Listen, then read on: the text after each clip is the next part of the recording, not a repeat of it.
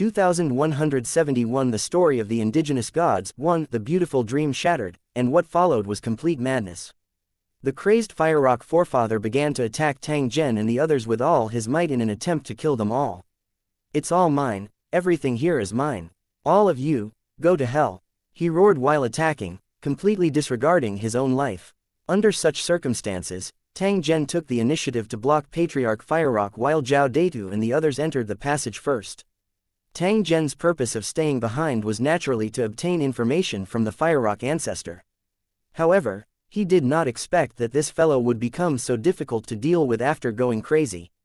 Just as Tang Zhen gained the upper hand, the group of patriarchs from the giant city followed closely behind. He could only give up on his previous plan and prepare to attack after entering the Forbidden Extinction Palace. In the end, he had made a mistake and allowed Patriarch Fire Rock to escape once again. It could only be said that Patriarch Fire Rock's luck was pretty good, as he had managed to avoid 2 fatal situations in a row.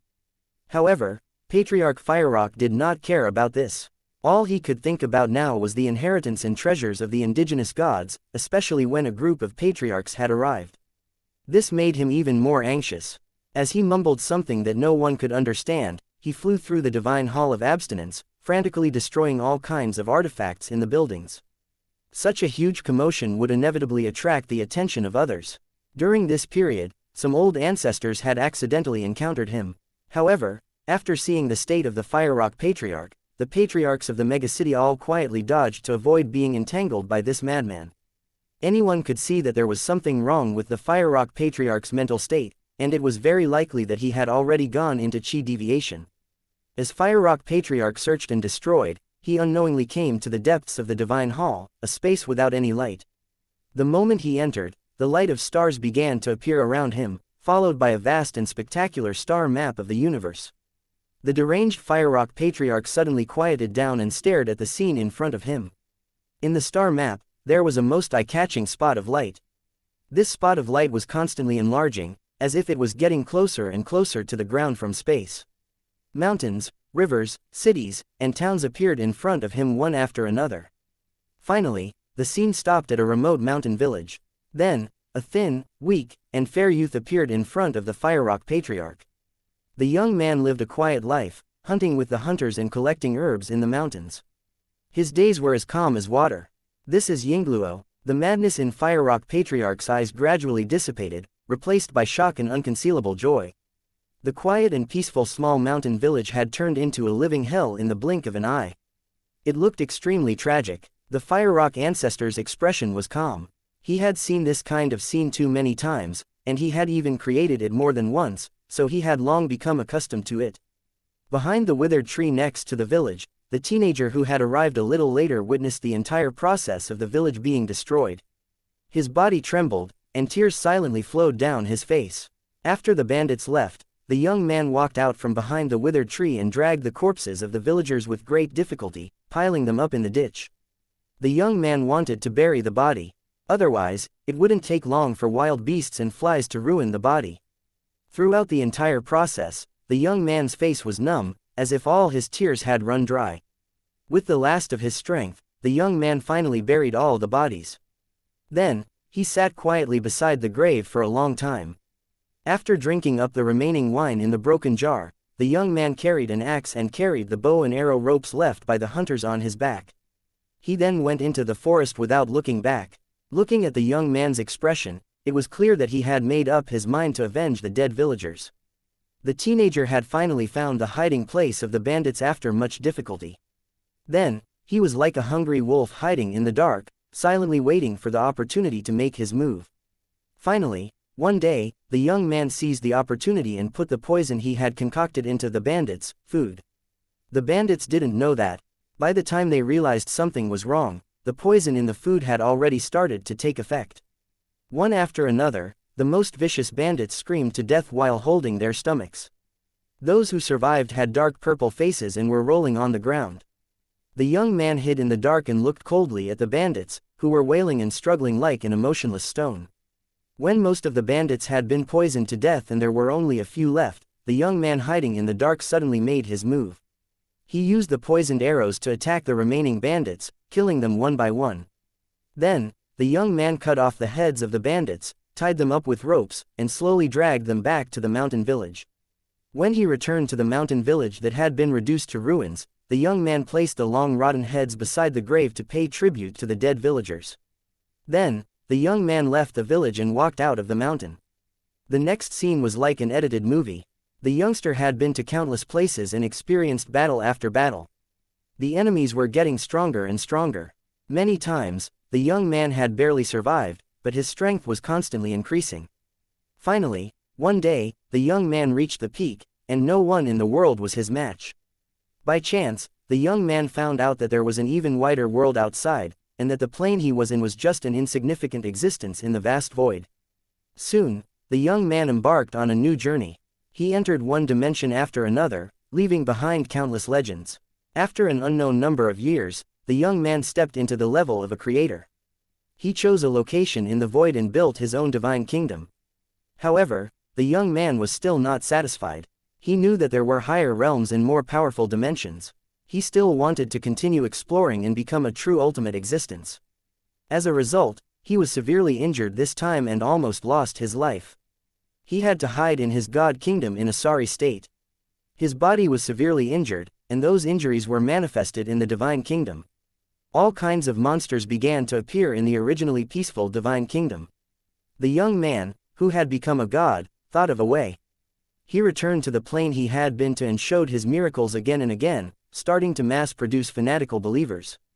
After the rules of the plane had been modified, as long as the believers met the standards, they would enter the divine kingdom through the set transmission channel.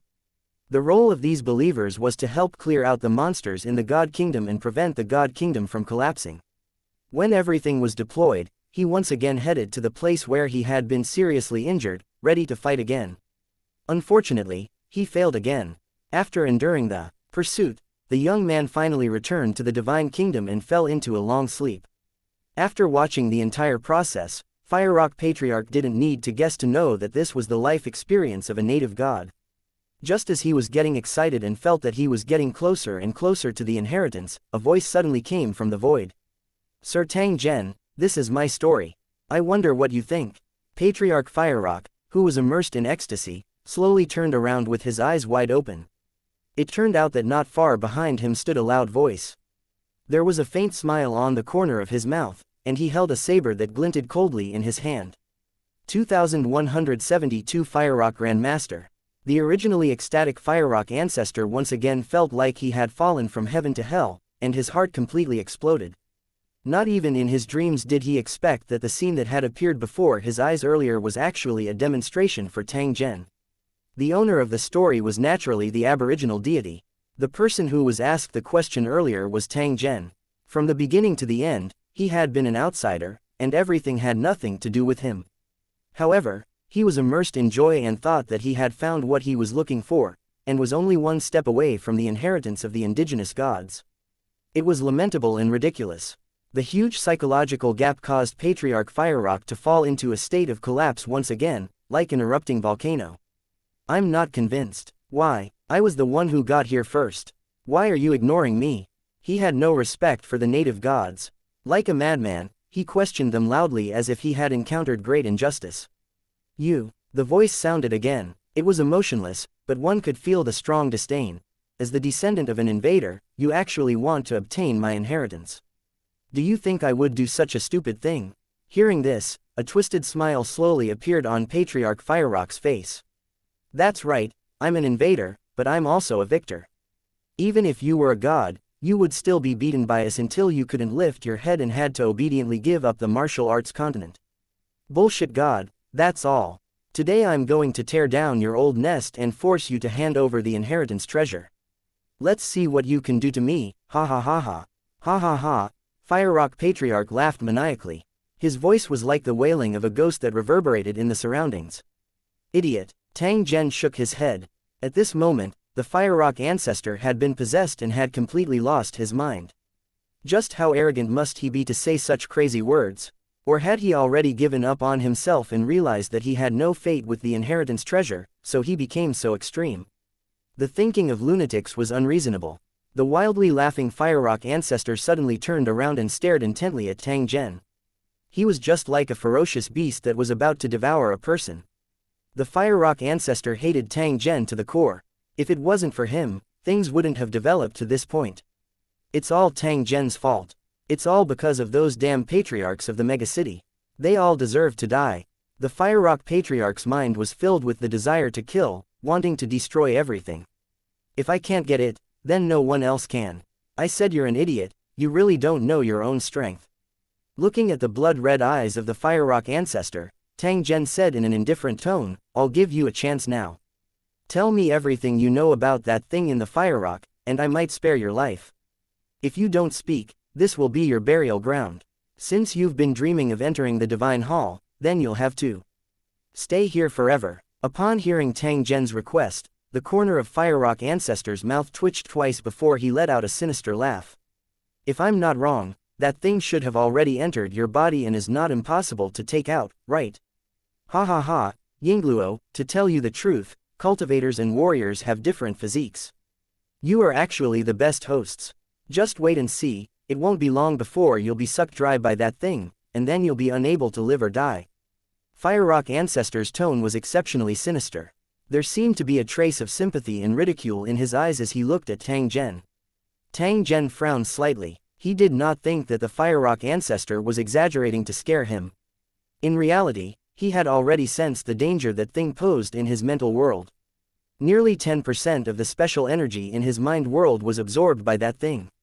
The whole process was never interrupted. This was just the beginning. Who knew if there would be more serious situations as time passed?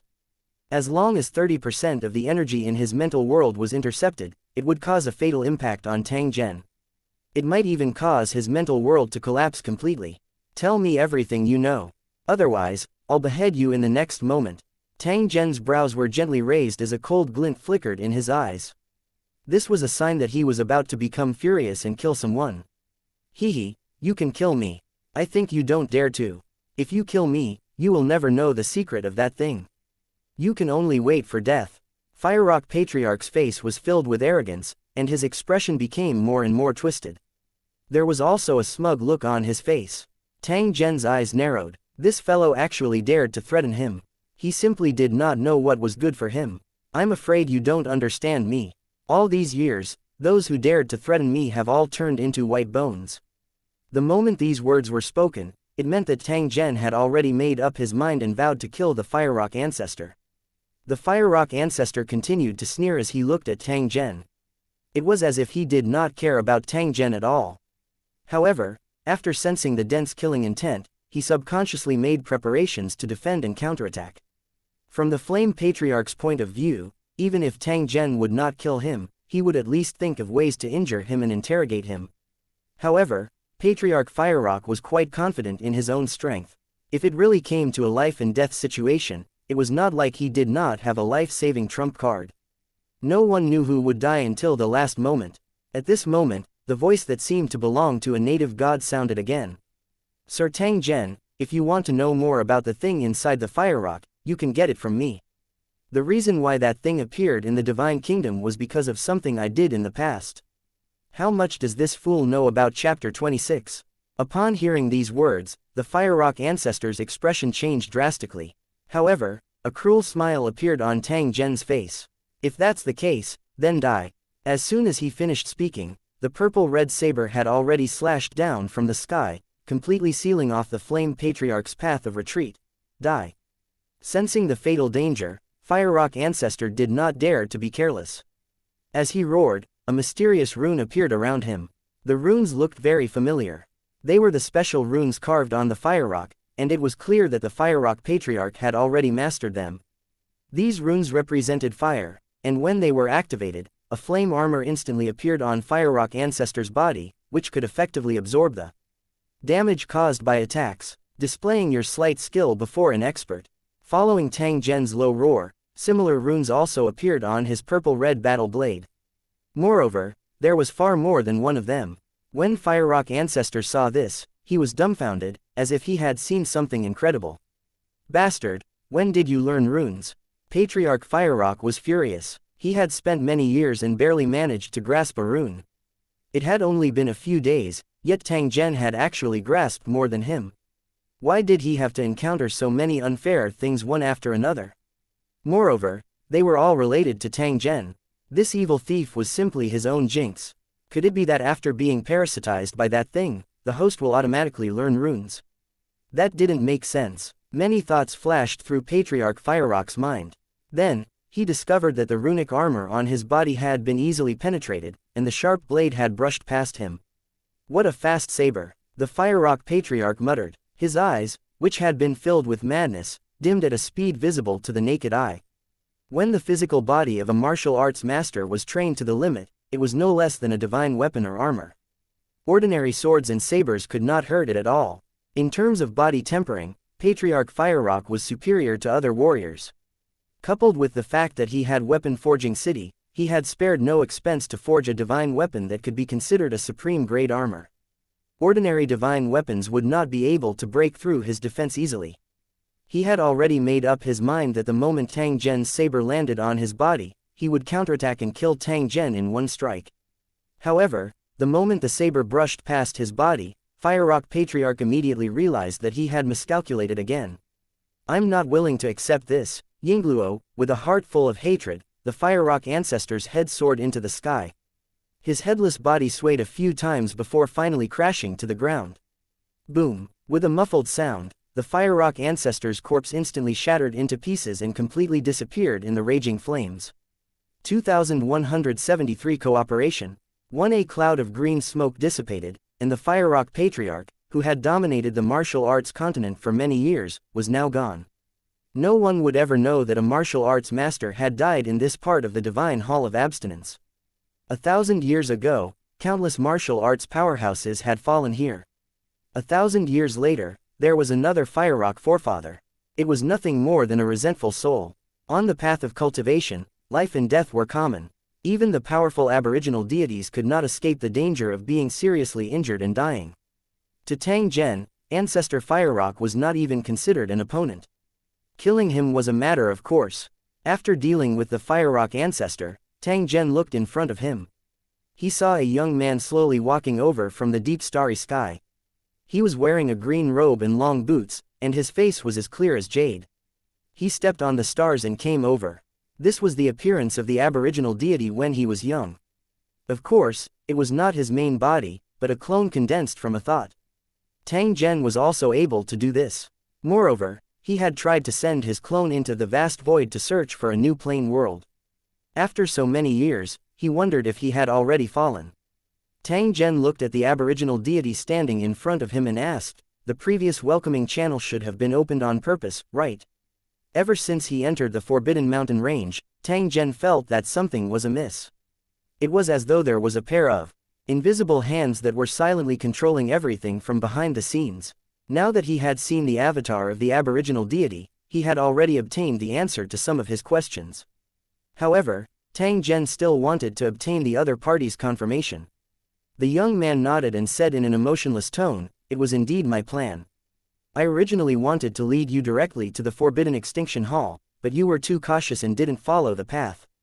Otherwise, you and I would have already met before this." Tang Zhen secretly thought that this was indeed the case. No wonder Firerock Patriarch was stuck halfway even though he had been running all the way. It was because the guiding passage was not open for him.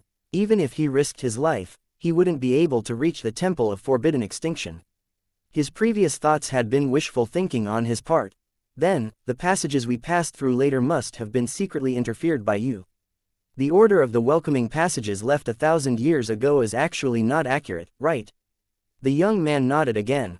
That's right. The process of reaching the temple is already very strict, so how could there be such a big loophole? No matter which path you take, you'll be able to reach the Divine Hall of Forbidden Extinction and be led here. If Big Head Zhao knew the truth, what would he think? Tang Zhen smiled when he thought of that fellow. He continued, "Since that's the case, why don't you tell me your purpose in luring me here?" The aboriginal deity had made such a painstaking plan to lure him here step by step, and it was obvious that he had a scheme in mind. Although this young man wasn't a true aboriginal deity, his spiritual will wasn't much different from his main body. Moreover, he had the control of the Temple of Abstinence. Tang Zhen would definitely not let his guard down. The young man smiled with a harmless expression, but he didn't give people the slightest sense of intimacy. The coldness and arrogance of a god had already seeped into their bones and could not be erased. However, this kind of aura was useless to Tang Zhen. Regardless of his background or knowledge, he was not the slightest bit weaker than the native gods. A god's clone couldn't make him weak at all. When you were at the Grand Temple, you had a conversation with my servant, and it moved me greatly. I'm sure you already know that I've suffered a very serious injury because of an incident in the past. That's why my main body has been in a deep sleep. If I don't find a way to heal my injuries, I might die completely in 1,000 years. You said that 10 years later, the world of Lusheng would launch an invasion on the Divine Kingdom. However, this was not the case. Ever since I was injured, God's kingdom has never lacked intruders. Whether it's sea monsters, foreign cultivators, or you're all considered invaders of Scandinavia. If it was before I fell into a deep sleep, you would not be able to enter the Divine Kingdom. Even if you did, you would only be suppressed or become my slaves. When the young man said this, his face was full of confidence, revealing the supreme dignity of the master of the divine nation. Tang Zhen laughed softly when he heard this. Since you're already injured and in a deep sleep, there's no need to emphasize this. Even if I'm not your match at your peak, it doesn't mean that you're truly invincible. The young man was silent, as if he was deep in thought. Tang Zhen's words weren't without reason. Emphasizing on showing off one's strength to the weak was instead a kind of cowardly expression. The indigenous gods could not help but mock themselves. When did they become so unconfident that they wanted to show their power in such a way? This thought flashed past. The young man was no longer at a loss. Instead, he continued to speak to Tang Zhen. After knowing the true strength of the Tower World, I suddenly realized that this is actually an opportunity for me. What I can't do, you Lu Cheng cultivators might be able to do it. What I want to do is to cooperate with you. First of all, I want to confirm something. If I hand over what you need, can we avoid the invasion in 10 years? When the aboriginal deity said this, his expression became unusually serious. I don't want a vague answer, but the most accurate one. After all, it is a matter of great importance, and we can't afford to be careless. Tang Zhen recalled his conversation with the cornerstone platform. The fifth battle area only wanted a certain item from the native gods and was not interested in the god kingdom. A half-finished god nation was not worth the fifth battle area's attention. In fact, if it wasn't for the war zone rankings, the cornerstone platform of the fifth war zone would definitely do Tang Zhen a favor and give him enough time to gain benefits in Scandinavia. I can guarantee that as long as you hand over what the real-time platform wants, the invasion plan in 10 years will definitely be cancelled. Even if the fifth battle area was unwilling, Tang Zhen would do his best to solve this plan. After all, this matter concerned his own interests. The aboriginal deity nodded. He did not doubt whether Tang Zhen had this ability. He had once read Tang Zhen's memory and knew the weight that Tang Zhen possessed. In fact, he had discussed this matter with Tang Zhen in the hope that Tang Zhen could act as a middleman and thus form a cooperation between Scandinavia and the fifth battle area.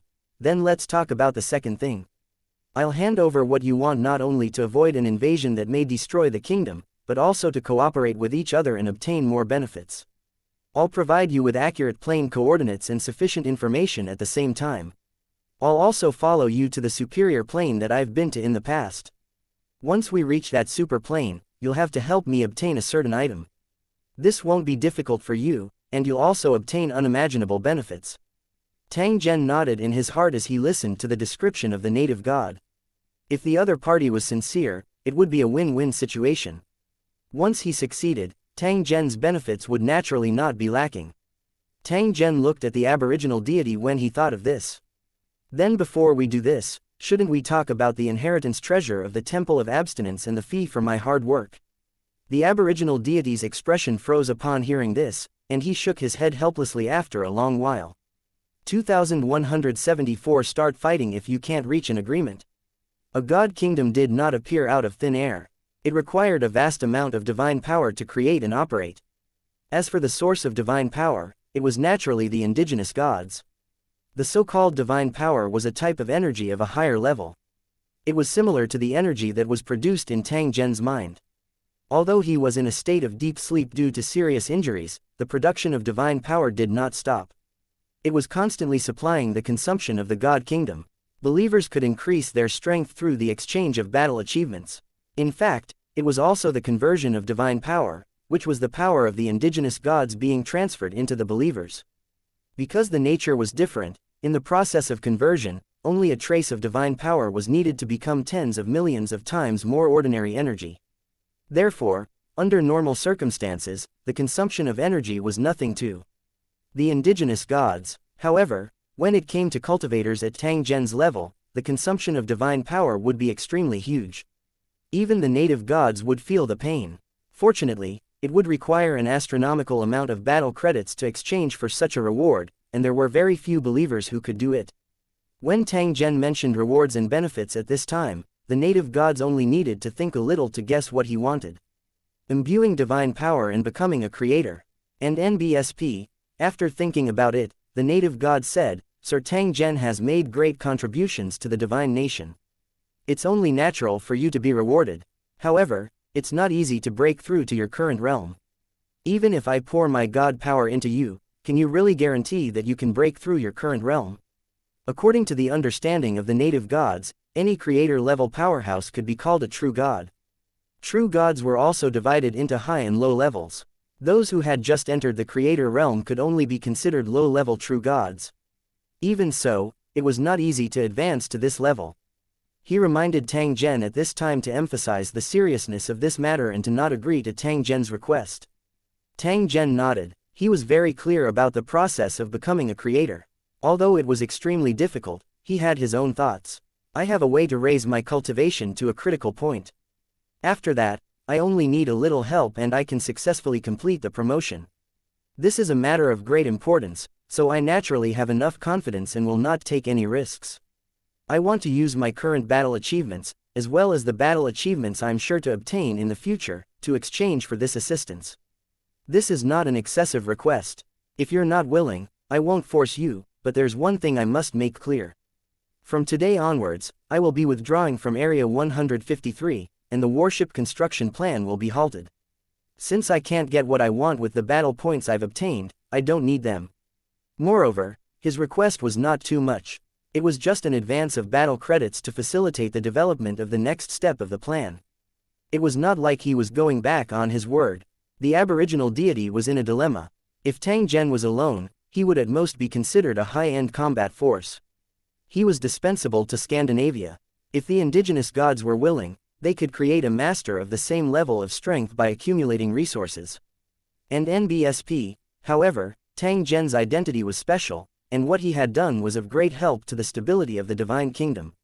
The strength of the cultivators of Lu Cheng was by no means comparable to that of ordinary believers. The arrival of a large number of cultivators of Lu Cheng would kill more sea monsters. The warships built in the 153rd Defense Area had created a mobile defense area on the sea for the God's Kingdom, turning the original passive defense into an active attack. The indigenous gods knew better than anyone what this meant. If this situation continued, it was only a matter of time before the sea monster tribe was completely annihilated. The elimination of the sea monster race meant that the virus in their bodies had been removed. Although it could not awaken the indigenous gods, it could ensure that the God Kingdom would not deteriorate and collapse. To the current aboriginal deities, Tang Zhen was a good medicine, but at the same time, it was also a powerful medicine. However, if it was not used properly, this good medicine would instantly become a fatal poison. If the aboriginal deity had not taken the initiative to appear and negotiate with Tang Zhen, then the poison would have taken effect 10 years later. Whether Tang Zhen was the antidote or the poison, the choice was entirely up to the native gods. When he saw the hesitation on the aboriginal deity's face, Tang Zhen shook his head and said in a cold voice, "I've already made myself very clear. I didn't take advantage of you in this matter, so why are you so hesitant? According to my understanding, in the past history of the Divine Kingdom, there were at least 20 believers and foreign cultivators who had relied on your help to complete their advancement. The only thing they paid was battle credits. Compared to me, their value was nothing. To put it bluntly, they were at most mercenaries who fought for benefits. But I am the savior who can turn the God nation from danger to safety and bring you back to life." Tang Zhen's words had already expressed his attitude. If the aboriginal deity still wanted to get something in return without paying, then the cooperation between the two sides would end here. Tang Zhen would definitely not continue to talk nonsense with him. After they left the Temple of Abstinence, the vanguard of the cultivators in Lusheng would point directly at the Grand Temple and kill their way into the hinterland of the Believers' continent. There was no need to wait for the fifth battle area to launch an invasion 10 years later. They only needed the tens of millions of cultivators in the Holy Dragon battle area to turn the Believers' continent into a land of death. Everything could be discussed before falling out, but if they really fell out, then there was no need to have too many scruples. The aboriginal deity was silent for a moment. Suddenly, a helpless smile appeared on his face, and he sighed softly. "Sir, you may have misunderstood. I don't mean to make things difficult for you, but there is a reason for this. Due to his main body's heavy injuries, he had become weaker by the day. It was difficult for him to transfer Shen power into his body as he wished, like he had done in the past. If I really want to do that, I'll have to use Divine Source, which will make my main body's injuries more serious." Tang Zhen was silent as he quietly looked at the young man in front of him. "However, since we have chosen to cooperate, we will have to hand over a part of the Divine Source sooner or later. If the war zone you represent agrees, I can give you a part of it." When the aboriginal deity said this, he kicked the ball to Tang Zhen. "The Divine Source you speak of is something that the 5th Battle District has specifically requested. I cannot touch it, and I will never touch it. If this is your answer, then the negotiation is over. We'll meet again if we're fated." Tang Zhen turned around and left after his words sounded. The young man behind him revealed a struggling expression. When he saw that Tang Zhen was about to leave, he finally helplessly sighed. "Sir Tang Zhen, please wait." Tang Zhen slowly turned around. His gaze was as sharp as a blade as he looked at the young man who had an unwilling expression. "Actually, there's another way. We can transfer the reserves of the Hall of Abstinence to help you. However, if that were to happen, the temple would not be able to function normally, and I would completely disappear because of the loss of the supply of divine power, with no possibility of rebirth. After my main body fell into a deep slumber, I've been guarding the Forbidden Extinction Palace for 1,000 years. To be honest, I don't want to sacrifice myself for my main body. I still have a lot of nostalgia for this chaotic world. However, there are some things that I can't decide. The main body's interests are above all else. Now that it's time for me to sacrifice myself, I can't do it even if I'm unwilling." The young man continued to speak. It did not matter if Tang Zhen heard it or not. Instead, it seemed more like his last words before he died. When Tang Zhen heard this, he understood the hesitation of the young man. In a sense, he was living an independent life, with his own thoughts. Putting himself in the shoes of others, it was only natural for him to hesitate when he needed to pay for it with his life. "Sir Tang Zhen, I don't know if you're ready. If you're ready, we can start now." The young man smiled slightly with a calm expression, but there was a trace of unwillingness and nostalgia in his eyes. 2175 The suppression of the balance of destiny 1 The avatar of the aboriginal deity was ready. After all, this was his mission, and there was no way he could refuse. In the Divine Kingdom, the Divine Kingdom's interests were the most important. This was the supreme rule that could not be changed. However, Tang Zhen's expression was grave. This was because he had suddenly thought of something. "What's that thing in the fire rock?" he asked the aboriginal deity in a serious tone. There was something of unknown origin in his body, and it was constantly absorbing the energy produced in the world of his mind. This was a very troublesome thing. However, Tang Zhen was unable to do anything to that thing and similarly did not dare to try it recklessly to avoid causing an irreversible situation. In terms of level, the divine power of the aboriginal deities was higher than the energy produced in the world of Tang Zhen's mind. At the critical moment of advancement, if the indigenous gods poured in their divine power, this thing might come out and cause trouble. If that was the case, not only would Tang Zhen fail in his advancement, but it might also cause irreparable serious injuries. What happened to the native gods might fall on Tang Zhen and even cause him to go crazy. Therefore, before he advanced, Tang Zhen must figure out the origin of that thing and completely get rid of this hidden danger. Tang Zhen looked at the avatar of the aboriginal deity when he thought of this. "You said before that the thing in the fire rock was brought back by you from a super plane. Is that true?" In fact, even if the native god didn't say anything, Tang Zhen had also determined the origin of that thing through the runes engraved on the fire rock. "That's right. Back then, I accidentally discovered a clue to a super plane. After spending a lot of effort, I finally managed to sneak in." The young man revealed a reminiscing expression as he told Tang Zhen about his past experiences. Strictly speaking, This was the story of the main body and had nothing to do with him. However, the doppelganger didn't want his life to be blank, so he treated it as his own experience and told it before he disappeared. Wouldn't it be a pity if no one knew about such a wonderful life? Tang Zhen calmed his heart and listened to the other party's story. The past of a deity was indeed worthy of being listened to attentively. That was an incomparably mysterious world, so wonderful that it was beyond imagination. I hid there for a long time and finally locked onto the thing I wanted. However, I was discovered by the creatures of the super plane when I tried to take action. After an intense battle, I was the one who escaped with injuries. I didn't expect that my injuries would suddenly act up when I arrived at the Divine Kingdom. At the same time, I accidentally encountered a group of martial artists who could shatter the void and wander around. When they found out that I was heavily injured, they tried to besiege me and snatch my treasures. It was another huge battle. The barrier of the Divine Kingdom had been torn apart, and the outer realm martial artists had taken the opportunity to enter the Divine Kingdom. This was the origin of the unforeseen event 1,000 years ago. Because of my injuries, those things I brought back from the super plane also fell apart. So far, I only know the whereabouts of 2 items. The others are nowhere to be found. The first item was obtained by the sea monster. It was a special crystal that looked like a miniature star, and there were mysterious runes inside. As long as one held this crystal, they could obtain the ability to reproduce infinitely. The sea monster race relied on this item to become stronger and stronger in the past 1,000 years. The second item was the fire rock. If I'm not wrong, that thing should be a kind of parasite-like existence that feeds on all kinds of pure high-grade energy. I'm not too sure what special abilities it has, but I know that it's definitely not simple. Because I didn't find this thing, but it came to me on its own initiative, and I can't chase it away. The aboriginal deity revealed a helpless expression. Tang Zhen, however, laughed silently. So, he wasn't the only victim. But then again, to be able to render the aboriginal deities helpless, that item was indeed not simple.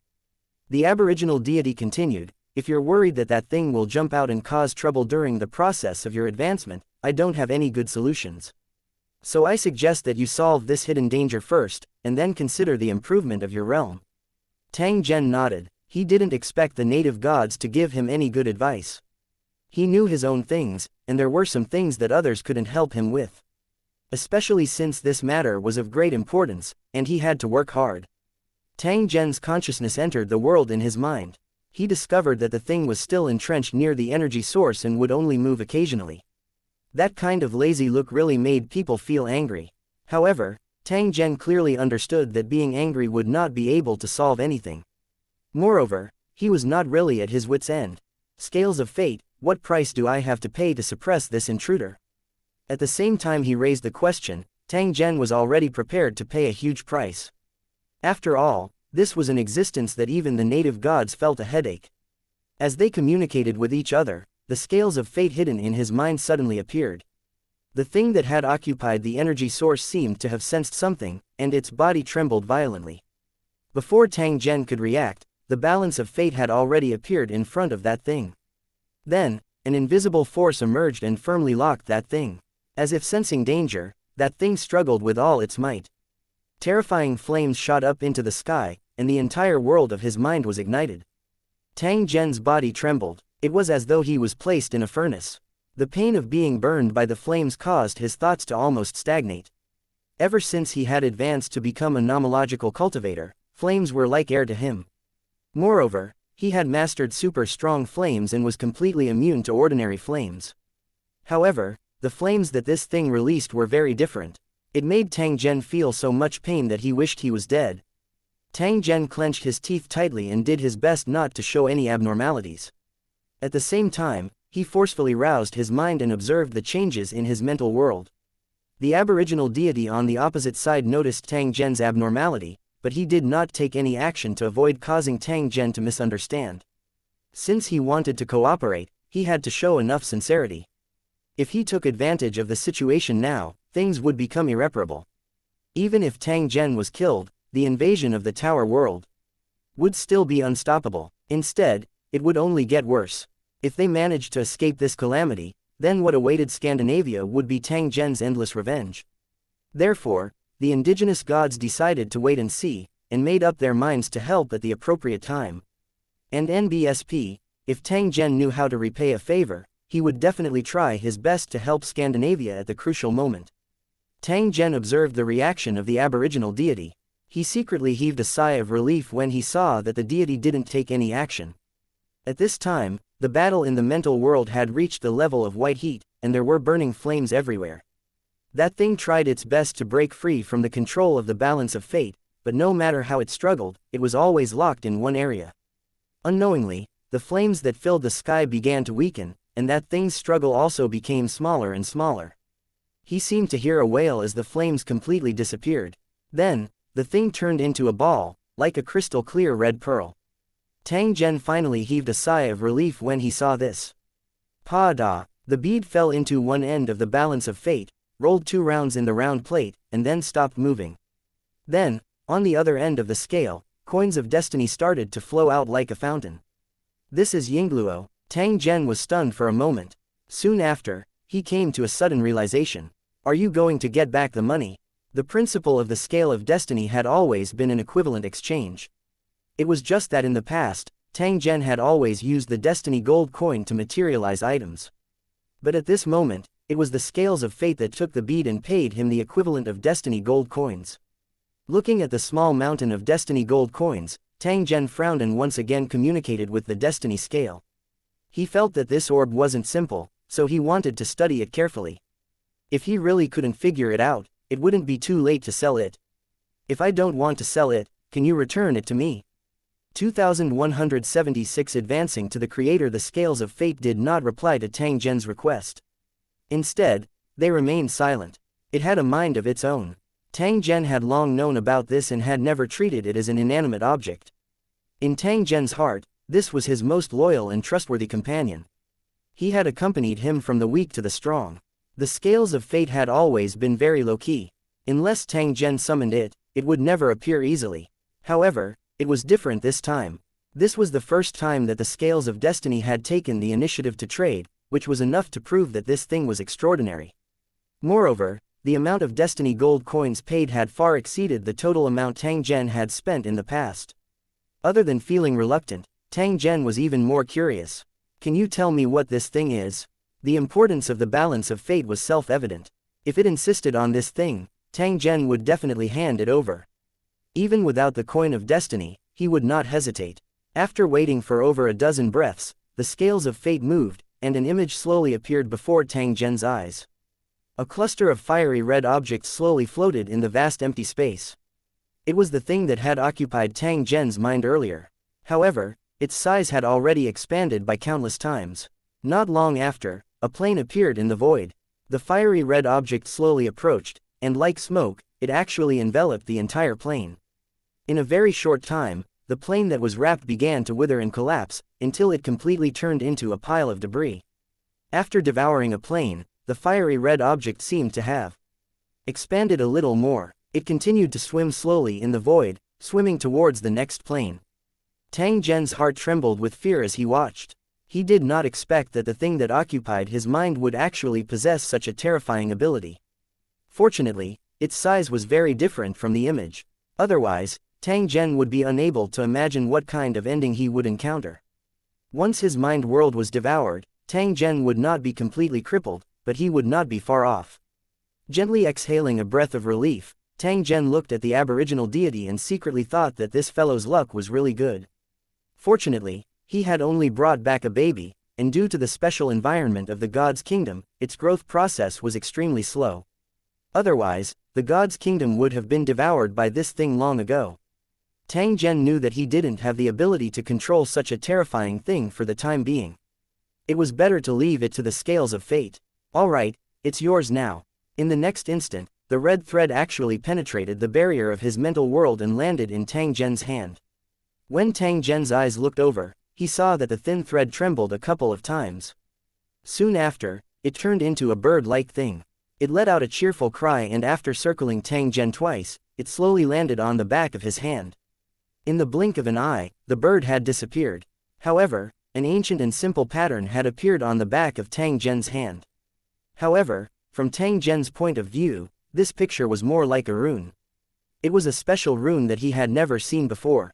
Tang Zhen tried to input energy into the rune. Soon, he had a feeling that after the energy was filled, the rune would turn into a bird and appear in front of him again. Just as Tang Zhen was about to ask, please like and share the video on the YouTube channel Cultivation Audiobooks. The scales of fate. What the use of this bird was, the scales of fate had already disappeared. No matter how Tang Zhen communicated, the scales of fate did not respond.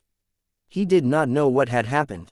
Although he was puzzled, Tang Zhen clearly knew in his heart that the destiny scale had its own reasons for doing things. He didn't need to know what it wanted to do. When it was time to know, the balance of fate would tell him. After solving the hidden danger in the world of his mind, the next thing he had to do was to adjust himself to his best state and try to break through to the creator realm. Tang Zhen had been waiting for this moment for a long time. Unknowingly, the surrounding air seemed to have become heavy, completely separated from the surroundings. Tang Zhen's body gradually turned into a semi-transparent state.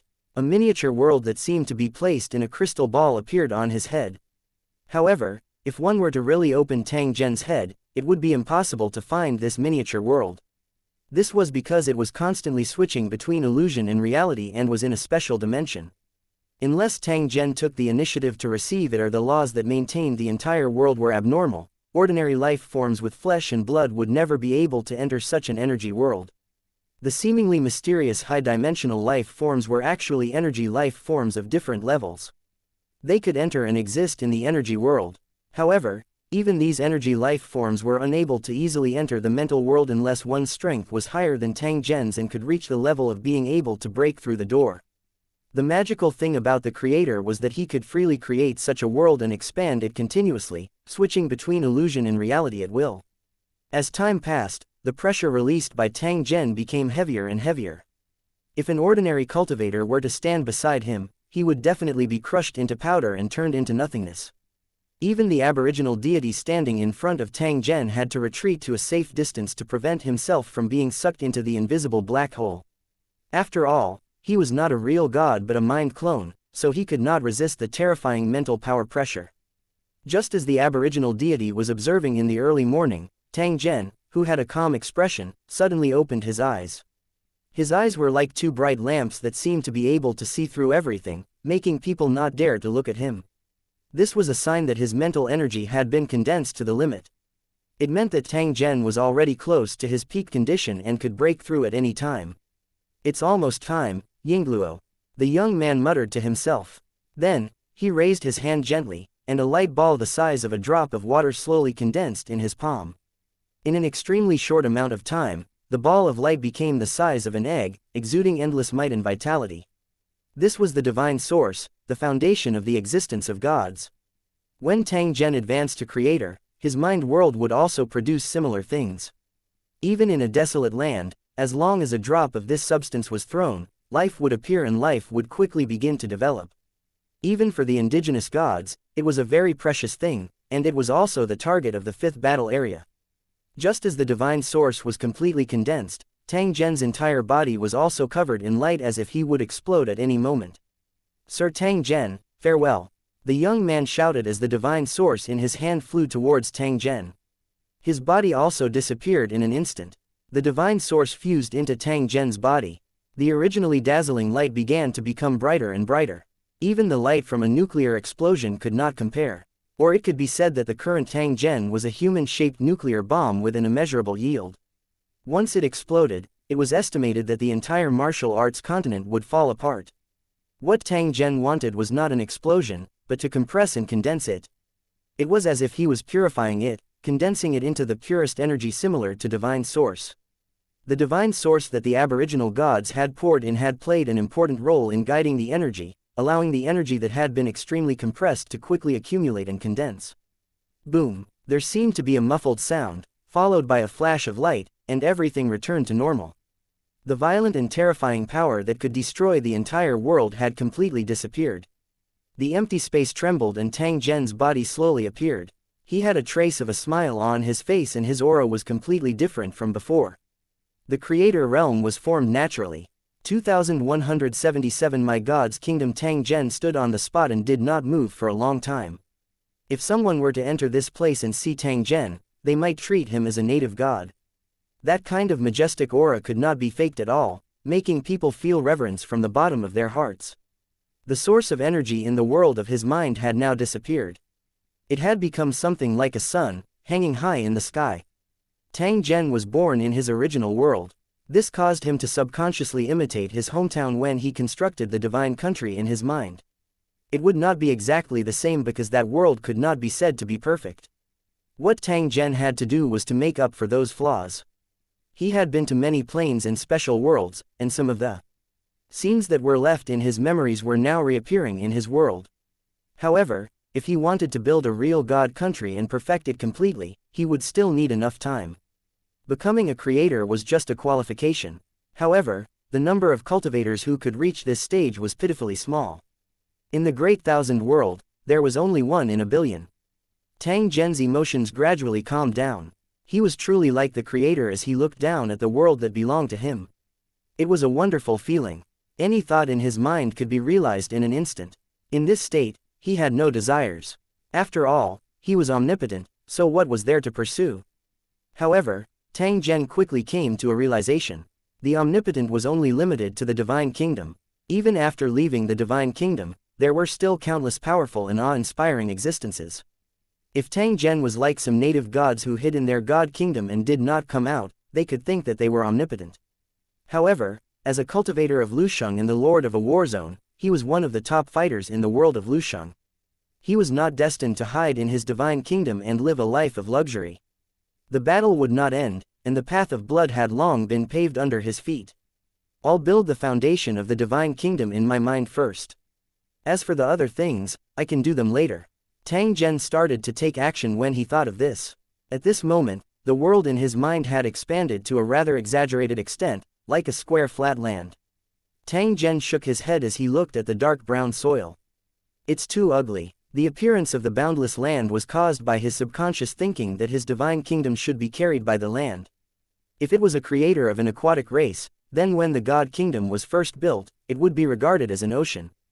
If the dung beetle becomes the creator Bian, this thought flashed across Tang Zhen's mind. After which, he laughed softly and shook his head. He kept feeling that this scene was too beautiful. First of all, there must be plants. As his will swept across the barren ground, green grass and flowers immediately grew wildly. In the blink of an eye, the entire world was covered in green, like a huge carpet. As if he was a little dissatisfied, Tang Zhen made some changes again. The colors of the plants began to become colorful. Any color that one could think of could be found in this world. No matter if one looked at it from a distance or up close, they were all beautiful. Soon after, more mountains rose from the ground, straight and steep. At the same time, floating islands appeared one after another, connected by giant vines. An incomparably clear stream flowed out of the floating island like a white waterfall, falling to the ground. In the next moment, Tang Zhen appeared on the sky-floating island. He stood at the edge of the cliff with his hands behind his back and a trace of emotion was revealed on his face. The vast land under his feet was created by his will. As long as he wanted to, and with enough energy, he could create more creatures. However, the divine kingdom of the mind was different from the ordinary world. Everything had to be planned. It was absolutely impossible for it to be like the ordinary world, where creatures were allowed to evolve and develop freely. That would not be of any help to Tang Zhen and would even destroy the divine kingdom completely, making it no different from an ordinary plane. After standing for a long time, Tang Zhen let out a long roar to express the emotions in his heart. The experiences of the past 100 years flashed past his eyes non-stop, as if everything had happened just yesterday. From a small cultivator who had just entered the tower world, he had finally become a powerful existence at the level of a creator. Although the help of the scales of fate was indispensable, Tang Zhen's efforts could not be ignored. He escaped from death time and time again and killed powerful enemies time and time again.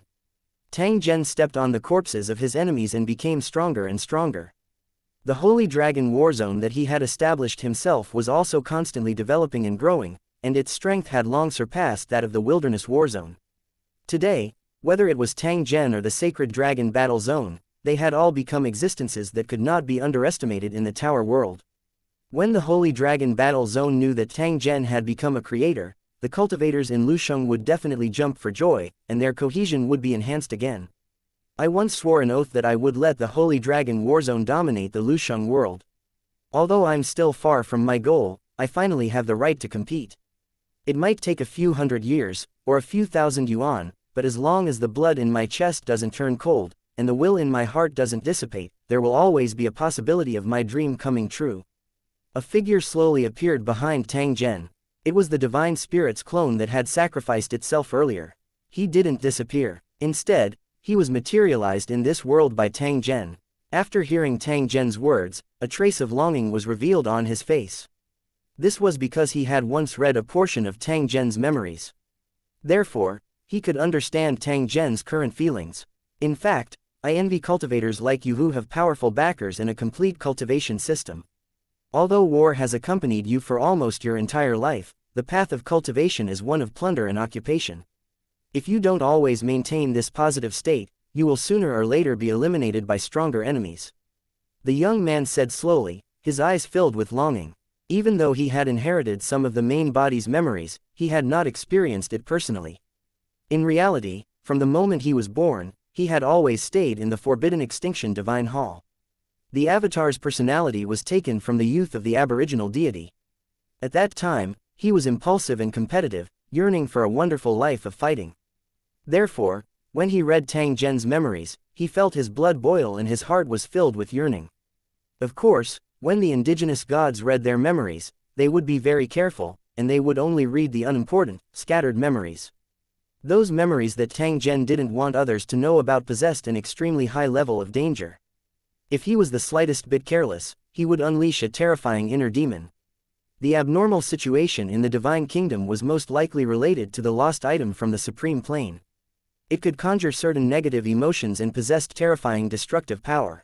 However, the Grand Temple had searched for many years without any results, and they did not know where these things had gone. If you're willing, you can also enter the world of Lusheng and become a cultivator of Lusheng. Tang Zhen turned his head and looked at the young man. His tone was as calm as water, and his heart was neither sad nor happy. Due to the changes in his emotions, various abnormal situations would occur in the Divine Kingdom in his mind. There might even be strange special life forms appearing. In the world of his mind, the creator was emotionless, but he was forced to do so. Really, the young man's face was filled with surprise, but it soon turned into hesitation. But I'm the guardian of the Temple of Abstinence. If I leave, who will guard this place? Tang Zhen gently shook his head when he heard this. From the moment you sacrificed yourself, you no longer belong to this world. In the boundless universe, where can you not go? 2178 Leaving the Forbidden Mountain Range, 1. The young man was silent after hearing Tang Zhen's reply. From a different perspective, one's thoughts when considering things would also be different. The other party might not agree with Tang Zhen's opinion. Thank you, but now is not the time for me to leave. Perhaps when the crisis of Scandinavia is resolved, I will consider going outside to take a look. The young man said seriously and firmly. Tang Zhen nodded. He would not force others to do things they were not supposed to. The divine source in your body no longer exists. I used the power I just obtained to duplicate you, but it's not the original you. Let's put it this way, even though you've retained your original memories, you're actually not that different from an ordinary person. Without the ability to call the wind and summon the rain, you might not be of much use even if you really go out. The young man revealed a confident smile. Thank you for giving me a chance to be reborn. I will always remember your kindness. What I want to say is, since my main body can move unhindered and become invincible in the world, why can't I do the same? I've been waiting for this day for a long time. Now that I've finally gotten the chance, I definitely won't miss it. Tang Zhen didn't refute. What the young man said was right and wrong. It was a good thing to have the ambition to take revenge, but one had to act within one's ability. Although obtaining a promotion aid is a reward I deserve, being able to advance it in advance will also be of great help to me. This Tang has never owed anyone a favor. Since you've already made up your mind, then I'll give you a hand and return the favor. As soon as he finished speaking, rays of light descended from the sky and poured into the young man's body. The young man's strength increased rapidly, and in the blink of an eye, he was already close to king class. Ordinary cultivators might not be able to reach this realm even after 100 years of hard cultivation, but they could do it easily here. The youth was created by Tang Zhen. It was a relatively easy matter to help raise one's strength through whole body imbuing in the Divine Kingdom. This kind of increase in strength was not without limits. Let's not even talk about whether the young man's body could withstand the excessive energy infusion. Even if he could really do it, it would also cause an extremely great consumption of Tang Zhen's energy. The higher one's realm was, the greater the consumption. Unless one cultivated slowly, one's cultivation could improve at a tremendous pace. Slowly opening his eyes, the young man's face was filled with joy. After giving a serious bow to express his thanks, he slowly disappeared. Tang Zhen had already sent him out of the divine kingdom. There was no longer a need for him to care about what he should do next. Next, Tang Zhen still had many things to arrange. There were also some grudges that he had to settle. After advancing to the creator level in advance, some of his original plans would also change, and he could do some things freely. The top priority was to return to the believer's continent, then leave the god's kingdom and head to the fifth battle area. Tang Zhen needed to inform the cornerstone platform of the fifth battle area about the cooperation between the two sides. After getting permission, he would return to God Kingdom. When they returned, Tang Zhen would definitely not be alone. The fifth battle region would most likely send experts to escort the divine source. Whether Tang Zhen would continue to stay in Scandinavia or head to the world of artisans would depend on the situation. According to Tang Zhen's speculation, the indigenous gods would probably take the opportunity to put forward conditions and ask please like and share the video on the YouTube channel Cultivation Audiobooks. The fifth battle area to help annihilate the sea monster clan. If that was the case, then Tang Zhen, who was the initiator of the cooperation, would definitely have to participate in this war. After exiting the divine kingdom in his mind, Tang Zhen sized up his surroundings before slowly walking out. More and more martial artists were pouring into the Temple of Abstinence, and they could be seen moving from time to time. They dug 3 feet deep into the ground and rummaged around in the huge hall, taking everything that caught their eyes. The killing that was triggered by the fight for treasures could happen inside the temple at any time, and countless people died there. Along the way, there would be martial artists who would encounter Tang Zhen. Those who knew him would stay far away. Similarly, there were also some who did not know their place and tried to rob him. It was just that before those martial artists could even get close to Tang Zhen, they all turned into powder one after another, dying incomparably cleanly. During this period, the patriarch of the giant city had also encountered Tang Zhen.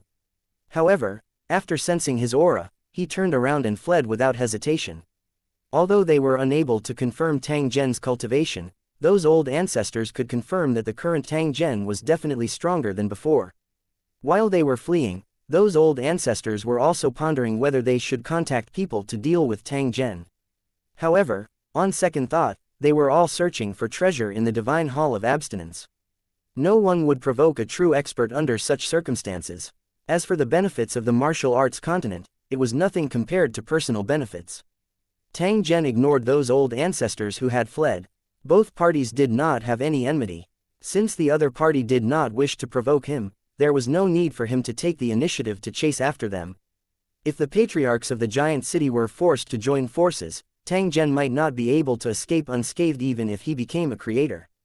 The increase in strength in the early stages of the creator level wasn't obvious, but the more one advanced, the more terrifying one's strength became.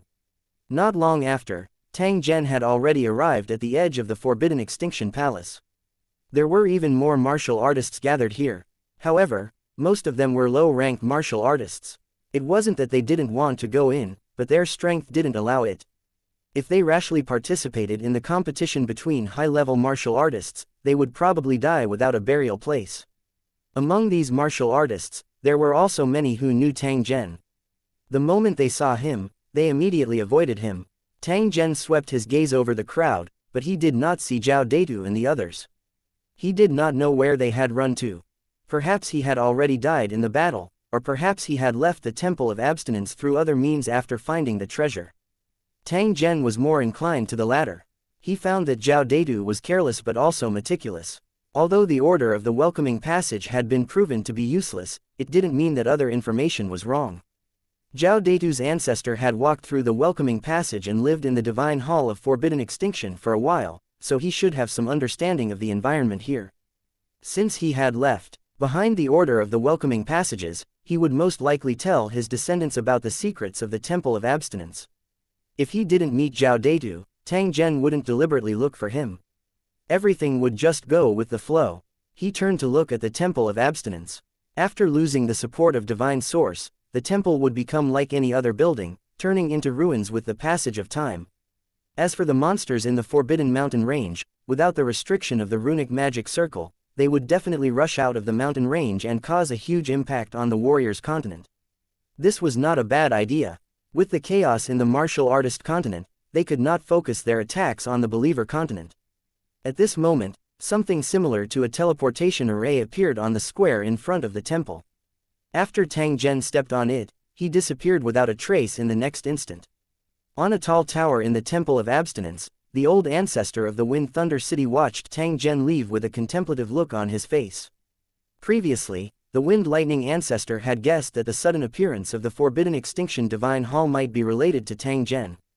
In the past 1,000 years, the Forbidden Divine Hall had never appeared, but it had suddenly appeared after Tang Zhen and the Fire Rock ancestor entered the mountain. This was too much of a coincidence, but it couldn't be explained by a coincidence in the eyes of the Wind Lightning Patriarch. In the process of climbing the Heavenly Ascension platform, he learned that Fire Rock Patriarch had relied on the guidance passage to advance, but he had been stuck halfway. This confirmed Patriarch Thunderwind's guess. If the welcoming passage was open for Patriarch Fire Rock, there was no way they would leave him behind. Then there was only one truth. Whether it was the Temple of Forbidden Extinction or the Reception Passage, they had both appeared because of Tang Zhen's arrival. He had a feeling that Tang Zhen had already obtained the inheritance treasure of the temple. Otherwise, with Tang Zhen's strength, it would be impossible for him to leave the temple alone while everyone else was searching for treasures. It was obvious that he had gotten what he wanted and there was no need to waste any more time, so he left. Although he was envious and unwilling, he knew very well that such things could not be forced. As for Fire Rock Ancestor, who was competing with Tang Zhen, he was probably already in a bad state. If the Fire Rock forefather still did not appear after everyone had left, it meant that he might have been killed by Tang Zhen and would remain in the Forbidden Extinction Palace forever. I'm afraid the martial arts continent is going to change soon. The Wind Lightning Patriarch shook his head and sighed. He turned and entered the depths of the tower. 2179 The Creator's Way of Fighting. 1 After Tang Zhen left the Forbidden Mountain Range, he did not continue to stay on this continent. Instead, he headed straight for the coastline. The purpose of this trip had been achieved, and the harvest had far exceeded his expectations. There was no point in staying any longer, so he naturally had to return to the Believer's continent as soon as possible. It did not take long for Tang Zhen to arrive at the shore as he rushed at full speed. On the warrior continent, the coast was a forbidden area. Very few warriors would set foot on this cursed land. Just like when they came, the long coastline was covered with mud and strange human-headed trees. This time around, Tang Zhen forcefully passed through. Even though it was a no-fly zone, he was still flying close to the ground. The two extreme forces clashed with each other, and immediately, strange phenomena occurred, and cracking sounds rang out continuously. Everywhere it passed, a sea of fire surged, burning those strange trees into ashes in an instant. The mud was plowed with deep ravines by the air waves, and then burned into a glazed shape by the flames, directly leading to the ocean. For hundreds of years after that, no monster dared to approach this area, or they would be injured by the remaining fire poison. Tang Zhen rushed out of the coastline and entered the vast ocean. He locked onto the direction of the Believer's continent and started to advance. However, it didn't take long for him to see huge black shadows in the ocean ahead. These black shadows were like islands, but their surfaces were barren. They were all covered in mottled, weathered bone armor. Sensing his aura, he was actually no weaker than a Sector Lord warrior. Just like a warrior, he trained his body. When they discovered Tang Zhen, these black shadows let out muffled roars and continued to rise higher. The sea water poured down, and super sea monsters that were thousands of meters long emerged from the sea. There were also super sea monsters of the same size in the vicinity. They were rushing toward Tang Zhen's location at an extremely fast speed and completely blocked his path. He didn't need to guess to know that the purpose of these super sea monsters waiting here was to stop Tang Zhen. From the moment Tang Zhen stepped into the martial arts continent, he was already under the surveillance of the sea monster clan. At the same time, they had sent experts to guard the coast to prevent him from returning to the Believer's continent. Both parties were separated by a very long distance. Two strange giant shrimp-like sea monsters covered in shiny black shells had already launched their attacks at Tang Zhen. The bone spikes that were broken off from the sea monster's shell were thrown at him one after another, making sharp sounds. For a sea monster of such a size, even a small stone would be extremely lethal. These bone spikes were even more powerful, enough to penetrate a mountain. If they landed on the city walls of the defense area, they could easily create a huge gap. Roar! A large mouth suddenly stretched out from the sea and roared furiously in Tang Zhen's direction. The sound waves filled the sea. The air trembled violently, as if it was being torn apart with fine cracks, and would shatter into pulp in the next moment. The sound waves emitted by these sea monsters were extremely destructive, and even steel would be shattered. The purpose of using such an attack method was to delay Tang Zhen's approach speed and make it easier for the surrounding sea monster powerhouses to surround him. With the speed of these super sea monsters, it would not take long for them to arrive and join the battle. Tang Zhen seemed to be affected as his body became slightly sluggish. From the ocean below him, giant tentacles stretched out and whipped the waves. The surface of these tentacles was covered with sharp bone blades. The edges of the blades were like saw teeth, and they could easily cut the body of their prey. "I'll let you have a taste of my methods," Tang Zhen casually pointed with his finger. Streams of invisible energy were guided and shot into these tentacles. A roar came from the sea, and the skin of the tentacles rotted at a speed visible to the naked eye. Red worms that looked like earthworms crawled in and out of the wound, their bodies growing rapidly. In the blink of an eye, the tentacles exploded like rotten persimmons, and countless bugs fell to the sea and then went back into the sea. A painful wail came from the sea, and a super sea monster emerged from the sea. Its body was full of wounds, and countless insects the size of poisonous snakes were devouring the wounds. The giant sea monster kept struggling in pain, but its tentacles had all rotted, and it couldn't do anything to these tiny and terrifying things. After struggling for a few breaths, the super sea monster stopped moving and was quickly devoured by the strange insects. After devouring a sea monster, the bugs left the corpse and swarmed toward the other sea monsters nearby. The sea monsters that were closest to Tang Zhen were immediately covered by these venomous snake-like strange insects, and their outer shells changed color. Compared to the super sea monster's size, these bugs were insignificant, but their numbers were enough to make people's scalps tingle. Soon, these bugs showed their terrifying power. Even though the super sea monster had a thick shell, it couldn't resist the bugs, gnawing. In the blink of an eye, the bone armor of the super sea monster was already mottled, and some of the weaker parts had even been penetrated. The super sea monsters that were originally surrounding Tang Zhen immediately fell into a panic. They had personally witnessed the scene of the strange red insect devouring the sea monster, and they were afraid that they would also encounter the same miserable end. Even the super sea monsters that were approaching from a distance also focused their attention on these red bugs. In their eyes, these bugs were far more terrifying than Tang Zhen. At the same time, they were also secretly puzzled. According to the information they had gathered, Tang Zhen did not seem to have such insect attack methods. These sea monsters didn't know that this was a special creature created by Tang Zhen after he advanced to the creator level. Crazy, powerful, rapid reproduction speed, carrying highly toxic and corrosive substances. It could be said that the meaning of the existence of this kind of living being was purely for destruction. As it was too heaven-defying and powerful, Tang Zhen was almost unable to conjure it. Even though it was barely conjured by Tang Zhen, it possessed an extremely short lifespan. Once it lost its target to devour, it would completely die within a short period of time. Therefore, it was only suitable for short-term close combat and could not really reproduce in a group. Otherwise, this strange insect alone could completely exterminate the sea monster race. In the following period of time, the super sea monsters that surrounded Tang Zhen deeply experienced the terror of these strange insects. After they entered the body of the super sea monster, they multiplied at an unbelievable speed and then ran around in the body of the super sea monster. Those super sea monsters seemed to have gone mad. They could not be bothered with Tang Zhen at all. Instead, they continued to roll and roar in the ocean, setting off huge waves. The strange red insects were trying their best to destroy their bodies. Under their seemingly strong appearance, they were actually riddled with holes. PFF'd. A super sea monster spat out a mouthful of dirty blood, which contained countless strange red insects, and then fell to the ground.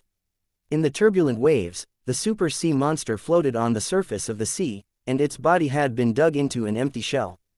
Countless strange red insects crawled out of its mouth, nose, and the gaps in its body, and continued to swarm toward other targets. The trap that he had carefully set up had collapsed in an extremely short time. Under the attack of the strange red insect, these super sea monsters were too busy to even look after themselves. They didn't have the time to attack Tang Zhen. They desperately ran into the distance, trying to avoid the red fast-charging attack, but they fell one by one. Tang Zhen's eyes narrowed. He no longer paid any attention to those super sea monsters that had collapsed. Instead, he rapidly advanced through the gap. After flying for less than a dozen kilometers, he suddenly felt a sense of danger and dodged without hesitation. Dozens of black holes the size of houses suddenly appeared where he had been. At the same time, spatial cracks that looked like falling feathers spread across the entire sky. Several figures appeared from the void. They waved the weapons in their hands and attacked Tang Zhen from all directions. "Tang Zhen, today will be the day you die," a voice sounded. There was a trace of pleasure in the tone, as well as an unconcealable hatred. Tang Zhen's brows were slightly raised. A cold smile surfaced on the corner of his mouth. "Is that so? Actually, I've been waiting for you for a long time, you stray dog from the demonic plane." 2180 War Demon Body 1. The enemy that was attacking Tang Zhen was the demonic plane's master, the mastermind behind this ambush. In addition, there were 4 sea monster powerhouses. Although they were in human form, they were covered in scales. They were clearly the combination of humans and monsters. His blood-red eyes revealed a crazy emotion. He looked at Tang Zhen as if he was looking at a lamb that was being slaughtered. Their strength wasn't weak, almost reaching the peak of the 3rd level of the Sector Lord realm. The toughness of their bodies far exceeded those of the old ancestors of the giant cities. This was a talent of the sea monster race. When cultivated to its ultimate form, it could tear the void apart with just a raise of its hand. This was a real weapon of war, the top combat power of the sea monster race, and the elite guards of the sea monster base. A god level and 5 Sector Lord pinnacle warriors, all of them were participating in the mission to kill Tang Zhen. This showed how much the sea monster clan valued him. They attacked at the same time, surrounding Tang Zhen in the center. Their weapons slashed down at the same time. Tang Zhen roared in a low voice. A saber flashed in his hand as he slashed toward the sea monster expert closest to him. A hexagonal rune shield appeared in his other hand, instantly splitting into 5 parts, each of which met a weapon. Boom! A series of muffled sounds rang out, and the surrounding space shattered inch by inch. Light was swallowed by the collapsing darkness, as if the world had collapsed. From a distance, the sky was already pitch black, as if it had been painted with ink. Ah! There was a faint scream, and then a light spot appeared in the darkness. It broke through the darkness like a hot sun and exploded. The most fatal killing intent was hidden in the intersection of light and darkness. A human figure appeared from the light, but his body was twisted and deformed, rolling and flying out. A tentacle-like thing had already penetrated his abdomen and was tearing open the wound.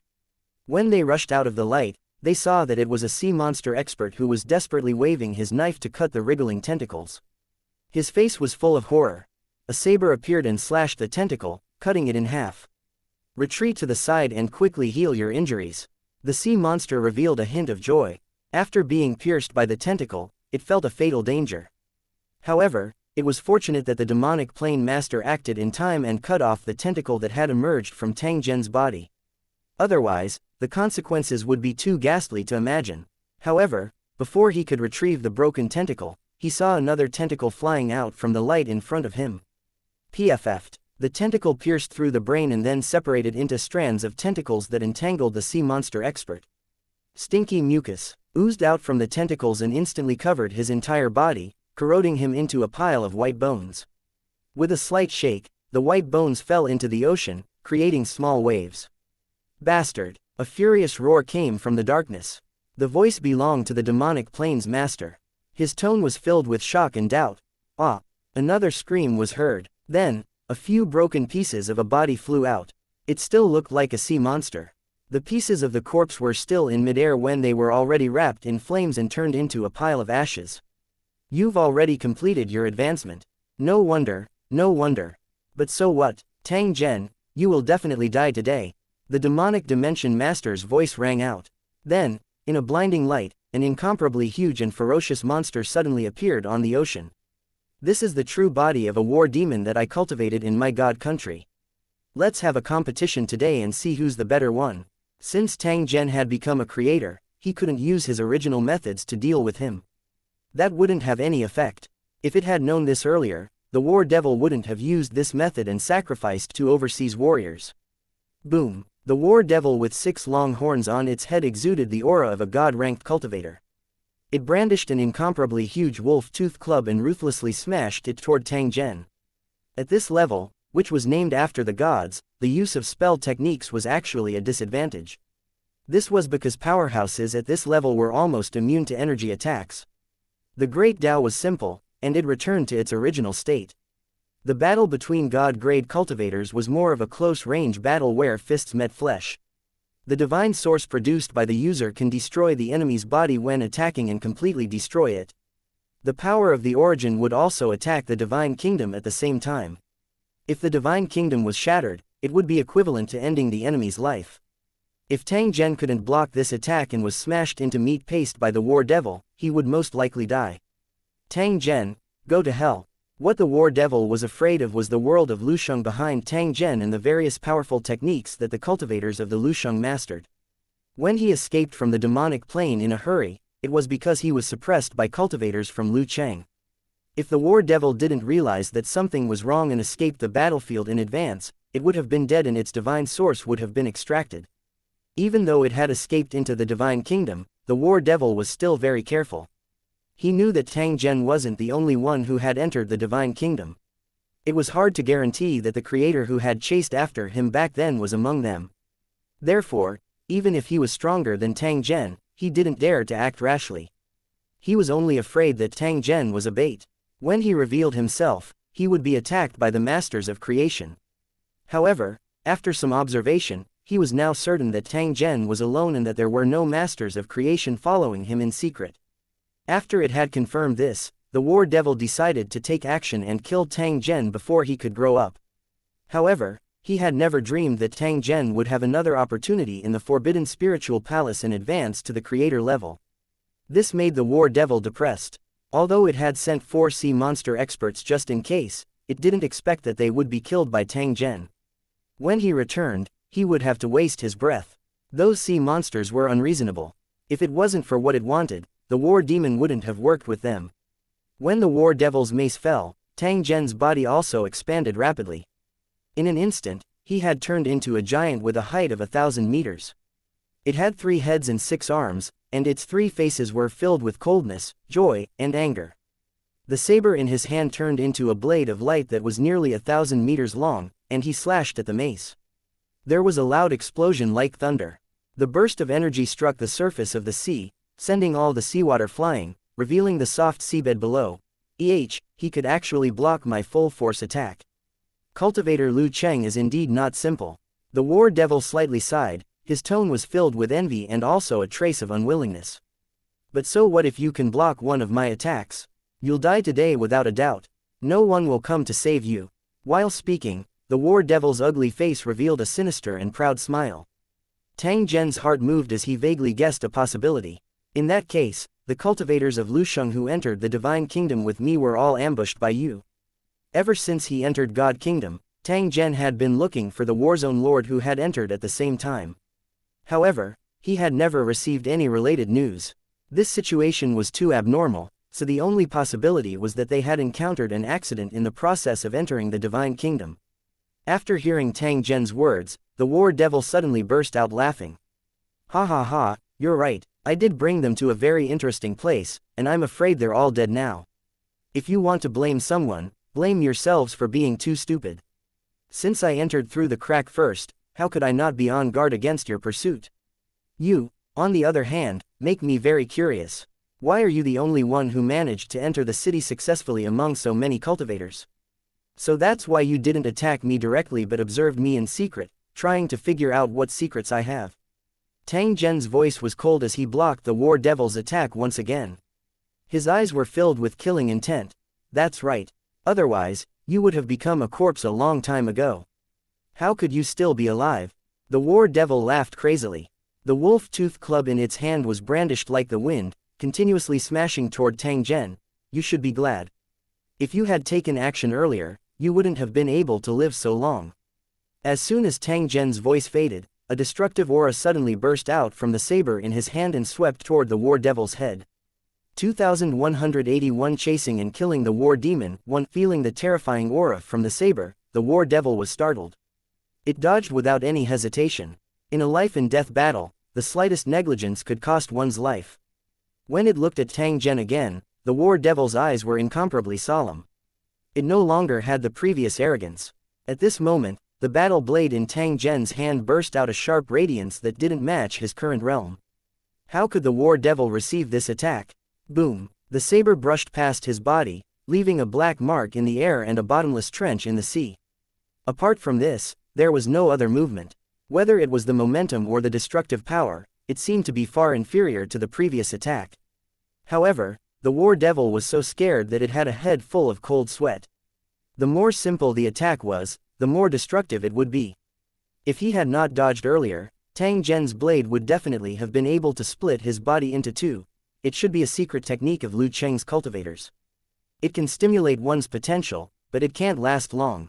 The war devil immediately made a judgment as it still had a lingering fear. Its hanging heart was slightly relieved. The gaze he used to look at Tang Zhen had an additional trace of ridicule.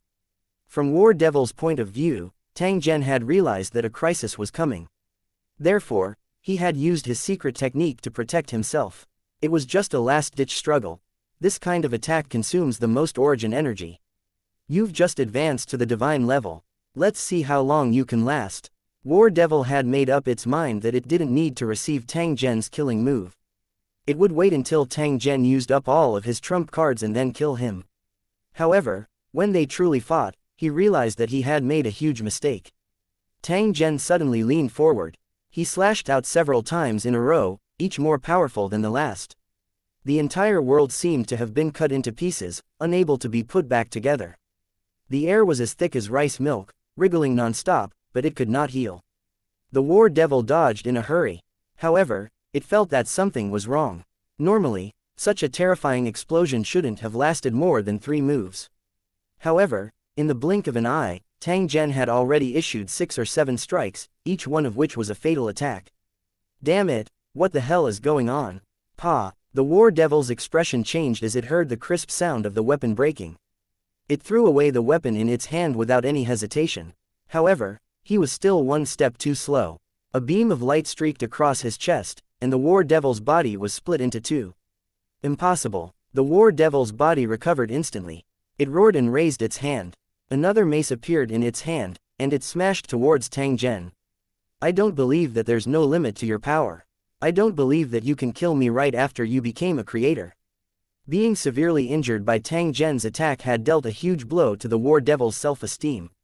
It didn't believe that Tang Zhen had actually injured it. He had also used all his strength in this attack. However, no matter how ruthless he shouted his slogan, he still needed strength to support it. His all-out attack was blocked by Tang Zhen, and then it was enveloped by a storm-like terrifying attack.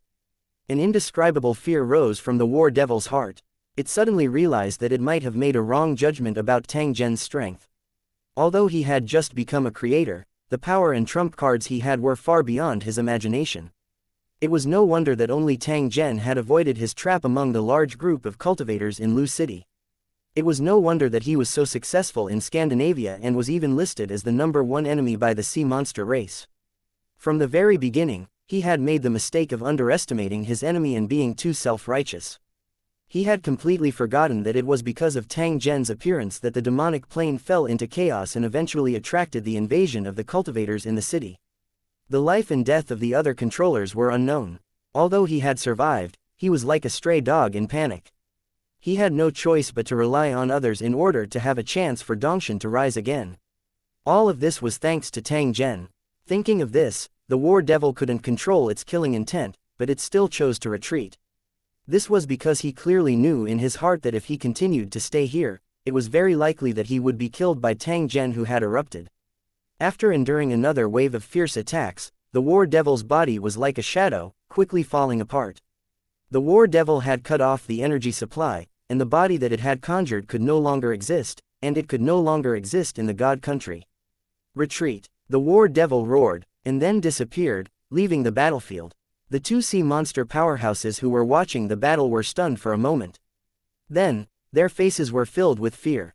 When they realized that the war devil had escaped, a cold light was already shooting toward them.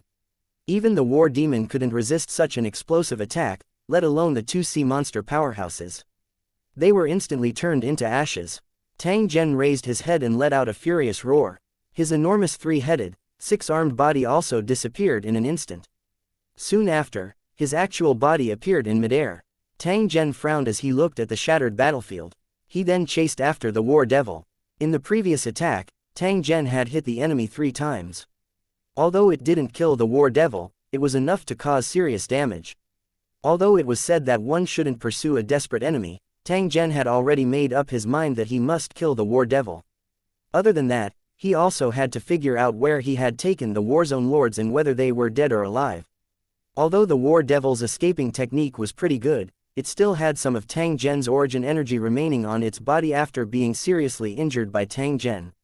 The power of the source generated by the Masters of Creation all had a unique aura. Before it was completely eliminated, it would have a weak connection with the main body.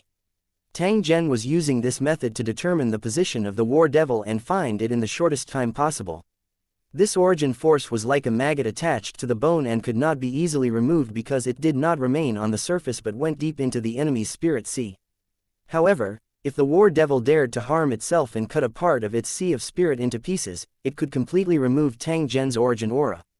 It was impossible that war devil didn't know about this kind of hidden danger. Therefore, Tang Zhen was sure that he would immediately do this as soon as he could catch his breath. He had to hurry. On the boundless ocean, a figure flew by, changing direction from time to time. He was as fast as lightning. This chase lasted for several days. Tang Zhen had thoroughly experienced the cunning of the war devil. He was like a fox that was avoiding a hunter as he scuttled around in the ocean. Sometimes, in order to delay Tang Zhen, he deliberately led Tang Zhen to the territory of super wild sea monsters and successfully provoked the anger of those monsters. While the sea monster was attacking Tang Zhen, the war devil would escape quickly and find a way to hide its trace. During this process, the remaining origin energy in the war demon's body became thinner and thinner, to the point where it was almost undetectable. Once the war devil had driven him away, it would be more difficult for Tang Zhen to find him. Tang Zhen had also become ruthless. As long as he saw the war devil, he would crazily launch a fatal attack. The war demon was so depressed that he vomited blood. He had racked his brain but he couldn't understand what was going on with Tang Zhen. Why did he use his ultimate move as if it was free? In reality, Tang Zhen was even more depressed. Up until now, he had already used up an unknown number of Destiny gold coins. Every time he slashed, a hole would appear in the mountain of Destiny's gold coins. Only now did Tang Zhen know that the cost of killing a creator was frighteningly high. 2182 10,000 meters underwater, Tang Zhen's battle blade was a paid product. Every time he attacked, he had to pay a fixed number of Destiny gold coins. The power of the scales of fate was beyond doubt. As long as one paid enough gold coins, the battle sword could release an attack that could kill a god grade. Cultivator. Although it consumed a lot of energy, it was worth it. Before Tang Zhen became a creator, no matter how strong he was, he couldn't guarantee that he could kill a war devil. That was why he had brought all the gold coins of Destiny that he had accumulated in the Holy Dragon Warzone with him and exchanged them for this battle sword with the scales of fate. His initial goal was not to kill the enemy, but to protect himself and kill the enemy when they were unprepared. However, the consumption of the coin of Destiny had exceeded his budget, and the prepared ones had long been exhausted. If it wasn't for the scales of fate giving him a pile of Destiny gold coins when they put away the beads, the sword in his hand would have become a decoration. Tang Zhen didn't feel bad for the coin of Destiny, but he was afraid that he couldn't kill the war devil before the coin ran out. If he let it go, there would be endless trouble.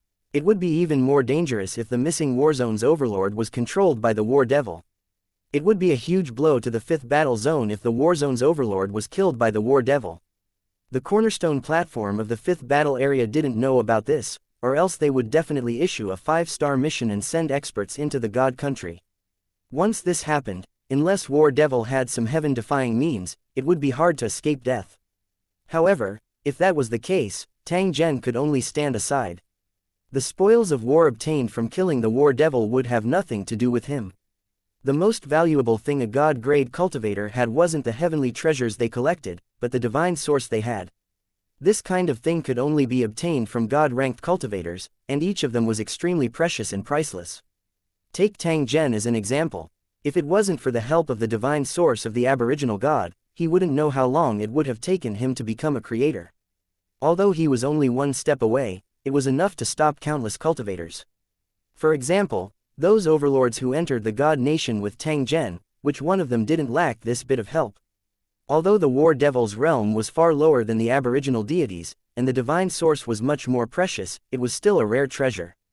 If one didn't work, then he would use 10. The war devil's life might be able to help 10 sector lords level up. It was like a small mountain of destiny gold. Especially for the current Tang Zhen, once he absorbed the war devil's divine source, his realm would rapidly stabilize and he would even obtain many unexpected benefits. The complete inheritance of a god-ranked cultivator was a priceless treasure. Even cultivators of the same rank would benefit from it. Under such a situation, how could Tang Zhen possibly give the benefits to others and let him work for nothing? The sea region he was in was far away from the two continents. It was a mysterious area that very few people set foot in. This was the home of sea monsters. There were sea monsters of all sizes in the sea, devouring each other. The strange thing was that there were only wild sea monsters here, and no sea monster nests existed. Perhaps it was because this place was far from the Believer's continent. If the sea monster army started their attack from here, they would probably be so tired that they would vomit blood halfway. As Tang Zhen advanced, he would occasionally see strange-looking floating islands with countless marine creatures living around them. There were even strange plants on the island. The largest island was a few hundred square kilometers in size. A few strange conger eels were entrenched on it, and they were trembling in fear when they saw Tang Zhen. There were also many strange fish that flew out of the sea and glided like birds. They stretched for more than 10 miles and looked quite spectacular. Tang Zhen was not in the mood to enjoy the scenery. He merely relied on his vague senses to search for traces of the war devil. Just as he passed by a blue sea, a strange movement suddenly came from the back of his hand. The rune that the firebird had turned into began to flash. Tang Zhen sensed a wisp of consciousness. That rune required energy and wanted to immediately materialize. Tang Zhen was slightly surprised. After hesitating for a moment, he still inserted his energy into the symbol in the end. The symbol disappeared from the back of Tang Zhen's hand. A clear chirping sound was transmitted into his ear as that fiery red bird appeared once again. Tang Zhen called it the red-feathered bird. After the red-feathered bird circled around Tang Zhen, it didn't fly into the sky. Instead, it plunged into the sea. What's going on? Tang Zhen furrowed his brows. He was at a crucial moment in his pursuit of the war devil. What was this broken bird trying to do? However, on second thought, this red-feathered bird's origin was definitely not ordinary. Its sudden abnormal behavior at this moment, did it mean something? Tang Zhen couldn't help but feel a little awkward. He didn't want to give up the opportunity to chase after the war devil, but he also didn't want to let the red-feathered bird fly around in all directions. Otherwise, he might not be able to find it after losing it. Forget it, let's kill the war devil first, then deal with this little thing. Tang Zhen made up his mind and prepared to continue tracking. Before he could leave, a look of surprise appeared on his face as he looked at the sea under his feet in confusion. He could sense that the war devil had returned to the sea after running far away. Strange, what's going on? Tang Zhen was greatly puzzled. However, this was better and it would prevent him from being caught in a dilemma. Tang Zhen entered the ocean after locking the war devil's position. The sea water was extremely clear, and groups of sea monsters were swimming nearby. When they saw Tang Zhen, they swarmed over. However, before they could even get close, they had already turned into a pool of blood. The deeper he went, the darker the seabed became. At the same time, more and more glowing sea monsters appeared. From time to time, one could see a huge monster flickering with a multicolored radiance as it swam past Tang Zhen. Compared to the brainless low-level sea monsters, these stronger monsters were more intelligent. They sensed the danger and tried their best to stay away from Tang Zhen.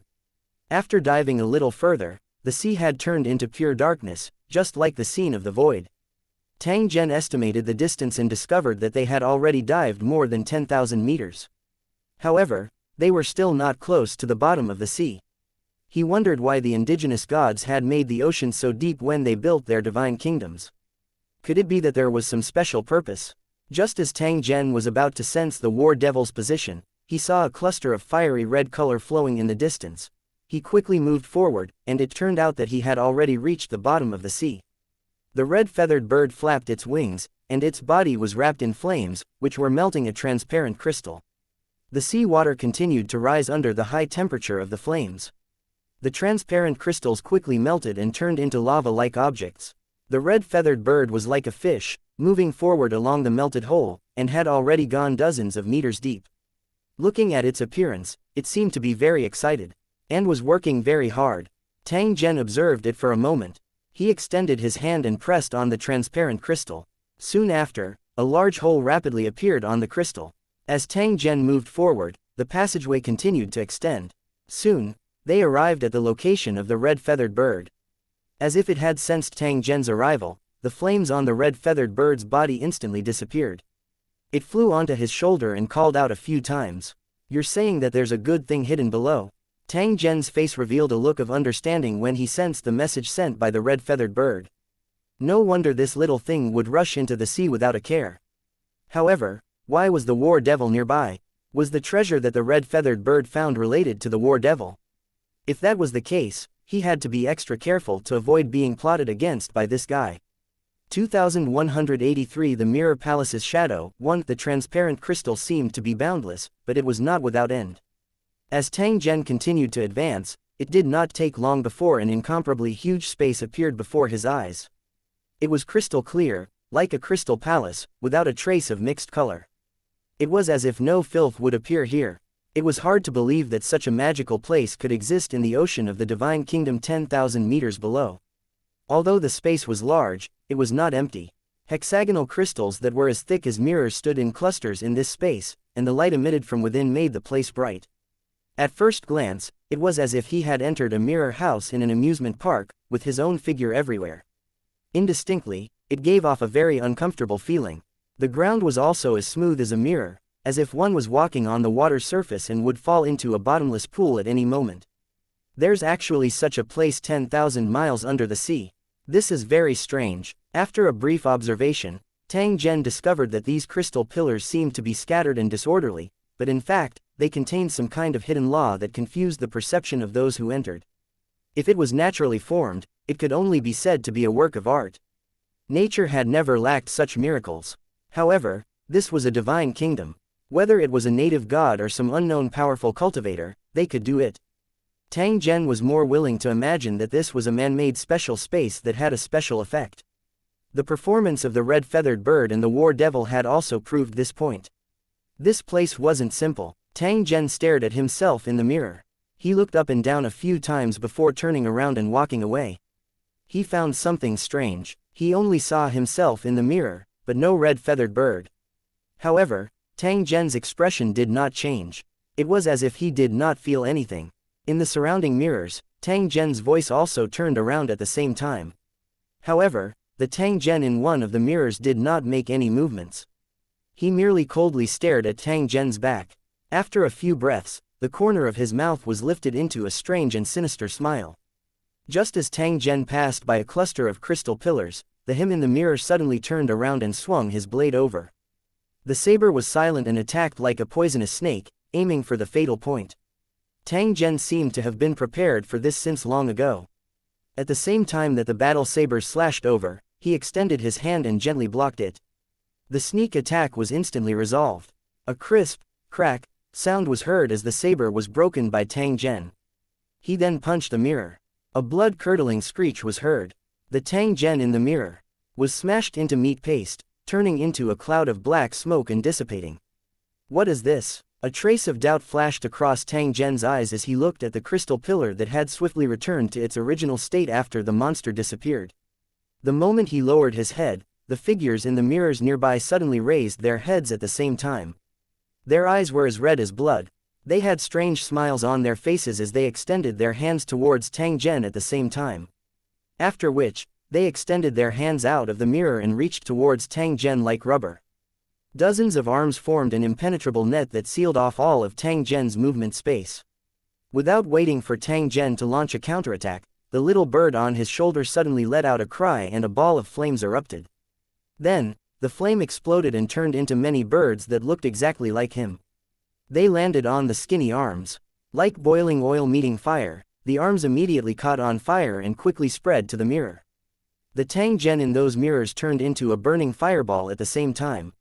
He let out a mournful scream and turned into black smoke in the blink of an eye. "You little thing, at least you have some use." Tang Zhen extended his hand and touched the red-feathered bird as he laughed. Slag. The red-feathered bird cried out a few times, seemingly with a trace of resentment.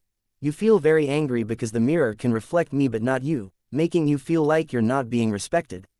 Tang Zhen involuntarily laughed. The red-feathered bird's sudden attack was actually because of this reason. However, after thinking about it, Tang Zhen felt that something was amiss. Why was the mirror able to reflect himself but not the red-feathered bird? Is it because this little thing isn't human? This was not a possibility, but it could not stand up to scrutiny. After all, the red-feathered bird was not a spirit body. Moreover, the black smoke that had dispersed gave Tang Zhen a faint sense of familiarity, as if he had seen it before. What's going on? As Tang Zhen thought up to this point, he slowly walked to the front of a crystal pillar and focused his attention on it once again. This time, Tang Zhen's figure did not appear in the mirror. Instead, it was gray. Soon, in the dusky background, a person's silhouette slowly emerged and gradually became clear. It was also Tang Zhen. However, his entire body was covered in blood. His battle armor was shattered and covered with fatal wounds. Swords, sabers, and arrows were stuck in his body, many of which had been broken. The scene was extremely miserable. Blood kept flowing out of his wound, dyeing the ground red and spreading in all directions. His face was also covered in blood, and one of his eyes had disappeared, leaving only a black hole. His lowered head slowly lifted up. Behind his blood-soaked hair, a single blood-red eye was staring intently at Tang Zhen through the mirror. There was an indescribable hatred in his eyes, like a volcano that was about to erupt. It was enough to devour everything and burn them to ashes. "Tang Zhen, I want you to die." He squeezed out a sentence from his slightly opened mouth that contained endless hatred. Tang Zhen looked at his incomparably miserable self and could not help but ask, "There's actually such a deep hatred between you and me?" The man in the mirror sneered.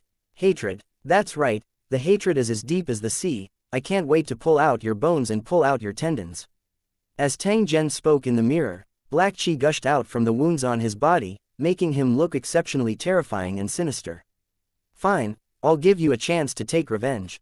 Come and kill me." Tang Zhen coldly laughed. He slowly took 2 steps back and hooked his finger at the person in the mirror. "Ah!" The man in the mirror raised his hands and let out a long howl.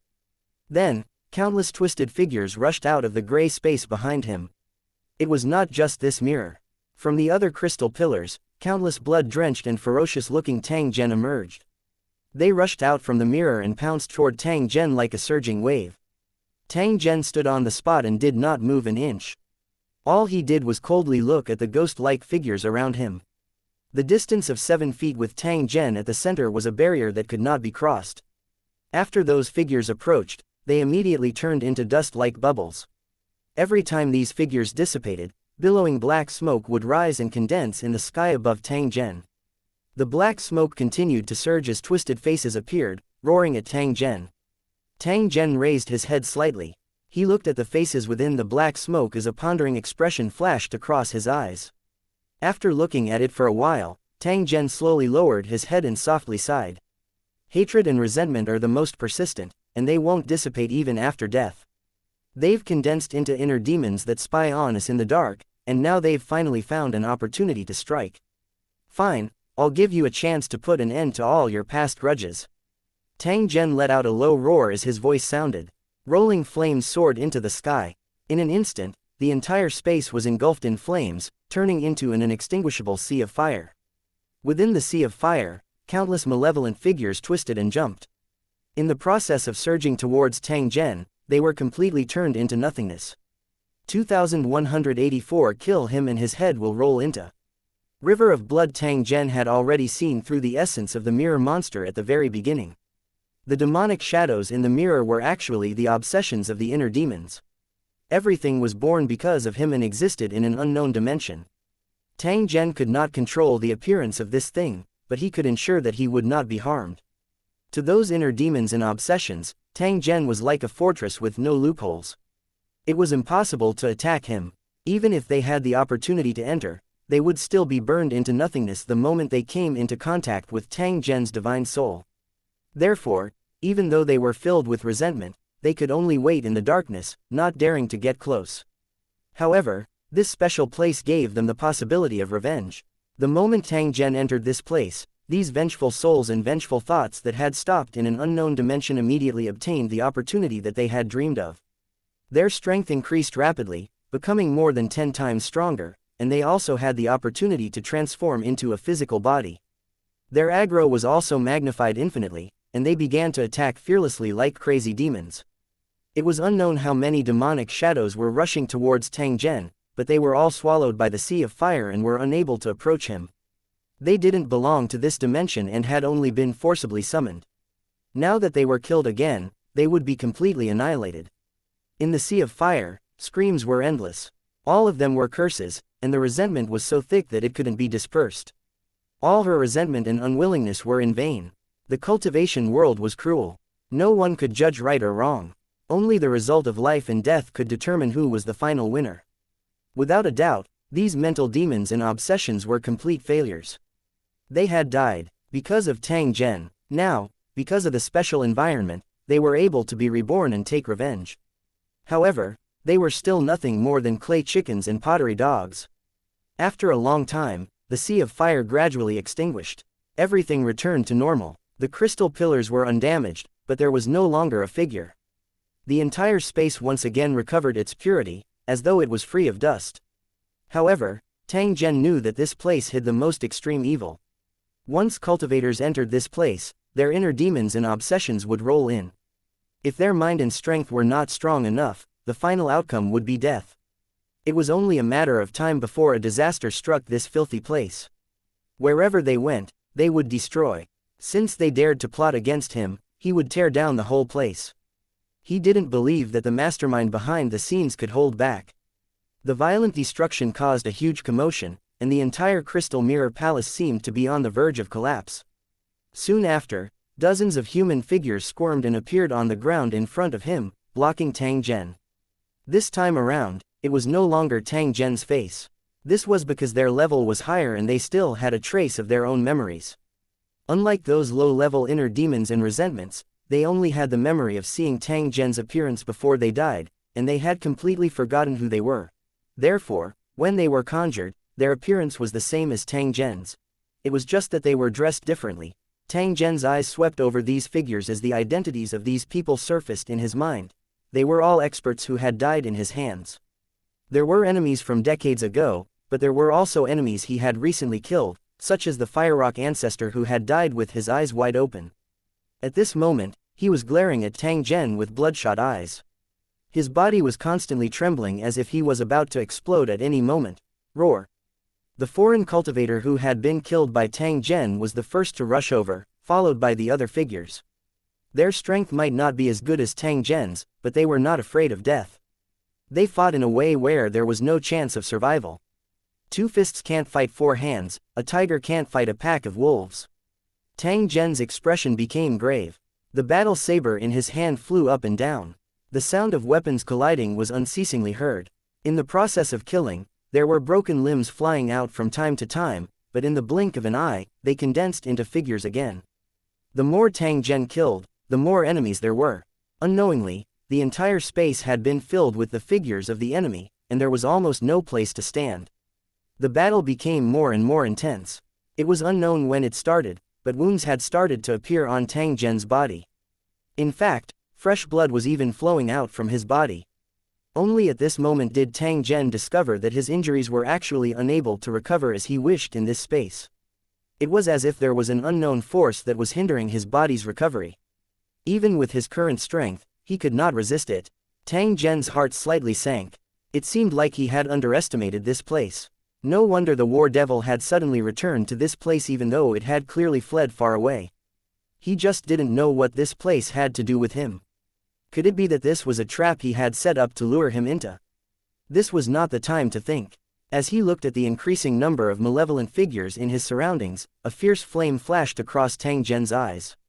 Did they really think that they could trap and kill him with just these things?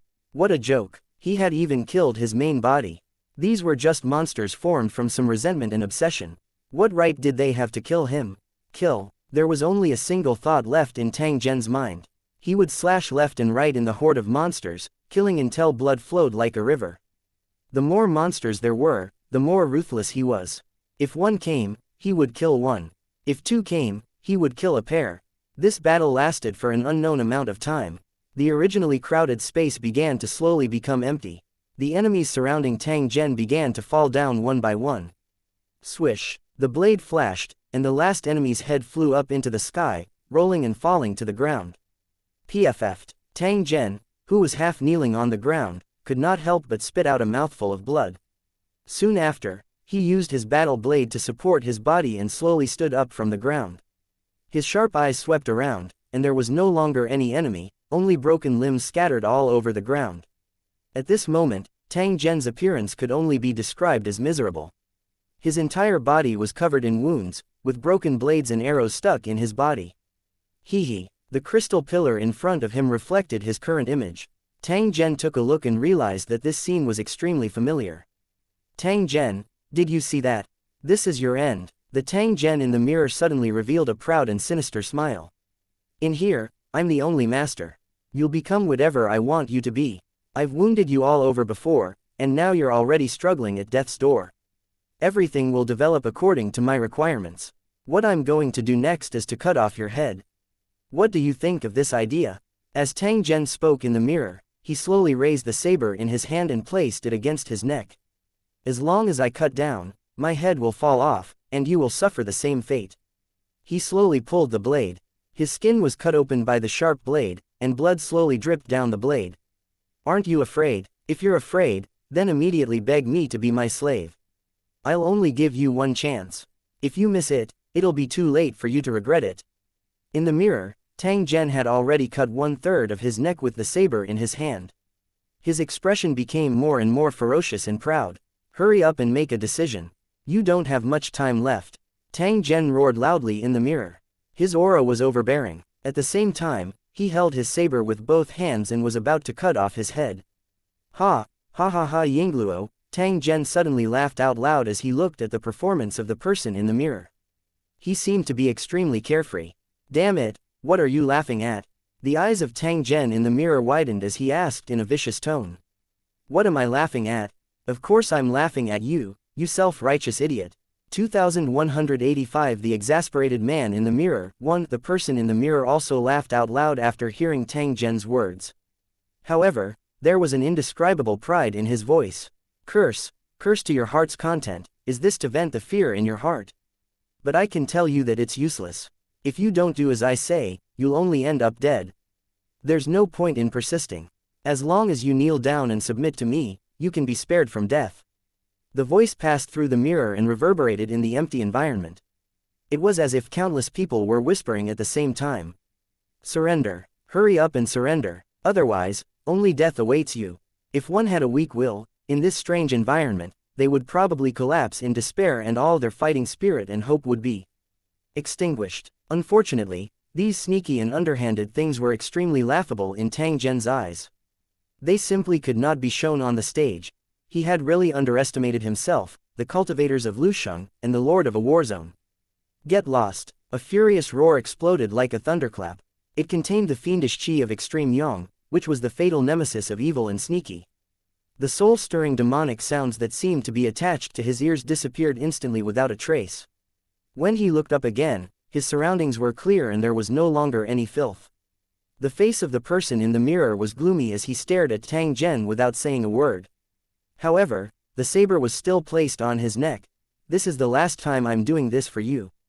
Do you want to submit? The voice of the person in the mirror sounded. It seemed that he had reached his limit and could explode at any time. Tang Zhen looked at the person in the mirror and said in a cold tone, ever since I, Tang Zhen, stepped onto the path of cultivation, I've experienced countless fortuitous encounters and dangers in the past 100 years. But every time, I managed to survive and kill all the strong enemies. To this day, the number of enemies who have died by my hands is uncountable, and the number of people who have died because of my decisions are as many as the sand in the Ganges. It's ridiculous that you're using these defeated opponents to deal with me. Since I've killed them before, I must have the confidence to win. Even if they were strengthened on purpose, no matter how many of them there are, they're definitely not my match. Of course, this is nothing. The most ridiculous thing is that you actually used my own life to threaten me. The path of cultivation is against the will of the heavens. My fate is in my own hands, not the will of the heavens. Even the heavens can't control my fate, so what right do you have to decide my life and death? This kind of method is simply disgraceful and ridiculous. The face of the person in the mirror was distorted. He tilted his head and sized up Tang Zhen as a xianxia. Laughter was emitted from his mouth. Interesting indeed. Since that's the case, you can go to hell. As soon as he finished speaking, he pulled the saber in his hand with all his might, and the head rolled off. The head that fell to the ground looked at Tang Zhen with a sinister and proud expression. However, it turned into shock and astonishment in the blink of an eye. This was because a small red bird had unknowingly appeared in front of Tang Zhen, completely blocking his vision. Tang Zhen didn't even see the scene of him swinging his blade and beheading the other party. It was equivalent to him performing for the blind. Bastard, where did this stupid bird come from? How dare you spoil my good thing? The head in the mirror roared. Then, the figure in the mirror appeared on the crystal pillar next to Tang Zhen. The head was still there, and the scene of the saber being placed on the neck and the head being chopped off reappeared. PFF'd. Blood gushed out, and heads flew up and turned. It was even more bloody and brutal than the scene just now. However, when the head once again looked at Tang Zhen, it was so angry that its eyes bulged and it spat out a mouthful of blood. This was because the bird that was blocking Tang Zhen's view had once again changed its direction, intentionally not allowing Tang Zhen to see the scene in the mirror. The man in the mirror was so angry that he was about to go crazy. As he roared, crystal pillars quickly emerged from the ground. Countless mirrors completely surrounded Tang Zhen without leaving a single gap. Numerous human figures appeared in the mirror. It was the scene of Tang Zhen, who was covered in injuries, swinging his blade and chopping off his own head. The red bird, Slag, cried out non-stop. It joyfully flapped its wings and continuously flew around Tang Zhen. The afterimages it dragged out formed a red barrier that completely blocked Tang Zhen's surroundings. Ah, Yingluo. The Tang Zhen in the mirror had completely collapsed. He kept waving his saber and chopping at his own head. For a moment, heads were rolling everywhere. They opened their mouths wide and shouted at Tang Zhen in unison, look at me, quickly look at me. I'm your head, but you cut off your own head. How tragic. I'm Tang Zhen. I've died unjustly. Coward, why don't you take a look? Don't you have the courage to face your own death? Trash, trash. All sorts of obscenities were spat out from the mouths of those heads when they saw that Tang Zhen was ignoring them. It was as though 10,000 people were condemning them. Some of the heads jumped up from the ground and chased after the red-feathered bird in the air. However, they did not manage to bite a single feather. Slag. The red-feathered bird let out a cheerful cry, laughing at the heads for overestimating themselves. It would even peck at them from time to time. The heads couldn't dodge in time, and their eyeballs were constantly being gnawed out and thrown all over the ground. Curses, roars, and the crisp chirping of birds filled his ears, making it seem unusually lively. The person in the mirror seemed to be unusually persistent. He tried to think of ways to repeat it, trying to let Tang Zhen see the scene of him beheading himself. However, he could not do as he wished. This kind of eager and explicit performance was simply a little ridiculous, and it also completely exposed his intentions. Perhaps, only when Tang Zhen saw the scene of him cutting off his own head would some of the mysterious methods take effect. In the end, it was destroyed by the red-feathered bird in the process of implementation.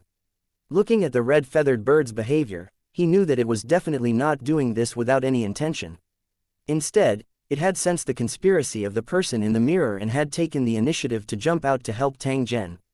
When the man in the mirror's scheme failed, he was naturally furious. His seemingly powerful and strange methods actually required certain conditions to ensure success. What the victims saw with their own eyes was the most crucial part. However, an accident happened to the red-feathered bird.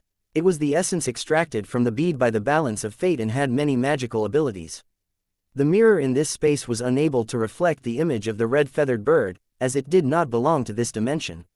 However, due to its innate ability, the red-feathered bird could freely switch between different dimensions. If it was unwilling, no one could catch it. The mirror couldn't reflect the red-feathered bird's figure, so the person in the mirror couldn't do anything to it. He could only try to kill the red-feathered bird with clumsy means. However, he didn't know that Tang Zhen had been observing and analyzing the entire process. He had also made a rough judgment in his heart. Such a strange thing made him feel a little helpless. It must not be a product of the divine kingdom. A thought flashed across Tang Zhen's mind as he looked at the red-feathered bird that had jumped out to protect him, causing the person in the mirror to be so angry that he was hopping around. Back then, the indigenous gods had brought several items back to their god's kingdom, but they had been scattered after an accident. Only 2 items' whereabouts were known. One of them was controlled by sea monsters, which had the ability to reproduce infinitely, allowing them to madly release their troops and deal with the believer's continent in a life-for-life manner. The second item was the thing inside the fire rock. It had followed the native gods here of its own accord, and its mature form could devour plains. It could no longer be described as terrifying. The man in the mirror could materialize his inner demons and obsessions, and he also had a strange attack ability. Could it be related to those missing items? 2186 The mastermind behind the scenes. 1 Tang Zhen was certain that the person behind the scenes was definitely hiding in a dark corner and was secretly peeking at him. If he wanted to break out of this situation, he had to find him. At this time, the surroundings were in chaos. There were phantoms everywhere, madly chopping off their own heads. It was difficult to find the traces of the controller. Moreover, Tang Zhen was already aware of the other party's methods. As long as he did not see the scene of his head being chopped off, he would not be in any danger. If you can't see it, you can't form the cause, and naturally you can't get the effect. Under such circumstances, he couldn't possibly look around, as that would be equivalent to asking for trouble. This thing had a strange ability. Even Tang Zhen did not have absolute confidence in being able to defeat it. He could only passively protect himself. It was impossible for him to maintain such a defensive state all the time. Instead, he had to find ways to actively break the game and get out of danger as soon as possible. Staying in such a dangerous and strange environment for even a minute could lead to even more dangerous situations. He raised the saber in his hand and casually slashed forward. The crystal pillar in front of him was smashed into pieces, and a bottomless ditch appeared on the ground. After the mirror shattered, the dancing figure that was attacking madly immediately divided into countless smaller figures and repeated all kinds of strange self-harm actions. It was simply like a ghost that refused to leave. There would definitely be a human figure at any place that could reflect light, and a human figure would be there, hoping to be seen by Tang Zhen. He only needed to take a glance and Tang Zhen would have difficulty escaping this calamity. Tang Zhen would not fall for it. He was now purely relying on his spiritual perception to continue moving forward. Although he only sensed chaos, it did not affect his normal movements. As he moved forward, he kept slashing with his saber, clearing a path of flesh and blood. Tang Zhen suddenly stopped after walking for a distance. He turned his head and stared in a direction. In that direction, he felt an unusual aura. Although it was very weak, he could keenly capture it. There was a problem. After seeing that Tang Zhen had stopped, the demonic figures in the mirror started to perform again. It was as if they would never feel tired. Tang Zhen, however, tilted his head and ignored those wildly dancing monsters. Instead, he turned his head and looked in a certain direction. They brandished their sabers and beheaded the enemy with a vicious smile on their faces, repeating the same process over and over again. Behind these figures was the overlapping image of the other side of the crystal pillar, layer after layer of continuous extension and refraction. From Tang Zhen's senses, there was a figure that had an extremely special gaze among those 10+ figures. The eyes of the other figures were extremely crazy and almost without any rationality. However, this figure's eyes seemed very wrong. It seemed to be continuously observing Tang Zhen, looking for a flaw. After which, it would launch a fatal attack like a venomous snake. If the eyes of the other specters were like steel blades, this figure's eyes were like poisonous needles, as if he wanted to pierce Tang Zhen into a honeycomb. There must be something wrong with this abnormal situation. Tang Zhen's expression did not change. He slowly moved forward as though he did not sense anything unusual. Unknowingly, Tang Zhen was already less than a few meters away from the crystal pillar. The figure in the mirror even shook his head and continuously threw it at Tang Zhen. At this moment, Tang Zhen suddenly moved. His body turned into a stream of light and entered the crystal pillar as if he had passed through a transparent barrier. As expected, the space behind the crystal pillar was not a real entity, but a special space that ordinary people could not enter. The instant Tang Zhen broke through the mirror, he had already changed his form, giving him the opportunity to enter the mirror world. After seeing Tang Zhen enter, those specters were stunned for a moment. It was as if they did not expect that Tang Zhen would actually appear in front of them. However, before they could react, Tang Zhen had already flown past them and hit the second barrier. Then, the third and fourth barriers appeared. Tang Zhen's speed was extremely fast. In the blink of an eye, he had already passed through the 13 barriers. In other words, he had passed through 13 special spaces in a very short period of time. Each of them was a special space that ordinary people did not know about and could not come into contact with. The existence of these special spaces was closely related to this strange mirror palace. It was because of the existence of an unknown force that these special worlds could be locked and conjured. Tang Zhen's momentum was like a hot knife cutting through butter. He had exceeded the expectations of those devil shadows and they simply did not have the time to stop him. In fact, even if they wanted to intercept him, these specters were still not Tang Zhen's match. At most, they could only delay him for a little time. However, the true mastermind behind the scenes was shocked by Tang Zhen's actions. He turned around and fled without the slightest hesitation.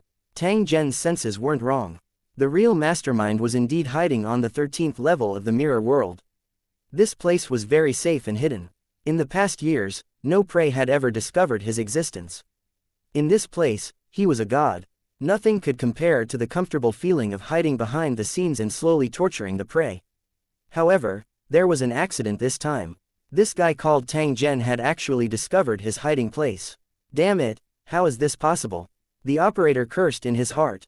His methods were very strange, but he did not rely on his own strength. He had a crystal in his hand. This crystal was extremely powerful. These spaces and mirror palaces were all built with this crystal. The crystal could collect and magnify the demonic obsession of the prey, and then use all kinds of strange methods to force the prey to surrender. Once the prey really did that, it would truly be falling into a trap, and his life would be in his hands. The souls of the prey in the past had become his delicious meal after they had submitted. Every time the controller thought of that delicious taste, he felt extremely happy. He was just an unknown small figure, but he had obtained xianxia by chance. His luck was extremely good. If it weren't for the existence of the crystals, those high and mighty powerhouses would never have knelt before him and begged for mercy. This time, 2 more prey had barged in. Moreover, one was fiercer than the other, especially this fellow called Tang Zhen. He was simply a god of death through and through. Among the prey that he had captured in the past, there had never been a prey like Tang Zhen, who had created such a terrifying and shocking massacre. The mental demon obsessions hidden in the alternate dimension were like an ocean, their numbers terrifying. Opening a small hole and guiding it out, the space was filled to the brim. Fortunately, these inner demons had not lost control and could not enter the 13th level. Otherwise, they would very likely attack him. If it was the heart's devil conjured by other prey, the controller might still be able to deal with it. However, the heart's devil that Tang Zhen conjured was simply too terrifying. Some of them could even kill him in an instant. However, it was precisely this that made the controller even more excited. He did his best to subdue Tang Zhen and taste his soul together. However, he had never dreamed that Tang Zhen would actually be able to discover his hiding place. After which, he would pass through the spatial barrier and kill his way over. Run. There was only one thought in the mind of the operator, and that was to escape this place in the shortest time possible and find the safest place. Stall him, don't let him get close to me no matter what. It's best if you kill him. The operator gave an order to the puppets beside him to block Tang Zhen. Once Tang Zhen discovered the secret of the crystal, he would definitely die. 2187 Killing the War Demon. 1. The puppet guards around the controller were originally victims of this place by mistake, but now they were working for the tiger. Of course, their true bodies were already dead, leaving only their shells behind. They did not know what he was doing now, or they would feel even worse.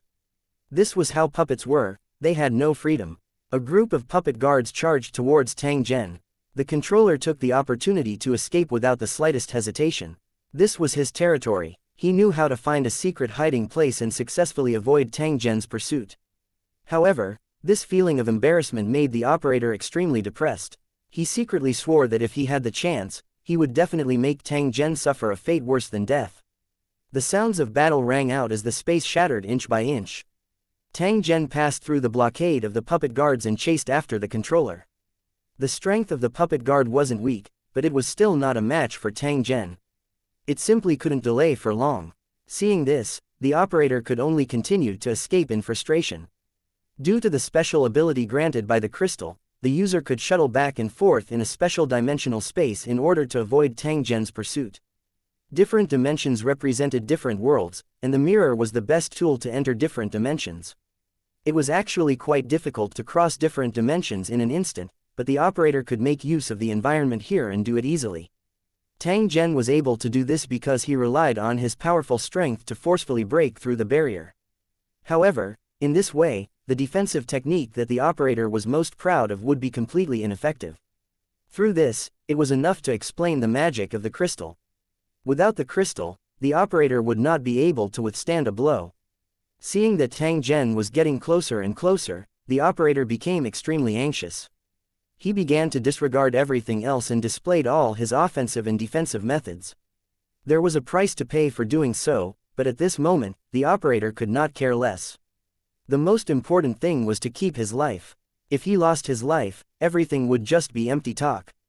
Before he had obtained the crystal, the controller had been an insignificant nobody. He had never experienced such a terrifying thing. Even if he had killed many people, he had done it behind the scenes and had never fought with real weapons.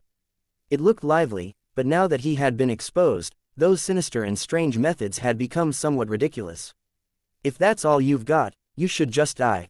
Tang Zhen's voice was transmitted over, causing the operator's heart to be in a mess. He did not know what to do. At this moment, he was already at his wit's end. His heart was filled with fear as he was afraid that he would be killed by Tang Zhen in the next instant. Tang Zhen naturally saw through the state of the operator. He involuntarily increased his speed in pursuit, and the monsters that intercepted him were killed in succession. He was only a few steps away from the controller, separated by a plain barrier. "I'm going to die," the operator cried out in alarm, feeling extremely unwilling. Just as he was filled with despair, a consciousness suddenly appeared, causing the operator to be overjoyed. The other intruder was actually unable to withstand the attack and became a half-puppet after submitting. The operator was overjoyed and summoned it without hesitation to deal with Tang Zhen. After a flash of light, the war devil appeared in front of them with a face full of despair and frustration. Its original arrogance had long disappeared. After seeing Tang Zhen, the war demon's expression changed. It wanted to turn around and escape, but it was commanded by the operator to kill Tang Zhen. The war devil was helpless to the extreme. It could only use all of its strength to continuously attack Tang Zhen. Tang Zhen was a little surprised. He could tell that the war devil's condition was not right. After recalling his own experience, he guessed that the war devil should have been unable to withstand the strange attack and had finally chosen to yield. The war devil wasn't like him. It was wounded severely and didn't have time to heal. Being in such a strange environment, it was normal that it got tricked. If Tang Zhen had not discovered the dimension where the controller's main body was hiding and killed his way in alone, he might have also fallen into a trap. With the war devil's interference, the operator could finally catch his breath. He retreated into a crystal pillar and gasped for breath. He was truly frightened. If the war devil hadn't acted at the crucial moment, he would have been killed by Tang Zhen. The war devil's strength wasn't weak. It was a level higher than Tang Zhen. If Tang Zhen's saber wasn't too fierce, he wouldn't have been injured so easily. However, if one observed the state of the war demon carefully, one would know that its situation was extremely bad. Its injuries had not healed, and it was even more serious when it was fighting the mental demon's obsession. According to the war devil's current condition, it wouldn't be able to hold on for a long time before it was killed by Tang Zhen. "No, I can't hesitate anymore. I have to think of a way quickly." The operator looked at the battle scene outside and began to rack his brains to think of a solution. He did not want to die just like that, especially when he was controlling the crystal. The one to die can only be someone else, not me. "All of you, go and kill that damn guy." Following the roar of the operator, the energy of the crystal was mobilized. Countless demonic shadows emerged from all directions and pounced on Tang Zhen. A ray of light flashed between the operator's brows, revealing an eyeball-like crystal. With the eyeball crystal as the center, meridian-like objects extended in all directions, completely deforming the controller's face, making him look like a ferocious evil spirit. At this moment, as the operator madly operated, his face became shriveled and his body began to bend, like a corpse that was about to rot. Perhaps it wouldn't take long for the controller to become a real corpse, and the crystal that would be controlled forever would just be a joke. It was a pity that the controller did not realize this. Instead, he had long lost his mind to the power and did not know that he was walking towards death. For a time, the pressure on Tang Zhen increased greatly, but he still remained calm. At this moment, the war devil had tried its best. It knew that it had no way out. It was either Tang Zhen or itself. The war devil didn't care that it was controlled by someone else. It had even thought of a way to escape. The reason why he was here was because he had suddenly recalled some information about this area when he was passing by. According to War Devil's plan, he could use this strange place to attract Tang Zhen and then kill him. Under Tang Zhen's relentless pursuit, the possibility of him escaping was extremely low. If he was not careful, he might even die in Tang Zhen's hands. However, plans could not keep up with changes. After he entered this place, he also encountered the attacks of his inner demons. The strongest inner demon among them was Tang Zhen. The war devil, who was already wounded, had its mind completely broken down, which gave the power of the crystal stone the chance to enter its body. After failing to scheme against Tang Zhen, he had instead lost his freedom and might even lose his life. One could only imagine how depressed the war devil was. However, it no longer had any control over its actions.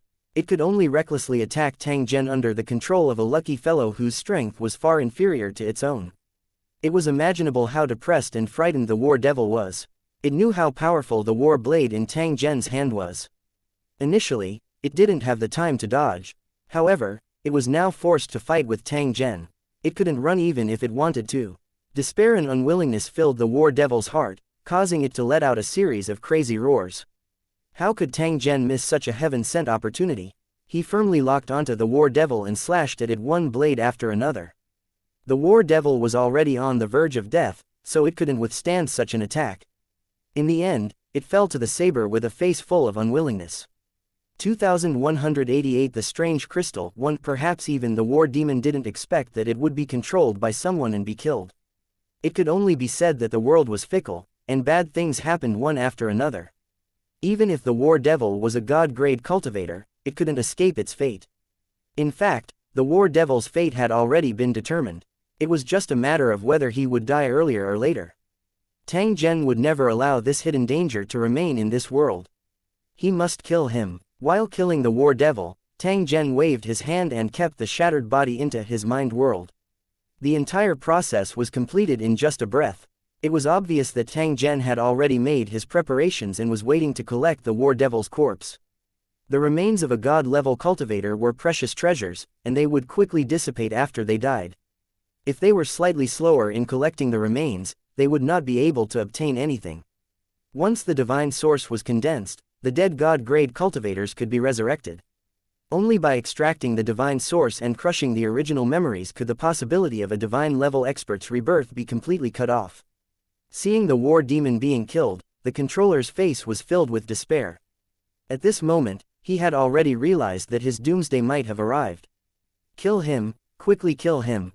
Yingluo. Due to fear, the operator screamed with all his might. He used all the methods he could think of just to kill Tang Zhen. Unfortunately, in the face of absolute strength, everything was just in vain. In the end, it was because the operator's realm was too low. It was only because he had coincidentally obtained the mysterious crystal that he could have his current strength.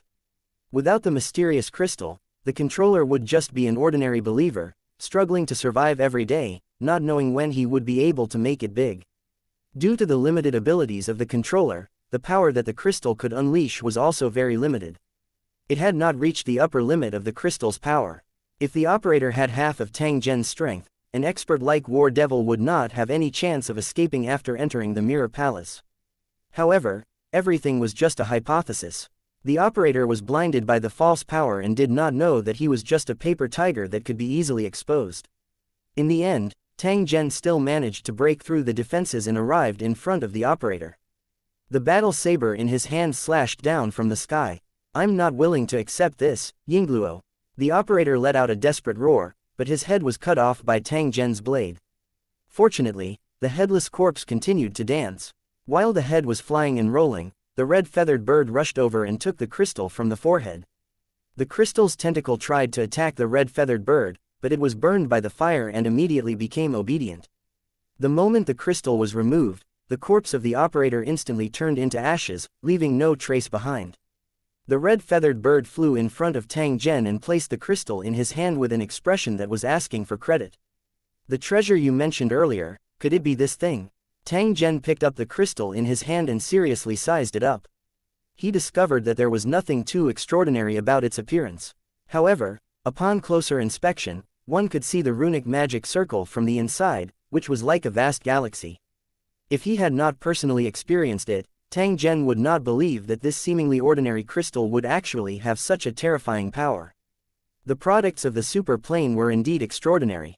He used his spiritual energy to sense it slightly and a wisp of a wondrous feeling attacked his heart.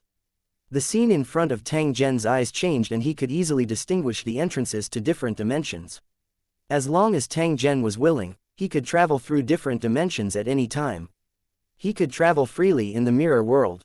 Of course, this ability to travel through dimensions was only limited to this space. If it were in the outside world, the difficulty would be multiplied. Of course, this was not a difficult matter for Tang Zhen. With his powers as a creator, he could conjure indestructible mirrors with a single thought. Traveling through different dimensions was only the basic function of the crystal. The truly amazing ability was that it could release and amplify the obsession of the heart's devil.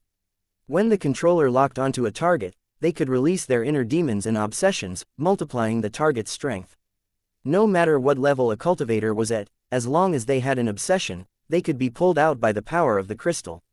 A cultivator's greatest enemy was themselves. This was a very reasonable statement, and it was perfectly reflected in the Mirror Palace.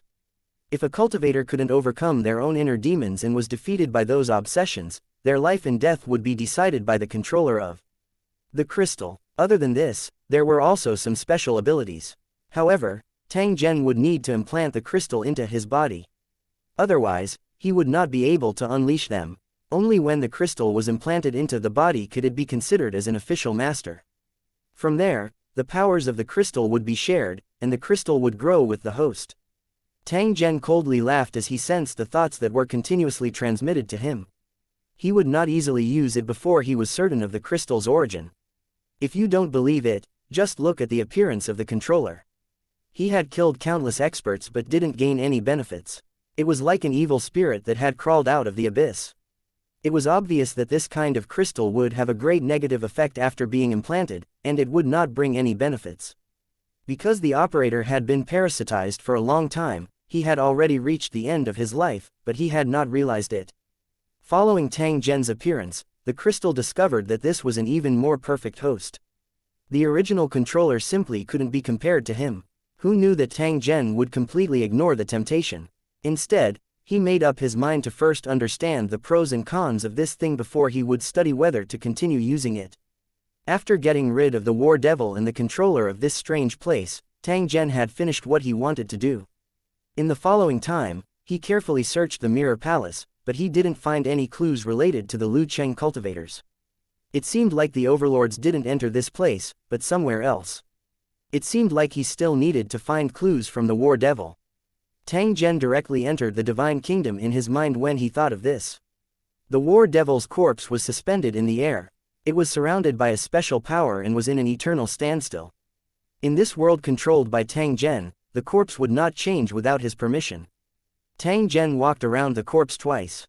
After that, he extended his hand and gently touched the war devil's head. A hole appeared where the skull was, and a trace of spiritual power was guided out, floating on the green grass. However, in the blink of an eye, a human-shaped silhouette quickly appeared. The memories guided out from the corpse were then integrated into the human-shaped object. After the light dissipated, a creature that looked exactly like the war devil appeared in front of Tang Zhen. This was one of the powers of the creator. As long as there was an item related to it, even a strand of hair or a drop of sweat, it could resurrect the original owner of the item. Although this kind of thing could be done in the technology plane, it was like heaven and earth when compared to Tang Zhen's ability. This was because the creatures that were cloned only had the appearance but not the spirit. On the other hand, the life restored by the creator had both the form and the spirit, which could be considered as a true resurrection. After Tang Zhen killed the war devil, he resurrected it in his god kingdom.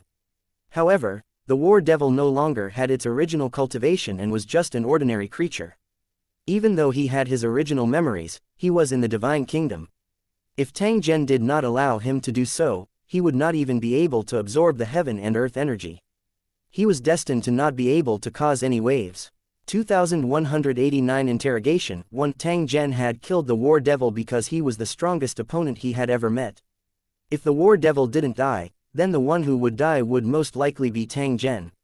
He resurrected the war demon because it was still of great use. Even though they were the same person in theory, there was a huge difference in their strength. This was also more beneficial for Tang Zhen to control. In fact, Tang Zhen was very clear that even with the ability of a creator, it was impossible to completely resurrect a person. Of course, this wasn't very important to Tang Zhen. In the end, the war devil was just an enemy. Tang Zhen was only giving his opponent the appropriate respect. As the light dispersed, the war devil's figure slowly appeared. He opened his eyes and looked at the surrounding environment. After that, he glanced at Tang Zhen, who was standing in front of him, and helplessly shook his head. Since it had retained its original memory, it was very clear that it had died in Tang Zhen's hands.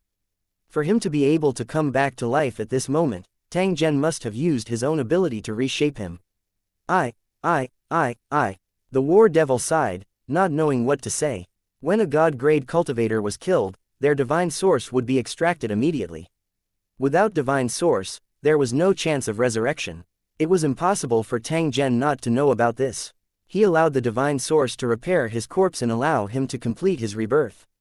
Although Tang Zhen had helped him to reincarnate, he had only regained his consciousness. His body had already been reduced to a mortal body. The current war devil might not even be able to defeat an ordinary person, let alone a god-grade cultivator like Tang Zhen. After realizing this, the war demon's heart was disheartened, as it knew that it had no hope of revenge in this life. As for the reason why Tang Zhen had resurrected it, the war devil also knew the reason. After all, it still knew many secrets, and these secrets were rather important to Tang Zhen. For example, Tang Zhen had to figure out the secrets of the sea monster race and the final whereabouts of the war zone's lord. While war devil was thinking, Tang Zhen's voice arose. You should know what I want, so it's best to tell me immediately and not waste my time. After hearing Tang Zhen's words, the war devil shook his head and said with a disdainful tone, Of course I know what you want to know, but I just don't want to tell you. What can you do to me? The war devil had a very carefree expression, even a little bit of a scoundrel. Its style of doing things was completely different from before. Tang Zhen frowned. He felt that there was something wrong with the war devil that he had revived. Perhaps there was some deviation in the replication process, which led to a change in the war demon's character. You're really embarrassing like this. It seems that a clone is a clone, and can never be compared with the original. If it was your true body, he would never have done such a thing, because it was simply a disgrace. Also, you think I can't do anything to you just because you're not afraid of death. It seems that you don't know much about cultivators in Lusheng. I can tell you that the number of tortures in this world is so many that it will make your scalp go numb. Bring it on, you'll see if I'll give in. The war devil disdainfully smiled and directly challenged Tang Zhen. It seemed like it was ready to fight to the end. Tang Zhen shook his head. The performance of this war demon clone was really disappointing. It didn't know how to adapt to the current situation and had completely lost the face of a formidable character. Although both sides were enemies and war devil was killed by Tang Zhen, he didn't have any thoughts of underestimating his opponent. Even if the war devil was resurrected, Tang Zhen was prepared to use an equal attitude to talk to it and let the other party reveal the information he had. He thought that with war devil's knowledge and mind, it would quickly recognize the situation and face him with the attitude of a loser. In the end, he was greatly disappointed. The real war devil had already died in battle, and the resurrected war devil was just a scoundrel without a trace of its heroic spirit. Could it be that he really did not know that he was just an ant in Tang Zhen's eyes that could be casually crushed to death? Since you don't know what's good for you, I'll let you experience what it means to be better off dead. Tang Zhen's voice had just sounded when two ferocious-looking strong men with fiendish auras suddenly appeared. Not far away from them, there was a torture platform filled with all kinds of execution tools. At the sight of those instruments of torture, the war demon quivered all over as it revealed a disdainful sneer. If you can still laugh later, then you're the one with real balls. The two brawny men said coldly. They coordinated with each other and pushed the war devil in front of the iron pillar. Their actions were cold and rough.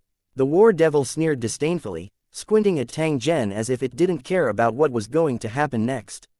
I'm the great master of the demonic plane, a god-ranked cultivator. I've killed countless people in my life, and I've seen bloody scenes that are thousands of times more than what I see now. Do you really think that such a small battle formation can scare me? War Devil looked at Tang Zhen and said with a faint tone. No. Tang Zhen shook his head. If it was War Devil himself, I naturally wouldn't use this method to insult his identity. He would never make the same choice as you. Remember, you're not a War Devil. You're just a clone that was created by using his memory. What you're doing now is overestimating your abilities. Tang Zhen gently waved his hand when he said this. Execute him, let him wake up. A brawny man nodded, took a thorn stick dipped in water, and then whipped the War Devil. Ah! A blood-curdling screech echoed. The War Devil's skin was cut open, and its sneering face was twisted in pain. Tang Zhen's expression was a little strange. Even if this War Devil wasn't in its original form, it shouldn't be this unbearable, right? In fact, when he had fought with the War Devil, it had suffered 10 times more severe injuries than this, but he had not made a sound. However, the guy in front of him started to scream in pain after being hit once. His face was twisted in pain. The cold sneer and disdain from before had long disappeared. Facing the falling thorn stick, it even let out a terrified wail. Stop fighting, I'll tell you whatever you want to know. The War Devil roared, its face pained and anxious. Keep fighting. Tang Zhen couldn't be bothered with this scoundrel. He didn't even want to look at him. He kept feeling that this fellow had caused a god-ranked cultivator to be humiliated. If he killed it, he could just replicate another one. In the god country, if Tang Zhen didn't allow it, the war demon couldn't die even if it wanted to. After receiving Tang Zhen's order, the two brawny men immediately brandished the rattan and continuously whipped the War Devil. The whipping sound made people's heads hurt. The flesh on the War Devil's body was cut open. It kept screaming and begging Tang Zhen for mercy. The two brawny men who were responsible for the execution also disdained him. When they saw the War Devil's behavior, they thought that he was a tough man. They were even prepared to collect his body. Who would have thought that with a whip, this guy would reveal his true form? His previous posture was just a pretense of bravery. Or rather, he thought that he could withstand the punishment, but when the blade and axe were about to land on him, he realized that he had taken it for granted. In the end, this guy wasn't the War Devil itself. What the main body could do, his clone might not be able to do it. Tang Zhen ordered the two strong men to stop when he saw this. Tell me everything you know in full detail. Don't hide anything, otherwise, the pain you'll suffer will be 10 times or 100 times more than what you're suffering now. At that time, you'll know what it really means to be better off dead than alive. The wounded War Devil hurriedly nodded this time as it was afraid that it would have to endure more pain. 2190 Cause and Effect 1. In the following time, the War Devil was like a bamboo tube pouring out beans, telling everything it knew. Tang Zhen knew the ins and outs of the matter through the resurrected war demon's narration. He couldn't help but be astonished. It turned out that the War Devil had entered the God Nation a long time ago and was considered the first batch of believers. He was originally a resident of a certain plane, but because he was an incarnation of the indigenous gods, he was eventually summoned into the divine kingdom. They were like the believers of the present day, killing sea monsters in exchange for battle merits and constantly improving their strength. Perhaps the aboriginal gods were trying to encourage their believers, or perhaps the situation was not as bad as it was now, so the aboriginal gods were very generous. In that era, it wasn't impossible for a believer to become a god-level expert. The aboriginal deities had the intention of nurturing deity-level experts for the sake of their own future. According to his plan, these deity-level experts would all become his servants. With them maintaining God's kingdom, even if he wasn't there, he could still guarantee sufficient safety. Even if these god-ranked cultivators had obtained their cultivation through battle merits, in the eyes of the native gods, all of this was a gift from them. The equivalent exchange did not actually include the crucial step of advancing to the divine level, so he was being kind. After investing so many resources, wouldn't it be a huge loss if these god-ranked experts were allowed to leave? War Devil and the other god-grade experts also realized this, and they felt very unwilling. As their strength increased, the ambitions in their hearts also grew. Naturally, they were unwilling to be ordered around by others. However, in the face of the powerful native gods, they did not dare to be too presumptuous. Otherwise, if they angered them, they would die without a burial place. Fortunately, it didn't take long for the situation to change. The aboriginal god went to the super plane again, but he returned with serious injuries and fell into a deep sleep. The god-level experts who had been waiting for a long time immediately seized this once-in-a-thousand-years opportunity to escape from the divine kingdom. Because of the escape of these god-ranked experts, the divine kingdom fell into chaos. This was also the reason for the chaos in many places. When these god-level experts were fleeing, the Grand Temple had also sensed it and used the means they had prepared in advance to intercept them. In the end, some deity experts fell, while others were swept into the space-time turbulence and were lucky enough to escape the god nation. The War Devil and a few other god-ranked experts were the ones who had successfully escaped. They had arrived at the demonic plane and established their own territory there. Because they had entered the space-time turbulence, the time they appeared was out of place from the time they had escaped. They only remembered that they had appeared from the crack and had obtained an opportunity there, finally becoming a god-level expert. As for the specific process and reason, none of the demonic plane's masters could remember. When the cultivators from Lu Cheng invaded the demonic plane, the War Devil had nowhere to escape to, so it chose to enter the crack. As a result, the moment they entered the crack, everything returned to normal. The War Devil also recovered its erased memories.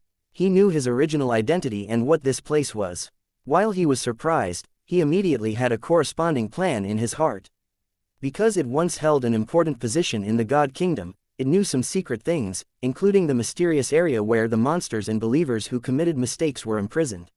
He guessed that the cultivators of Lu Cheng would follow closely behind, so he didn't enter the Divine Kingdom directly. Instead, he used the method he knew before to open the entrance of the Divine Kingdom prison near the crack.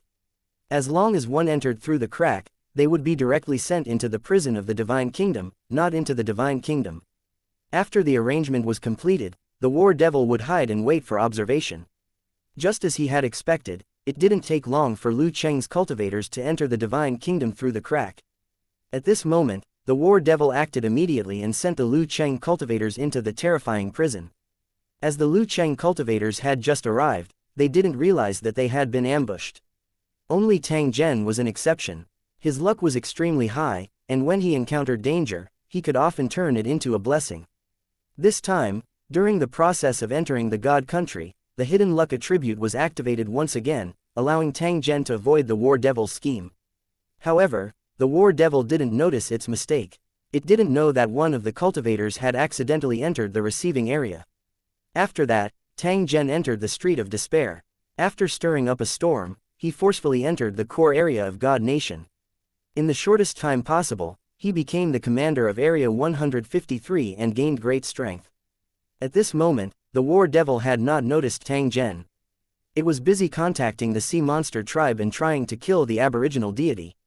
As a traitor of the God Kingdom, he could not be forgiven by the indigenous gods, and he could not deal with the indigenous gods alone. In this case, cooperating with the sea monster tribe to exchange for its own benefits was the best choice for the War Devil.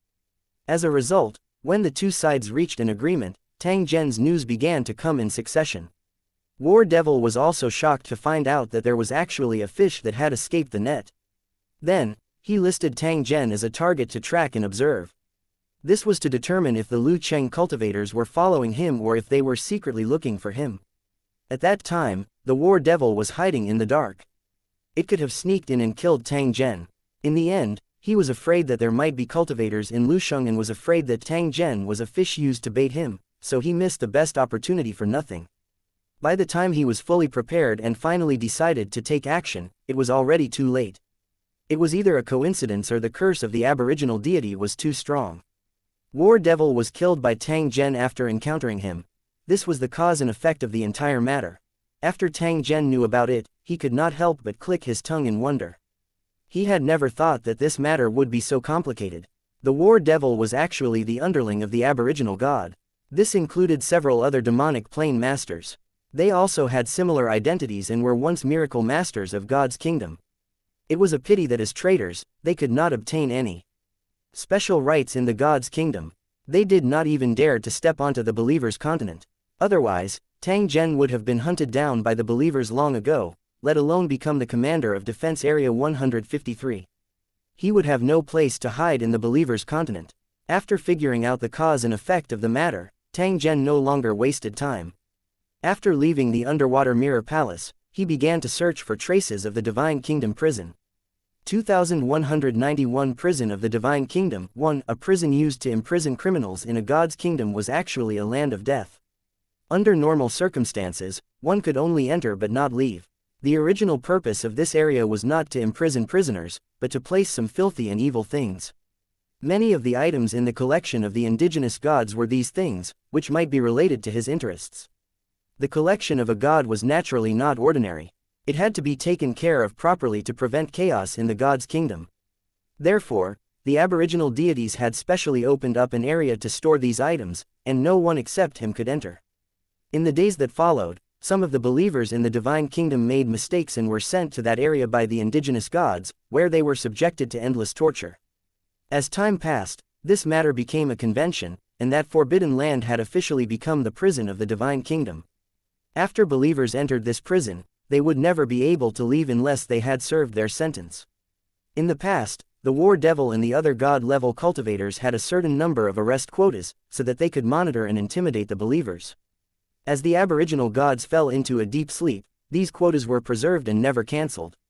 Lu Cheng's cultivators were his mortal enemies, so the war devil didn't show any mercy. He sentenced the lords of the war zone to life imprisonment. Fortunately, there was no death penalty. Otherwise, the Warzone lords would have been severely injured the moment they entered the god's kingdom.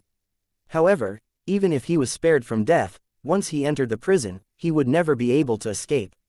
As for increasing his strength, it could only be considered a joke. Fortunately, there was no such thing as certain death in this world. This prison was not a slaughterhouse, so there was still a way to survive. If they wanted to reduce or cancel their sentence, they could use their military achievements to offset it and apply to the spy riders of the Grand Temple. Even if they were qualified to be released from prison, the release of the prisoner could only be done by the indigenous gods to avoid any mistakes in the whole process. But the problem now was that this guy had already fallen into a deep sleep and could not be awakened. Without his pardon order, the lords in the war zone could never break the seal set by the local gods, and could only be imprisoned in the prison. The next thing that Tang Zhen had to do was to find that prison and think of a way to rescue the Warzone lords. This was not an easy task.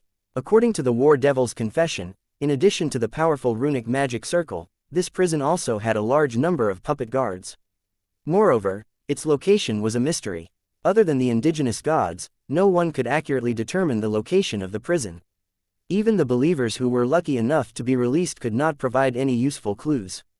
The reason for this was to prevent believers from breaking into the prison, and at the same time, to prevent believers from sneaking in again and taking away the precious items inside. Although the location of the prison was mysterious, it was not impossible to crack the location. It should be known that when the native gods built that forbidden land, they did not intend to imprison god-level experts. Once a deity expert made a mistake, the aboriginal deities would not lock them up in prison. Instead, they would use even more brutal and severe methods of punishment. It was precisely because of this reason that Tang Zhen felt that he could try to lock down the prison by sensing the origin energy. The first thing that Tang Zhen had to do was to obtain the password to activate the prison's prohibition of teleportation from the war demon. The war devil didn't conceal anything. It quickly told Tang Zhen that although it had the duplicated memory, it didn't have the backbone of the main body. It was afraid of being tortured again.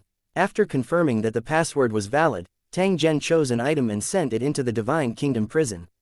This thing could not be too weak. Otherwise, it would die once it entered the Divine Kingdom prison. Its origin energy might also dissipate, causing Tang Zhen to be unable to sense and lock onto it. At the same time, he could not be too strong. Otherwise, once he entered the prison of the Divine Kingdom, who knew if he would pose a threat to those lords? Since it was named a prison, it was clear that there were various restrictions inside. Being unable to sense heaven and earth energy was only one of the rules. The prison of the Divine Kingdom was like the forbidden mountain range. It would continuously absorb the energy in the body until a cultivator was forcefully turned into an ordinary person. After entering the Divine Kingdom's prison for a period of time, even the most powerful expert would be completely reduced to a cripple. Tang Zhen searched the ocean for a while before finally choosing a 10-meter-long crocodile-like giant sea monster. This kind of thing had a strong physical body and an extremely strong ability to resist attacks. Even in the situation where there was no energy absorption, it should be able to last for a long time. As for why Tang Zhen didn't use the method of creation to create a special creature and send it to prison, it was because he was worried that his creation would reject the rules of the divine kingdom. If that was the case, the item would be reduced to ashes the moment it was sent into the prison. After capturing the giant crocodile sea monster, Tang Zhen didn't directly use the teleportation spell. Instead, he first carved some mysterious and strange characters on the sea monster's scales. This wasn't a scribble, but a secret code between the cultivators in Lusheng. After the lords of the war zone saw it, they would know that Tang Zhen was trying to save them. If possible, they would also cooperate with Tang Zhen in the prison and find a way to open the prison. While Tang Zhen was drawing the characters, the giant crocodile sea monster was obediently floating on the surface of the sea, its entire body shivering. Although it was unable to sense Tang Zhen's true strength, it knew that he was definitely extremely powerful. Therefore, the giant crocodile sea monster was unusually cooperative during the entire process. Even an ant would try to survive, not to mention that this giant crocodile sea monster had a high intelligence and knew what to do at the right time. This was the difference between a wild sea monster and a sea monster in the army. If it was a sea monster in the army, it would have attacked Tang Zhen without any regard. After the preparations were complete, Tang Zhen stretched out his hand and pressed on the head of the giant crocodile sea monster, injecting a trace of origin energy into its body. This trace of divine source was sealed, and the giant crocodile sea monster could not digest and absorb it. Outsiders could not easily sense its existence. Only Tang Zhen himself could clearly sense its existence. It could even appear in the area where the divine source was located in an instant. The giant crocodile twisted its body. It felt that it was about to face something terrifying, and its heart was filled with unspeakable fear. Just as it was feeling uneasy, it saw Tang Zhen take a few steps back and mutter something. The giant crocodile suddenly discovered that a dark hole had appeared not far from it, and it was emitting a terrifying suction force. The giant crocodile was extremely frightened. It desperately moved its 6 thick claws, trying to dive into the sea. Unfortunately, its struggles were in vain. The power in the black hole grew stronger and stronger, and it forcefully dragged the giant crocodile into it. The black hole instantly closed, and everything returned to normal. Tang Zhen, however, held his breath and focused. He continued to sense the aura of his origin energy and did not dare to be distracted in the slightest. Tang Zhen slowly opened his eyes after a full minute. His face revealed a trace of relief. At that moment, he had finally sensed the aura of the power of the origin, and had thus locked onto the location of the Divine Kingdom prison. His heart, which was originally in a state of suspense, was slightly relieved at this moment. After which, he saw Tang Zhen's figure flash as he flew towards the end of the ocean. 2192 Forbidden Zone of Fog Sea 1. There was a strange island about 100,000 miles to the south of the Believer's continent. The island was like a pillar that held up the sky. It was alone in the ocean, and the surroundings of the island were always shrouded in thick fog. In fact, it wasn't just this island, but the surrounding 100 miles of sea area was the same. The fog didn't dissipate all year round. After entering this area, one would lose their way and easily get trapped inside. This was the case for both humans and beasts. The final outcome of those who entered by mistake was to turn into bones and slowly drift on the sea covered in thick fog. In addition to a large number of sea monsters, there were also believers who had accidentally entered this place. Most of them were ancient people before the changes in the Divine Kingdom. In the floating fog, the skeletons leaned against the dilapidated ships, floating with the rising and falling waves. This was the prison of the Divine Kingdom, a secret place that few people knew about. Almost none of the people who found it had ever left alive. Tang Zhen had finally locked onto this region through sensing his origin energy. After which, he had followed them all the way here. After observing for a moment outside the thick fog, Tang Zhen entered the thick fog and prepared to explore the place. This place was destined to not be peaceful. As expected, they did not walk far before a black shadow appeared in front of them. A mottled ancient ship slowly sailed past them, and there seemed to be human figures on it. When he got closer, he saw that those figures were the corpses of his believers, and they looked very lifelike. The surface of the corpse was covered with something like moss. Its color was bright and eye-catching, giving off a sinister feeling. When they passed by Tang Zhen, the eyes of those corpses seemed to turn over and were sizing him up without blinking. At the same time, there were also ghost-like things that flew across the ship and the sea, making strange sounds. After being in the thick fog for so long, these corpses had undergone some unknown changes, becoming a special monster that was neither dead nor alive. This kind of monster was very dangerous, but it was only relative to ordinary believers. At the very least, it could not pose a threat to Tang Zhen. When the white-colored flame appeared around Tang Zhen's body, the monsters that were quietly approaching immediately scattered like frightened birds. They felt the aura of destruction, like a mouse meeting a giant dragon, and almost fainted in fear. This was a forbidden area established by the native gods. Tang Zhen did not dare to barge in forcefully in case he fell into it. There was nothing wrong with being cautious. They didn't walk far before another abnormality appeared in the thick fog. Moreover, it was clearly targeted at Tang Zhen. It was a huge figure in a long black robe. It slowly passed through the thick fog, its gray-black body looming as if it would merge with the thick fog at any time. "Outsider, please leave this place immediately." An enormous face suddenly appeared in front of Tang Zhen when he looked at that figure. It issued a warning to him. His sinister eyes revealed a light that made people shiver. "I want to save people. They were sent in by the traitors of Scandinavia, so they should be released." Tang Zhen unhurriedly spoke of his intention. "The Divine Kingdom's prison will never imprison innocent people. You can leave now," the huge face said. It did not give Tang Zhen any chance to explain and directly expelled him. "I won't leave this place until the person is out." Tang Zhen frowned slightly and replied with an indifferent tone, "Do as you wish. However, if you advance any further, you will be attacked." This is equivalent to an invasion. After that face finished speaking, it disappeared in the blink of an eye. It was as if the purpose of its appearance was to warn Tang Zhen, the intruder. Tang Zhen watched as the huge figure disappeared. He stood on the spot and pondered for a moment. In the end, he still chose to continue forward. He was ready to test the waters and get a clear picture of the Divine Kingdom prison. If he could solve the problem, he would rescue the Warzone lords. If they could not break through the defense here, they could only ask please like and share the video on the YouTube channel Cultivation Audiobooks. For help from the 5th battle area and let the Cornerstone platform send experts. This time, they did not advance far before Tang Zhen felt the surrounding temperature drop rapidly. White mist was emitted from the surface of the sea.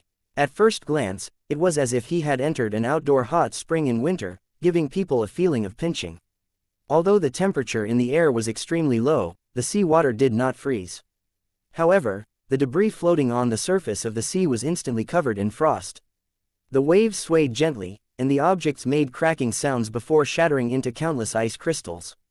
Any flesh and blood that came into contact with the white mist would instantly turn into popsicles. To ordinary believers, the cold air here was extremely dangerous. However, the cold air that lingered around Tang Zhen's body was unable to advance an inch. This was because the white-colored flame on the surface of his body was even more overbearing. Before the cold air touched his body, it evaporated and disappeared, leaving no trace. The area where the cold air drifted was more than 10 kilometers. The deeper one went into the center, the more terrifying the power of the cold air was. It didn't take long for the cold air to turn into something like an ice dragon, dancing on the surface of the sea. They treated Tang Zhen as their target. While the trash was frolicking around, they continuously charged over. In the end, the white flames on the surface of Tang Zhen's body were unwilling to show weakness. They also mimicked the state of a true dragon and entangled with those ice dragons. The number of ice dragons seemed to be endless, and the formation formed by the white flames was also endless. The two sides fought on the sea surface, and the scene was extremely fierce. When Tang Zhen was about to cross this cold Chi Sea region, a huge ice monster suddenly stuck its head out from the sea. Cold air gushed out from its entire body. Its huge mouth was like a cylinder as it aimed at Tang Zhen and wildly spat out cold air. This cold chi was like a long dragon that completely sealed the space around Tang Zhen, leaving him with no way to retreat.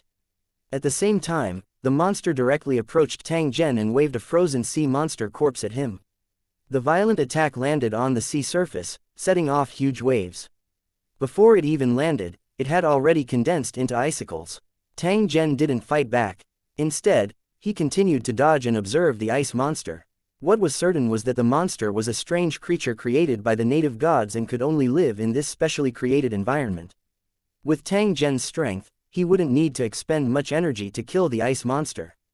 But to him, he could learn a lot of useful things through these creatures created with his will. Other things aside, just in terms of realm, the aboriginal deities far surpassed Tang Zhen. The other party had built a magnificent god kingdom, so he was definitely very experienced in creating things with his will. The creatures that he created with his thoughts must have their own special characteristics. As a creator, Tang Zhenchu naturally had to find an opportunity to learn more. After watching for a while, Tang Zhen seemed to have comprehended something. He stretched out his hand and pointed forward. In the sea in front of him, the cold air was forcibly condensed together. Then, a slightly smaller ice monster appeared. Compared to the guardian of this place, it was slimmer and more agile. It let out a soft long hiss. Soon after, under the gaze of the ice monster opposite it, the ice monster created by Tang Zhen condensed a giant spear in its hand. Then, it twisted its body and appeared in front of the ice monster at an incredible speed. The spear in his hand also pierced into the body of the ice monster. Explode. There seemed to be a low roar, and the ice monster trembled violently. Countless cracks appeared on its body, and it suddenly shattered. 2193. If the hard approach doesn't work, then the soft approach won. After leaving the chilly sea area, Zhang Tai saw huge patches of aquatic plants. These plants were covered in a grid of various sizes that looked like veins. In the middle of the grid were objects that looked like eyes. They radiated colorful rays of light in the mist. It was extremely beautiful, but it gave off a very dangerous feeling. The moment Tang Zhen approached, the water beside the plants surged. Soon after, many slippery black figures climbed out. The whole process was silent, as if they were already used to this, or perhaps they had been waiting for this moment. They looked like a combination of a human and a lizard. Their 6 blood-red eyes glanced at Tang Zhen, revealing a blank and indifferent expression like an intelligent life. It didn't take long for these giant water lily plants to be filled with monsters, completely blocking the way forward. If they wanted to continue moving forward, they couldn't avoid these greasy monsters. Looking at them, they didn't have the slightest intention of making way. A huge battle seemed to be inevitable. However, these monsters did not launch any attacks. They just stared at the center without blinking. There was an empty area there, and there was light flowing under the water. Clearly, their appearance had nothing to do with Tang Zhen. Just as Tang Zhen was feeling a little surprised, the plants floating on the water suddenly emitted a brilliant glow, appearing like the lights on a gorgeous stage. The pillar of light pierced through the thick fog, leaving behind ghostly afterimages. It was grotesque and variegated. The monster, which was originally silent, suddenly let out an excited sound from its throat and stared at the center. Soon after, Tang Zhen saw an object that was like a super flower bud rapidly rising from the water. After the object rose to a certain distance, it bloomed like a lotus flower, emitting a dazzling brilliance. In the light, a figure slowly appeared, accompanied by melodious celestial music. This figure was extremely beautiful, so beautiful that it was indescribable, and there was almost no flaw. The moment he saw her, all the regrets and unhappiness in his heart seemed to have disappeared. A short-lived flash in the pan could make an empty life perfect. After she appeared, she began to dance on the lotus-shaped platform, and her pleasant singing voice drifted everywhere. It was as if the most beautiful dance and the most moving voice in the world were all possessed by this figure.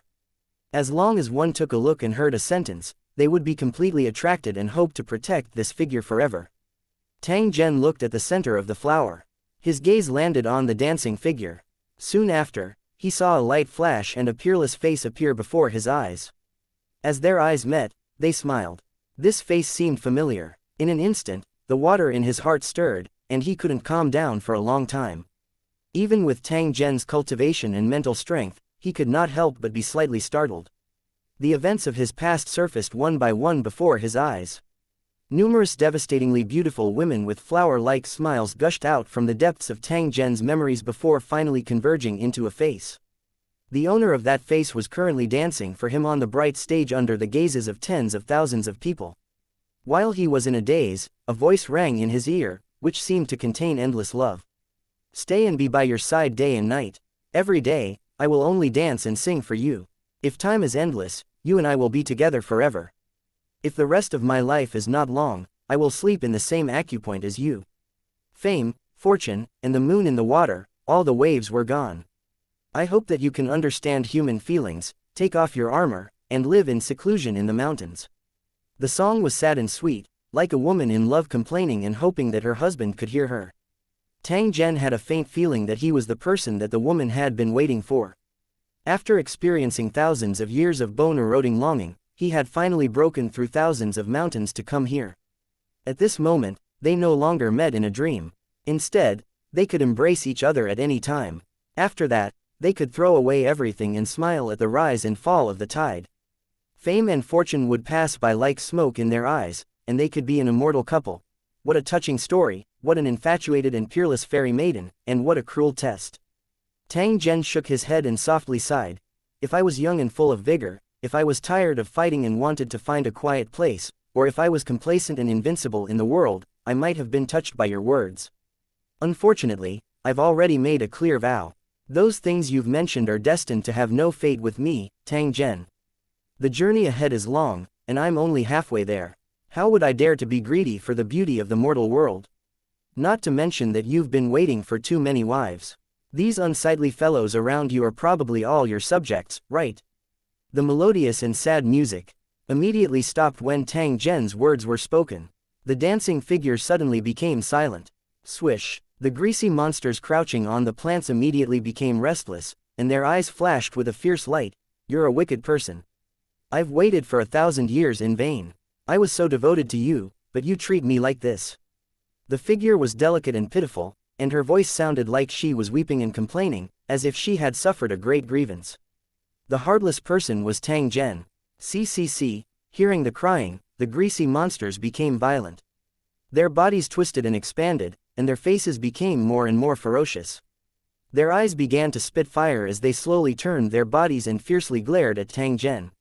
It seemed as though they would all surge up in the next instant and tear Tang Zhen into pieces. Seeing this, the beautiful figure's whine became more urgent, making the monsters more irritable. Tang Zhen looked at him coldly as he revealed a mocking smile. They're just a bunch of weak-willed trash. They're easily bewitched, and then they're ordered around like pigs and dogs. On the path of cultivation, in addition to fighting and competing, one also had to resist endless temptations. One wrong step could destroy half of one's life. Gentleness is a hero's grave, I'm sure you know it better in your hearts. You idiots, you've already missed it once. If you continue to be stubborn, your cultivation journey will end here. Tang Zhen's voice sounded. It reverberated on the surface of the sea and entered the ears of those hideous monsters. This voice was amplified by his spiritual power and directly penetrated into the depths of his soul. It was impossible not to hear it. Tang Zhen's words were like a huge rock being thrown into a calm lake, immediately setting off a wave.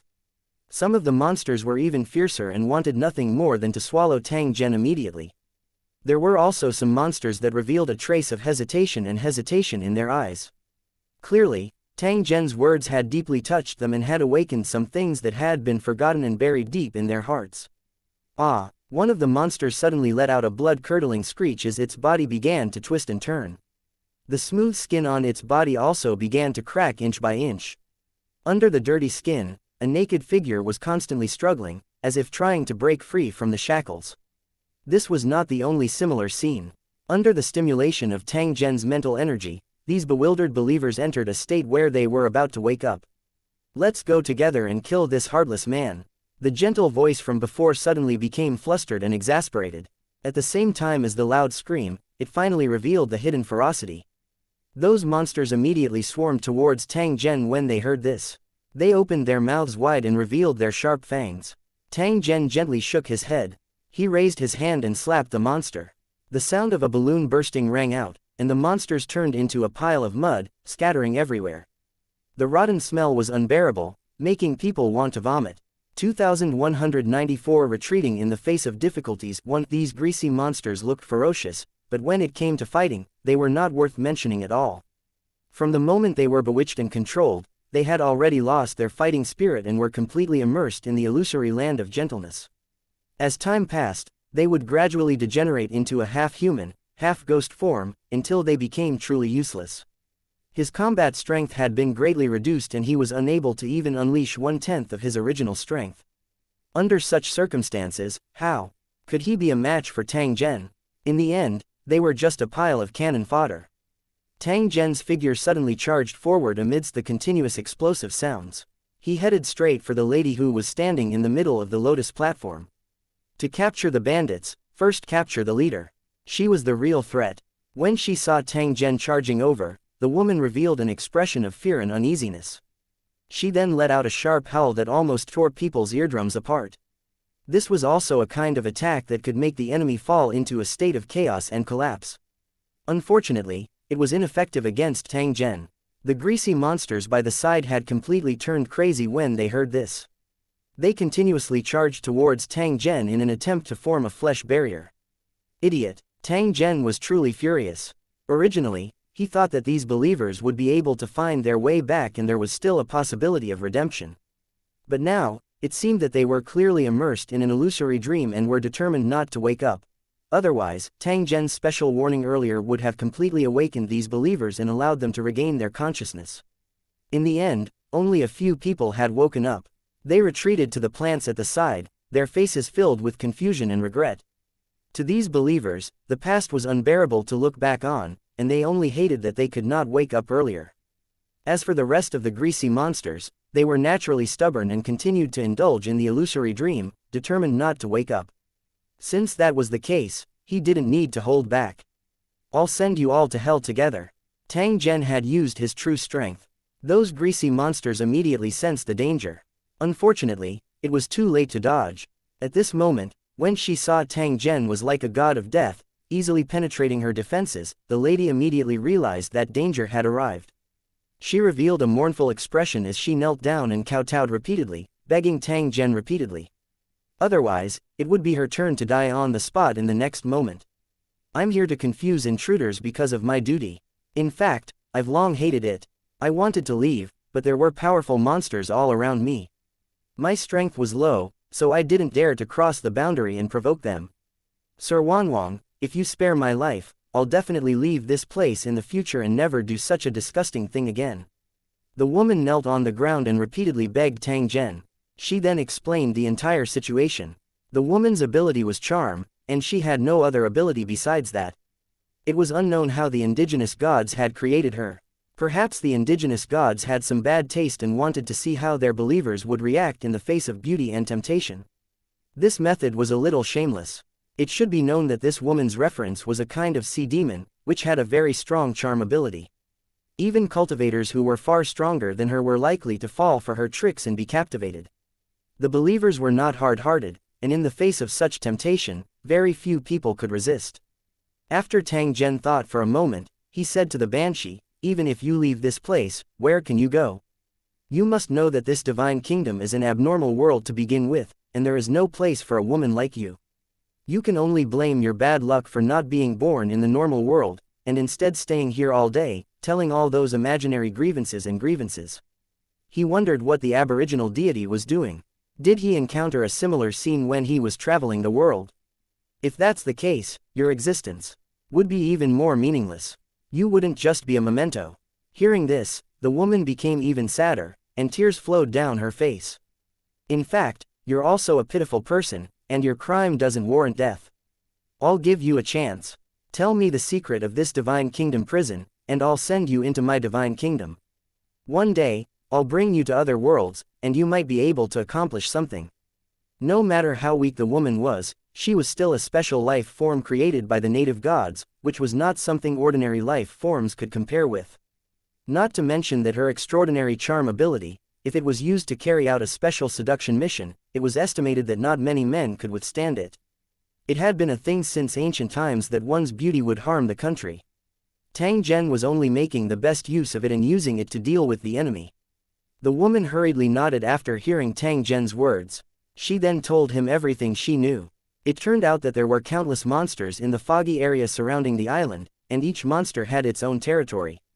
Due to the influence of an unknown force, the territory of these monsters often changed, which also made it impossible for safe routes to exist in the foggy sea. Even the Banshee named Heiki did not know what was going on ahead, so she could not provide any useful information. However, Haiji still told Tang Zhen about the monsters she had encountered and asked him to be careful to avoid being ambushed by those monsters. Tang Zhen lightly nodded his head. He didn't rely on his own strength to be arrogant. Only the heavens knew if the aboriginal deities had set up some secret techniques that were specially used to deal with God-ranked cultivators. After all, in the divine kingdom, only God-ranked cultivators could find this place and enter it. In order to ensure the safety of their collections, it was perfectly normal for the native gods to leave some defensive measures. Through the analysis of the native gods, Tang Zhen determined that this guy was very treacherous and wasn't a brave person without a plan. Before he took a risk, he would always try his best to prepare for a retreat and would never act rashly. The divine kingdom's special way of receiving believers was enough to prove this point. The indigenous gods used the sacrifice of their believers to maintain the purity of their divine kingdom after the incident. The war devil's curse and the sudden explosion of the space-time turbulence were also pre-arranged by the indigenous gods, which showed how deep their thoughts were. It was precisely because he understood this fellow that Tang Zhen would be extra careful to avoid stepping on a mine. At this time, the native god's body was in a deep sleep, and only a trace of consciousness remained. He was completely powerless when he encountered a major event. If Tang Zhen was thrown into the divine kingdom's prison like the warzone leader, who would be able to rescue him? If that was the case, it would be no different from trapping himself in a cocoon. Just think about it. If Tang Zhen was trapped in the divine kingdom prison, then the cooperation that was previously discussed would be in vain. During this period, the sea monster race would join forces with the warriors' continent and launch a general attack on the believers' continent. This would definitely cause the divine kingdom to fall into chaos. Without Tang Zhen's leadership, the cultivators in Defense Area 153 might not take the initiative to participate in the battle. Instead, they would choose to stand by and look for Tang Zhen's whereabouts. With the strength of the believers' continent alone, it was impossible to resist the joint attack of the sea monsters and the warriors. Failure was only a matter of time. If the enemy really broke through the Grand Temple and obtained the divine source of the native gods, then all of Tang Zhen's previous arrangements would be in vain. If the entire god country fell into a state of collapse, Tang Zhen would not be able to obtain any benefits. That would be a complete loss. It seems like we can't be reckless in this matter. Tang Zhen hesitated for a moment before he finally turned around and left. He was prepared to first settle the matter of cooperation, and then bring experts to help. That way, if something really happened, someone could come to the rescue. As for those warzone lords, they could only suffer for a period of time. After Tang Zhen returned, they would think of a way to save them. 2195 The war that is about to erupt. Tang Zhen brought along the banshee named Haiji and left the Divine Kingdom prison for the time being. He headed straight for the Believer's continent. This time, the return journey was calm and peaceful. There were no ambushes from enemies, nor did they encounter any strong sea monsters. The God's kingdom fell into a short period of peace. The sea monster army that would have continued to appear in the past had disappeared. The surface of the sea was calm, as if all the monsters had disappeared overnight. This wasn't a good thing. It could only mean that the sea monster tribe had changed their strategy and had begun to amass forces for the final battle. At the right time, the sea monsters would launch an explosive attack, and countless sea monsters would join the battlefield. With the treasure that could reproduce infinitely, the sea monster race had no shortage of manpower. It was not impossible to send thousands of sea monster legions at once. In the entire Believer's continent, including Defense Area 153, there was no defense area that could withstand an attack of this scale. The crazy human wave tactic was enough to make anyone feel despair, especially when facing sea monsters that were not afraid of death. If they didn't retreat, they would only end up dead. Before he knew it, the Believer's continent had already appeared in front of him. On the long coastline, other than the continuous towering mountains, the most conspicuous target was naturally the city walls of the defense area that had been through many battles. Similar to the 153 housing area, the walls of the other areas were built with rocks from the collapsed mountain. On the surface, it looked old and simple, full of traces of war, and exuded a concentrated smell of blood. When Tang Zhen went ashore, he triggered the runic magic circle used to defend against detection and caused quite a commotion. Upon hearing Tang Zhen's appearance, the believers in the defensive area all raised their heads and looked up. The sound of their discussions was endless. The current Tang Zhen had already made a name for himself in the Believer's continent, but he was not aware of it. It turned out that a while ago, a strong believer who had returned from the warrior continent had told the story of what had happened in the Forbidden Mountain range. The number of believers and powerhouses hiding in the warrior continent was far beyond imagination. There were even some believers who disguised themselves as warriors, and no one had noticed anything unusual for decades. The moment the divine hall of abstinence appeared, there were also many strong believers who participated. These strong believers were naturally very concerned about Tang Zhen, who was fighting against a group of patriarchs from the giant city alone. As soon as the Forbidden Mountain range was closed, the news spread, and more believers learned about it. Tang Zhen, who was originally known by many believers because of the plan to move the area of defense on the sea, had completely shaken God Nation this time. The believers in almost every defensive zone were discussing him and expressing their opinions on this matter. To be able to stir up a storm in a dragon's pool and a tiger's den and intimidate a group of patriarchs from a huge city, the believers no longer had the slightest doubt about Tang Zhen's strength. The warrior continent had fallen for thousands of years. The treasure might have already been obtained by someone else.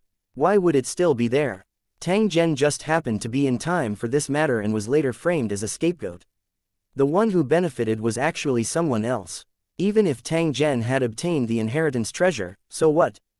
This was an opportunity that he had obtained through his own strength. There was no element of luck in it. The believers had some understanding of the Temple of Abstinence. They knew that it was a place used by the indigenous gods to test their believers. It was also one of the holy lands of the God Kingdom. If he wanted to pass the test there, he had to rely on his own abilities and not on luck. How would the devout believers know that there was something fishy about this matter? From the beginning, Tang Zhen had already been chosen by the god's avatar. No matter what, he would be the final winner. This matter might seem unfair, but it was the truth. The strong had more resources in their hands. When there were benefits, the strong would often get them first. Compared to the weak, the strong were stronger and had more influence, making them better partners. During the battle in Forbidden Mountain Range, Tang Zhen had terrorized everyone and made a name for himself. What happened next was even more dangerous. When Tang Zhen left the martial arts continent, he was ambushed by super sea monsters. He killed a group of super sea monsters all by himself. Later on, he fought against 5 sea monsters and killed 4 of them. In the end, he chased after one of them and left.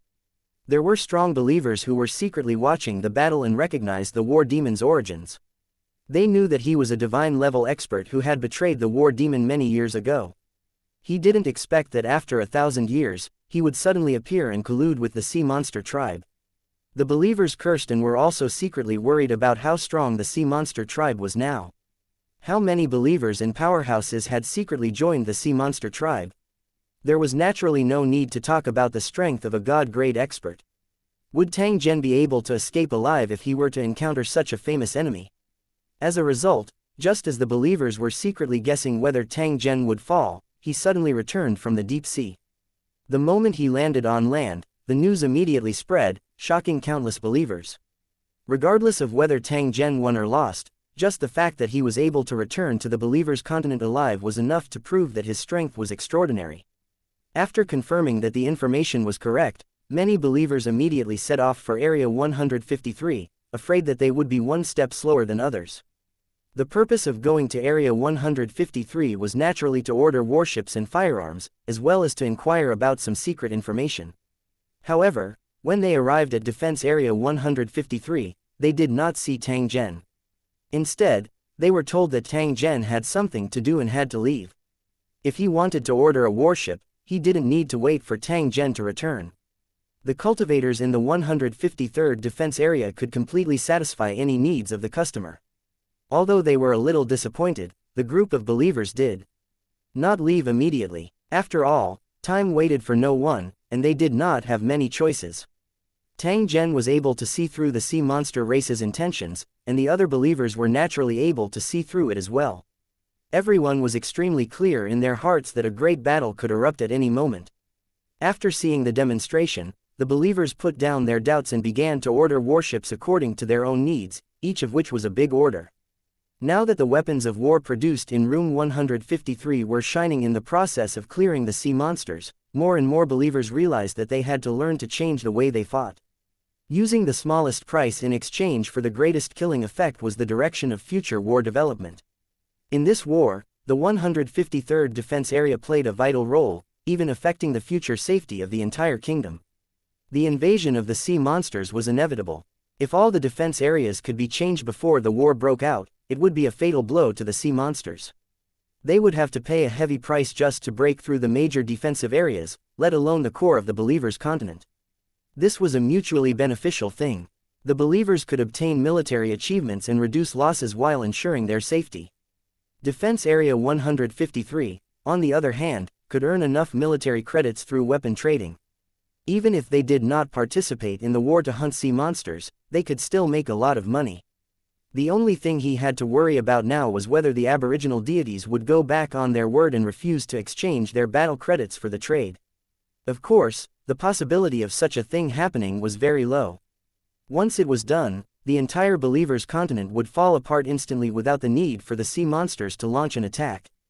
At that time, the angry Believers would immediately switch sides and join the army of sea monsters, starting to attack the Grand Temple.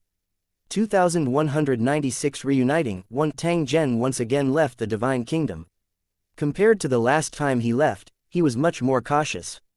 This time, he left on his own, and it was undoubtedly much easier.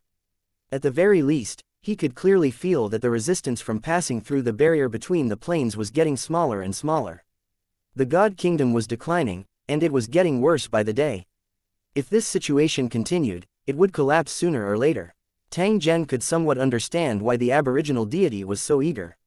Clearly, it was because they had already reached the final stage. The cultivators in Lusheng were his last hope. If he couldn't catch them, he would end up in a very miserable state.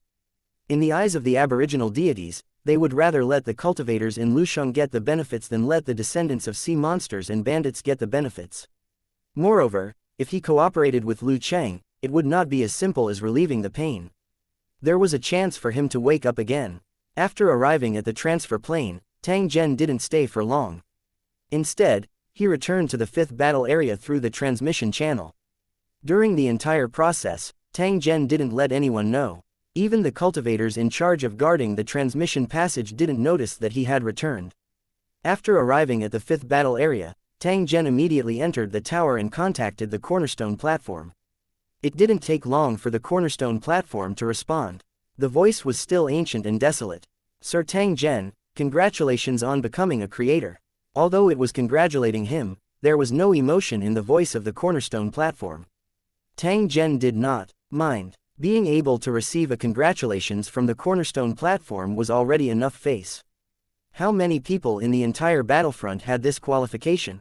Without wasting any time, Tang Zhen proposed the cooperation conditions of the indigenous deities and waited for the cornerstone platform's decision. The final decision for this cooperation still lay with the cornerstone platform, a great and ancient existence. After hearing Tang Zhen's explanation, the cornerstone platform was silent, as if it was in deep thought. Tang Zhen didn't rush him. He believed that the cornerstone platform would take the big picture into consideration and make the most appropriate choice. Sir Tang Zhen, as a direct participant in this matter, I wonder if you have any suggestions. The cornerstone platform suddenly opened its mouth. It was asking for Tang Zhen's opinion. Since the cornerstone platform had asked, he immediately replied, "Of course, I hope to cooperate, because the practice of killing the indigenous gods is no different from killing the chicken to get the eggs." By working together, not only would they be able to provide the battle zone with divine source, but they would also be able to keep the training grounds and continue to train high-level cultivators. The most important point was that the indigenous gods knew about the super plane, which was precious information that could not be found even if one wanted to. If the battle zone invades this super plane one day, the information provided by the native gods will help the battle zone avoid a lot of losses. What Tang Zhen said was a great principle. His main purpose was to keep the Divine Kingdom. Only then would the Sacred Dragon battlefront be able to obtain more benefits. The cornerstone platform clearly knew about this, but it did not directly point it out. Tang Zhen was thinking about his own battle zone.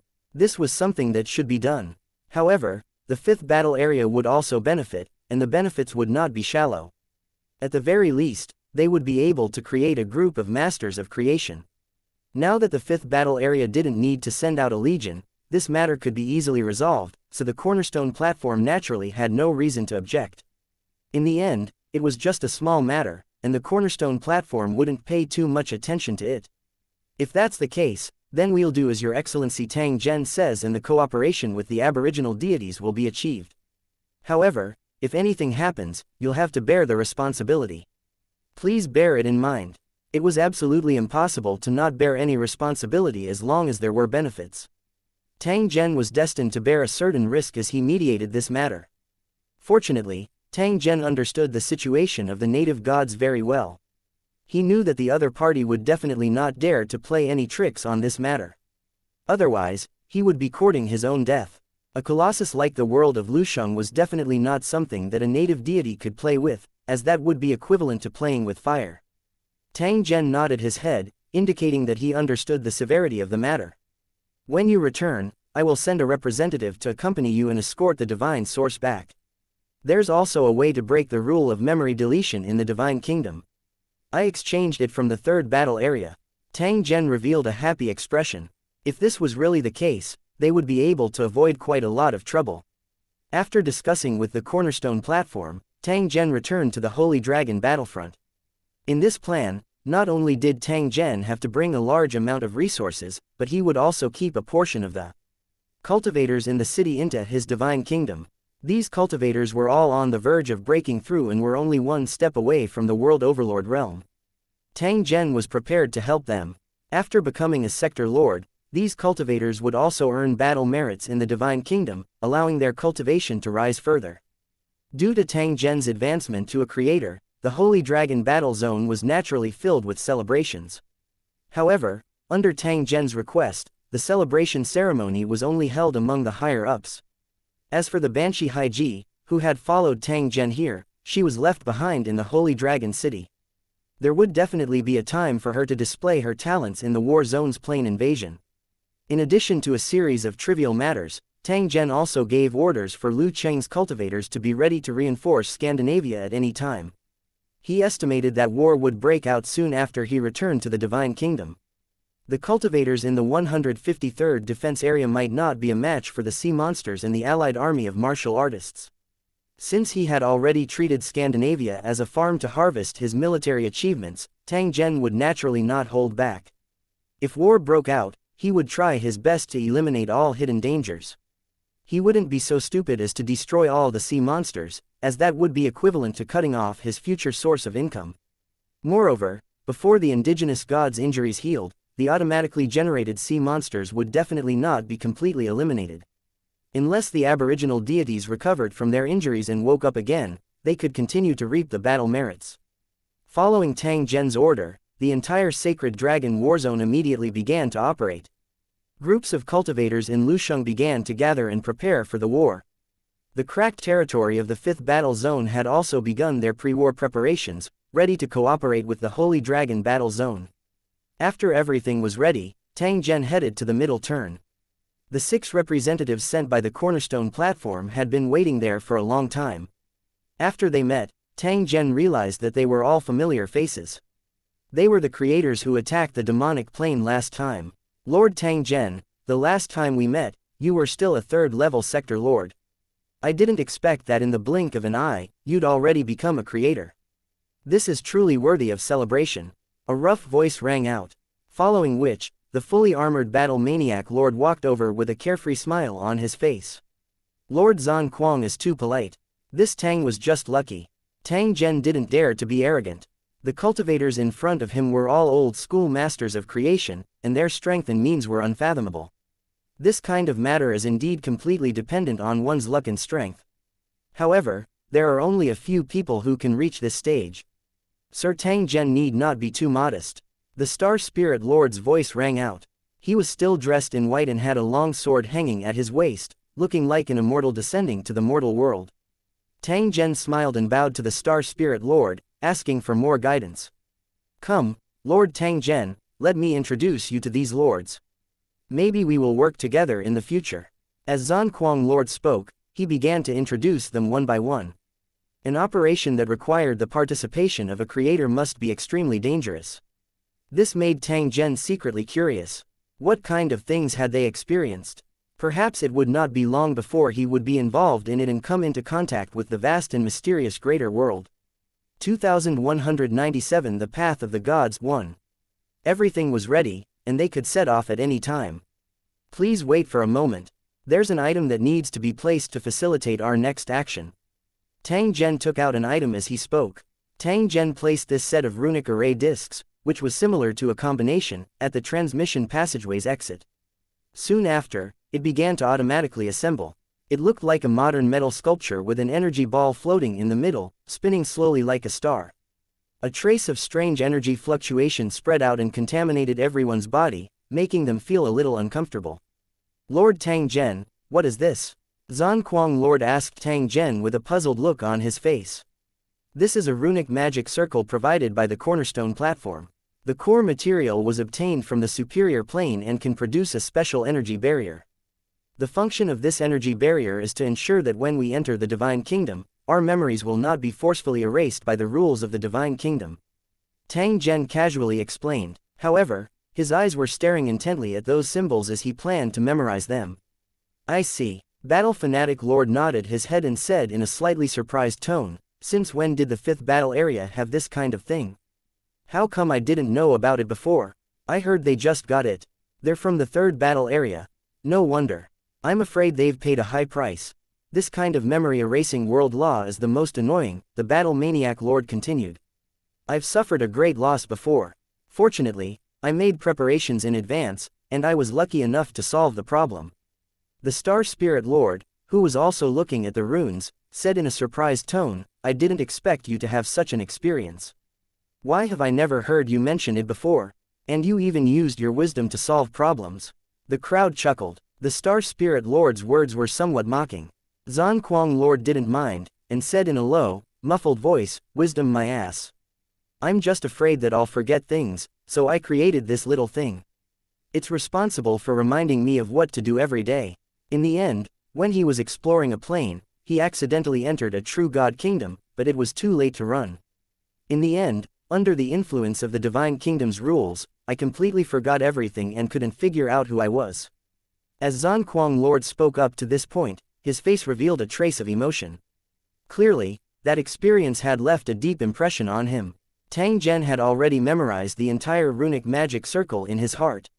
Soon after, he turned his head and asked, do you often encounter this kind of memory erasing?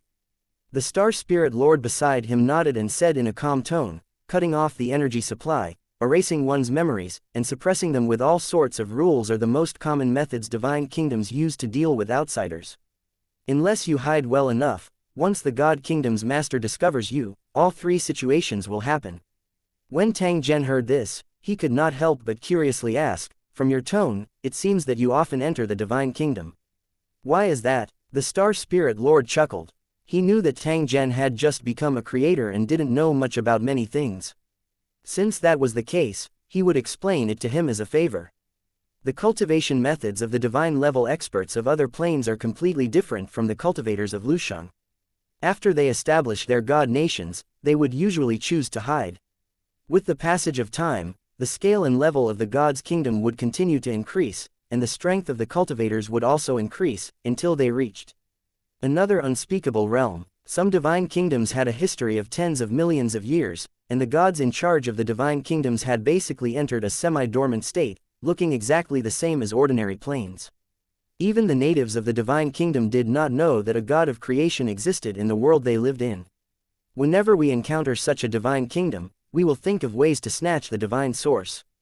Sometimes, when we encounter a divine kingdom of too high a level, we will encounter a fatal crisis. However, this kind of true god country was extremely rare. It was hard to encounter one in 100 years, and most of them were only seen in ordinary planes. In addition, there were some indigenous gods who did not like to upgrade their god kingdom by accumulating resources slowly.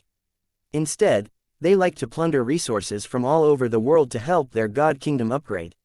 In addition to participating in the pillaging, they would also nurture the residents of the divine kingdom to participate in the pillaging. Those insatiable guys are a bunch of void bandits, running around and committing crimes. The Star Spirit Lord seemed to have realized his identity and chuckled. In terms of plundering resources, the cultivators of Lu Cheng were the best in the Great Thousand World. They had no right to look down on others. Tang Zhen listened with great interest before he continued to ask, what was going on with these void dimension bandits? Back then, When the indigenous gods had escaped from the super plane, they had encountered a group of void bandits. After the two sides had fought, it had finally led to the fall of the warriors' continent.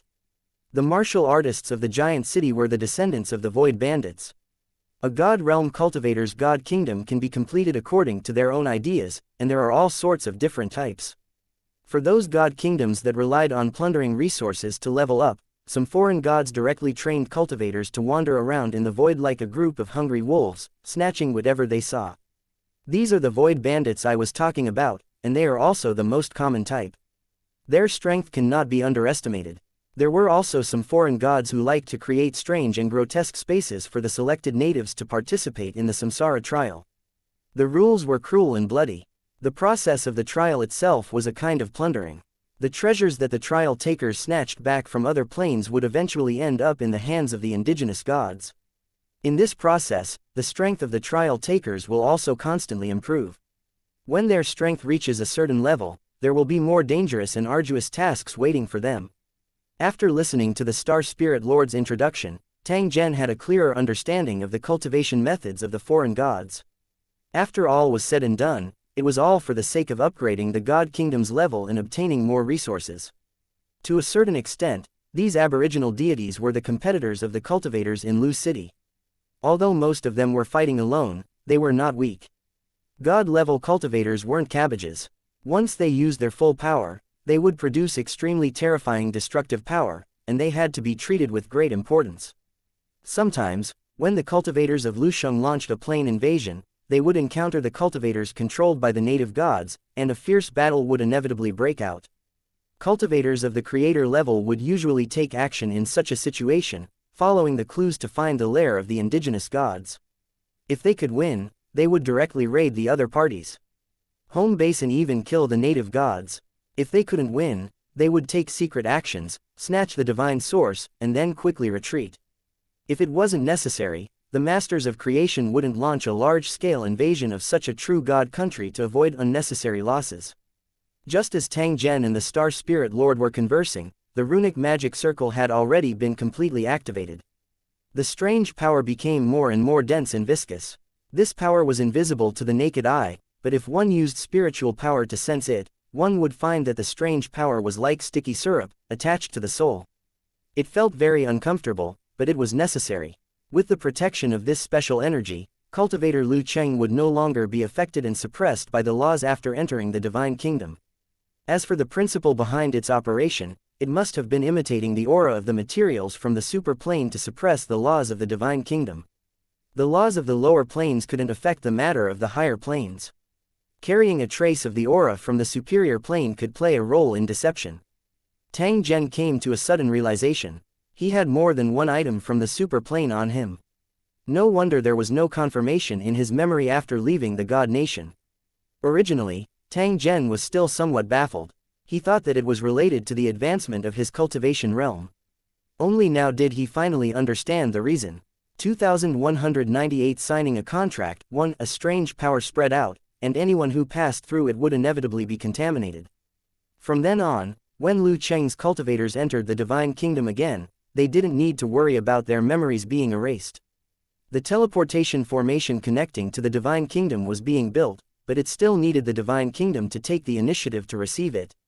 With a thought, the fanatical power of faith was simulated, triggering the hidden law of this plane. When the guiding passage appeared, Tang Zhen and the masters of creation stepped into it and disappeared in the next instant. Perhaps it was because he had advanced to the divine level, but Tang Zhen's perception had become increasingly powerful. During the process of receiving and transporting, he began to faintly sense a strange power appearing around his body. In the past, he had never discovered the existence of such power around him. This power had definitely appeared in the past few times he had entered the divine kingdom, but he had not discovered it. It was this special power that had forcefully cut and erased his memories, and he had unknowingly fallen for it. However, at this moment, there was more than one aura surging within Tang Zhen's body that was confronting this special energy. However, in the blink of an eye, Tang Zhen's hidden force was defeated and his memory was preserved. When his vision returned to normal, he was already in the temple of the 153rd Defense Area. When the Lu Cheng cultivator who was in charge of receiving them saw this, he quickly stepped forward and bowed. He was also prepared to lead Tang Zhen to implant the stored memory. Tang Zhen smiled and waved his hand in rejection. He then turned his head around and looked at the 6 masters of creation behind him. Their figures appeared one after another. They sized up the surrounding environment with indifferent expressions. Did you see that? Those foreign cultivators are so stingy. It's simply a fool's dream to absorb energy in their country. The battle fanatic lord said in a disdainful tone as he sensed the surrounding environment. He felt extremely uncomfortable. The lord called Mo Yu looked at the structure of the temple and walked around. There was a trace of curiosity in his eyes. He asked Tang Zhen a few more questions before his face revealed a look of realization. No wonder Lord Tang Zhen cares so much about this place. If we make good use of it, this is indeed the best place for cultivators to improve their strength. If the indigenous gods had not encountered an accident and urgently needed their believers to do their best, such a good thing would not have happened. After all, exchanging for resources requires the consumption of divine source. Although it doesn't seem like much, as time passes, it will still be a large consumption. The other masters of creation also nodded in agreement. They had encountered gods from other races who used the power of the origin to enhance the strength of their subordinates, but the number was extremely limited, and the conditions were also extremely harsh. This situation was enough to show that the divine kingdom was in danger, to the point that it had to bleed. No wonder the aboriginal deity was so proactive, willing to sacrifice more than half of his divine source to reach an agreement with the world of Lusheng. This was because from the very beginning, he was in an extremely dangerous situation. In the past, he could barely hold on, but now he had reached his limit. Working together with the world of Lusheng to seek survival in the midst of death had also become the only chance for the aboriginal deities to save themselves. There's no time to waste. Everyone, please follow me. We'll head to the Grand Temple now. Tang Zhen extended his hand and extended an invitation. After which, he took the lead and walked out. The 6 masters of creation followed behind. After they walked out of the temple, they rose into the sky at the same time. With Tang Zhen in the lead, the 7 figures turned into streams of light and headed straight for the core area of the Believer's continent. The speed of the masters of creation was naturally indescribable. Even though they were restricted by the rules, they were still as fast as lightning. It didn't take long for them to reach the core area. Even before they arrived, they could already see fireworks in the sky and melodious heavenly music echoing continuously. The Grand Temple was surrounded by flowers, and there were figures standing around. They were wearing formal dresses and were waiting with serious expressions. When the figures of Tang Zhen and the others appeared, they saw the light from the passage in front of the great temple shining and directly extending to the position under their feet. Please. Knowing that this was a spiritual envoy's welcome, Tang Zhen was no longer polite. After he landed, he invited everyone to step onto the passageway together. When they entered the passage, the believers in formal attire knelt on the ground one after another. The enormous statues on the square appeared to have come to life as they smiled and bowed to Tang Zhen's group. They passed through the passage and entered the Grand Temple. The spirit stood in the center of the hall. He had been waiting for a long time and saluted the 7 masters of creation to show his respect. The 7 of them were on the same level as his master. Although their strength was far inferior to his master at his peak, they were still existences that he had to look up to. Tang Zhen and the others naturally wouldn't be arrogant. When the spiritual envoy bowed, they would also return the bow. Even though he was a god-level expert, he did not bully others with his power, and he was gentle and proper in his actions. Of course, the premise of all this was that the 2 sides were in a state of cooperation. If they were enemies, the Great Temple would have been covered in blood by now.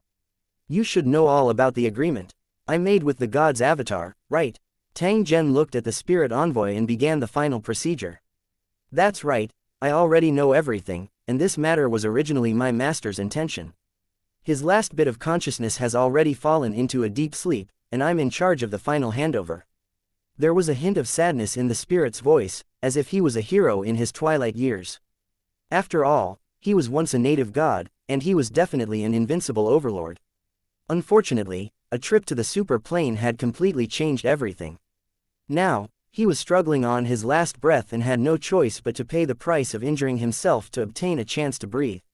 As the most loyal servants of the indigenous gods, the pain and unwillingness in the Spyriders' hearts far exceeded that of other believers. Tang Zhen wasn't interested in the spiritual envoy's feelings. To him, obtaining the divine source as soon as possible was the most important thing. Since that's the case, there's no need to waste any more time. How about we sign the contract and carry out the transaction now? The spirit nodded and pointed in front of him. Then, a contract condensed by rule force appeared. The aboriginal deities had already signed the contract and left their deity's mark, while the cultivators of Lu Cheng were left blank. To ensure the fairness of the trade, the cultivators of Lu Cheng had to be signed by multiple masters of creation at the same time, which would double the price of breaching the contract. This was a means of self-protection. By making this request, it was equivalent to admitting that he was the weaker party. Tang Zhen had already agreed to this request, which was why many masters of creation had come with them on this trip to the divine kingdom. In addition to ensuring the safe return of the divine source, the other reason was to gather enough people to sign the contract. After Tang Zhen and the others left their god's mark, the contract was established automatically. Then, it turned into a stream of light and disappeared. Because of the existence of the god's mark, if the contractor violated the contents of the contract, they would be punished accordingly. The spiritual envoy sighed softly.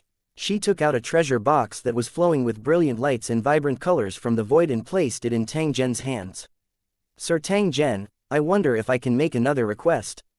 Tang Zhen looked at the spirit envoy and gently nodded his head.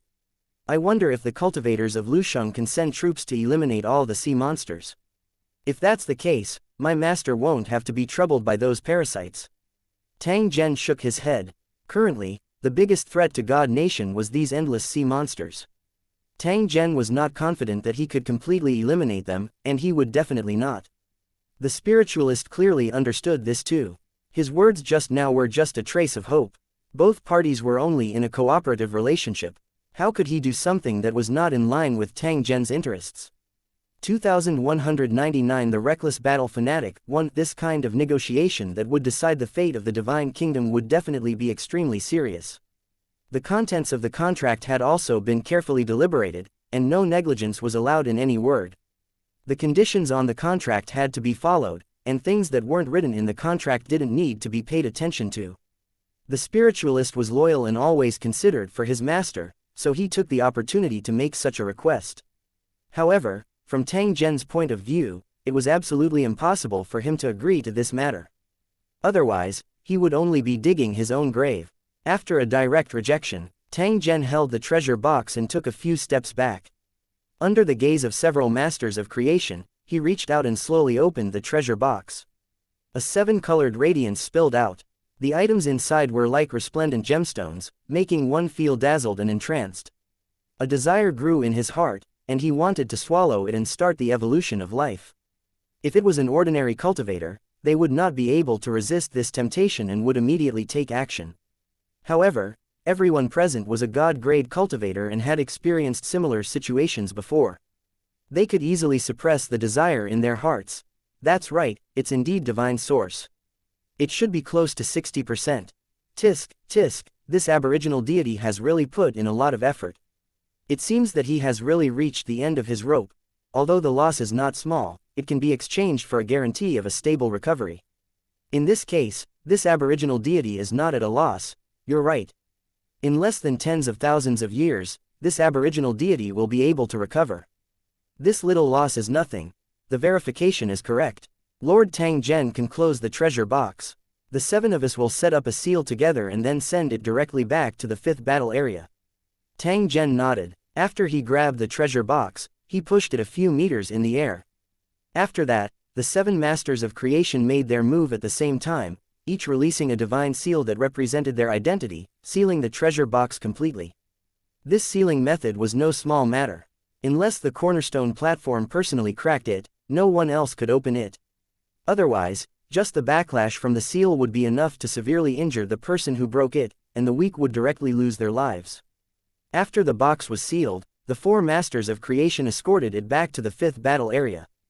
Zan Kuang and the Star Spirit Lord would temporarily stay behind to cooperate with Tang Zhen. Firstly, it was to rescue the trapped Warzone Lord, and secondly, it was to protect the safety of the Grand Temple. This was also one of the requirements of the contract. While the indigenous god was in deep sleep, the 5th battle area had to ensure that his body was not damaged. Ordinary cultivators were naturally not qualified to guard it, so the 5th battle area would assign it as a special mission until the indigenous god woke up. This wasn't a difficult task. On the contrary, it was more suitable for the cultivators of Lusheng City who were polishing their realms. They could cultivate and comprehend in peace here. They were only responsible for the security work on the periphery and never participated in the daily activities of the Grand Temple. The core area was handled by the believers, and the cultivators in Lusheng would never ask. Please like and share the video on the YouTube channel Cultivation Audiobooks.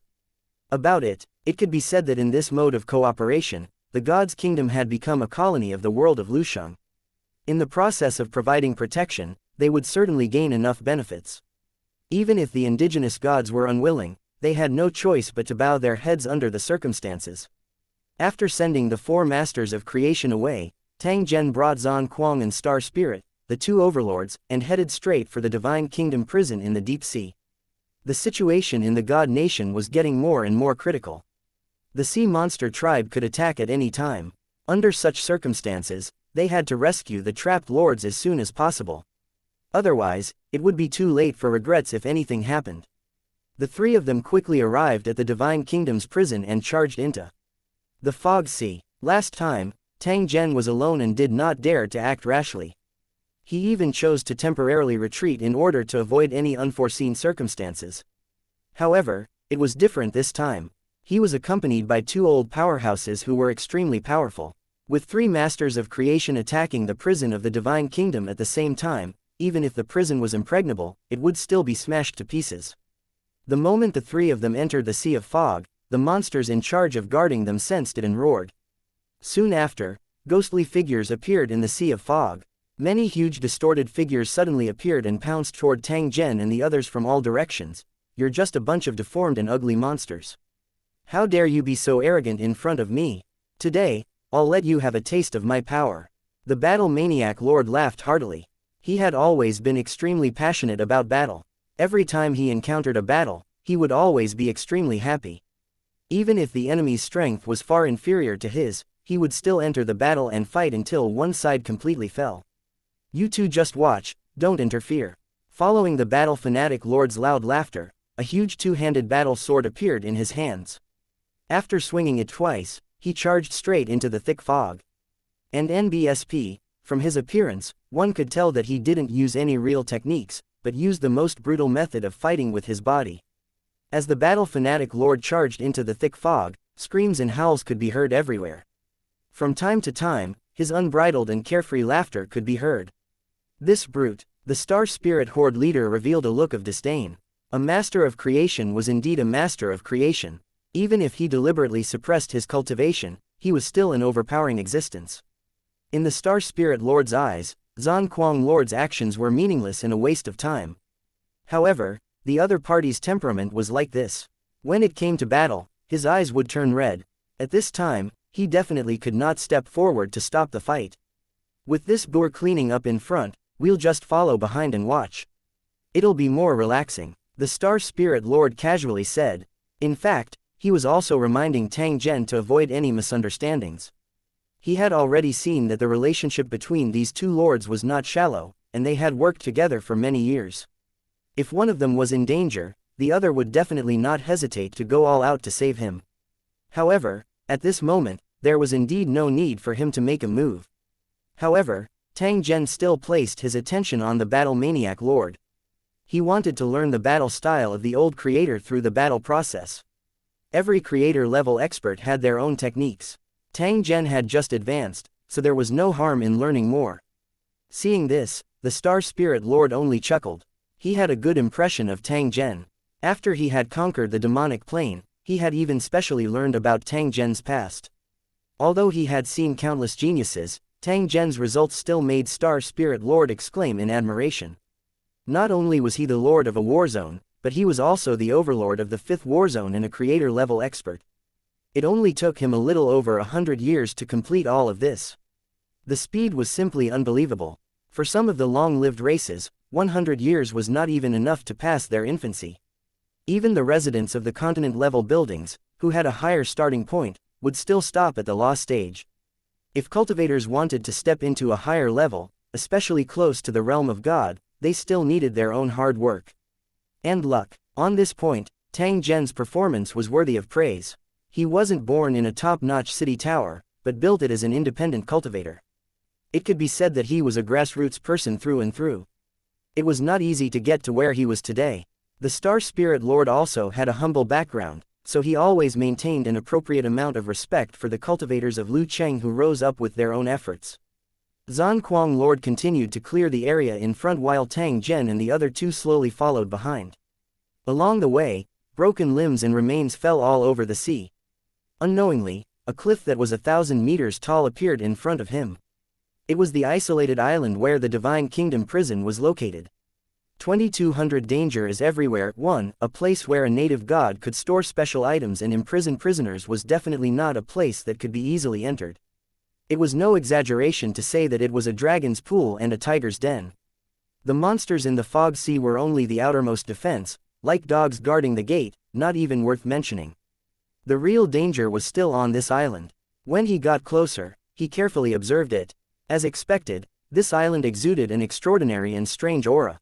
Not to mention its abnormal height, just the situation near the island was enough to make people not dare to take it lightly. As they surrounded the island, they could see that the cliffs were as smooth as a mirror, and not a single blade of grass grew on their surface, as if they had been deliberately polished. If he wanted to climb up, there was no place to borrow strength from. When one was ready to climb, one would discover that the rock wall had a strange repulsive force, making it impossible for one to get close. They were like magnets that repelled each other. It was impossible to get close to each other, and if one was not careful, they would be bounced away. Other than that, there were many other abnormal existences. The seawater around the island was moving at a terrifying speed, maintaining a gap of more than a few meters between the island and the seawater. If one looked down through the gap, they would find that the island and the sea were separated from each other. There was no place contaminated by each other, which was equivalent to the island floating in the sea. As for the rapidly spinning seawater, it was wrapped in countless sharp bone fragments that could easily cut anyone who was swept into pieces. If a prisoner escaped from the prison, they would definitely die if they fell into the whirlpool with their memories stripped and their cultivation restricted. The more he observed, the more he felt that it was dangerous. Tang Zhen was faintly worried. He did not know if any of the Warzone lords had met with any mishaps. For example, in the process of escaping, they might accidentally fall into the whirlpool around the island and be cut into pieces. If that was the case, then he would be too unlucky. However, such a thing was extremely likely to happen. Tang Zhen had experienced the painful experience of having his memories erased and his cultivation being limited. It was simply unbearable to recall. In those special circumstances, the probability of encountering danger and dying would be increased by 100 times, so it was not surprising that he would really die. I can't fly up from here. Then I can only open up a path. As Battle Fanatic Lord spoke, he had already rushed to the bottom of the cliff and passed through the rapid whirlpool. With a loud bang, a pit was created on the cliff, enough for people to land on. Seeing this, the Battle Fanatic Lord immediately stepped into the pit and continued to swing his blade upwards. His speed was as fast as lightning, and the broken stones were constantly sent flying. A flight of stairs that was almost straight up was quickly formed under his feet. It didn't need to be too wide, as long as it could increase the place where they could borrow strength, it was enough for the three of them. However, the battle maniac overlord, who had killed the monsters as if it was chopping vegetables, was now pitifully slow. Although they had already opened up a passage, it was not worth mentioning at all when compared to the height of the island. Tang Zhen furrowed his brows as he watched. The pressure that the prison on the island gave off was not small. Even an expert like the Battle Maniac Lord was unable to fly to the top of the island. It seemed that the aboriginal deities had put in a lot of effort to ensure the safety of this place. They had ensured that no one except him could enter normally. Let's follow them and try to open up a passage together. That way, we'll be faster. As soon as the Star Spirit Lord finished speaking, he flew toward the cliff and slashed out with his sword.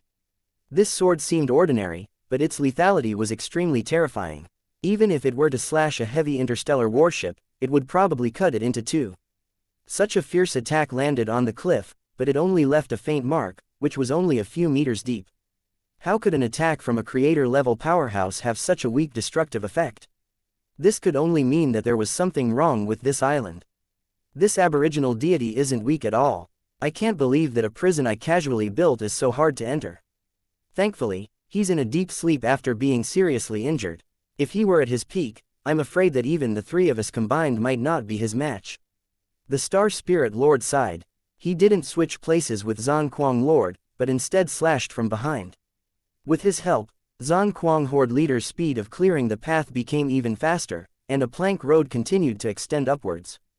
Tang Zhen did not stand by and watch. He also took out his battle blade and slashed at the same spot. The three masters of creation were like artisans who were splitting the mountain apart. They waved their weapons and cut the rock wall into pieces. After 4 hours, they finally reached the end of the plank road. Bah! The last time I did something like this, I was sealed underground by a god from another world. It took me half a month to dig a hole before I managed to escape. As Zan Kuang Tribal Lord spoke up to this point, he slapped the dust off his body and continued, "At that time, there was a fire in my heart. The longer I dug the hole, the more furious I became. The moment I rushed out of the ground, I directly slashed across the air and landed on the body of the god from the other world. He. This strike severely injured the god from another world, and then he was chased by me all the way, almost losing his life." When War Situation Lord said this, he showed a trace of indignation and said in a hateful tone, "I was just one step away from killing that foreign god, but I ran into those bastards from the Temple of the Gods. At that time, I swore to myself that if I ever meet a member of the Temple of the Gods again, I'll fight them regardless of the consequences." Hearing this, Star Spirit Horde leader only shook his head lightly, his expression showing that he didn't quite agree with Zan Kuang Horde leader's thoughts. Tang Zhen's heart moved when he heard this. He wanted to ask, please like and share the video on the YouTube channel Cultivation Audiobooks. What kind of place the Temple of the Gods was, but he felt that the time was not particularly suitable. Now that they had reached the top of the island, the most important thing was to find the imprisoned Warzone leader. Other matters could be discussed later. He looked at his surroundings carefully, only to find that the thick fog was still spreading, exuding a rotten and depressed atmosphere. He could vaguely see some broken buildings and some dead and dilapidated trees, which were looming like ghosts. The ground was covered with large, purple-red-leafed plants, and the surface of the plants was covered with a foul-smelling mucus. In addition to all kinds of junk, some scattered bones could be seen from time to time. Some of the bones had been corroded to a rather serious extent after a long time. Just by looking at the environment here, one could tell how bad it was.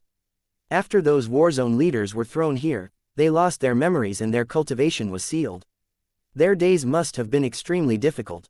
Just as the three of them were slowly advancing down the path, a series of distorted shadows began to appear within the mist, rapidly approaching them. These things seemed to be made of simple lines, and the fog was their main body, so they moved extremely fast when they approached. In the blink of an eye, these shadows had already gathered around Tang Zhen's group. After which, they transformed into many ropes that swiftly wrapped around them. From the looks of it, he wanted to capture Tang Zhen and the rest instead of killing Project X. "Don't resist, let's see where they can take us." The Star Spirit Lord's voice sounded. Hearing this, Tang Zhen and the other man put down their sabers. Swish! The ink-like rope did not intend to harm the three of them. Instead, it quickly bound their limbs. A series of heavy footsteps could be heard, and the mist quickly gathered together to form a few bear-like creatures. They arrived in front of Tang Zhen and the other two, after which, they opened their mouths wide and swallowed the three of them into their stomachs. Then, the three big-bellied monsters turned around at the same time and walked straight into the depths of the thick fog with heavy steps. 2201 The Strange Giant Eye. 1. Where are we going? Are we just going to wait and do nothing? Zan Kuang Lord's voice resounded, his tone clearly impatient. Inside the translucent monster's body, he was hanging upside down with his arms crossed. His face was full of dissatisfaction. This kind of humiliating posture was really a little embarrassing. Fortunately, there was no one else here. The appearance of Tang Zhen and his brother was not much better. "I think this Divine Kingdom prison is nothing special. We don't need to be so careful. Even if there is danger, can't the three of us handle it?" According to his style, he would have just fought his way over. Why did he have to go through so much trouble? The Star Spirit Horde leader did not speak. Instead, he looked around seriously with a contemplative expression. If the aboriginal deity was just an ordinary god-grade cultivator, the Star Spirit Overlord wouldn't have been so cautious and would have completed the rescue mission as soon as possible. However, The divine source that the Spiritman had handed over earlier had allowed the Star Spirit Lord to confirm that the strength of this indigenous deity must be quite powerful. Since that was the case, the things he had set up could not be underestimated. They were like a pistol left behind by an adult that could easily kill an ignorant child. Seeing that the Star Spirit Horde leader was unwilling to leave him, Zan Kuang Horde leader snorted and did not continue speaking. The two of them had worked together for many years, but every time they took action, it was basically the Star Spirit Lord who came up with the plan, and he was only responsible for the battle. As it turned out, listening to the Star Spirit Lord's words could help him avoid a lot of unnecessary trouble. After the battle fanatic Lord had suffered a few losses, he had become much more obedient. Therefore, even though he was complaining, he didn't do anything else. In the end, he just closed his eyes. Out of sight, out of mind. Tang Zhen and the Star Spirit Lord remained silent, silently observing their surroundings, on guard against any changes that could happen at any time. As the monster moved forward, the surrounding scenery quickly receded, and an even more desolate scene appeared in front of them. It was a boundless stretch of broken walls and ruins. It looked like the ruins of a magnificent palace. This made Tang Zhen recall the forbidden divine palace on the martial arts continent.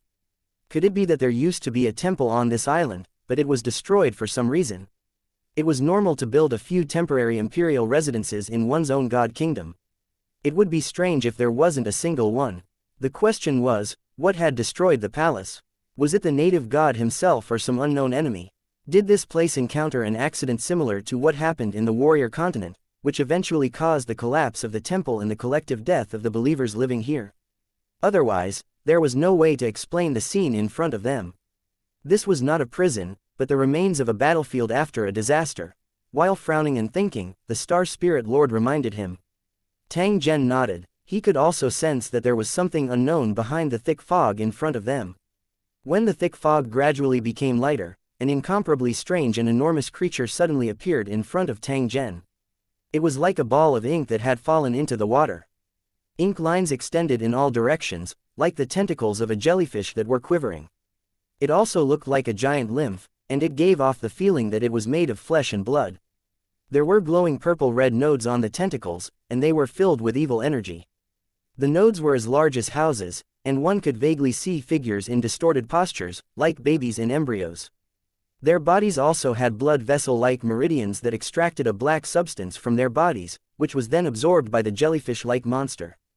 After the three-headed monster walked to the bottom of the thing, it spat out Tang Zhen and the others. They then turned into mist and quickly dissipated.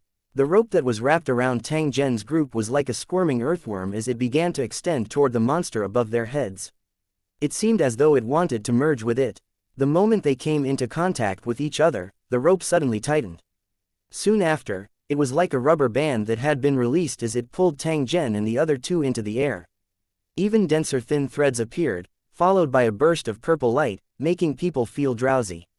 Those fine threads were like steel needles as they pierced towards Tang Zhen's body. In the next instant, they had already pierced through his skin. Tang Zhen's body was formed from energy. Although the thin thread appeared to have entered his body, it did not touch his body at all. But on the surface, it was a bit shocking.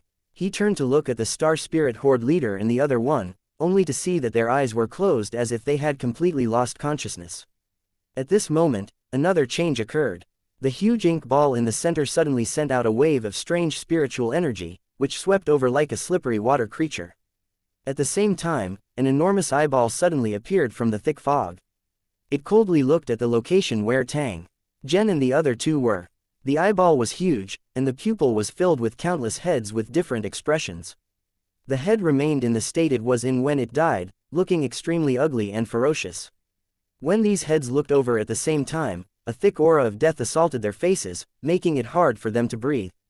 It was also mixed with all kinds of negative emotions, as if all the extreme evil in the world was gathered in this eyeball. If one's willpower wasn't strong enough, they would probably collapse in an instant. Attack that eyeball. The Star Spirit Lord's voice rang out. Tang Zhen, who had been waiting for a long time, suddenly slashed out with his blade and directly slashed at the giant eyeball. There was also a flash of cold light.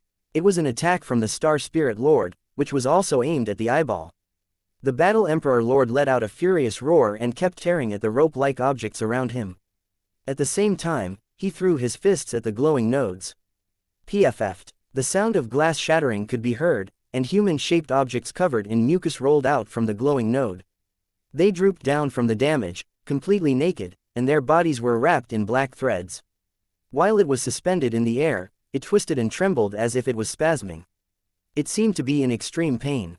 Looking at their appearance, it was extremely likely that they were prisoners locked up on the island. However, their situation was far more miserable than Tang Zhen had imagined. They had thought that they would at most lose their freedom, but now it seemed that they had become nutrients for the monster. All the cultivators who were imprisoned here were not weak. Who would have thought that they would encounter such a situation? Tang Zhen had yet to meet those warzone leaders. He didn't know if they were the same. Otherwise, it would simply be a great humiliation. Just as this thought appeared in his mind, he saw the battle maniac lord smash towards those nodes like a bolt of lightning. Obviously, he was also aware of this. At the same time that he was anxious, he was also unable to suppress his anger. A man could be killed but not humiliated. The lord of the 5th battle area was treated like this. This was too much. 2202 Fighting the Giant Eye 1. Although Zan Kuang Lord was filled with anger, he did not lose his cool. He continued to wander around the outer area, constantly harassing and attacking with his companions. In the face of a strong enemy, cooperation was necessary. Although Lu Cheng's cultivators respected the strong, they didn't advocate individual heroism. Especially at a time like this, if he insisted on being brave, he would only harm himself and others in the end. Even a war fanatic like the battle fanatic overlord would still maintain strict discipline and would definitely not cause any trouble at this time. The area of effect of the battle was getting larger and larger. The damaged buildings were all swept up, and the gravel and debris were like a tornado, spinning in the surrounding sky. The position they were in was the eye of the storm. The void collapsed and twisted, making a muffled rumbling sound. It was the sound of the plane barrier being crushed and rubbed. When a god-level cultivator attacked, it was very common for him to shatter space. Because of the wide range of the battle, battles of this level would usually take place in the void to avoid hurting the plane they were in. Otherwise, after a fierce battle, the world would be on the verge of destruction, which was not worth it. However, at this moment, no one cared about such a thing.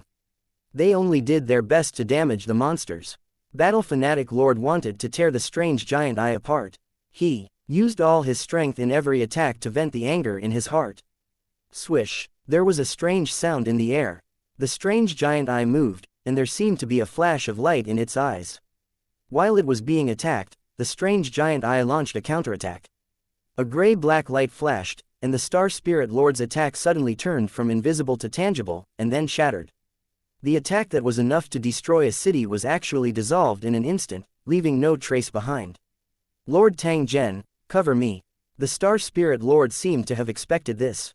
When the attack was neutralized, he was already less than 10 meters away from the strange giant eye. Such a short distance was extremely dangerous for both sides. The eyeball did not explode. Instead, stinky human heads squeezed out of the wound, dragging their snake-like bodies behind them as they bit at the Star Spirit Lord. The giant eye was constantly shooting out a gray-black light, turning everything it covered into a void.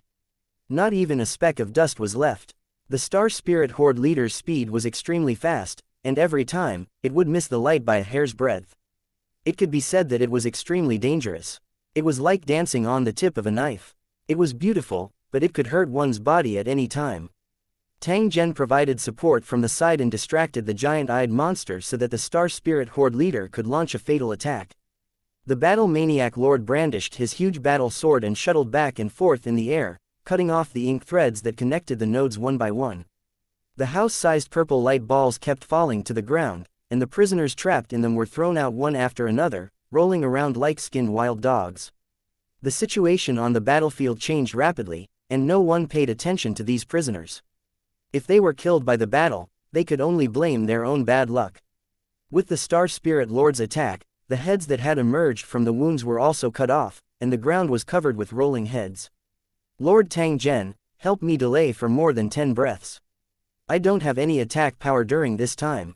Can you do it? The Star Spirit Lord's voice was heard. The moment he spoke, he entrusted Tang Zhen with great responsibility, causing Tang Zhen to be slightly stunned. The next moment, he nodded solemnly. Don't worry, leave it to me.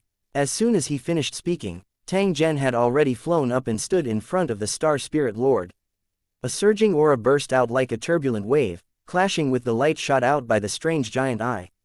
And NBSP, the biggest use of the giant eye's light was to materialize energy attacks before turning them into nothingness. The confrontation between Tang Zhen and the huge eye was a competition of attrition. It was to see who could exhaust the other. Although he had already advanced to the creator level, Tang Zhen might not be a match for the strange giant eye. The longer the battle lasted, the more disadvantageous the situation would be for him. But as long as he used all his strength, it was definitely possible to delay it for a dozen breaths. Boom! Amidst the loud noise, bright light kept erupting in the air. The energy turned into crystals and fell, then exploded instantly under the huge pressure. All the objects within the attack range were instantly turned into nothingness, without a trace of survival. Tang Zhen, who was forcefully resisting the attack of the huge eye, was currently enduring an extremely great pressure. He did not dare to be the slightest bit distracted. The battle maniac horde leader attacked from the outside. He was like a ferocious beast, destroying everything in his path. While he heavily injured the giant-eyed monster, he also helped to reduce the pressure on Tang Zhen. The Star Spirit Horde leader floated in the air. A ray of light slowly appeared in front of it, and its size was constantly expanding. An aura that made one's heart tremble also seeped out, and it was enough to shake the world when it exploded. This was Tang Zhen's first time cooperating with other overlords after he became a creator. He had to display his true strength. Tang Zhen immediately gathered all his strength and poured it into the battle blade when he thought of this. Tang Zhen, who seemed to feel that it wasn't enough, once again used the coin of destiny to exchange for the amplification effect, causing his attack power to suddenly double. In a life-and-death battle, this method of increasing the strength of the attack at any time was simply a trump card to defeat the enemy. Even if the cost was huge, it was nothing compared to the benefits. Hence, when Tang Zhen's blade was about to slash out, the weather had already started to change. The space within a 10,000-meter radius had started to tremble unceasingly. The rules of the Divine Kingdom prison were rather stable and could not be easily shaken. However, Tang Zhen's current attack had already caused the space to show signs of cracking. Haha, interesting. Zhan Kuang Lord laughed out loud as he looked at Tang Zhen with a hint of approval. The Star Spirit Horde leader, who was preparing for a fatal attack, couldn't help but open his eyes, which were filled with surprise. It's indeed a little interesting. The Star Spirit Horde leader thought to himself and revealed a satisfied expression. The might of Tang Zhen's blade had probably long surpassed his current realm. Its destructive power was not any weaker than his and Zhan Kuang's explosive power. Although it was destined to be used as a trump card, it also showed that Tang Zhen possessed a method that was not inferior to them. Such a cooperative partner was naturally more welcomed. Even the strange giant eye opposite it felt an aura that made its heart palpitate. As it twisted violently, it shot out gray-black rays of light. One could tell from its appearance that it wanted to neutralize Tang Zhen's attack and kill him at the same time. And NBSP, what was surprising was that despite the danger, the giant-eyed monster did not dodge. I see, this guy can't move at all. No wonder he's so obedient. Tang Zhen coldly laughed in his heart. He no longer hesitated as he used all his strength to slash out. 2203 Successful rescue. 1. The area in front of the strange large eye had already formed a pure sea of light that completely submerged Tang Zhen's figure. The light was everywhere, but it seemed to be corporeal. It only existed in a fixed area, and it exuded a dangerous aura. From afar, it looked like a giant cocoon of light that was constantly squirming under the impact of the energy. Under normal circumstances, all attacks in this area would go through a special transformation and would not pose any threat to the giant eye. They could also follow the will of the giant-eyed monster and turn into dust, being sucked into an unknown dimension. It could be said that in the ocean of light, it was an invincible existence. It could control the life and death of its enemies at will. Of course, nothing was absolute. When one's power was strong enough, it was not impossible to break through the original rules. The strange giant eye sensed the threat that Tang Zhen posed and desperately tried to defend. However, it was still a step too slow. Before the energy transformation was completed, Tang Zhen's attack had already broken through the seal and landed on the strange giant eye. Explode! Tang Zhen furiously roared. His body and the battle blade became one as an extremely terrifying strength erupted. If it was the war devil, it would have been killed in one strike without the need for the second strike. PFF'd. The saber radiance slashed across the giant-eyed monster. After a muffled sound, the sound of thick leather being cut by a sharp blade could be heard. The blade light pierced through his body from behind, and then, a fountain-like viscous liquid gushed out from the huge and terrifying wound. The heads in the mucus rolled and were badly mutilated. They had obviously been killed by the saber. Swish! The nearby space trembled violently as if an invisible force was being released. It was the strange giant eye that was struggling desperately, as if it wanted to escape from this place. Having its vital part struck by Tang Zhen's blade, the strange large eye had clearly suffered a serious injury. It no longer had the heart to continue fighting. However, from the moment it existed, it had been fixed in this place by the indigenous gods, and it was impossible to move it at all. Otherwise, it would have rushed out of the Divine Kingdom's prison and caused a bloody storm in the outside world. Therefore, there was no such thing as an invincible existence in this world. Even the giant-eyed monster that had taken over the prison of the Divine Kingdom also had a fatal flaw. They avoided close combat as much as possible and used long-range and powerful attacks to slowly grind it to death. Lord Tang Zhen, move aside. Let me give you a hand. The Star Spirit Lord behind him suddenly made a move. While reminding Tang Zhen, he went straight for the giant-eyed monster. The light in his hand exploded and condensed, finally turning into a giant sword, which directly stabbed into the body of the strange giant eye. There was another muffled sound of flesh being torn apart. The giant-eyed monster was injured even more, and it was almost broken into two. The giant-eyed monster couldn't make a sound, but from the way it writhed, it was obvious that it was in great pain. Ugly and disgusting thing, watch me send you to the west with one slash. The battle maniac lord, who had been wandering around the periphery, also delivered a third strike, which was also the most fatal one. A bright blade light swept across the area where the wound was and completely split the giant-eyed monster in half. The blood, flesh, and meridians that were scattered in the air exploded in an instant, turning the entire sky dark as if it had been dyed with ink. A ball of flame appeared on Tang Zhen's body, after which, it split into countless small balls and swam in the air like fish. Wherever the flames passed, the black mist was all melted away, and the vision was restored.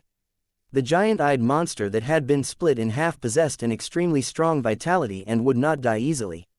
Therefore, even though it was split in half, it was still struggling and twisting, trying to become two complete bodies again. However, it was impossible for Tang Zhen and the others to give him this opportunity. They rushed forward at the same time, brandishing their sabers and slashing down. In the end, the giant-eyed monster was chopped into mincemeat. Then, it was engulfed by flames and turned into a pile of ashes. Tang Zhen and the other two exchanged a glance with each other after the last trace of ash had dissipated. They heaved a sigh of relief at the same time. The previous battle seemed simple, but it was extremely dangerous. If they were controlled by the strange gray-black light, their fate would be the same as the other prisoners, imprisoned and fed. Zhan Kuang, did you see any of the missing lords? The Nebula Lord looked around and after confirming that there was no danger, he turned to ask. Please like and share the video on the YouTube channel Cultivation Audiobooks. Spirit Lord Zhan Kuang, who was beside him, I don't know. I was afraid that they would be killed, so I kept them all in my mind world. As soon as Zhan Kuang Lord's voice fell, a large number of figures wrapped in black tentacles appeared on the ground. They were all unconscious. Tang Zhen took a glance and immediately saw the ancient warship lord whose body was covered in scales. The faces of the few people beside him also seemed familiar. That's right, they're all here, but they're all seriously injured. I'm afraid they'll need some time to recover. The battle maniac lord said with a frown after counting the items. This is already a blessing in the midst of misfortune. At least I can still keep my life. If the demonic plains war demons were to enter this place, I reckon that they wouldn't even be able to live until now. They would have long become corpses. Tang Zhen shook his head and said, as long as these overlords were still alive, everything would be fine.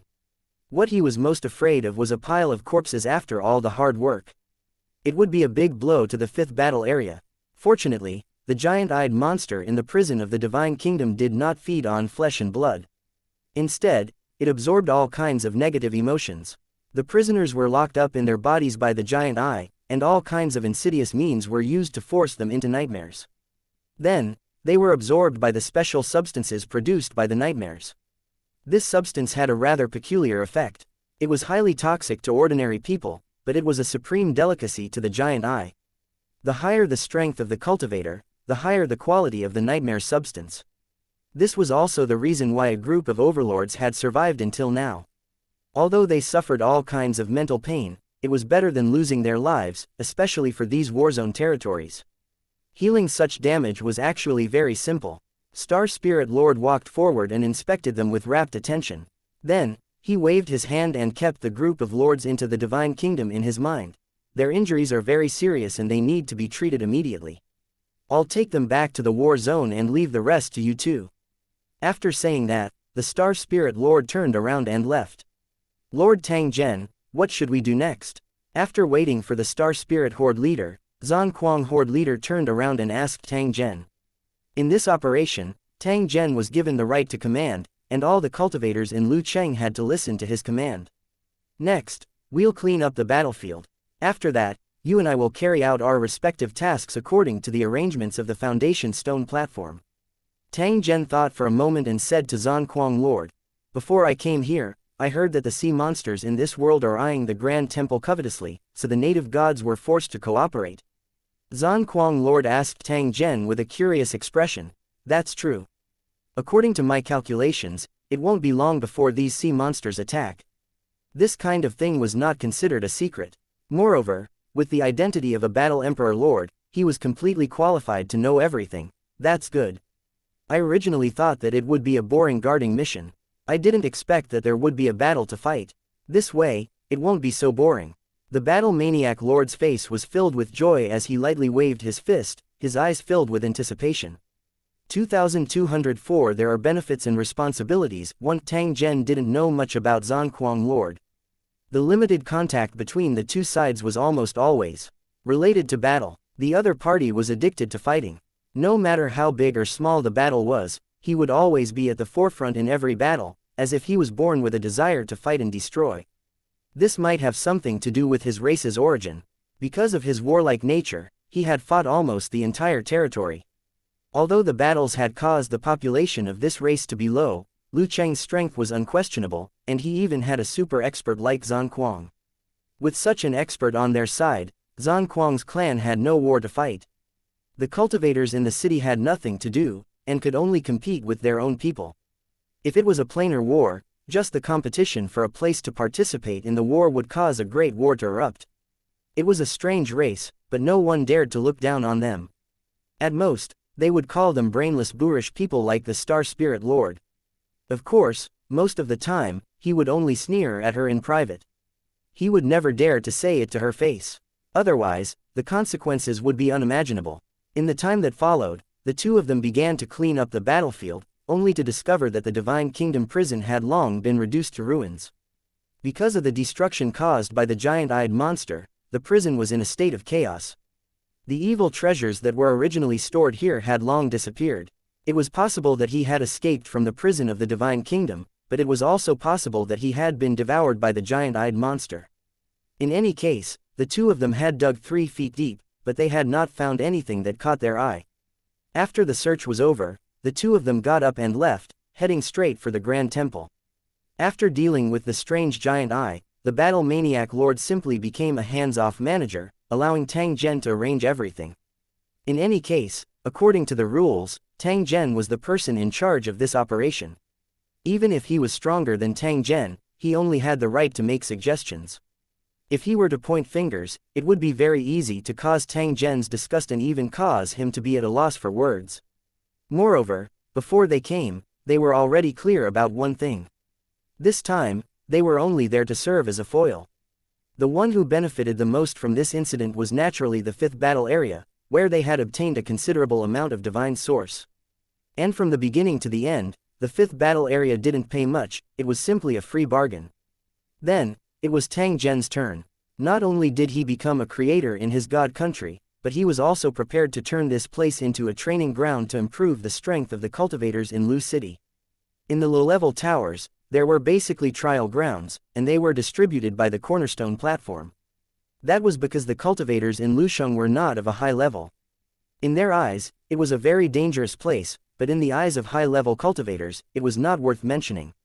Countless planes had been destroyed, and a city tower was definitely more than enough to accommodate 3 to 5 trial grounds. Moreover, Lu Sheng had already begun to carry out the plane invasion mission, and those strange cultivators from other worlds could also be used as a trial.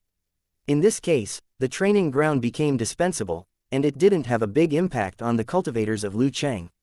However, as their cultivation level increased, it would become more and more difficult for them to advance, especially when they were at a bottleneck. Usually, there would be no change for decades or even centuries. In this state, the importance of the trial ground was reflected. The cultivators searched for such an environment everywhere. They had no choice but to travel around the world of towers and even specifically head to other unknown planes. In order to break through, the Lu Cheng cultivators struggled in this dangerous and deadly place, tempering themselves in the cruelest environment, and seeking a chance to advance. Unfortunately, there were very few such trial grounds. In the world of Lu Sheng, Tang Zhen only knew of one place called the Spirit Ruins in Immortal Astral Continent, and he advanced to the Spirit Emperor realm at the peak of the mountain. As for the other trial grounds, although he had heard of them, the information was all covered up. It was obvious that he did not want too many cultivators to know. Tang Zhen now had the Divine Kingdom as a training ground. His advantage was very obvious. When the cultivators in the Holy Dragon Warzone reached the promotion threshold, they could directly enter the Divine Kingdom. He didn't need to waste many years searching for a place to break through, and he didn't need to consider whether the unknown environment was dangerous or whether he would be alone. For the cultivators of Lu Sheng, this was a very lucky thing. At least, it would make their path to the end smoother. Tang Zhen's luck was good and he obtained a trial ground by chance.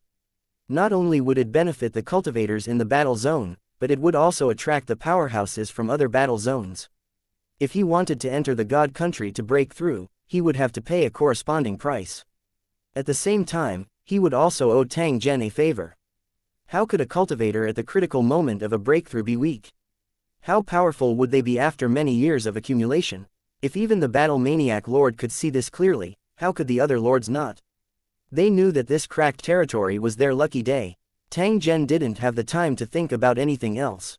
Instead, he was constantly thinking about his next plan of action. He definitely couldn't let this good hand of his be destroyed. Tang Zhen knew one thing, and that was that the believer continent had long been rotten. The faith of those so-called fanatical believers was no longer so pure. It could be said that the indigenous god had fallen into the sun, or that the believers harbored resentment, but in short, from the beginning, this matter had been a model of mutual use. The aboriginal gods were afraid that their believers wouldn't work hard to kill the monsters, so they gave out generous rewards. Even the sector lord cultivators couldn't resist such a temptation. The believers were inexplicably brought into the Divine Kingdom, and all their memories were taken away. They fought with sea monsters every day, so how could they have a good impression of the indigenous gods? They were forced to do so, and with the temptation of increasing their strength, they persevered. The way the indigenous gods took away their memories was very insidious. Without their original memories, the believers would naturally have little to worry about, which was why they could live in peace. This was a kind of castration, an attempt to turn the believers into killing machines, but it did not succeed in the end. If a believer wanted to exchange for their previous memories, they had to pay the corresponding amount of battle credits, and they could not choose. Under such circumstances, the resentment would deepen. It was equivalent to using one's own life to buy back something that belonged to one's own. No one would feel comfortable with such a thing. Apart from that, there were also a series of drawbacks. Although they seemed insignificant, they were silently destroying the stability of the God's kingdom. It had not been easy for the Divine Kingdom to last this long. It would be a fool's dream if they wanted to continue. Therefore, the aboriginal deities took the initiative to contact and request for cooperation. This made Tang Zhen a little surprised. One had to know that his previous words at the Grand Temple were only to stimulate the Spyriders and win more support. To put it bluntly, the indigenous gods no longer trusted the fanatical believers and did not expect them to protect their own safety. Cooperating with the cultivators of Lu Cheng was killing two birds with one stone. On one hand, they could prevent the cultivators of Lu Cheng from invading and completely destroying the Divine Kingdom. Secondly, he could have enough time to catch his breath and explore the super plane with the help of Lu Cheng's strength. Otherwise, why would these old and cunning guys take the initiative to seek cooperation, and with such a low attitude? The facts had already proven that this aboriginal deity was absolutely not stupid. Whoever treated him as a fool was a complete fool. From the moment they agreed to cooperate, the aboriginal deities were already safe because all the pressure had been taken over by Tang Zhen. What Tang Zhen could be sure of was that the matter of him and the 6 masters of creation heading to the Great Temple would definitely be discovered by someone with ulterior motives, and further speculations would be made. He could guess the real answer with just a little thought. Among the believers guarding the Grand Temple, there must be traitors who had turned to the sea monster race and passed the information on. When the sea monsters knew about this, they would definitely react actively, and then there would be a terrifying war of unprecedented scale.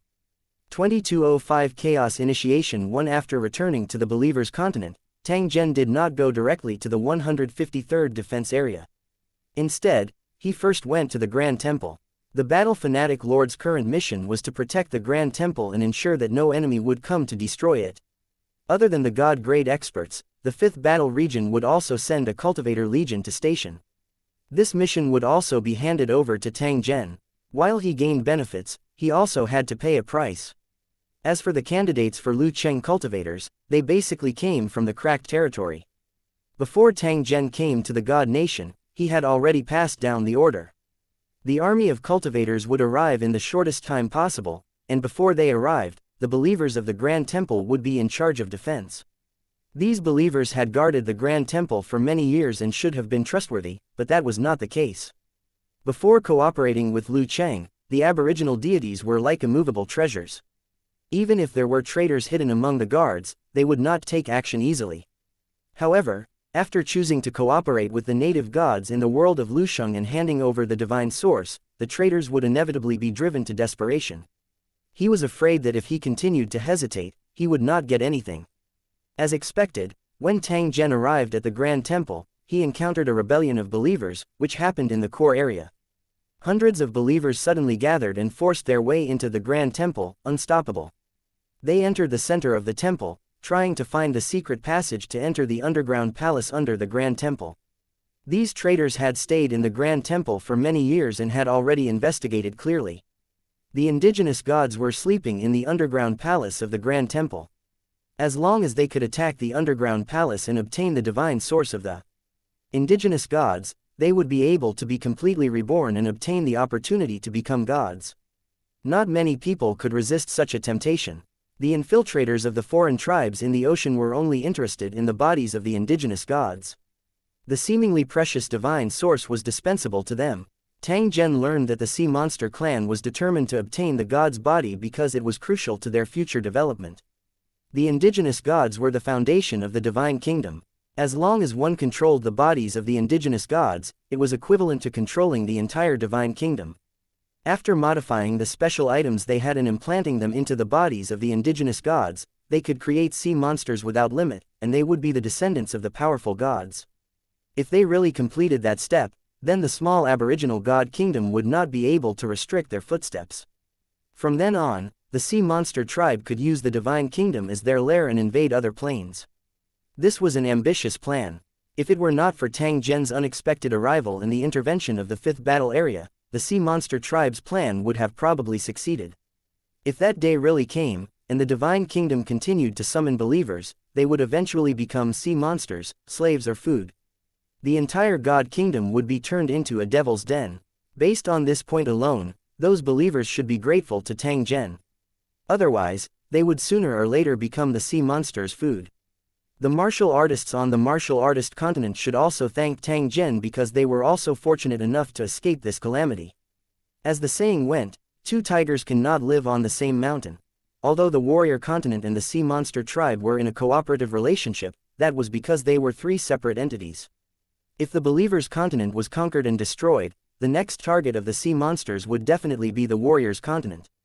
Although the strength of the warrior continent was strong, it was far inferior to that of the believer continent. In terms of war potential, it was far inferior to the sea monster tribe. Once the war started, it would not take long for the warrior continent to be completely defeated.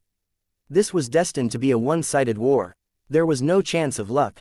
The dimensional bandits who had intruded into Divine Lu Kingdom would soon be driven out of the land that they had occupied for 1,000 years.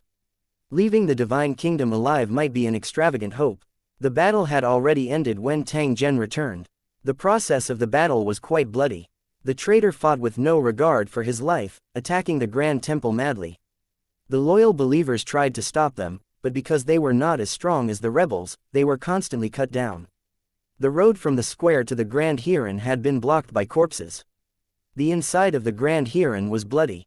Fortunately, although these traitors were crazy, they only had the advantage of a sudden attack. By the time the believers came back to their senses, they were in a difficult position. The reason for their defeat was because countless believers had rushed up and used the human wave tactic to exhaust the enemy to death. The traitor's body was cut into pieces, and even his bones were broken. He really died without an intact corpse. It was obvious that the believers had gone mad with anger and were using this bloody method to vent the anger and unwillingness in their hearts. In fact, anyone with a discerning eye knew that from the very beginning, this rebellion was destined to fail. Over the years, the Aboriginal gods had accumulated a group of truly devout believers. When the Grand Temple was in danger, they would stand up without hesitation. The Grand Temple's defense was extremely strong, and the power of the runic magic circle was not inferior to the Forbidden Mountain range. It was just that it would not be activated easily. If it came to a real life and death situation, the spiritualist would activate it without any hesitation, trying to keep the enemy out. Due to the attack of the traitors, the Grand Temple had been completely sealed off, and the strong believers who had been training in seclusion had appeared one after another. Some of them volunteered, while some of them had received a guarding mission and rushed over from other areas. In some hidden corners, there were also some powerful believers who were hiding. Unless there was danger, they would not easily reveal themselves. As for how many of these powerful believers were true believers and how many of them had ulterior motives, it was still unknown. With the strength of these strong believers, they could easily come into contact with the sea monster tribe in the warrior continent. Who knew if they would betray the indigenous gods for the sake of benefits? When the indigenous gods fell into a deep sleep, the believers would not suffer much losses after betraying them. Under such circumstances, betrayal would become very easy, and there would not be too many scruples. In such an abnormal environment, how many believers could maintain the purity of their hearts and stick to their own beliefs? Tang Zhen walked around the Grand Temple, but was blocked outside and did not enter the temple. In order to ensure that the original body of the indigenous god would not be hurt, the spy riders had completely sealed the Grand Temple and would not open it for a short time. Although Tang Zhen could be considered as a collaborator, he did not have the qualifications to enter it at this moment. Moreover, he did not have any thoughts of entering it. In such a complicated environment, it was better to avoid unnecessary trouble. Only the heavens knew how many pairs of eyes were observing the changes here. His every move here would fall into the eyes of those with ulterior motives. Tang Zhen clearly knew in his heart that his enemy was not weak. Therefore, he must not be careless. So far, apart from the information he had on the warrior continent, he basically had no information on the sea monster race. However, Tang Zhen was certain that the sea monster clan definitely didn't lack masters of creation level. Moreover, under the influence of that terrifying reproductive ability, the number of masters would definitely not be too small. It should be known that a long time ago, the Grand Temple also had a large number of divine-level experts, but even in that powerful state, they could not wipe out the sea monster tribe. After waiting for so many years, it was finally time to harvest.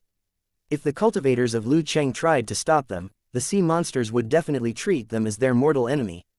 2206 Another ambush. 1. It could be said that from the moment the cooperation began, the prelude of war had already begun in God's kingdom, and there was no longer a moment of peace.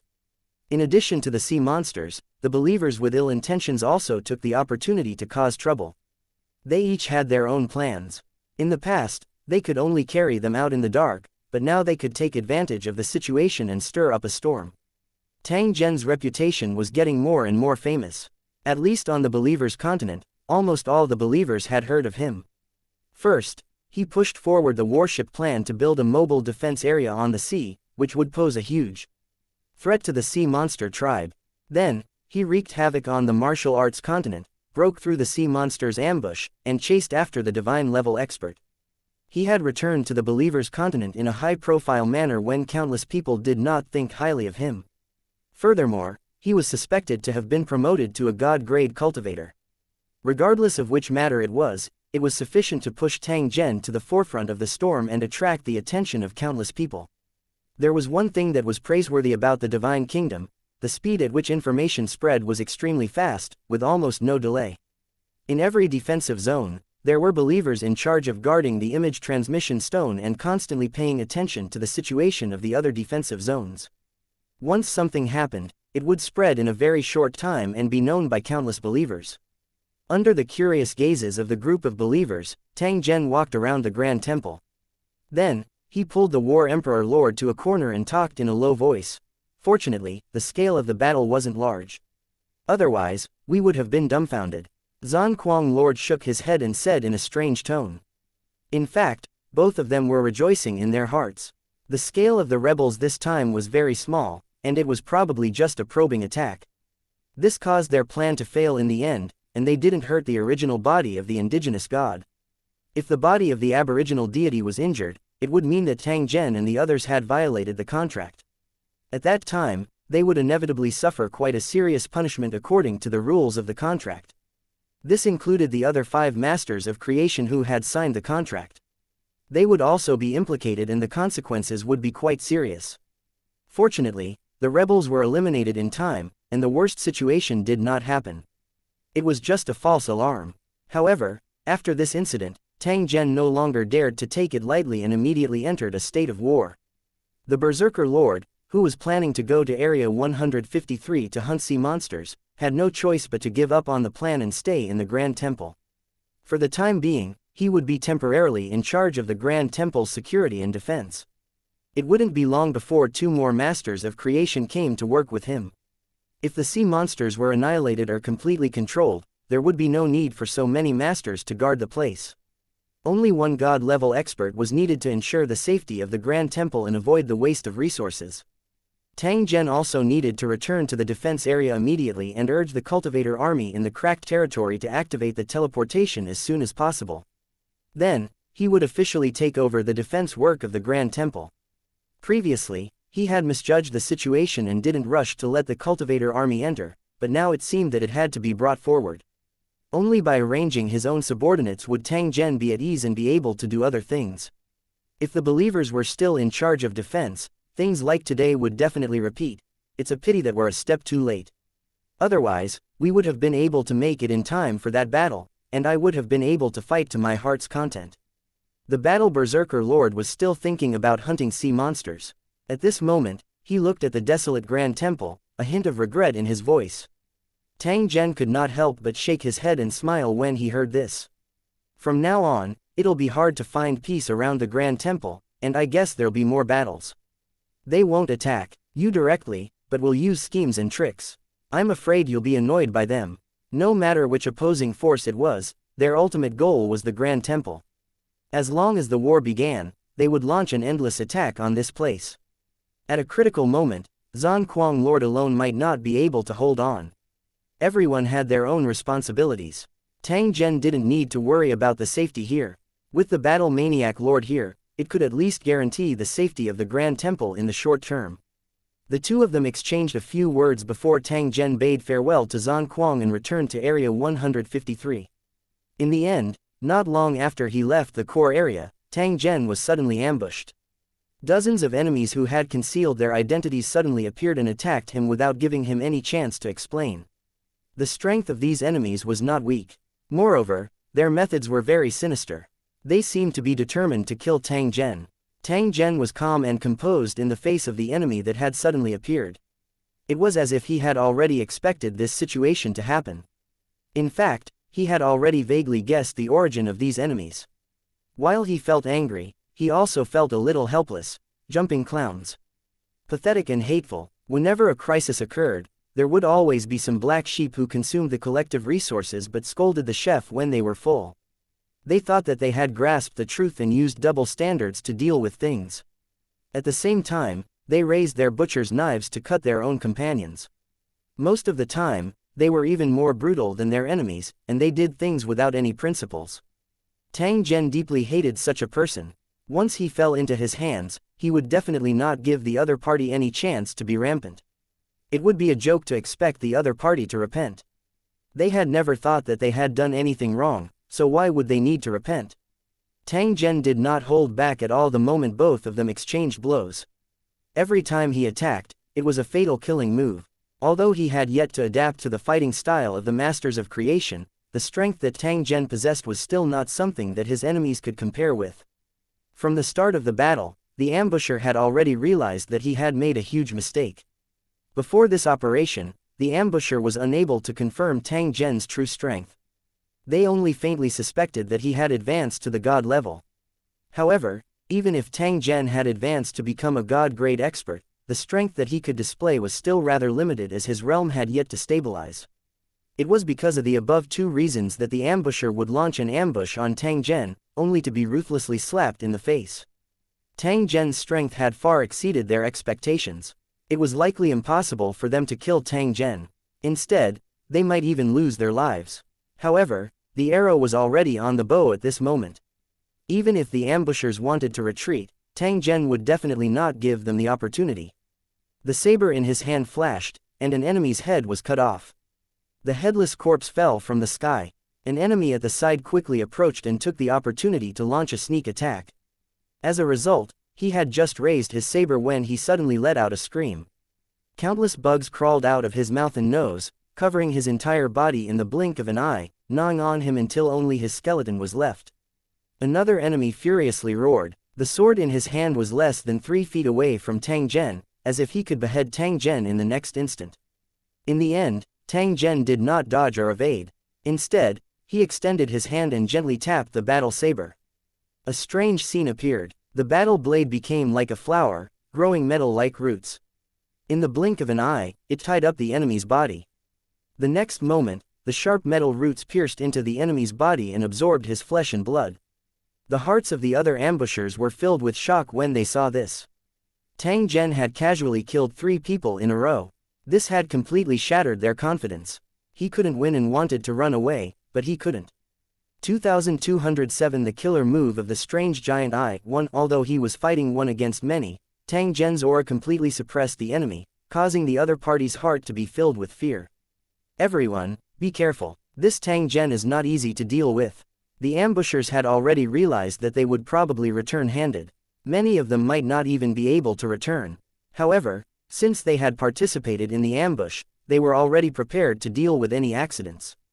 Therefore, even if they lost a few companions, it did not affect the morale of the ambushers much. We don't have much time. Everyone, let's attack together and try to kill him in one strike.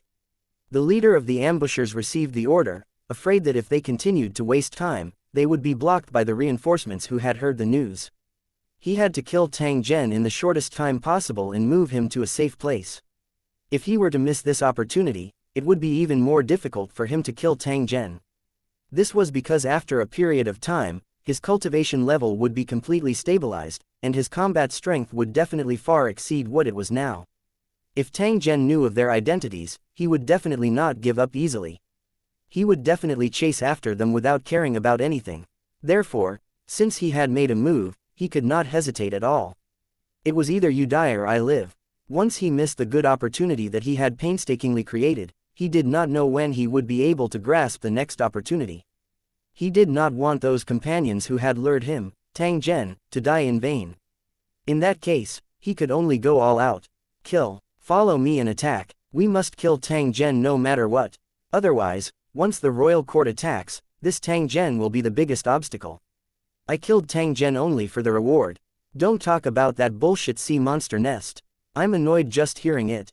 Although these ambushers were working together, they were not as united as an iron board, and they did not forget to belittle each other in battle. Several ambushers growled and surrounded him, attacking in coordination with each other. They were all wearing battle armors that were exchanged with battle points, and one could tell from their equipment that they were good at close combat. The ambushers in the distance made their move at the same time. All sorts of long-range attacks erupted and landed on Tang Zhen's body. They didn't care if they successfully locked onto him or not. There was no need to aim for such a wide-range attack because Tang Zhen was definitely within it. As long as he was injured, his movements would be affected, and his subsequent attacks would become worse and worse. All the ambushers attacked at the same time in exchange for a single strike to severely injure Tang Zhen. Tang Zhen revealed a cold smile despite being in the middle of the violent attack. Soon after, he extended his hand and waved it. The violent attack stopped abruptly. This was the method of the creator, the aura of a god-ranked cultivator. Tang Zhen had indeed completed his advancement. Dust-like objects appeared in the air and quickly condensed into crystalline blocks. This was a pure energy crystal, transformed from the violent attack just now. When this material appeared, the ambusher's killer move was immediately reduced to nothing. Voila! The sound of objects falling to the ground was very clear. The energy crystals that were regarded as treasures by cultivators were actually thrown everywhere. The ambusher's eyes were filled with shock and confusion. The all-out attack that they had placed all their hopes on was actually easily resolved by Tang Zhen. It was as if he had thrown a handful of stones, but the target was blocked by a glass wall, and it had no effect at all. If it was like this every time, then the battle would no longer have any meaning, and it would only make his situation more dangerous. Let's try again. I don't believe he can defend against all attacks. The commander of the ambushers had a gloomy expression and gave the order without any hesitation. It was obvious that he was not willing to give up so easily. Hearing this, the other ambushers prepared themselves again and launched a full-power attack. You're so stubborn. It seems like you're really tired of living. Tang Zhen's eyes were as cold as ice. He once again swept his gaze over the surrounding ambushers as though he was looking at a group of dead people. Then, he waved his hand, and the energy crystals on the ground floated up at the same time, flying toward the ambushers. The sound of the explosion was like the sky was falling. The ambusher had no place to dodge and was engulfed by the violent energy turbulence. As he screamed, his body was already shattered. Tang Zhen's attack method was completely imitating the strange huge eye in the Divine Kingdom prison. That attack method might seem ordinary, but in reality, it was an extremely powerful technique that returned to its original state. It was different from ordinary energy attacks. This attack used energy crystals as a catalyst to draw out a terrifying annihilating power. The power of annihilation did not come from the energy crystal, but from the special space that was instantly opened after the energy crystal exploded. Unless the victim could withstand the terrifying devouring for a short period of time, only then would they be able to preserve their lives. Otherwise, they would be reduced to nothingness. Tang Zhen had already discovered the uniqueness of this attack method when he was fighting against the strange giant eye. He had subconsciously started to imitate it. The strange giant eye was also a god-ranked existence. This kind of attack was its innate ability. There was no problem for Tang Zhen to learn from it. Cultivators at the creator level were no longer bound to a specific attack method. Instead, they were more flexible. Abilities like getting what you wish for would have a huge impact on your fighting style, especially when facing opponents of the same level. Most god-ranked cultivators would choose to fight in close combat. First, it was to prevent the energy attack from losing its effectiveness and allowing the opponent to seize the opportunity to counterattack. Secondly, it was too messy. It was like having weapons all over one's body, and one would not know which one to use in battle.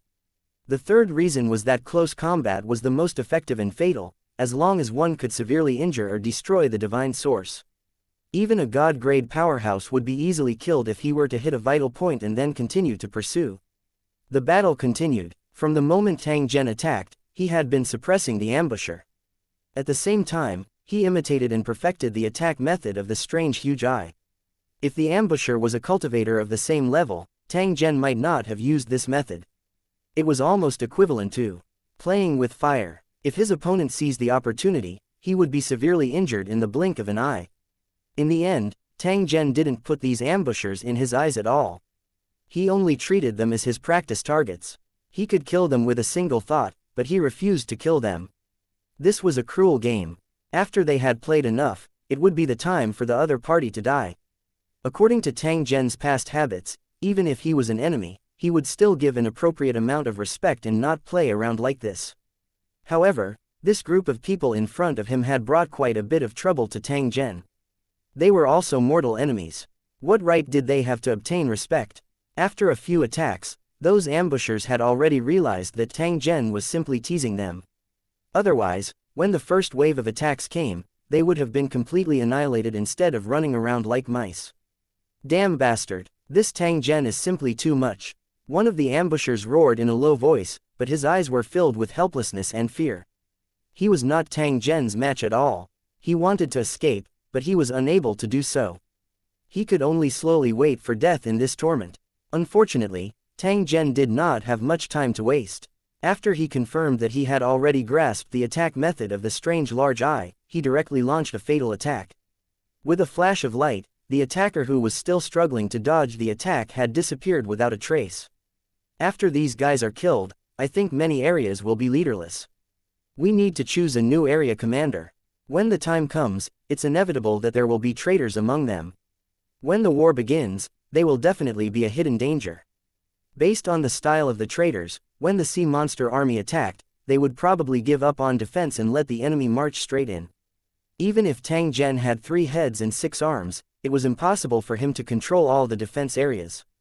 This was also something that he had been worried about. He was afraid that when he led the cultivators of Lusheng to fight against the sea monsters, the rebellious believers would stay out of it and stab him in the back. This wasn't something that could happen, but something that would definitely happen. If Tang Zhen did not think of a way to solve this problem, he would fall into an unusually passive situation after the war began.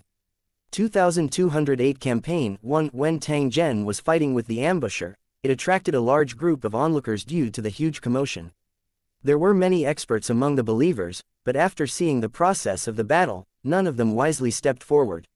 They were not qualified to participate in a battle of this level. Otherwise, it would be no different from sending themselves to their deaths.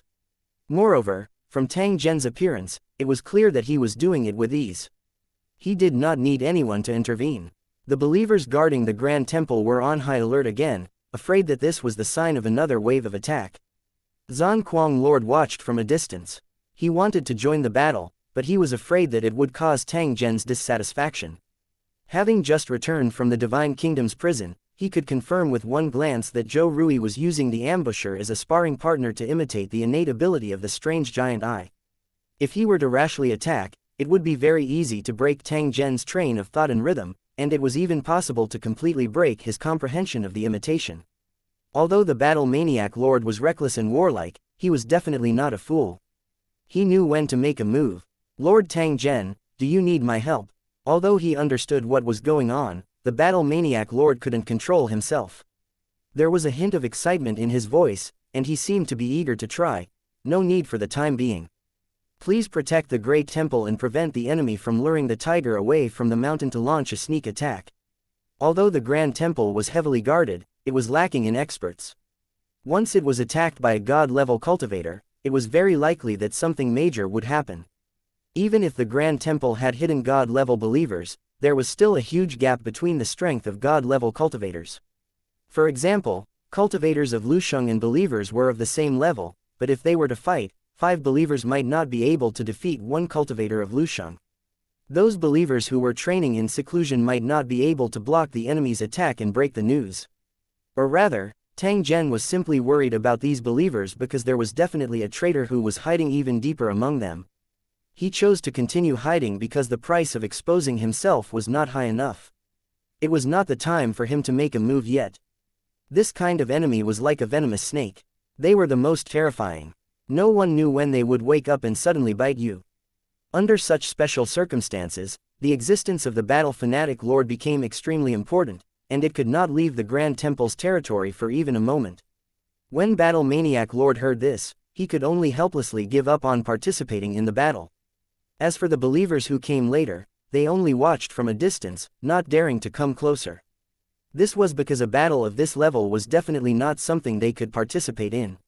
Even if they were swept away by the aftermath of the battle, they could lose their lives. In the end, they witnessed an extremely brilliant battle. Tang Zhen used his strength alone to fight against over 20 ambushers. Battle Maniac Lord, please be careful. Tang Zhen warned Zhan Kuang Lord before turning around and leaving. He didn't clean up the battlefield at all, and there was no need to clean it up, because the battle area had long since been completely destroyed, and not a single thing was left. The Battle Maniac Lord cupped his fists and returned to the Grand Temple. No one knew where he was hiding. The onlookers felt a little regretful. In this way, they would not know the origin of the ambusher. However, after thinking about it, Tang Zhen must have already known what was going on. Otherwise, how could he have cleaned up the scene of the battle so cleanly? He didn't want others to know more information, so he made such a move to completely destroy everything. And NBSP, after Tang Zhen left, this matter immediately spread, causing a stir in the Divine Kingdom. The witnesses could confirm that the people who ambushed Tang Zhen were not ordinary people. It was very likely that they were experts with names. It didn't take long for a list of the suspicious people who were suspected of participating in this operation to be spread. Those who saw the name list were shocked, because more than half of the believers on the list were commanders of the war zone. They had suddenly left the area they were defending, and after the ambush had happened, they had been declared dead. There weren't that many coincidences in the world. Under such circumstances, no one would believe that they weren't the ambushers. It was just that the believers really couldn't understand what kind of outrageous thing Tang Zhen had done to actually offend so many war zone commanders, causing the other party to set up a siege at the same time. In order to ensure that Tang Zhen would fall for it, he even used the attack on the Grand Temple as bait to lure Tang Zhen to come and check. In the end, Tang Zhen had indeed fallen into their trap. Unfortunately, they did not succeed and ended up dying without an intact corpse. Soon, another piece of news came. It turned out that the believers who participated in the ambush were all colluding with the sea monsters in private. Due to his secretive actions and the fact that it was somewhat unbelievable, no one noticed him at all. In the end, when he was sorting out the items they had left behind, he found a large amount of evidence that proved that they had indeed done many dirty and sinister things without anyone knowing. These pieces of evidence had appeared too coincidentally, and some of them could not even stand up to scrutiny, but no one cared too much. Countless believers were furious. They really could not understand what the ambusher was thinking. He was clearly shouldering the heavy responsibility of guarding the kingdom, but in fact, he was the biggest parasite of the kingdom. Everyone kicks a man who is down. All kinds of rumors began to spread, making the believers more and more indignant. For example, how the commanders of the defense areas abused their power for personal gain and thought of ways to obtain military achievements from the believers in the defense areas. Or how they used their power to frame innocent believers, causing them to die tragically at the hands of the enemy. All the things that had happened were listed, and each of them made people's hair stand on end. The believers were so angry that they gritted their teeth, wishing they could cut him into 1,000 pieces. This was the power of public opinion. It could control people's hearts and completely change the views of ordinary people. Because of this incident, the entire divine kingdom had a deep hatred for traitors. As long as someone was proven to be a traitor, the believers would not hesitate to hunt them down. Their attitude was extremely firm. At the same time, under the propaganda of some people, the sea monster race had become extremely evil and was an irreconcilable enemy of the believers' continent. On the other hand, the martial arts continent was a group of traitors. They had submitted to the rule of the invaders and had completely forgotten the identity of their ancestors.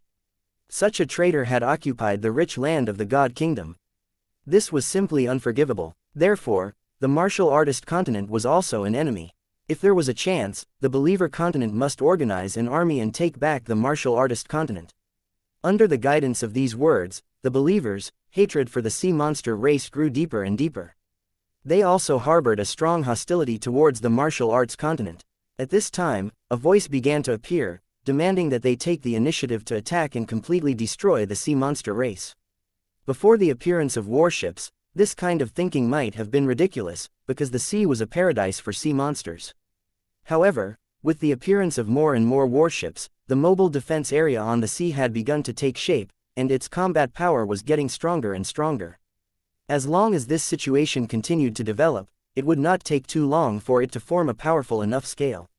With these warships as the main force and various other ships as support, they could deal a fatal blow to the sea monsters when they arrived at the nest of the sea monsters.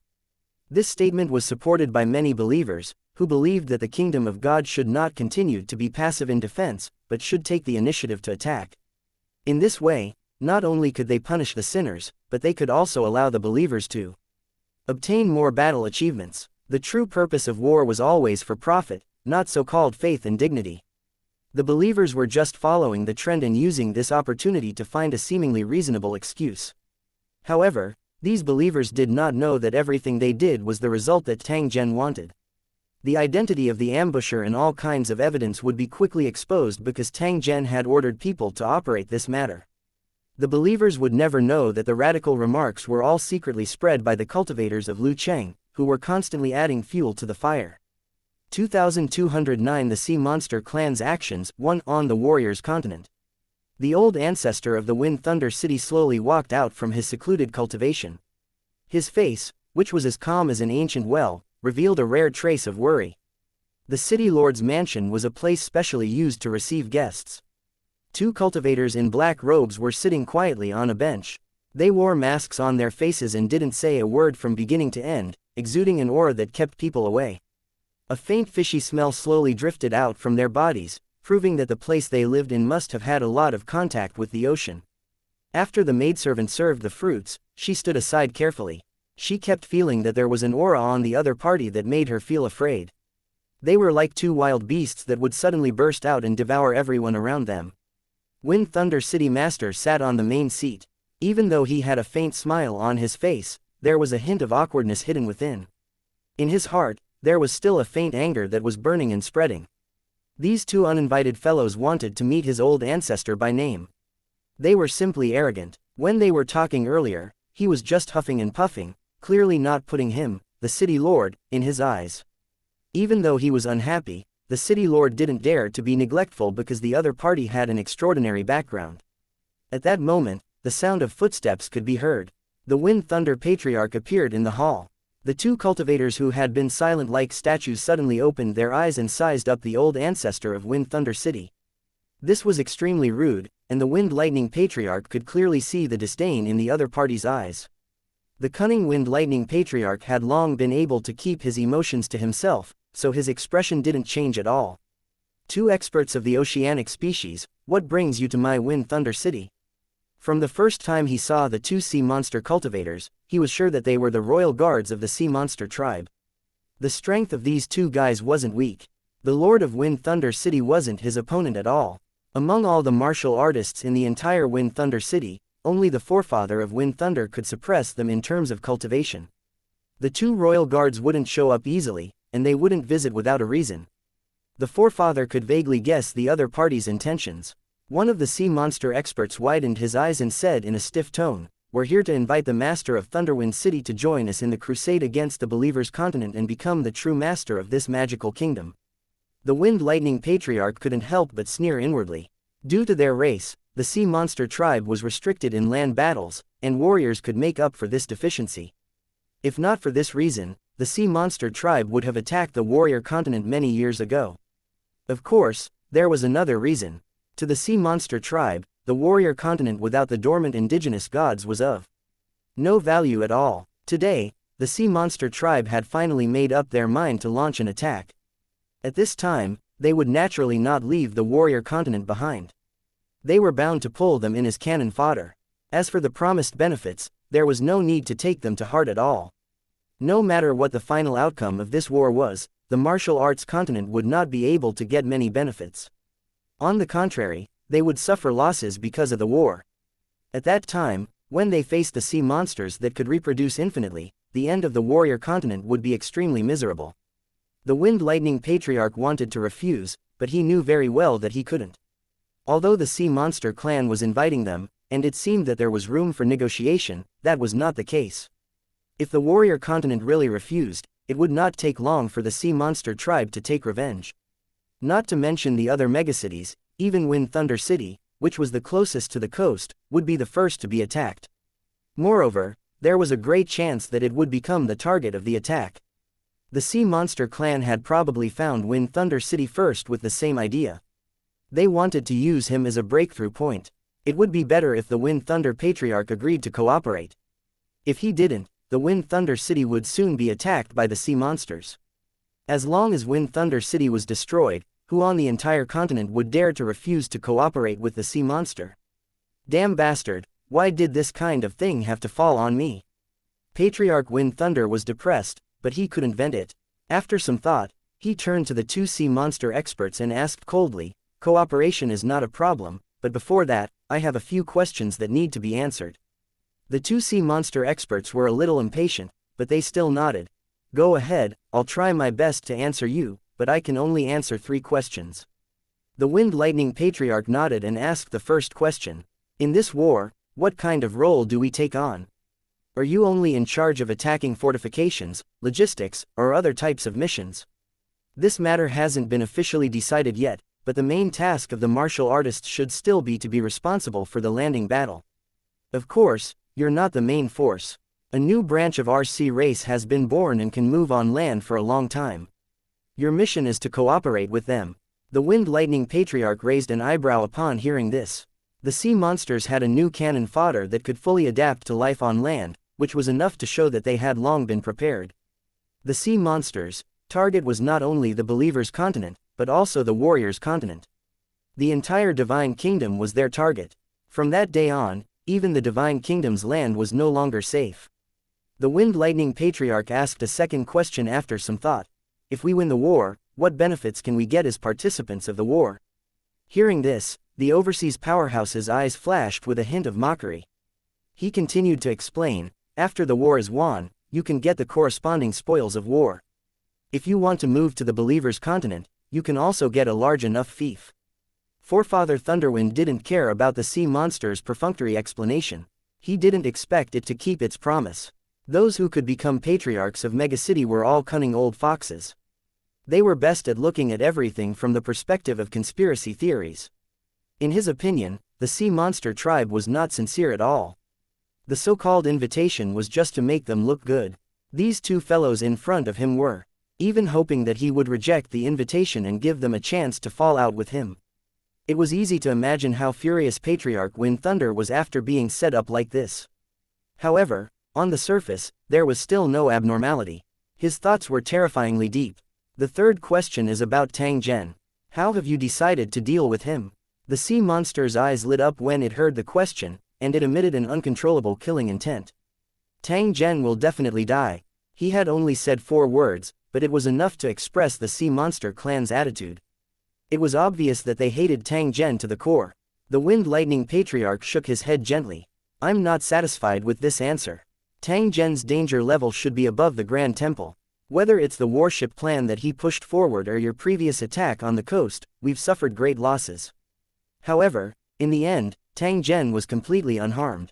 This can prove that Tang Zhen is extremely strong. Even if the 3 of us work together, it's impossible for us to be Tang Zhen's opponent. Such a super expert was enough to influence the final outcome of a war. He was definitely not to be underestimated. Up until now, your sea monster clan has already suffered a great loss in Tang Zhen's hands and lost many experts. According to the information I have, Tang Zhen even killed a traitor of the Grand Temple who was also a god-level expert. As long as Tang Zhen exists, the plan to occupy the believer's continent will only be a joke. There's no possibility of success at all. 2210 Zhen Tang's influence. 1. The Wind Lightning Patriarch's words were somewhat exaggerated. No matter how powerful Tang Zhen was, it was impossible for him to fight against the entire sea monster clan. That was simply a joke. Not to mention the endless reproductive ability of the sea monsters, the foundation that the sea monsters had accumulated over the years was enough to shock those who knew. The sea monster tribe, which had forced the Grand Temple to defend for many years and had been unable to catch its breath, was far more powerful than imagined. While using cannon fodder to consume the Grand Temple's effective forces, the sea monster tribe was also secretly accumulating high-end combat power, waiting for the arrival of the final battle.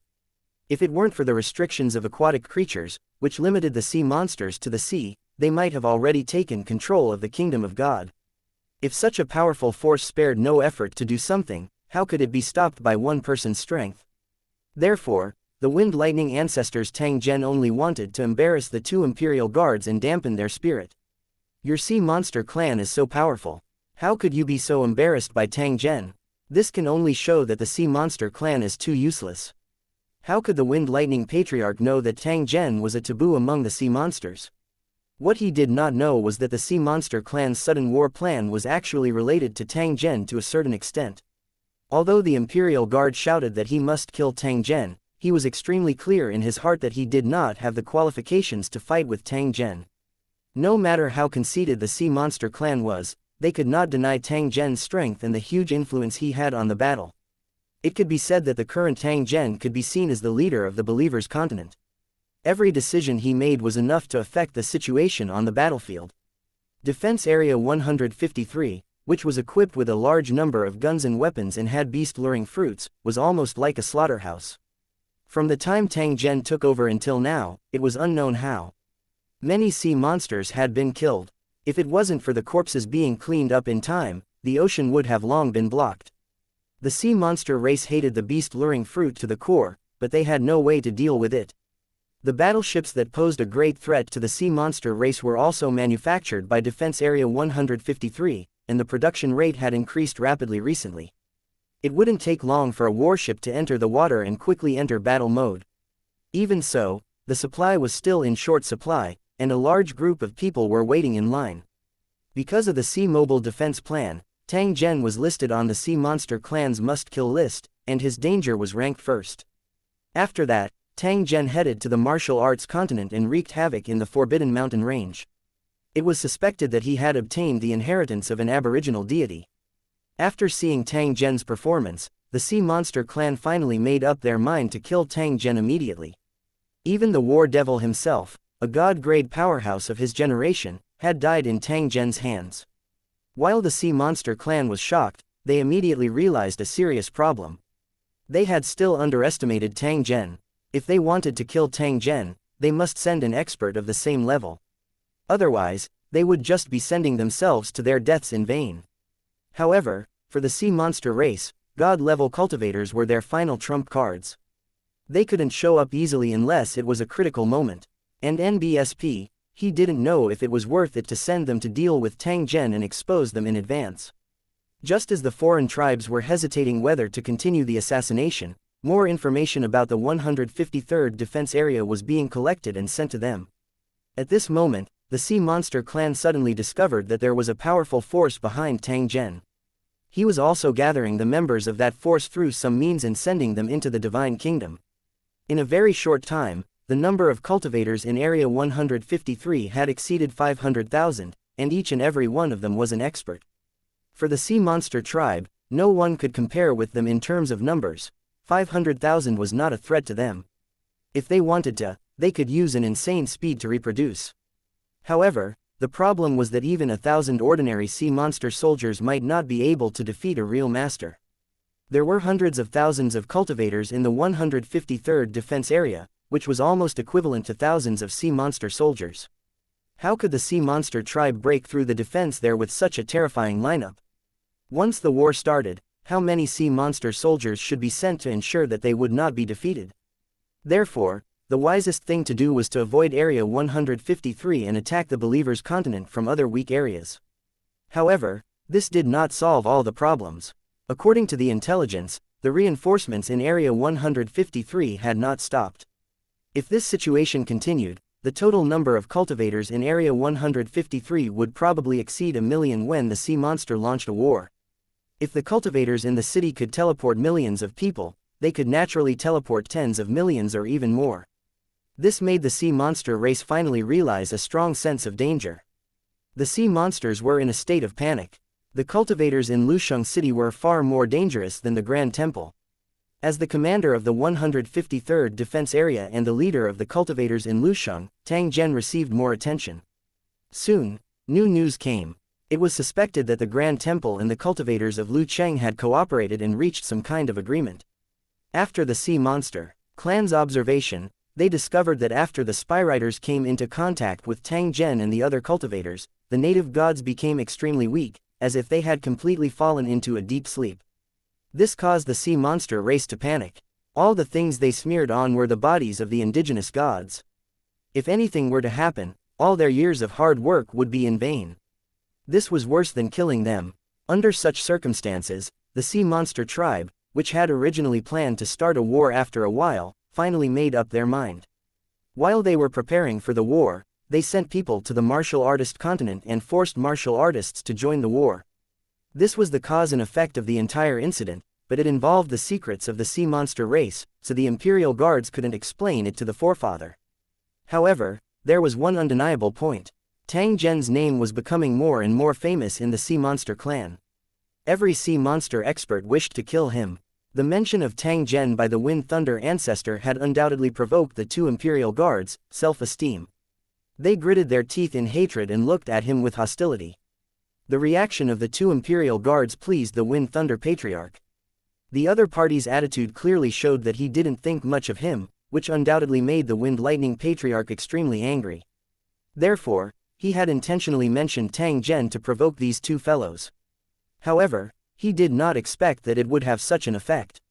This also made the Wind Lightning ancestor faintly realize that the power that Tang Zhen possessed might have far exceeded his imagination.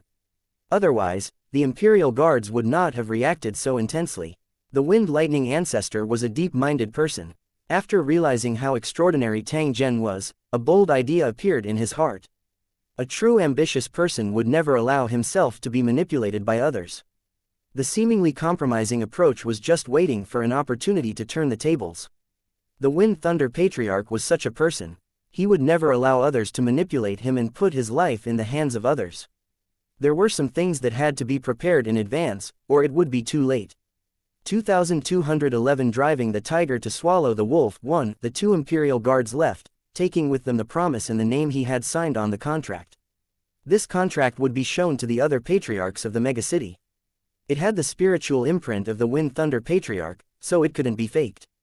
Out of consideration for safety, the Wind Lightning Patriarch finally agreed to participate in the battle and said that he would do his best to listen to orders. He knew very well that if he did not agree, Wind Thunder City would definitely be attacked by the sea monster race. In the face of the ferocious sea monster army, it was impossible for Wind Thunder City to be a match, and the other megacities might not help. When that time came, the Wind Lightning Patriarch couldn't think of a second possibility. The danger was right in front of him, and it was something he couldn't resist. How could the Wind Lightning Patriarch not agree? A wise man submits to circumstances, enduring a moment of humiliation in exchange for a short period of peace, and when the opportunity came, he would take it back even more. The two Imperial Guards probably didn't know that the Thunderwind Patriarch was currently plotting a rebellion. In fact, in the heart of the sea monster tribe, they had never expected the warriors to truly submit. For them, the warrior continent was already in their pocket. There was no need to care about the true thoughts of the martial artists. One only needed to know that they did not dare to disobey orders and would obediently send troops after the war. If they could not even do this, the sea monster race would not mind conducting a purge operation to sort out the entire warrior continent before they attacked the believers' continent. They were just some stray hounds, but they actually bit their masters at the critical moment. Naturally, they had to be severely punished. Thus, no matter what the forefather thought or what he planned to do, the two Imperial Guards didn't care. In the following time, the two guards would go to other megacities to invite the patriarchs of other megacities to participate in the war.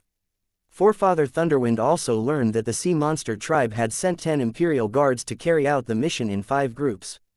The entire martial arts continent's megacity, and even the large forces outside the megacity, were all within the scope of the recruitment, and almost all the martial artists on the continent were captured in one fell swoop. Those unaffiliated martial artists were also included in the recruitment. The recruitment matters were handled by the major cities, and the sea monster race would provide the corresponding subsidies. If this model was implemented, more than 90% of the fighting power of the warrior continent would be taken away.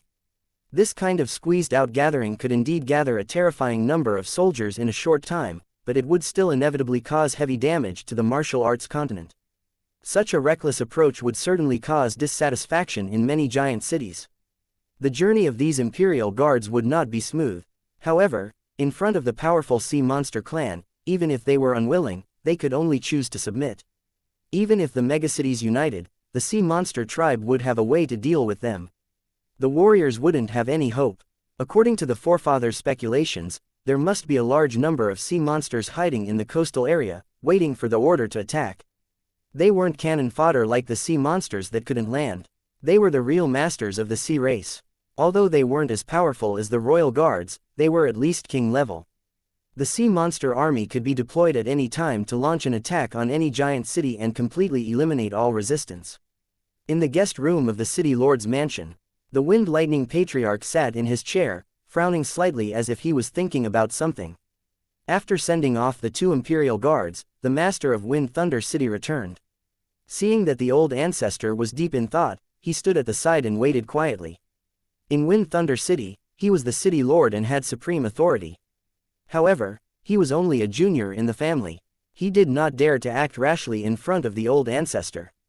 In fact, if it wasn't for the fact that the patriarch was pursuing the ultimate realm of martial arts, he would never have let him manage the giant city.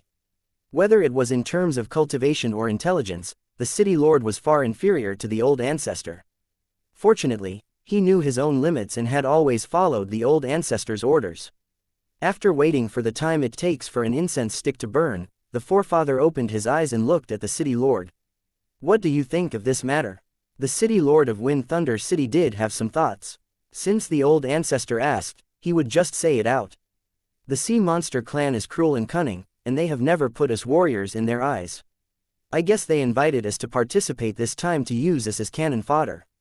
Thus, in my opinion, even if we're going to participate in this war, we should do our best not to put in any effort to preserve our true strength.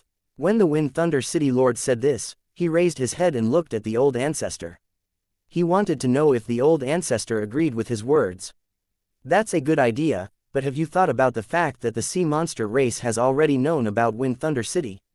If we don't put in any effort, will those sea monsters really turn a blind eye to us and let us deceive them? The Wind Lightning Patriarch shook his head as a cold light flashed in his eyes. He continued in an emotionless tone, if we really do that, those sea monsters might directly attack us in order to establish their authority. To the sea monsters, having one more or one less megacity didn't have any impact on the war. Even if the martial artist continent did not participate in the war, the number of people sent would not have much impact on the final outcome of the war. The sea monster tribe had been preparing for many years.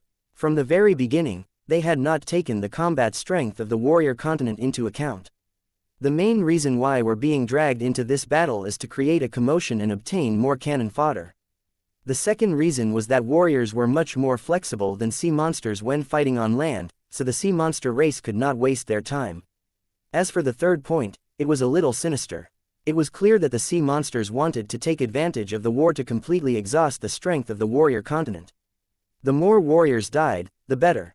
After the war was over, the sea monster clan could launch a purge at any time and kill all the remaining martial artists. If that day really came, they only needed to send a small number of troops to completely occupy the martial arts continent. At that time, whether there was a need for the warrior continent to exist or not would be completely determined by the mood of the sea monster tribe. It was very likely that they would be killed. Other than that, there's another reason. I wonder if you'd like to get it. Hearing the old ancestor's question, the Wind Thunder City Lord frowned and thought for a moment. He then said with an uncertain tone, could it be that the sea monsters are afraid that we'll cooperate with the Believers' continent and launch a pincer attack on them after the war? The Wind Lightning Patriarch nodded lightly. You're right. The sea monsters obviously have scruples in this regard. They're afraid that we'll take the opportunity to attack the base camp behind us when they launch an all-out attack on the Believers' continent. With such concerns, it meant that the sea monster tribe must have come out in full force, and the defense at the rear must be empty. Even if they were still strong, they were definitely far from what they were before the war started. This is a great opportunity for us. As long as we can destroy the base camp of the sea monster tribe, all our problems will be solved. Wind Thunder City Master nodded his head and asked in a tone that didn't seem to understand, but the problem is that the sea monster tribe is indeed powerful. With our current strength, how can we destroy their base camp? The Wind Lightning Patriarch revealed an unfathomable smile. You're right, we can't do it, and we can't do it. However, there will always be some people who are interested in this information and are willing to try it out. 2212 still need to use Lusheng. Once before the great change came, all the forces came on stage and stirred up the water. No matter what they were looking for or how powerful their trump cards were, they could only wait until the last moment to determine the true winner. Neither the sea monsters nor the cultivators of Lu Cheng could guarantee that they would be the final winner. All they could do was to go all out. Just as the various parties were taking action, Tang Zhen returned to Area 153. The first thing he did when he returned to the defense area was to give orders to speed up the teleportation of the cultivators in Lusheng. When the war came, the 153rd defense area would be the base camp of the Lu Cheng cultivators. It was responsible for connecting the two planes, and there must be no problems. If the sea monster used the human wave tactic, Tang Zhen would also return an eye for an eye and let the enemy die no matter how many came. In addition to recruiting soldiers, Tang Zhen made another decision, which was to take the initiative to attack. Although he was cooperating with the Grand Temple, he would never use passive defensive tactics and wait for the enemy to launch an attack. In order to grasp enough initiative and use their own advantages to attack the enemy, the longer the battle dragged on, the more disadvantageous it would be for the cultivators in Lusheng. The reason for this was that the sea monster race was almost immortal. Unless the native gods promised or healed them, sea monsters would always be produced in an endless stream. The mobilization order for the war was issued, and the 153rd Defense Area began to operate rapidly like a war machine. The cultivators in the city tower who had obtained fate began to speed up the construction of the warship, and the number of workers continued to increase. The current Defense Area 153 was more like a huge manufacturing plant. Huge warships were arranged neatly, and they were being modified and built at a speed that could be seen by the naked eye. The construction of the interplanar teleportation portal was also being carried out overtime. The Holy Dragon City had cultivators in charge of this work, and they had arrived in the Divine Kingdom a long time ago. Due to the special environment of the God Kingdom, it was difficult to build a teleportation array. Fortunately, the cultivators in Lusheng City had solved all the problems after continuous research and attempts. At the same time, Tang Zhen also sent cultivators to other defense areas to spread the news of the sea monster tribe's invasion. Without the skin, where would the hair go? The sea monster race was selfish and greedy. They would never allow other races to share the resources of the God Kingdom, so the best way was to cut the weeds and eliminate the roots. As long as the believers understood this, they would not sit still and wait for death. They would choose to rise up and resist. Although the cultivators in the city were the main force in this war, there were also many believers involved. It would be a waste if such a large force was not utilized. He had to fool these believers and make them understand that their participation was of utmost importance in winning the war. The effect of public opinion propaganda was very obvious. It didn't take long for the believers' emotions to be stirred up. All of them were rubbing their fists and wiping their palms, actively exchanging for all kinds of resources and using their battle achievements to increase their strength. It was obvious that they were all ready to go all out. The aboriginal deity should have wanted to cry but had no tears. Because of this incident, he had used up a lot of his remaining divine source. Fortunately, divine source could slowly recover. Otherwise, even a native god would not be able to withstand such a consumption. It didn't take long for two more masters of creation from the 5th battle area to enter the divine kingdom, and one of them was the Star Spirit Lord who had returned. Those lords have already gone back to recuperate. Because their roots were not injured, they will be fully recovered in a few decades at most. They asked me to tell you that they are grateful to you for saving their lives. After they recover, they will go to the cracked territory to thank you. Tang Zhen gently nodded. He did not care about things like gratitude. It was fine as long as these overlords were fine. After Star Spirit Lord met with Tang Zhen, he immediately headed to the Grand Temple to help Zan Kuang Lord defend it. In the following time, another 100,000 cultivators from Lu Cheng teleported over. They were all elites from the scarred territory. Their duty was the same as the battle fanatic lord, to guard the Grand Temple's perimeter and prevent any enemies from attacking it. The arrival of the Masters of Creation and the army of cultivators made Tang Zhen's suspended heart gradually relax. With such a strong defense force, there was no need to worry about the safety of the Grand Temple. Without any worries, Tang Zhen could focus all his energy on dealing with the sea monster tribe. It was better to take the initiative to attack than to defend passively. This was the tactic that Tang Zhen had always insisted on. Even though the sea monster race had more advantages, he still insisted on this point of view. If he wanted to take the initiative to attack, he would have to rely on himself most of the time and could not rely on the believers of both good and bad. It was impossible for them to give up their advantage in defense and land just because of a sentence from Tang Zhen and head into the ocean. For ordinary believers, the vast sea was a dead end. Once they entered it, they would fall into a state of confusion. Due to their lack of strength, they could not always float in the sky like the birds and clouds. What ordinary believers couldn't do didn't mean that the cultivators of Lusheng couldn't do it. The thing that the Holy Dragon War Zone had the least lack of was all kinds of aircraft. There were heavy warships from the technology dimension, and also biological warships modified from the corpses of giant beasts. Flying devices that were controlled by runic magic circles were also being manufactured continuously. These devices could run for hundreds of thousands of years and could be said to be indestructible. However, the largest floating device in the world of towers was actually all kinds of towers. Tang Zhen's idea was to transport the towers into the God Kingdom. These towers floated above the ocean, and their deterrent force far exceeded that of warships. They could launch an attack on the surface of the sea at any time from above. The sea monsters discovered that there was a piece of land above them and started to smash things down without rest. He would definitely be in a state of collapse. The sea water was a natural protective barrier, giving sea monsters more advantages and even an undefeatable position. However, to the cultivators in Lusheng, it didn't make much of a difference whether there was seawater or not. As long as the Lucheng cultivators wanted to, they could easily throw a stone at the sea monster's head, even if it was tens of thousands of meters deep in the sea. By then, gathering warships as a mobile force and dispatching a large number of believers to assist in the battle would be equivalent to blocking the sea monster in its nest. If the sea monsters wanted to attack the believers' continent, they would have to pay a heavy price to have a slight chance of success. After making up his mind, Tang Zhen sent the news back to the Sacred Dragon battlefront and asked Lu Cheng, who was interested in joining the battle, to sign up and prepare. According to the rank of the Holy Kingdom, the towers that would participate in the war had to be at the rank of a country. One floor was definitely not enough. At least 10 towers were needed to form a sufficient advantage. If possible, he could gather more towers to suppress the sea monster.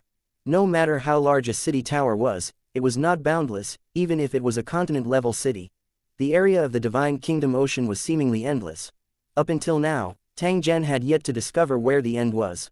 Under such circumstances, the more towers there were, the larger the area under Tang Zhen's control, and the more powerful he was. Currently, in the Holy Dragon War Zone, most of the towers were at level 9 and were at the threshold of being promoted to a national level. Tang Zhen being able to provide a safe and intense battlefield for advancement was definitely a good thing that those towers in the Sacred Dragon War Zone could not ask. Please like and share the video on the YouTube channel Cultivation Audiobooks. For more. 2213 I'm from the White Creek town. White Stream Valley was located at the edge of the Holy Dragon Battle Zone. It was a place with high mountains and dense forests. In the early years, it had been the lair of the giant demonic dragon. The local aboriginals worshipped evil gods, and there were many cruel and bloody sacrificial activities. After the foreigners were caught, they were basically used as sacrifices. In an open space in White Stream Valley, a divine altar made of brown rocks could be seen, as well as countless white skeletons. There were countless resentful souls lingering here, and even in the day, they were like ghosts.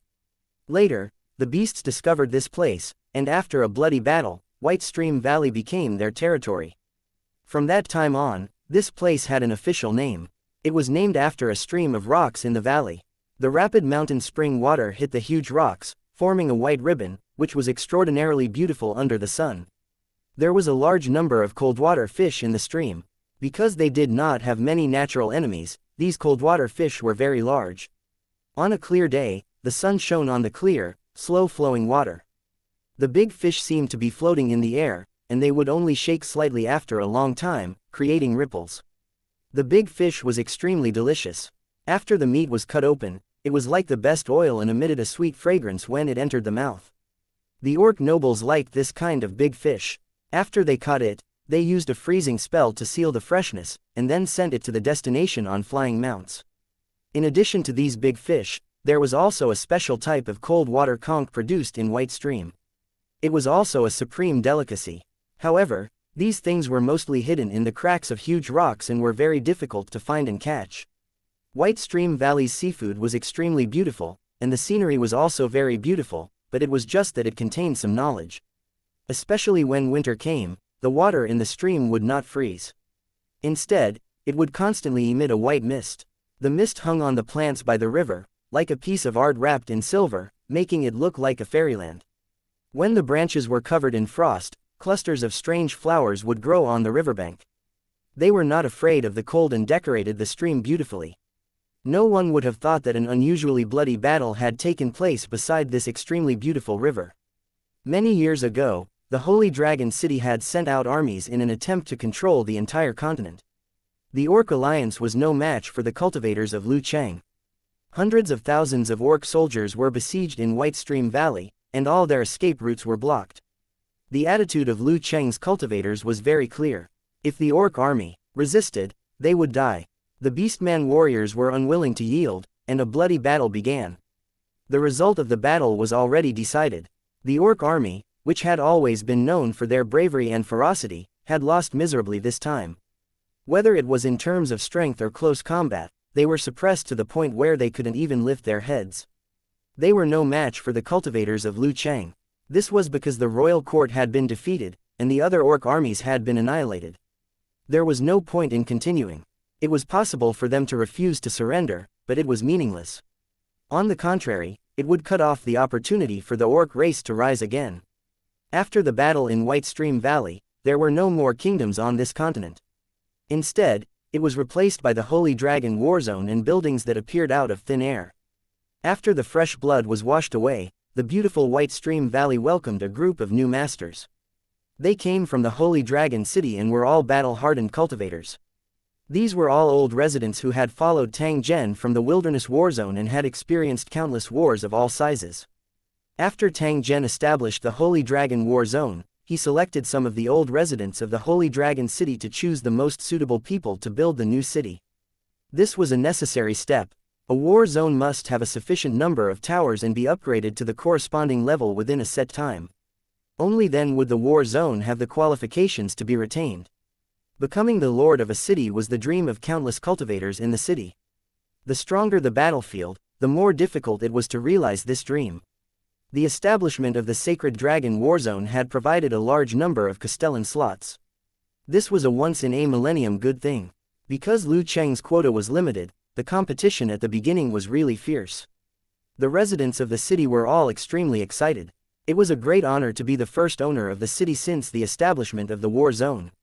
After that, the Holy Dragon City held a meeting, and Tang Zhen personally attended the meeting. He encouraged the city lords and personally supervised them in drawing the foundation stones. This batch of building foundations had been accumulated in the Holy Dragon Warzone for many years, and all of them were of the highest quality. Ordinary cultivators of the building would not be able to come into contact with them. Even in the Holy Dragon Warzone, this was a top-notch strategic resource that could not be exchanged for even 1,000 gold. As the reward for the initial construction of the war zone, Tang Zhen gave away this batch of sealed building foundation stones for free. He gave out hundreds of them at once, which was definitely a big deal. After the drawing of the building foundation stones was completed, the residents of the building would bring their companions and followers, as well as the city building resources given by Tang Zhen, to their respective areas. It was easy to enjoy the shade by leaning against a big tree. Because of the existence of the Sacred Dragon Battle Zone, these cultivators who went out to build towers were unusually relaxed. They didn't need to work hard at all. They only needed to choose a suitable location to build the city. Even before Lu Cheng reached level 6, he did not need to go through much trouble, because the setting of monster attacks had been cancelled in the Holy Dragon War Zone. Although there was no option for monsters to attack the city, the cultivators in the building still had a lot of actual combat training, which would be more brutal and harsh. More sweat in peacetime, less blood in war. The cultivators in the Holy Dragon Battle Zone had never slacked off in the process of improving their own strength. The foundation of a city's prosperity was its residents. After these cities were built, they started to recruit residents. The world of Lusheng was extremely tolerant, and anyone of any race had the chance to become a member of the world of Lusheng. This was especially true for the first-generation residents of Lusheng. Although they would experience many trials and tribulations as they grew up, they would be the greatest contributors to Lusheng's growth. As long as they were lucky enough and lived long enough, when Lusheng was upgraded to a certain level, the welfare of the first-generation residents would be so good that it would make people envious.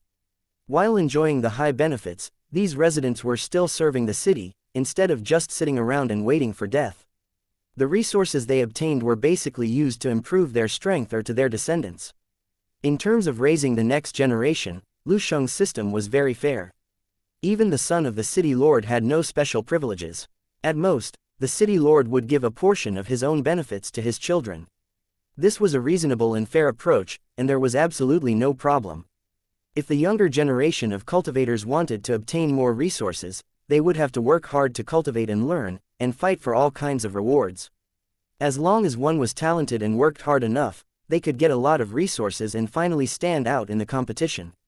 Even if they didn't get any rewards, the benefits given by Lu Cheng were enough for them to grow. However, these cultivators had limited prospects and would eventually become ordinary cultivators. 2214 I'm from the White Creek Town 2, 1 the morning arrived. The morning mist that filled the mountain forest dispersed, revealing a fresh air that seemed to have been washed by water. Everywhere was filled with a moist vitality. Under an old tree on the hillside, snow-colored long-haired rats were gathered together, making, chirping, sounds as they fought for a few nuts that had fallen to the ground. They played without restraint until they heard a loud noise. Then, they jumped onto the branches and looked around vigilantly. On the hill next to the tree, there was a building half hidden underground. A few clusters of 7-colored bell orchids were planted at the window that looked like a pair of big eyes. As the door creaked open, a well-built young man slowly walked out of the house. The young man had thick eyebrows and big eyes. His muscles were like cast iron, shining with a healthy luster. He was wearing a vest-like top that revealed his arms and a pair of gray jeans. This kind of wear-and-tear-resistant cloth was very popular in Whitestream Valley. Every time the merchants brought goods, they would sell them all. The residents of Whitestream Valley, who had lived for a long time, could tell that this young man was a mixed blood with beast genes just from his appearance. If one observed carefully, one would discover that 2 curved horns were hidden under the young man's long golden hair. Of course, in the current Holy Dragon War Zone, no one would care about such things. Mixed bloods were everywhere, and they would not be discriminated against. After taking a breath of fresh air, the young man turned back into the house and took out a long battle sword. The saber was pitch black in color and had an ancient and mysterious design. It was obvious that it was an old item with a long history. The young man didn't know the real origin of this battle sword. He only knew that it was an antique and must be very valuable. As for the origin of this saber, he had accidentally found it in the mud when he was playing by the White Stream when he was young. When the young man started to practice martial arts, this antique saber became his weapon. After so many years, this saber had almost become a part of his body. Taking a deep breath, the young man swung his sword forward and began to practice the combat skills that were available for free in Whitestream Tower. Just as the young man was training vigorously, a large group of strong men slowly walked over from the road not far away. Most of them were about the same age as the young men. They were all mixed bloods with orc genes and were tall and strong. They wore simple leather armor and held crude weapons in their hands. One could tell from the bags they were carrying that they were preparing to go on a long journey. Ah Feng is getting more and more powerful. I don't think we'll be his match even if we attack him together. Ha ha ha, as expected of a guy with royal blood. His talent is different, we can't compare at all. What a pity. If Ah Feng could purify his bloodline, his strength would definitely reach another level. Isn't there a chance now? Whitestream Tower is recruiting mercenaries, so they won't be stingy with the rewards. As long as we perform well, we might have the opportunity to make an exception and become residents of Lu City. Even if they couldn't become a resident, they could still get a lot of rewards, which was a lot of money. Not only can it allow us to cultivate better, but it will also allow us to live more comfortably. The young men kept talking, their tone full of longing. The man who was the leader listened quietly. He was different from these young men. He had once participated in a war organized by the Whitestream Tower as a mercenary. It was that battle experience that completely opened his eyes and allowed him to know the truth of the world. Because of this war, he had also earned a lot of rewards and became one of the richest people in the nearby village. When Whitestream Tower recruited mercenaries, he was in charge of contacting them. He wanted to help the young people find a future. Among all the young people in the village, he was especially optimistic about Ah Feng, thinking that this young man was definitely not an ordinary person. Therefore, he would always try his best to provide help to the best of his abilities. It had become a habit over the years. When the other party really made it big, perhaps he would be grateful for their friendship and give his juniors appropriate care. Just as the crowd was discussing in low voices, the young man named Ah Feng stopped his practice and sheathed his saber while taking a breath. Looking at the crowd standing to the side, Ah Feng finally came back to his senses. A bright smile appeared on his face as he extended his hand to greet the crowd. "Uncle Long, my brothers, come and sit down. I'll go pick some fruits for you." Hearing Ah Feng's greeting, everyone smiled and shook their heads. "Don't be busy. Hurry up and pack up. We'll head to the Whitestream Tower now." Ah Feng was stunned and asked in a confused tone, "Uncle Long, I remember there are still 15 days before the recruitment in the Whitestream Tower. Why are we leaving now?" The last time when Uncle Long was counting the number of applicants, Feng had already signed up and had been preparing for it. There was still half a month before the departure time. He felt strange that Uncle Long and the others were heading to the Whitestream Tower now. "I received a message from Whitestream Tower yesterday, saying that there were changes to the original plan. The tower is preparing to start a plane invasion war immediately. It was a big operation this time, and it was said that many buildings were involved. All the mercenaries were required to be present within 3 days. By right, I should have contacted everyone to set off together last night, but White Stream Tower has sent a notice that they will send special transportation to pick us up. So, we don't need to be too anxious. We just need to get to the assembly point within the stipulated time. After hearing Uncle Long's explanation, Feng nodded and returned to the house. After waiting for more than 10 minutes, Long came out of the house with a huge animal skin bag on his back. There were a lot of things inside, including some precious herbs and ores. Feng was prepared to sell them to merchants. Uncle Long, I'm ready. We can leave now. Uncle Long nodded. Among all of them, Feng's bag was the biggest. He was the only one who thought of exchanging these mountain specialties for money when he went out. Unlike the other young men, Feng had lived alone since he was young and was used to such things.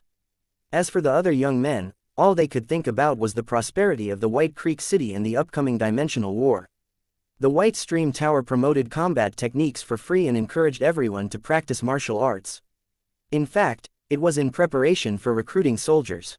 Only when the people of the country were martial, could they pick up their weapons fearlessly when war came. For a young man of his age, only such matters of blood and fire were the most attractive.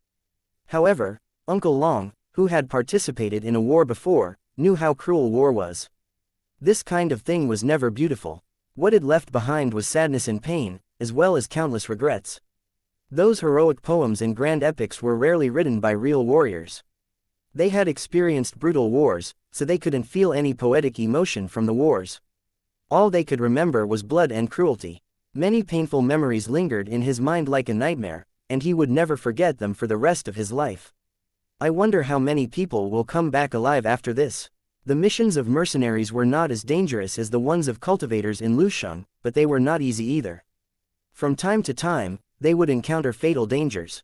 If they wanted to make a lot of money, they could participate in more dangerous missions.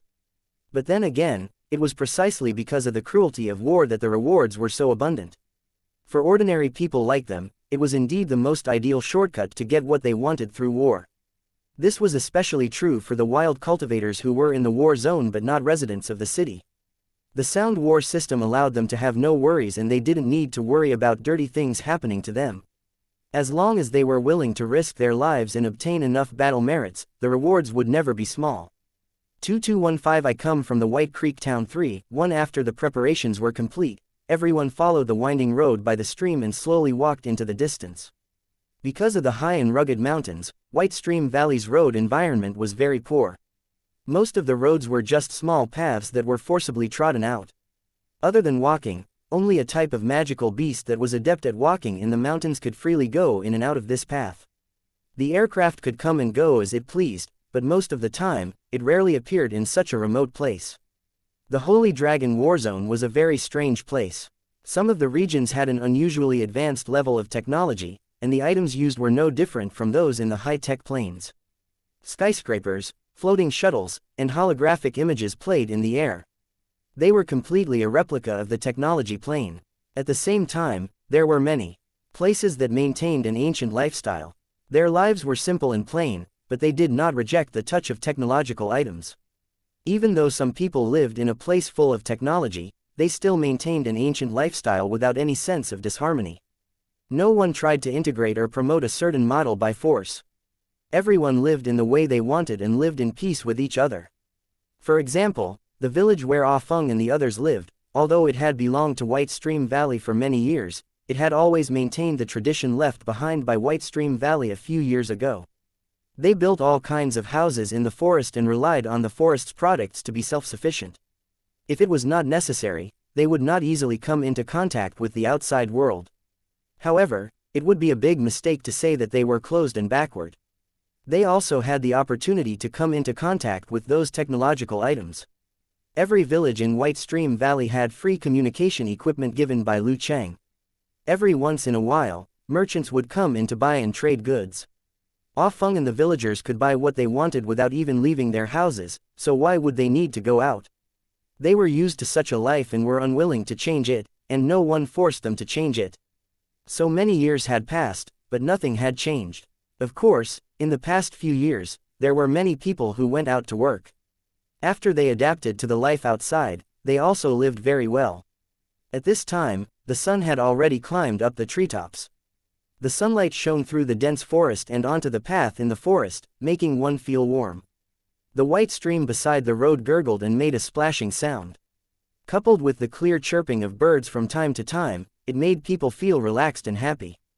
Just as they were talking, a conversation could be heard coming from a fork in the road. Soon after, a few ferocious beasts appeared in front of them. On these beasts, there were riders wearing leather armor riding them. It's those guys from South Stream Village. They only know how to launch sneak attacks from afar and never dare to fight in close combat. After seeing this group of men and women, a young man standing next to Ah Feng muttered in a low voice, his expression carrying a trace of disdain. That's not right. What right do you have to look down on others? Who told you that battles can only be fought at close range and cannot be fought at long range? After hearing the young man's mumbling, Uncle Long reprimanded him in a slightly displeased tone. You think you're very good at close combat because you've never been on the battlefield and have never seen a real expert. I can tell you clearly that in the White Stream Tower, even a trained 10-year-old child can easily defeat you. Let's not talk about the cultivators of Lu Cheng. If you encounter these young people from South Stream Village on the battlefield, you will definitely be the first to die. Don't be unconvinced and think that I'm deliberately attacking you. In fact, I'm just helping you so that you won't cause trouble for yourself and your companions. I can tell you clearly that on a real battlefield, there's no emphasis on close combat or long-range combat. The ultimate goal is to kill the enemy. When you were really in a life-and-death battle, would the enemy stupidly get into position and wait for you to rush in front of him to fight to the death?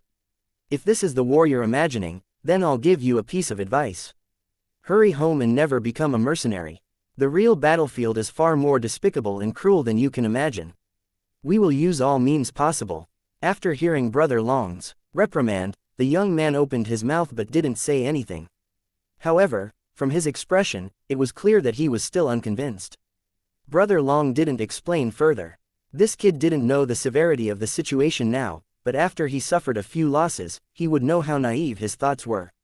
Putting everything else aside, the firearms on the youths from South Stream Village alone, even if they were weapons that were no longer used by the cultivators of Lusheng, were enough to easily cut him in two. After the two sides met at the intersection, they sized each other up and then continued to move forward. Their relationship was not considered harmonious, and there was no enmity between them.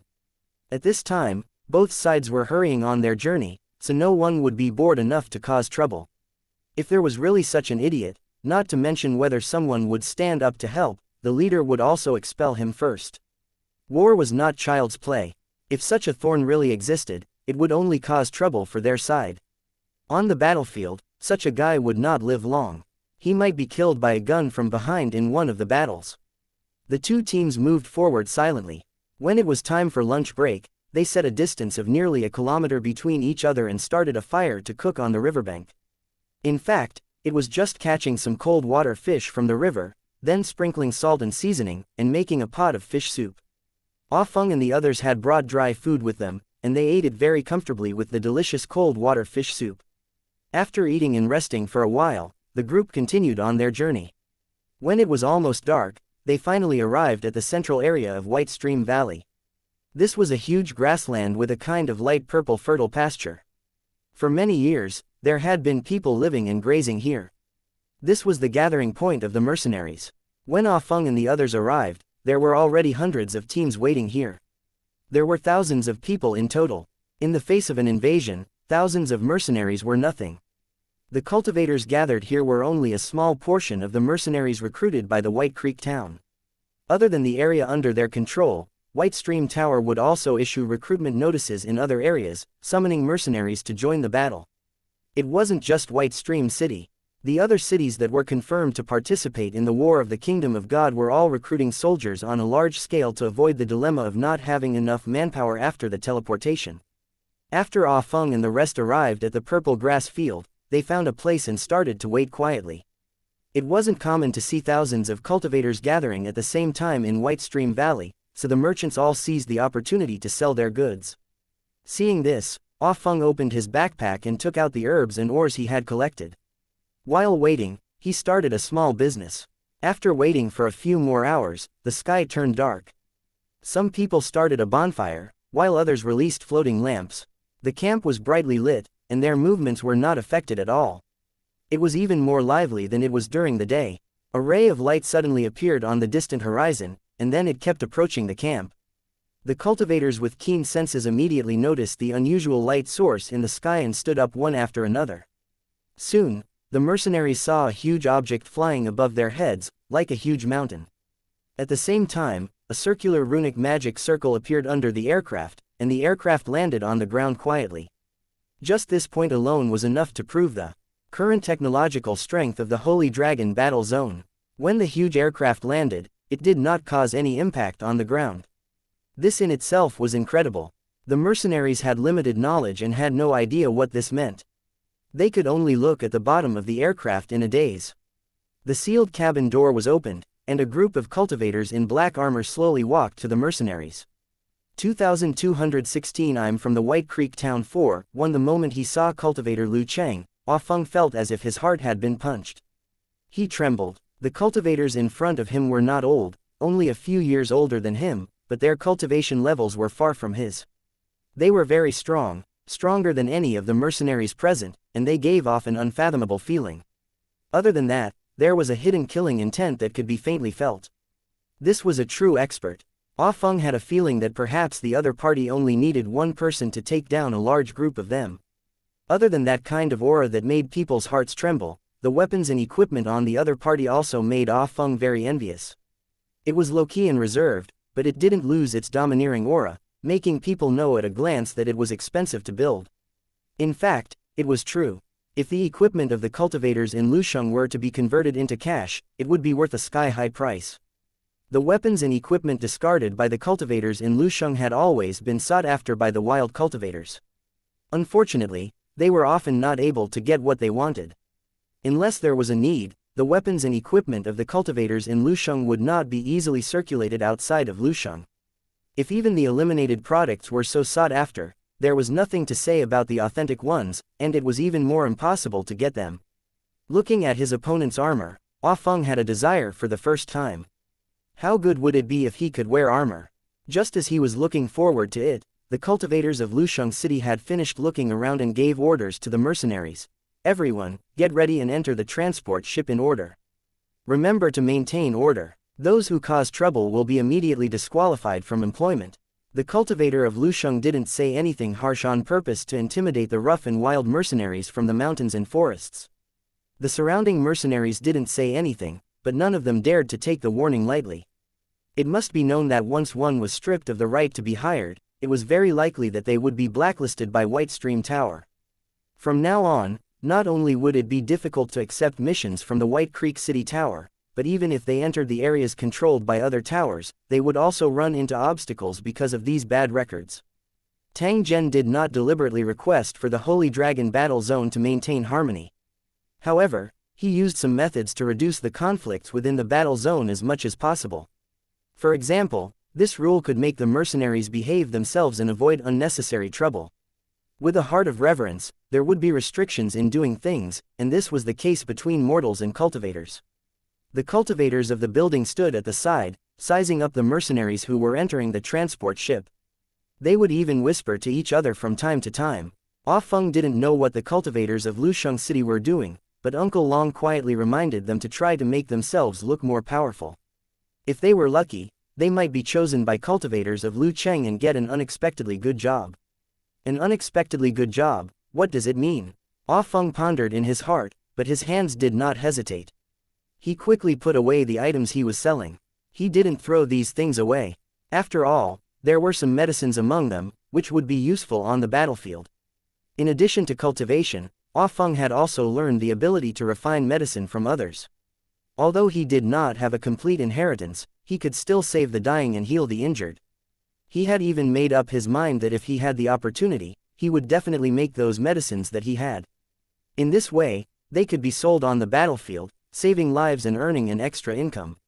The children of the poor had to take care of themselves early. In order to earn enough cultivation resources, Ah Feng had been doing this all these years. Even when they were about to enter the battlefield, they were still thinking about doing business and making money. To Ah Feng, money was the most important thing. This notion had reached an unshakable level in his heart. He had signed up to be a mercenary because of the generous rewards. There was no other reason. Groups of mercenaries entered the transport ship, and soon it was Feng's turn. They followed the others and lined up in two long lines. Looking at the huge transport ship, Ah Feng's eyes were filled with anticipation as he walked forward. Wait a moment, just as Ah Feng approached the cabin door, he heard someone talking. Then, he saw a Lu Cheng cultivator walk over. Everyone was surprised, but they still followed the footsteps that stopped at the same time. The Lu Cheng cultivator didn't pay attention to the others. Instead, he walked directly to Ah Feng and sized him up. To be more precise, he was sizing up the saber on his back with a strange look in his eyes. Ah Feng didn't understand what the other party was trying to do, but fortunately, he didn't feel any malice. Where did you get that saber? After looking at the saber for a while, the Lu Cheng cultivator looked at Ah Feng and asked in a slightly curious tone. I accidentally found this in the mud by the white stream when I was catching mud snails when I was young. I don't know its exact origin. Ever since the day he started training, this blade had been with Ah Feng and had become a part of his body. He wanted to figure out the origin of this saber, to know who it belonged to, and why it was left by the white stream. By the white stream, the Lu Cheng cultivator frowned and then nodded slightly after a sudden realization. I see. After he said this, he looked at Ah Feng and said, wait here for a moment. The others can continue to board the transport ship. When Uncle Long and the others heard this, they hesitated. They didn't want to leave Feng here alone. However, looking at the Lu Cheng cultivator's appearance, he didn't seem to be looking for trouble. If they were overly suspicious, it would inevitably cause him to be unhappy. Uncle Long, you guys can get on the transport ship first. I'll be there soon. Ah Feng turned his head and said. He didn't want to make things difficult for Uncle Long and the others. All right, I'll wait for you inside. After Uncle Long finished speaking, he saluted the young cultivator from Lu Cheng and then led the group of young men to board the transport ship. Seeing this, the young cultivator from Lu Cheng asked with a smile, I think you must be very curious as to why I asked about the origin of this saber and why I left you here. Ah Feng nodded his head.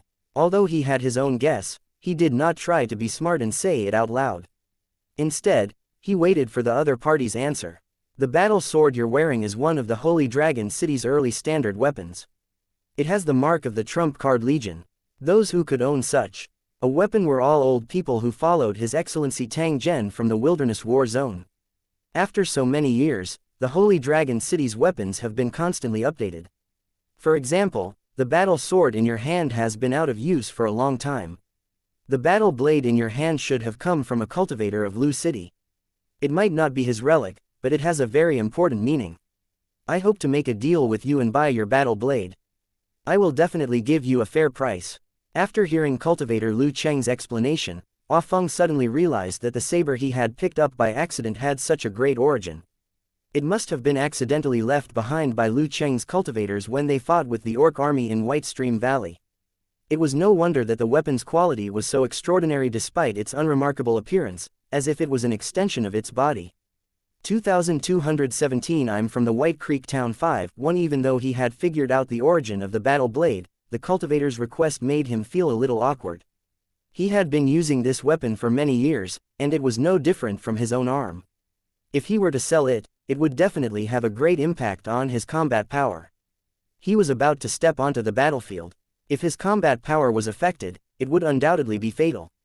However, according to the Lu Cheng cultivator, the value of this saber might be very high, and it could be exchanged for a large amount of wealth. With this amount of money, he could buy better weapons in exchange for more cultivation resources to make himself stronger. For a moment, Ah Feng didn't know what to choose. The Lu Cheng cultivator saw this and continued with a smile, you care a lot about this saber. Is it because you have resonated with this saber when you were cultivating, and you feel that you can't part with it? Ah Feng hesitated for a moment, then gently nodded. It's fine. This isn't a secret that needs to be hidden. It's a very normal situation. In fact, every standard weapon equipped by the Holy Dragon City's army of cultivators has such basic attributes. It's just that outsiders rarely know about them. Ah Feng was stunned and asked in a slightly surprised tone, you're saying that every weapon can do this, and it doesn't have much to do with the user? Cultivator Lu Cheng nodded. You can think of it that way. Of course, if you want to use this weapon smoothly, you also need a certain amount of talent and special control skills. If you've learned this technique, you'll definitely be able to control it with ease. There's almost no threshold. However, if you can still control it like it's your own arm even though you've never learned it before, then I'd like to congratulate you. This can only mean that your talent is far beyond ordinary people. After hearing Cultivator Lu Cheng's explanation, Ah Feng suddenly realized that every battle blade was so magical, and his own battle blade was just one of them. Originally, he was hesitant, but now he had made up his mind. I can make a deal with you, but I have a condition. I wonder if you can agree to it. Cultivator Lu Cheng nodded. As a sincere buyer, he had to respect the seller's opinion. Just tell me, if I can do it, I will try my best to satisfy your request. I have to tell you in advance that the actual value of your weapon is not high. The important thing is the meaning it represents, or rather, it is a kind of sentiment. If I can't find its original owner, then this battle blade will be my treasure. You might not know this, but my ancestors came from Holy Dragon City as well.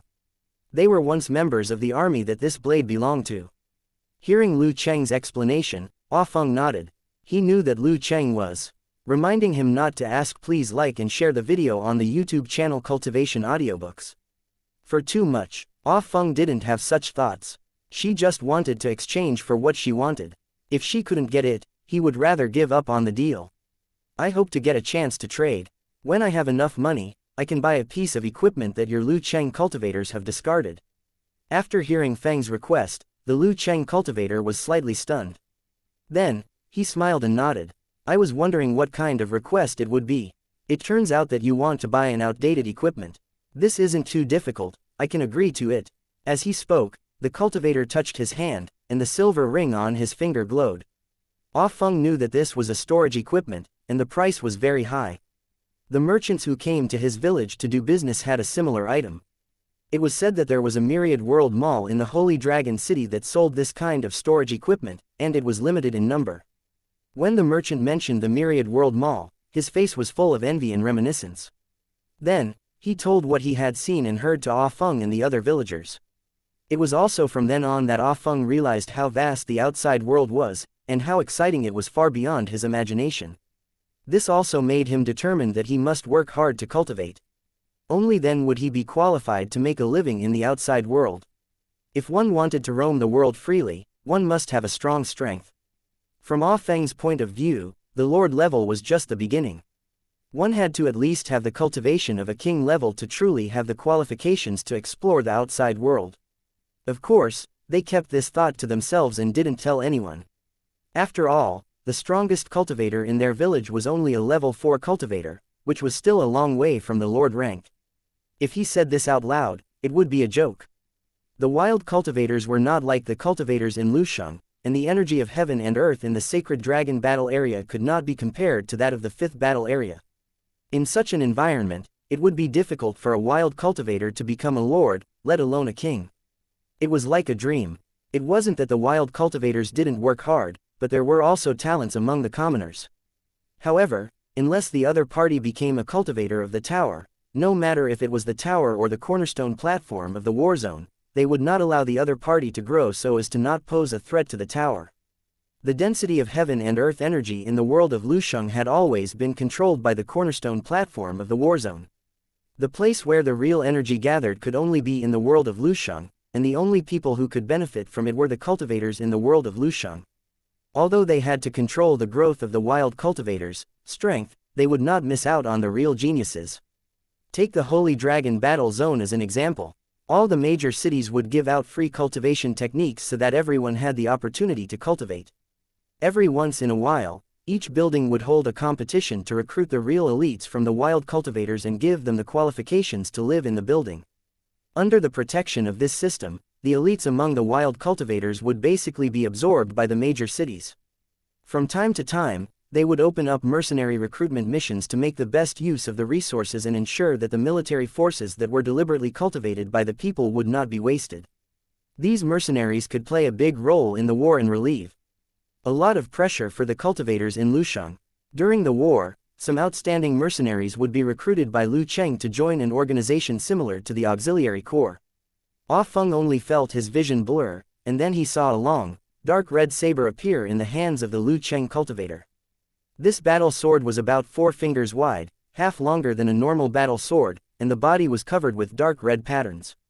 The lines were vivid and looked like the blood vessels on the back of the earth dragon, giving off a bloody smell. The moment he saw the blade, Ah Feng had a feeling that it was more suitable for him. Even his blood began to boil, and a violent power slowly awakened at this moment. What kind of blade is this? Holding back his excitement, Ah Feng asked cultivator Lu Cheng. This is one of the weapons of the Holy Dragon City's army of cultivators. It's called the blood-burning frenzy blade, and it can release the power in one's bloodline. The Lu Cheng cultivator glanced at Ah Feng's horns hidden under his long hair, as if he was implying something. The light in Ah Feng's eyes became brighter. He looked at the saber again seriously and then looked away with difficulty. He said to Lu Cheng, I want this blade, no matter what price I have to pay. Cultivator Lu Cheng nodded and threw the saber to Ah Feng. Take it, he's yours now. 2218 I'm from the White Creek town. Final 1. He took off his sword and looked at it deeply. Then, he handed it to Lu Cheng. Since he had already made up his mind, there was no need to hesitate. Sometimes, he had to learn to give up. Thank you. After bowing to cultivator Lu Cheng, Ah Feng turned around and entered the transport ship. It was obvious that he was very excited. For cultivators to be able to obtain a weapon that was suitable for them, it was indeed something worth rejoicing over. Naturally, Ah Feng would be extremely excited. Moreover, judging from the material and appearance, cultivator Lu Cheng's saber was more valuable. It was obvious that he was the beneficiary of this deal. Cultivator Lu Cheng didn't say anything, but he couldn't play dumb. This was a trade, and he had gotten a big bargain. Of course, that wasn't the case. This kind of trade was a mutual consent. Perhaps in the eyes of the cultivators of Lu Cheng, his battle saber was more valuable. Cultivator Lu Cheng took the saber and examined it. He smiled and put it away in his storage equipment. Young city lord, did you get this saber to give it to the old city lord? Cultivator Lu Cheng asked with a smile. That's right. My father is going to visit an old friend soon, so this saber is a perfect gift. I believe it's more meaningful than any other item. Cultivator Lu Cheng nodded his head and said to his companion, remember to pay more attention to the young man just now. If I'm not wrong, he should have the royal bloodline of the orcs. After the fall of the Sleeping Orc Alliance, the royal bloodline is becoming rarer and rarer. I remember that there are only 5 people with this bloodline in our city. Once I can activate my bloodline, I'll be a super powerful human tank with my cultivation skills. His companion nodded. He raised his left wrist and tapped a few times, recording Ah Feng's information. Regardless of whether we have the advantage or not, we will inevitably suffer losses in the War of the Divine Kingdom, cultivator Lu Cheng continued. Even with the existence of the soul transfer array, the dead cultivators of Lu Cheng couldn't recover their combat power in a short time. Moreover, once the War of the Kingdom of God was over, Lu Sheng would be promoted to a national level, and it would be inevitable to recruit people. It didn't matter if they recruited them earlier or later, so when they met suitable candidates, everyone paid more attention to them so that they wouldn't suffer meaningless casualties. After hearing cultivator Lu Cheng's words, his companion laughed and said, most importantly, they are very likely to become residents of your tower, the future lord of White Creek City. His companion's words were half joking and half serious, but it also revealed the young man's identity. The eldest son of White Stream Tower was the most talented cultivator among his peers. If there were no accidents, the future city lord of White Stream Tower would be him. The young cultivator shook his head and said in a calm tone, you're all wrong. Although I was born in the White Stream Tower, it doesn't mean I have to take over my father's position and become the future master of the White Stream Tower. My father was in the prime of his life, and his cultivation was not weaker than others. For cultivators of his level, calculating his lifespan was meaningless. Thousands of years was just a fleeting moment. Under such circumstances, unless my father abdicates the position of alliance leader, I won't be the city lord at all. According to the rules of the war zone, the term of office of each castellan was only 100 years, but there were not many restrictions on the number of times a castellan could serve. If nothing goes wrong, my father will be the lord of the White Stream Tower for the next 1,000 years. The most important thing is that I don't want to be under the shadow of my father. I want to build a city that belongs to me with my own efforts. His companion nodded. He knew that the young cultivator had great ambitions, but he did not expect that his real goal was to build a city of his own. However, it was normal after thinking about it. As a cultivator of a city, who wouldn't want to be the master of the city? Your idea is good, but it's a bit difficult to realize. After all, the number of towers in the war zone is almost full. Unless the tower launched a large-scale invasion, it was impossible to have a large number of extra slots to build a tower in a short time. However, if you wait according to the rules, who knows when it will be your turn? His companion gently shook his head. He was clearly very familiar with this aspect. Building a city tower was not a simple matter. Building a city was easy, but obtaining the right to do so was very difficult. The Holy Dragon War Zone was different from the past barbarian war dramas. If one wanted to establish a tower city, they had to get approval. Without the participation of the cornerstone platform, the city tower could not be built at all, and the subsequent advancement transactions could not be separated from the cornerstone platform. Therefore, the right to build a city was very important. The 3,000 war zones in the world of Lusheng would continue to expand as long as they were under normal development. Take the Holy Dragon War Zone as an example. The border would extend 10 meters outward every day. It seemed insignificant, but in fact, the area had increased greatly. With the accumulation of time and land, the total increase in land area would definitely be a shocking and terrifying number. In order to maintain such a speed of expansion, the consumption of the world's origin was indispensable. Therefore, the plane invasion wars in the major battlefields of the Tower world had never stopped. When the land expanded to a certain extent, there would be a number of places for building cities. This was to avoid the waste of resources and also to ensure continuous development. Because there were more wolves than meat, a fierce battle was inevitable when the qualifications for Lusheng construction were issued. The rules of the Holy Dragon Battle Zone were naturally for those with the ability to go first. After signing up, the competitors would continue to accept missions to increase their ranking on the list. When the deadline came, the top cultivators of Lusheng would be qualified to build their own Lusheng. It sounded very simple, but if one wanted to successfully participate, there were many requirements. The most basic requirement was that one had to have the strength of a king. Otherwise, one would not even have the qualifications to participate. This was enough to prove how powerful the Sacred Dragon Battle Zone was. In the Desolation War Zone, king-level cultivators were the overlords of a region. However, in the Holy Dragon War Zone, king-level cultivators only had the qualifications to participate in the competition.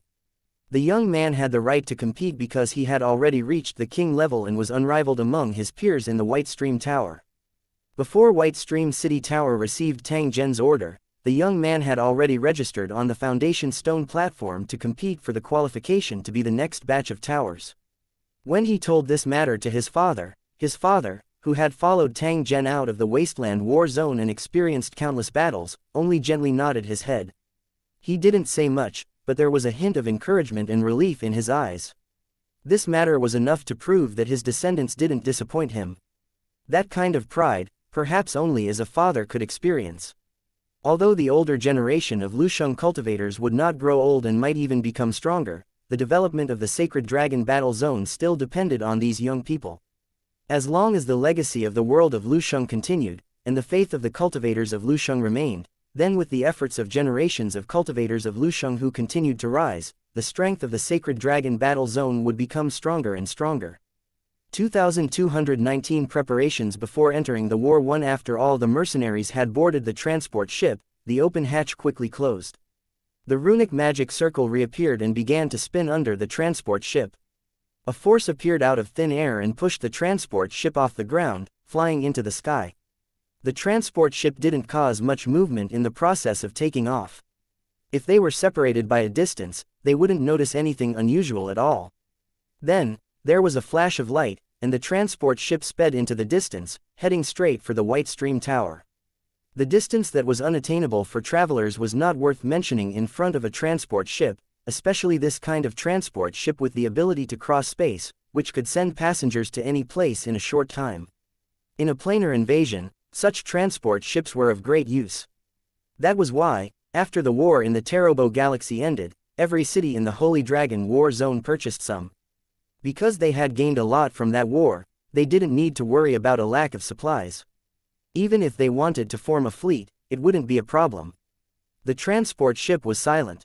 Ah Feng and the others felt that they had not sat for long before a clear female voice entered their ears, informing them that they had arrived at their destination. Uncle Long was experienced. He reminded everyone not to fall behind after they got off the transport ship, or it would be troublesome to find them again. Everyone nodded at the same time, but they didn't think so. How could such a big person be lost just like that? There was no vibration from the landing. The metal door of the room they were in was opened, and a light band appeared on the ground and the wall, marking the path to leave. The carrier. A group of mercenaries filed out and quickly walked out of the transport ship. When they saw the scene outside, Ah Feng and the others were stunned, their faces full of disbelief. They were currently in a huge square, and there were flashes of light everywhere, making the night no different from the day. There was more than one transport ship parked there, and more than one group of mercenaries had rushed over. After they got off the transport ship, they looked like a black mass. Light and shadow intertwined, and the aura was majestic, making people feel extremely shocked. The mercenaries were all dressed differently. They looked around vigilantly and curiously, unable to suppress the curiosity in their eyes. It was the first time for most of the mercenaries to participate in a war of this scale, so one could imagine how shocked they were. Other than this spectacular scene, what attracted the mercenaries' attention the most was the teams of cultivators in Lusheng City wearing standard armor. They were wearing black helmets, and their faces could not be seen clearly. Their entire bodies were protected.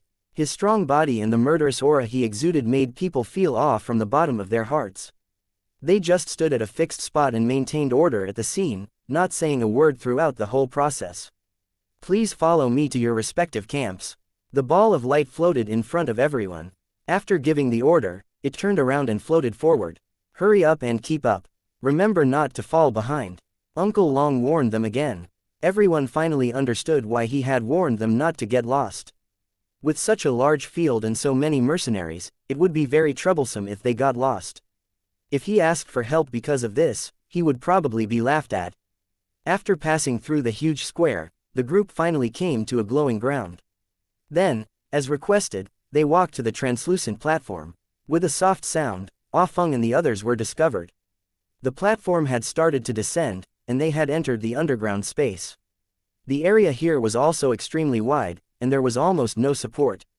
It was unknown what method was used to ensure that such a huge space would not collapse.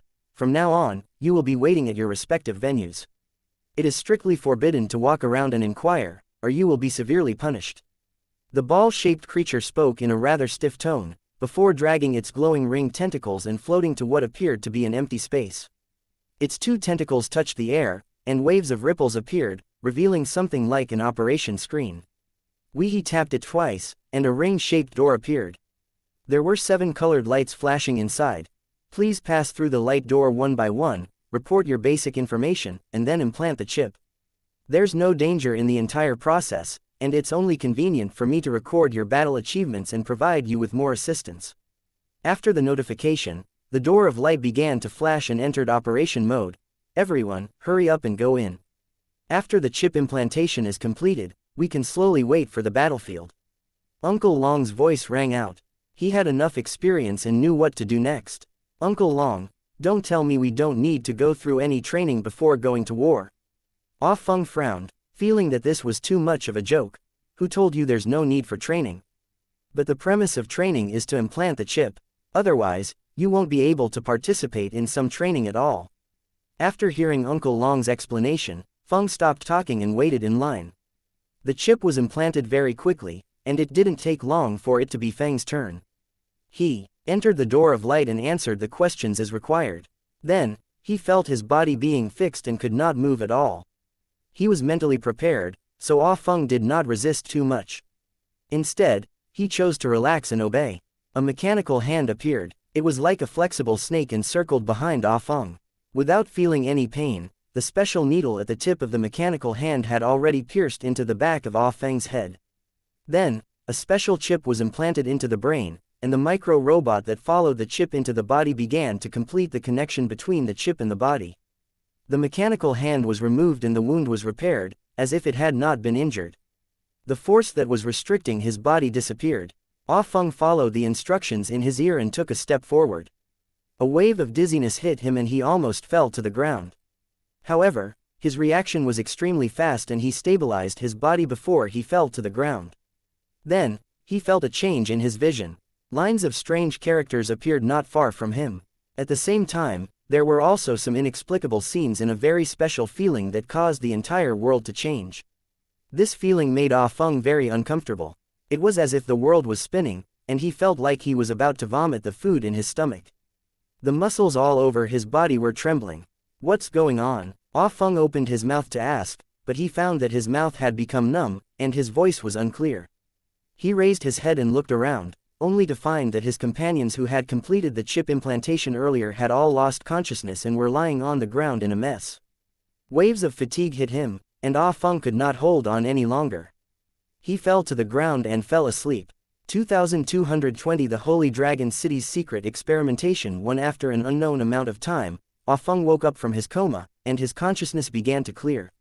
Recalling his previous encounter, Ah Feng's heart was filled with vigilance. The first thing he did was to confirm his situation. If he was in danger, he had to find a way to get out of it. He couldn't just wait for death. His surroundings were eerily quiet. He felt that his eyelids were very heavy and he could not open them at all.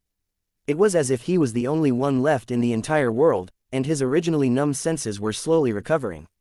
Ah Feng had a feeling that he was half lying on a large bed, very soft and comfortable. Then who had placed him on the chair? Was it his companion or a cultivator from the White Stream Tower? As Ah Feng thought of this, he suddenly felt his eyes starting to itch, as if his eyeballs were growing out. It was as if the eyes did not exist before this. It's really strange. Why would I have such an idea? Thinking of this, Ah Feng slowly opened his eyes, only to find that it was pitch black in front of him, and he couldn't see anything. What happened? Where did our companions go? Ah Feng's heart was filled with doubt. The feeling of uneasiness did not go away, but instead became stronger. Just as he was about to get up, Ah Feng realized that his body seemed to have lost control, and he could not move at all. This unique situation made Ah Feng nervous again. He realized that ever since he came to the White Stream Tower, many things had gone beyond his expectations, catching him off guard. Could it be a trap? But the problem is that there's no need to do so. Just as he was panicking, a ray of light suddenly appeared in front of Ah Feng, followed by a woman's voice. Her voice was gentle and made people feel warm. Hello, how do you feel now? Hearing the woman's voice, Ah Feng was stunned for a moment. He asked subconsciously, who are you? What's wrong with me? You're in a deep sleep. You're communicating with me using your consciousness, which is why all these abnormal situations have occurred. When you get used to it, everything will return to normal. Ah Feng frowned and said in a confused tone, mercenary system, what is that? The mercenary system is a super system specially designed for mercenaries in the Sacred Dragon Warzone. It can allow mercenaries to have stronger combat power and obtain logistical support that is no less than that of cultivators in Lusheng.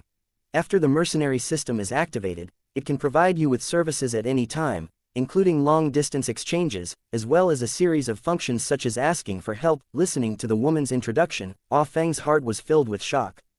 If the mercenary system could really be like this, then it was simply a godlike existence. The problem was, how did he come across such a good thing so inexplicably? I want to ask, do all mercenaries have this system? This system is currently in the experimental debugging stage, and it has high requirements for the experimenter, especially in terms of qualification. After the chip is implanted, there's only a very small chance of it being activated. Hearing the woman's explanation, Ah Feng nodded. Regardless of whether he was willing or not, this matter had already happened. Furthermore, from the woman's words, this matter seemed to only be beneficial to him. Since that was the case, there was no need to resist too much. Everything would be fine as long as it went with the flow. Can you tell me what I should do next? Since there was only a very small chance of triggering this system, it meant that his luck was not bad. Ah Feng desired to become strong, so he would not miss such a rare opportunity. Very good. Next, please follow my guidance and carry out the initial debugging and fusion. In the time that followed, Ah Feng followed the woman's instructions and carried out the fusion step by step.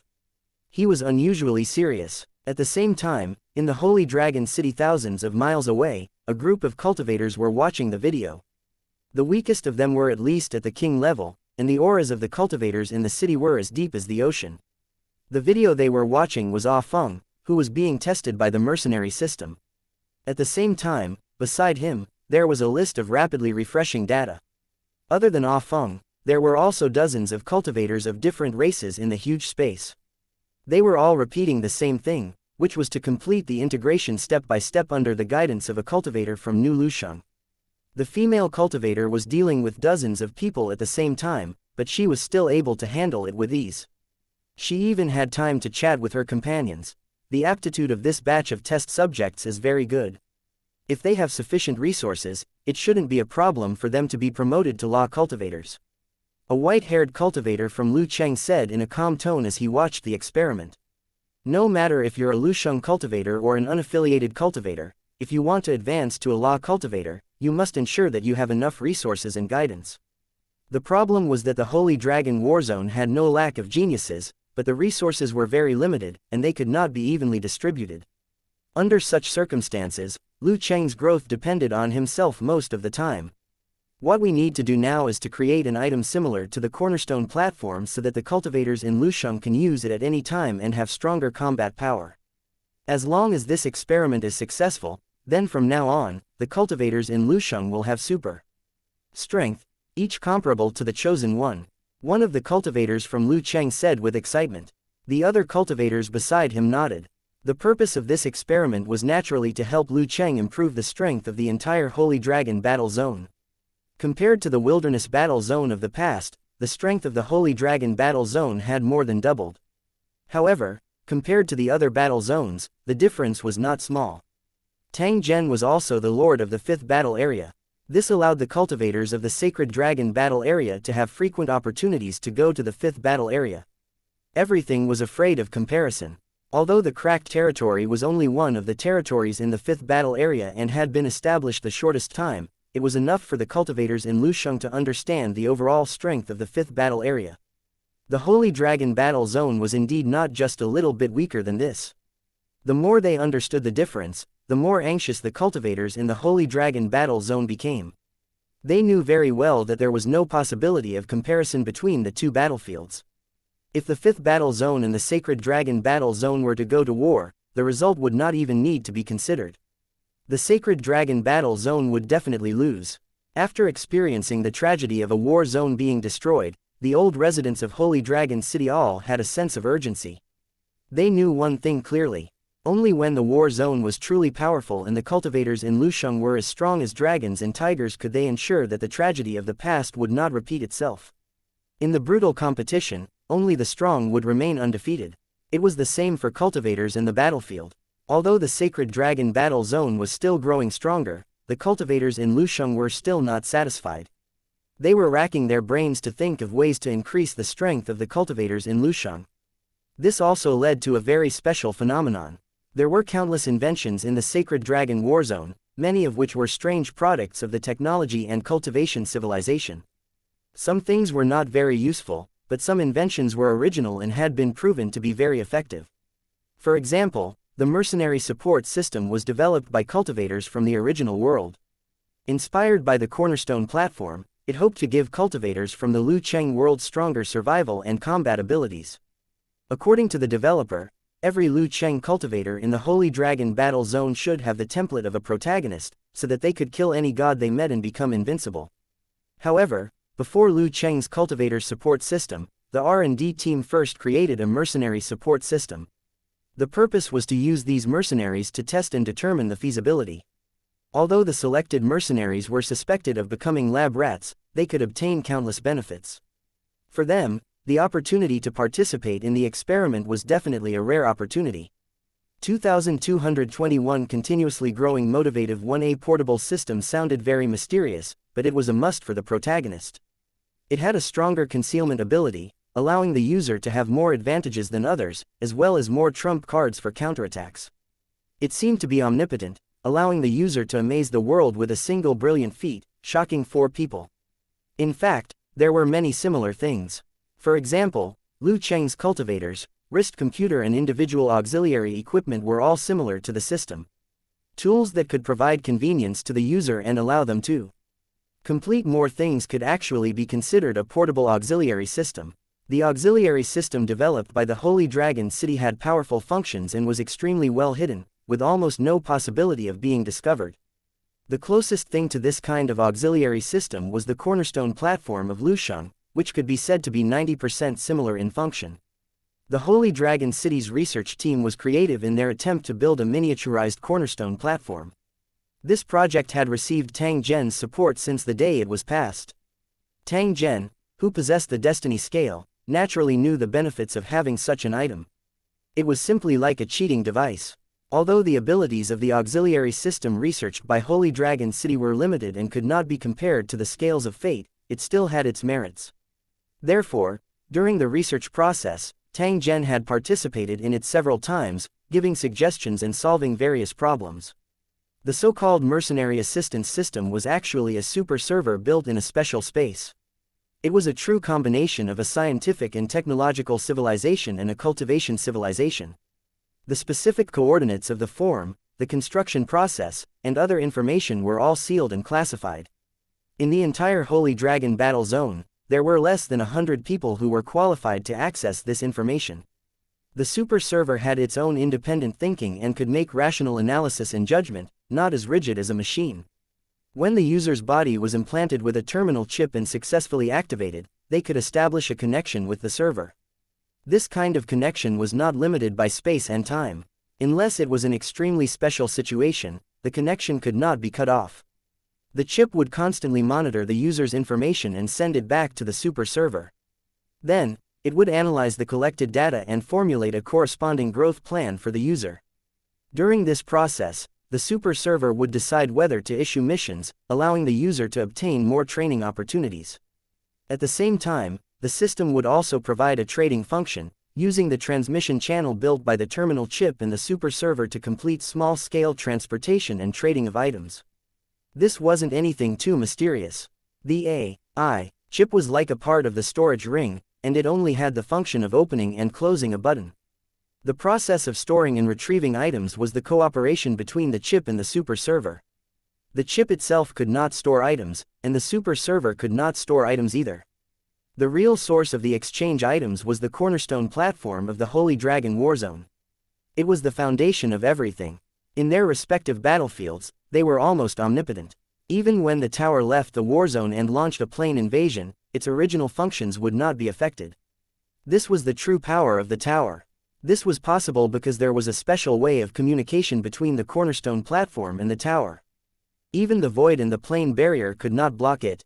Of course, if the conditions allowed it, the transmission channel had to be maintained as much as possible so that it would not dissipate easily. Firstly, it was convenient for the cultivators in the city to travel back and forth. The main reason was to make the connection between the cornerstone platform and the city more smooth. The super server made use of this principle to establish a stable connection with the cornerstone platform, which was equivalent to a special building. The users of the system were like special residents of the city. Although they would never have the chance to enter the city, it didn't affect their qualifications to be a resident of the city. The chip in the user's body, the super server that existed in an unknown space, and the cornerstone platform of the Holy Dragon Battle Zone. These three combined to form the foundation of the system's operation. All three were indispensable, not to mention the difficulty of the system's construction. It was not easy to get the cornerstone platform to cooperate with it. Which cornerstone platform could be like the Holy Dragon Battle Zone, directly cooperating with boring experiments and using it as if it was their own? If it wasn't for Tang Zhen personally coming forward, this plan wouldn't have been able to work at all. How could ordinary cultivators of Lusheng City have the qualifications to bargain with the cornerstone platform? Fusion complete. Connection complete. First step of the experiment plan is a success. As the melodious female voice rang out, even the cultivators in Lusheng City, who usually didn't show their emotions on their faces, suddenly burst into excited cheers. As soon as he left the virtual arena, Feng received news that the White Stream Tower would open a dimensional portal in 3 days, and they could enter the battlefield in the other world at any time. Regarding this news, Feng felt both surprised and regretful. In the past few days, he had understood the training method that Uncle Long had mentioned. It turned out to be through the virtual training ground. In the virtual training ground, mercenaries could come into contact with all kinds of weapons and equipment, choose all kinds of battles, and polish their own strength through the battles in the virtual training ground.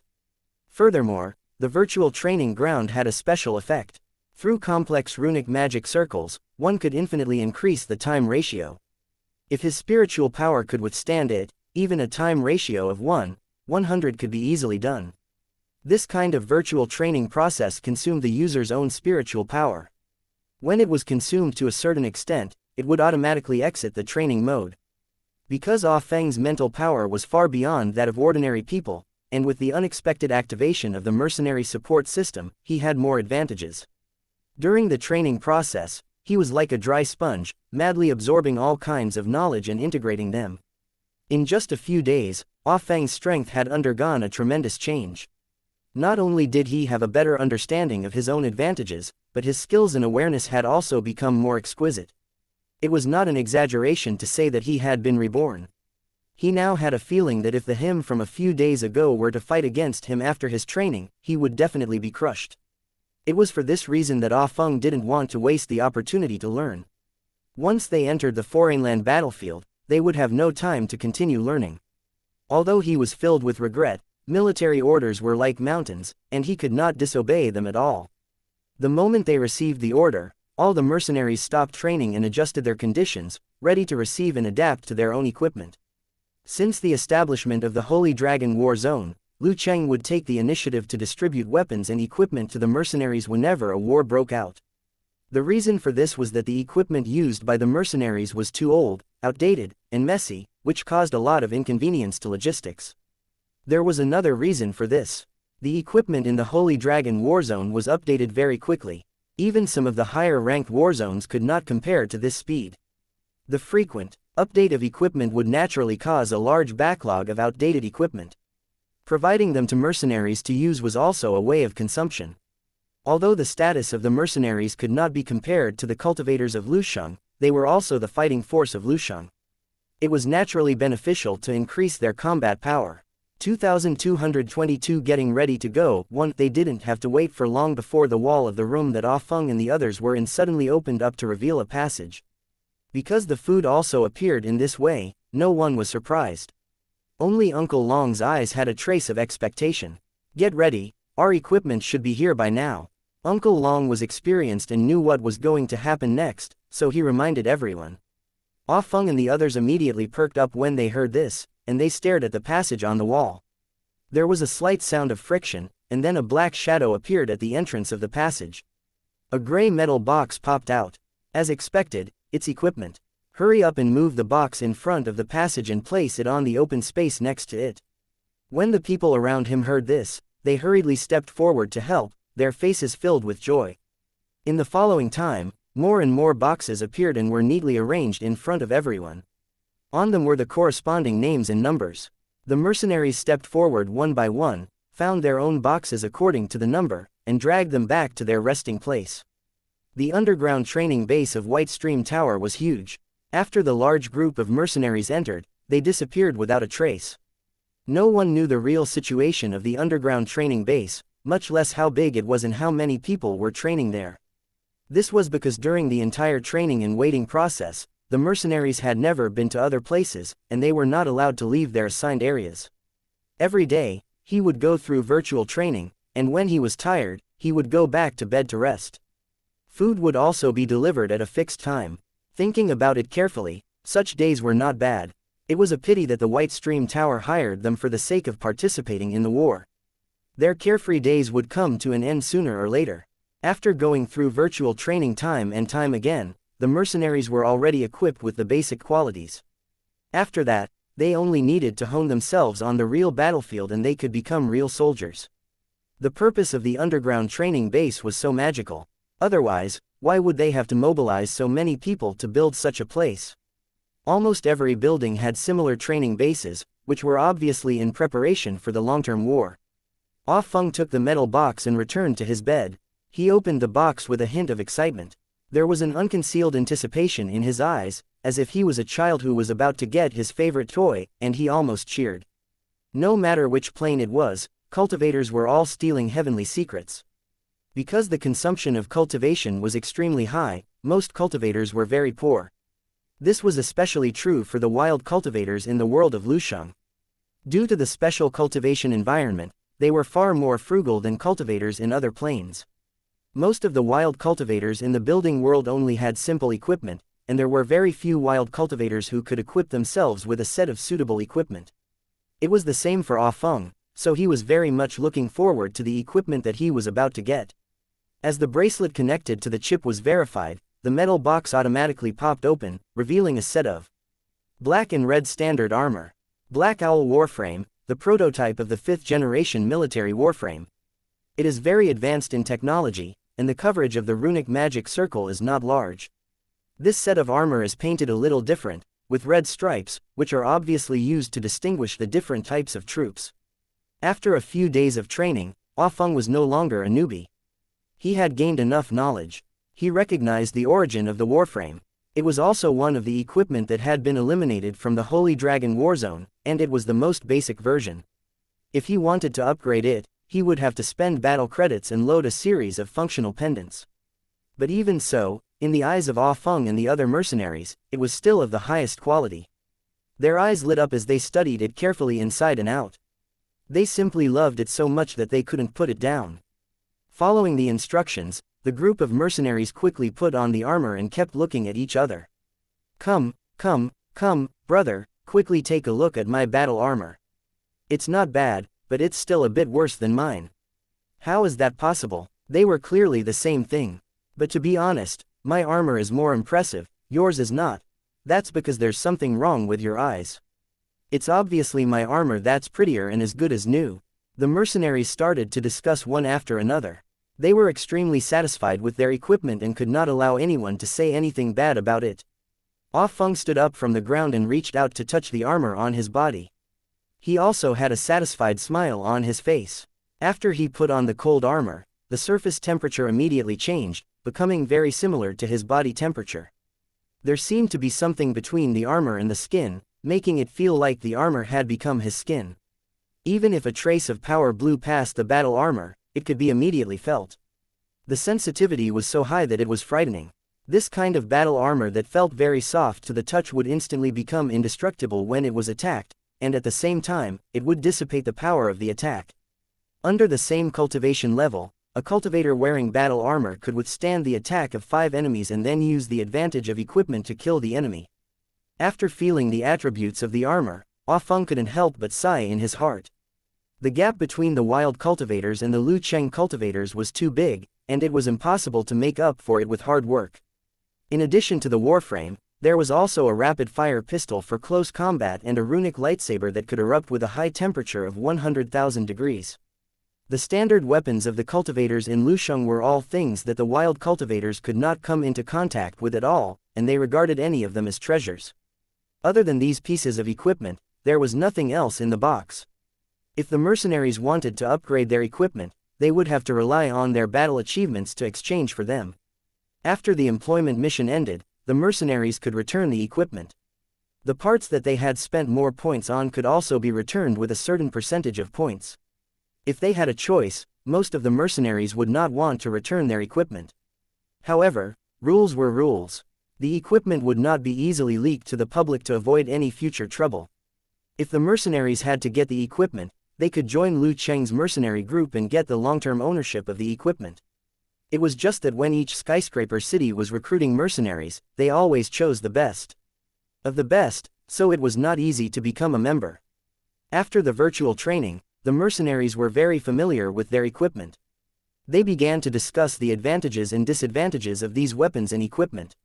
Ah Feng didn't join in the discussion. Instead, he looked at the subtitles and images in front of him, deep in thought. The moment he put on the warframe, the mercenary auxiliary system in his body had been activated. It analyzed the strengths and weaknesses of the warframe and gave him the most suitable upgrade suggestion. Sharpening a knife would not delay the work of cutting wood. If Ah Feng could complete the upgrade of this set of equipment according to the requirements of the auxiliary system, then his own combat power would be improved again. As for the other mercenaries, because they could not have a complete understanding of their own situation, it was impossible for them to improve their combat strength with the highest efficiency. They could only explore their way forward in confusion. Comparing the two, Ah Feng's advantage became more and more obvious. As time passed, he would leave the cultivators of the same level behind. What excited Ah Feng the most was that the moment he obtained the armor, the mercenary support system in his body had also given him a mission. As long as he completed the task within the stipulated time, he would be able to obtain the corresponding reward and open the system store at the same time. Through the system store, he could use his battle credits to trade for any item he wanted. Of course, there was a limit to the exchanges. There were requirements for his battle achievements and level. The purpose was to encourage him to keep improving his strength. After reading the mission requirements in detail, Ah Feng's eyes lit up slightly, and his heart was filled with fighting spirit. A few days ago, he was still a little afraid of war, but at this moment, he was looking forward to it. Only through war would he be able to obtain everything he wanted and become a true powerhouse. 2223 The final arrival. 1 After receiving the military equipment, the mercenaries began targeted training to try to get used to these warframes and weapons as soon as possible. The whole process was needless to say. After the mercenaries got used to the equipment, their combat effectiveness would be improved again. After waiting for 3 days, the teleportation finally began, and all the combat personnel were in position. After receiving the order, Ah Feng and the others walked out of the underground training base. Then, they quickly assembled according to the instructions and prepared to head to the White Stream Tower. They were more or less looking forward to the legendary White Stream Tower. This was also the first time Ah Feng had seen all the mercenaries. They had gathered in groups and were not separated into different groups. Perhaps when the war began, they would be reorganized and become a larger mercenary army. The mercenaries had all changed. They were waiting in the square above the training base, occupying a large space. At first glance, he did have some imposing manner.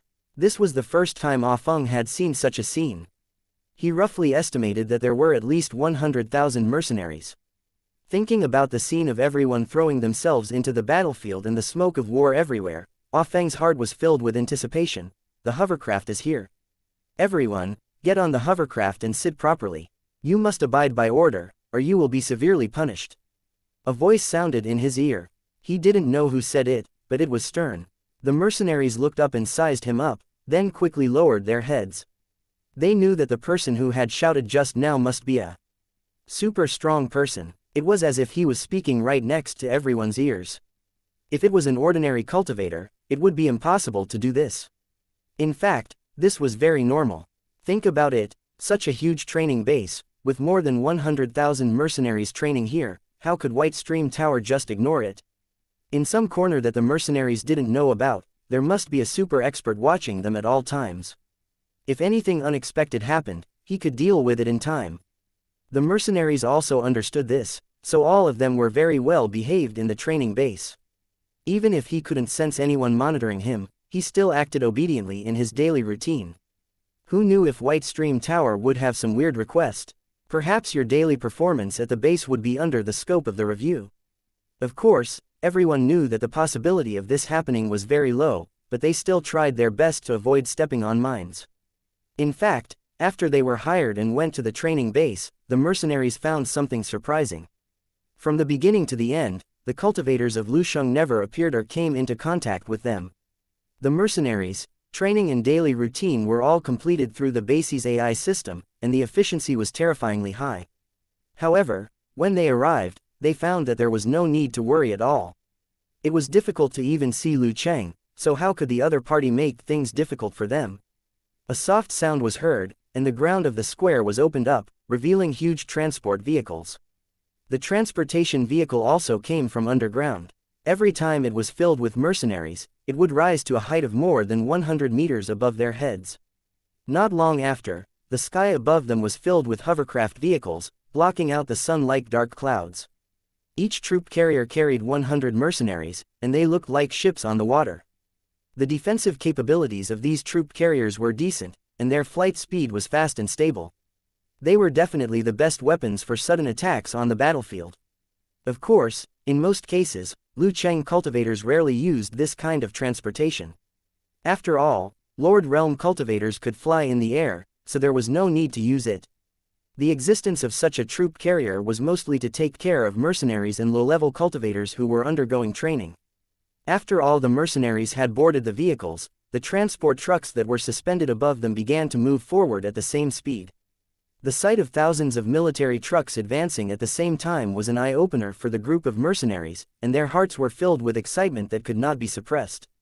He was valiant, spirited, and full of heroic spirit. "Uncle Long, tell me, what does the White Stream Tower look like?" As they walked, a young man couldn't hold back his curiosity and asked Uncle Long. The others followed the voice and looked over, clearly also very interested in this. "Actually, I've never really entered the White Stream Tower. I only saw it from afar, and it's really magnificent. Before you saw it, you would never have imagined that such a building existed in this world," Uncle Long said in a light tone as he recalled. "Don't even think about it.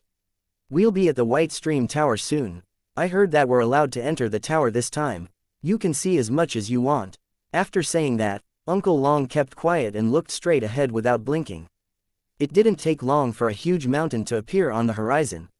It stood alone on the vast plain, and the mountain was full of all kinds of exotic flowers and plants, as well as houses and buildings, like a city. Built against the mountain, everyone had originally thought that this mountain city was the White Stream Tower, but when they got closer, they realized that it was actually a huge ring-shaped valley, and it was also the outer city of the White Stream Tower. The real White Stream Tower was actually hidden in a huge circular valley, with a huge runic magic circle set up above it. It looked empty, but in fact, it was full of danger. It was impossible to enter without permission. When the troop carriers approached the mountain city, a passage appeared on the cliff of the mountain peak. It was like a heavenly gate, allowing all the vehicles to enter in a single file. The real White Stream Tower appeared before everyone's eyes. The moment they saw the White Stream Tower, Ah Feng and the other young people who had never been here before all had their mouths wide open in shock. A crystal clear lake appeared in front of them in the middle of the huge valley, shining with golden light. There were all kinds of aquatic creatures in the lake, and their bodies were also emitting bright lights. If night fell, the entire lake would definitely be beautiful. However, everyone's eyes were all attracted by the scenery in the middle of the lake, and they didn't have time to pay attention to other things. It turned out that in the middle of this huge lake, there was a super building made of pure white jade. It was extremely huge, more like a super mountain standing in the center of the lake. Due to the concealment of all kinds of exotic flowers and plants, it was impossible to tell how many floors the tower had, only that it was extremely huge. When the wind blew on the hanging vines, one could faintly see many pavilions and pagodas, on which there were faint figures flashing. 9 giant waterfalls fell from the top of the tower, like white silk falling into the water, but only a very soft sound could be heard. Against the backdrop of the lake and the waterfall, the White Stream Tower was extremely beautiful and spectacular, making it impossible for anyone to look away. However, this fairyland-like building now had a hint of killing intent. In some areas of White Creek City Tower, a large number of fully armed cultivators of the tower were also gathered. They were obviously ready for war. The ring-shaped valley had completely sealed off the White Creek town, with only a few water channels connecting the outside. At the foot of the mountain was a square built around the lake. After Ah Feng and the others arrived, they were led to a square by the lake and began to wait there. When all the mercenaries had arrived, a black vortex suddenly appeared in the sky above the White Stream Tower. The vortex continued to spin and expand, and a strange power floated out of it. Any experienced cultivator would know that it was the aura of another plane, which proved that the plane channel had been opened. The cultivators in the White Stream Tower and the mercenaries in the square all looked up at the sky with anticipation in their eyes. Everyone knew that when the portal expanded to its maximum size, the entire White Stream Tower would activate the teleportation, and they would officially arrive at the Otherworld battlefield. 2224 Entering the God's Kingdom. 1. When the vortex in the sky expanded to its limit, an indescribable special force began to appear around the White Stream Tower. The originally clear sky quickly turned gloomy and heavy, completely covering the area within 1,000 miles. This mysterious power came from the tower itself. It seemed to have a protective function, so that no accidents would happen to the tower and the cultivators during the teleportation process. Without the protection of this special power, the consequence of rashly crossing through planes was likely to be torn to pieces. The cultivators in the world of Lusheng were very powerful, but the truly powerful thing was actually the means to forcibly open the teleportation channel and send the Lusheng over. It was because of this that the world of Lusheng could invade the infinite worlds and become stronger and stronger. Without such a teleportation method, the world of Lusheng would have its limits no matter how strong it was, and it would not have 3,000 battlefields. The cultivators who had experienced the dimensional war were used to it. Those who had not experienced it felt uncomfortable. Under everyone's watchful eyes, the dimensional gateway continued to expand, and the sky became gloomier and gloomier. The violent energies of the two planes kept clashing. From the moment the channel was opened, it had never stopped. At this moment, through the vortex in the sky, one could see the sky of another world. It was so blue that it looked as if it had been washed by water, and it was filled with fascinating colors. However, what was truly attractive was always the resources and treasures of the other world. No matter how beautiful the scenery was, it would eventually turn into ashes under the ravages of war. Unknowingly, waves began to appear in the circular lake around the White Stream Tower.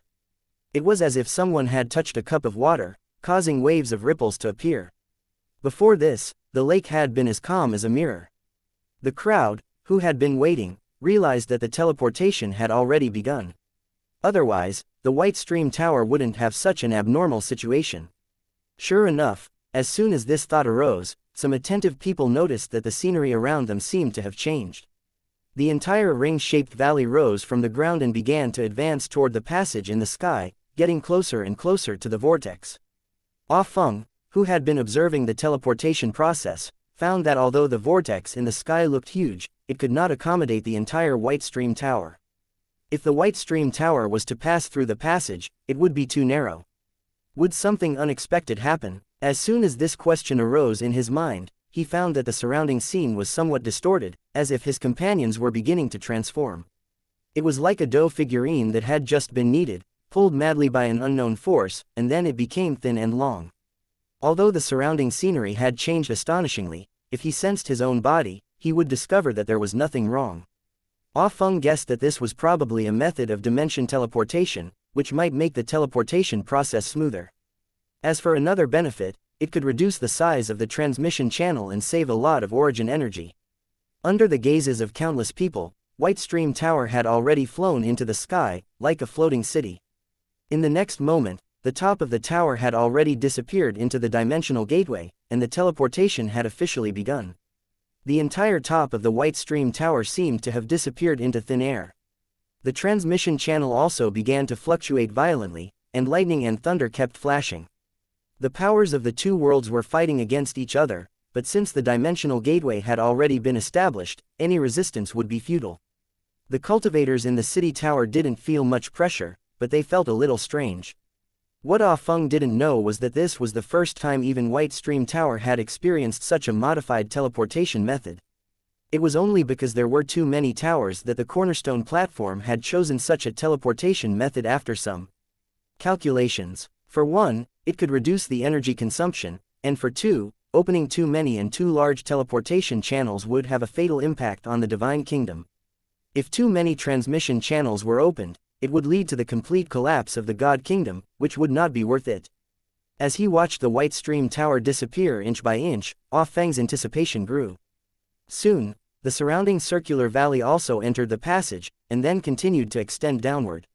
When the tunnel was only a few meters away from Ah Feng, he could only watch as he got closer and closer, and then his body disappeared into it. The next moment, he felt a strong sense of rejection, which proved that he had arrived in a different plane. When he looked around again, he could only see a blue sky and a faint salty smell. What's going on? We've already entered the Otherworld battlefield, but why is it so calm? The mercenaries around them were confused because the surroundings were too quiet. It did not feel like they had entered a battlefield. What kind of battlefield was this? What kind of enemies were they facing?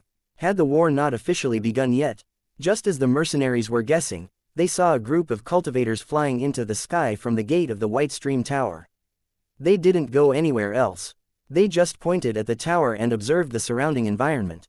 No one knew what they were discussing. Ah Feng's heart was burning with anxiety, because the mercenary assistance system had issued a mission that required him to obtain enough battle merits. If he couldn't participate in the battle, it would undoubtedly affect his future growth. Now that he had the system, he began to become more and more eager.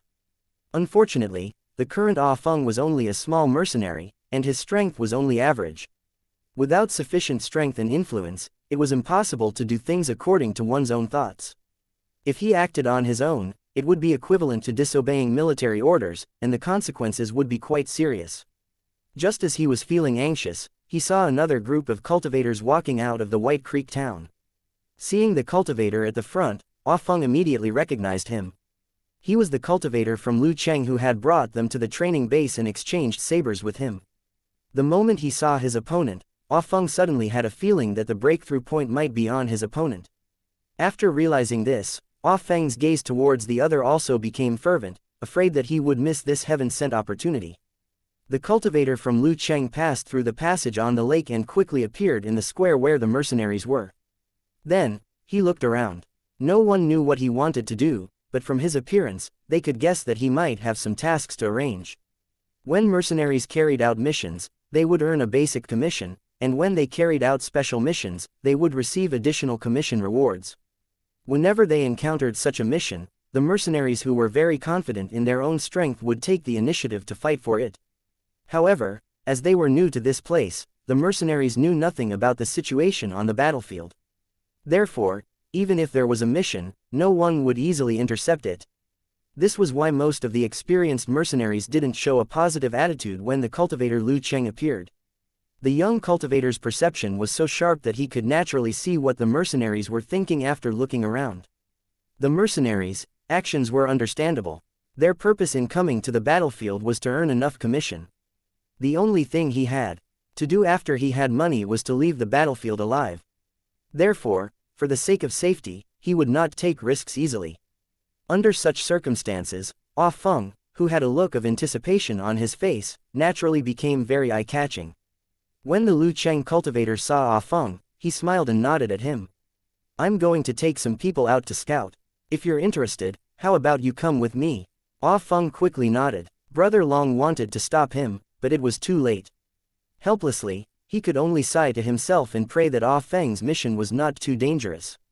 He hoped that he would not lose his life the moment he arrived in the other world. 2225 Fighting for their dreams. 1. Thank you for your appreciation, sir. I'm willing to fight alongside you. Ah Feng, who had been waiting for a long time, did not hesitate at all. He stepped out of the crowd and answered the young cultivator loudly. "You're pretty good." The young cultivator glanced at Ah Feng with an expression of approval, but he didn't say anything. He wasn't used to talking nonsense, and there were some occasions where it really wasn't appropriate to speak too much. Ah Feng glanced at his companions and nodded to Uncle Long. Then, he took his belongings and followed behind the young cultivator. As the two of them advanced, they had already started to coordinate and maintain the same aura. This was also accumulating power, allowing the entire team to become one. When the battle broke out, it would double the team's lethality. The young cultivator felt the cooperation of Ah Feng's aura, and a satisfied smile appeared on his face. He thought to himself that he had not misjudged him. This mercenary named Ah Feng definitely had the potential to become an elite. He was actually able to complete the coordination of their auras in such a short time. In fact, mercenaries would receive the corresponding training during training, but learning did not mean that they were proficient. This was the most important point. At this time, one could see the level of comprehension. If Ah Feng couldn't integrate into the team, the young cultivator might have to consider changing people. After all, what he was going to do might be very dangerous, so he needed absolutely reliable partners. Who else is willing to accept the mission? "You can take the initiative to sign up with me," the young cultivator said loudly. It was impossible for his team to only have 2 people, and he needed to recruit more people. The mercenaries had different reactions, but the young cultivator was not in a hurry. He seemed to be very patient. Under normal circumstances, the young cultivator didn't need to go through so much trouble. He could simply name his men and mobilize them. Mercenaries also had the right to refuse to participate in the war, but the truly difficult missions rarely fell on their heads. For one, the strength of the mercenaries varied, and they couldn't guarantee the completion of the task. The cultivators in Lusheng couldn't fully trust the mercenaries. Secondly, once this kind of mission appeared, it would be instantly fought over by cultivators in Lucheng. It was like the most fragrant fat meat, so how could it fall into the hands of mercenaries? The young cultivator was different. He had a bigger plan, so he needed a group of people who were trustworthy and excellent. If his subordinates were cultivators of Lusheng, then even if they obtained battle merits, they would be distributed according to their contribution. That was why he chose to recruit followers from the mercenaries. This way, they could be considered his followers, and he could also monopolize the battle achievements after the mission was completed. He knew that Ah Feng had the royal bloodline of the Beastmen. Once it was successfully activated, he would have a very strong combat power. Such a good seedling would definitely be absorbed into the White Stream Tower in the future. He wanted to take advantage of the fact that he had yet to become a cultivator of the tower to explore his value. Of course, he didn't know that Ah Feng had his own plans. The two of them were just using each other. Fortunately, there was no malicious intent in this kind of exploitation. Instead, it was a roundabout choice that had to be made due to the circumstances. The recruitment process was very smooth, and there were many mercenaries who dared to take risks. Now that they were on the battlefield, many mercenaries could not wait to join the battle. In the selection process, the young cultivator always chose the best of the best, and not everyone could join his team. As a result, he had indeed gathered a group of elites, and they looked extraordinary at first glance. After walking around the square where more than 100,000 mercenaries had gathered, the young cultivator stopped choosing. There were already 100 mercenaries following behind him. After the personnel selection was completed, Feng and the others came to a strange-looking transport ship under the orders of the young cultivator. "Wait for a moment, then follow me," the young cultivator said to Ah Feng and the others. Then, he picked up his wrist and clicked twice. "Tang Hao, cultivator of White Creek Town, requests to leave town. Please approve." As the young cultivator's voice sounded, the computer on his wrist kept sending messages, identity verified. Lu Cheng has not received the order to participate in the battle. He is currently in a sealed state. He is not allowed to leave without permission. Lu City cultivator Tang Hao is currently participating in the qualification competition for the position of the Lord of Lu City. With the City Lord's approval, he can leave at any time. After reading the content on the screen, Tang Hao turned to look at Lu Cheng in the distance, which was close to the platform on the top floor.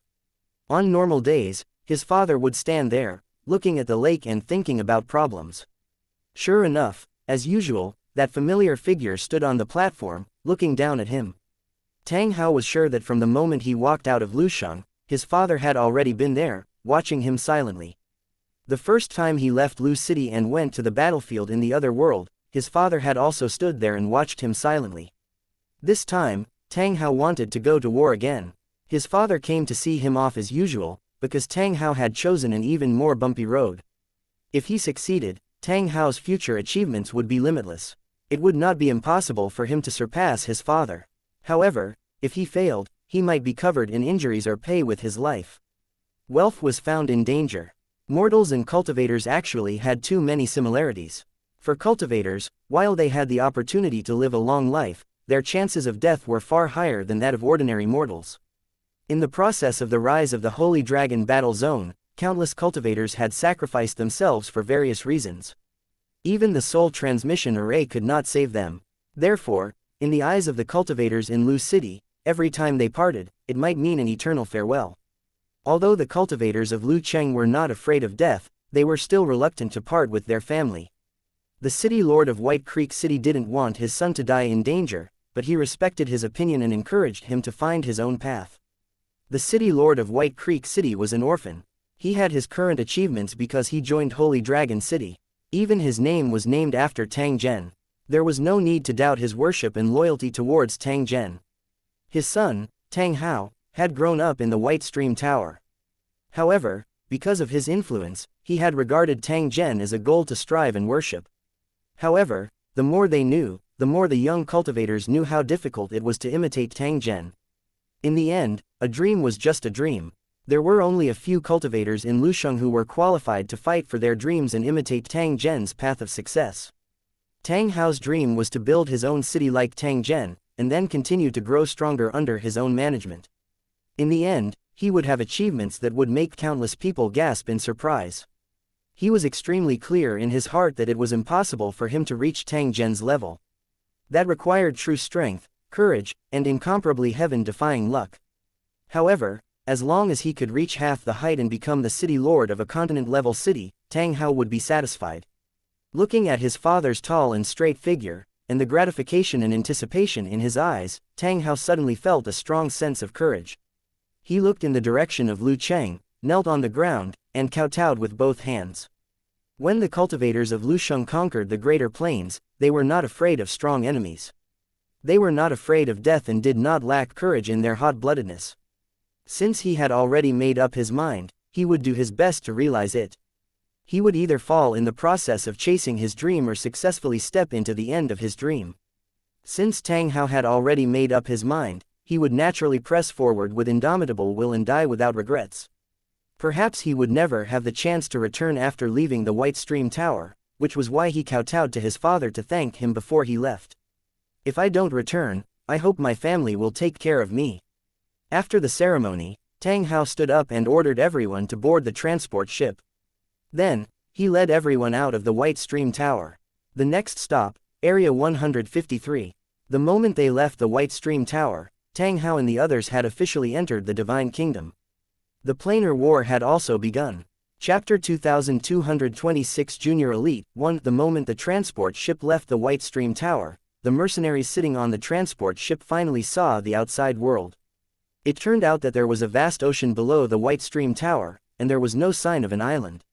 Such an unexpected scene gave the mercenaries a headache. They were most afraid of dimensional battlefields with strange terrain. Fortunately, it was only the ocean and not the desperate situation of a sea of fire and an ice mountain.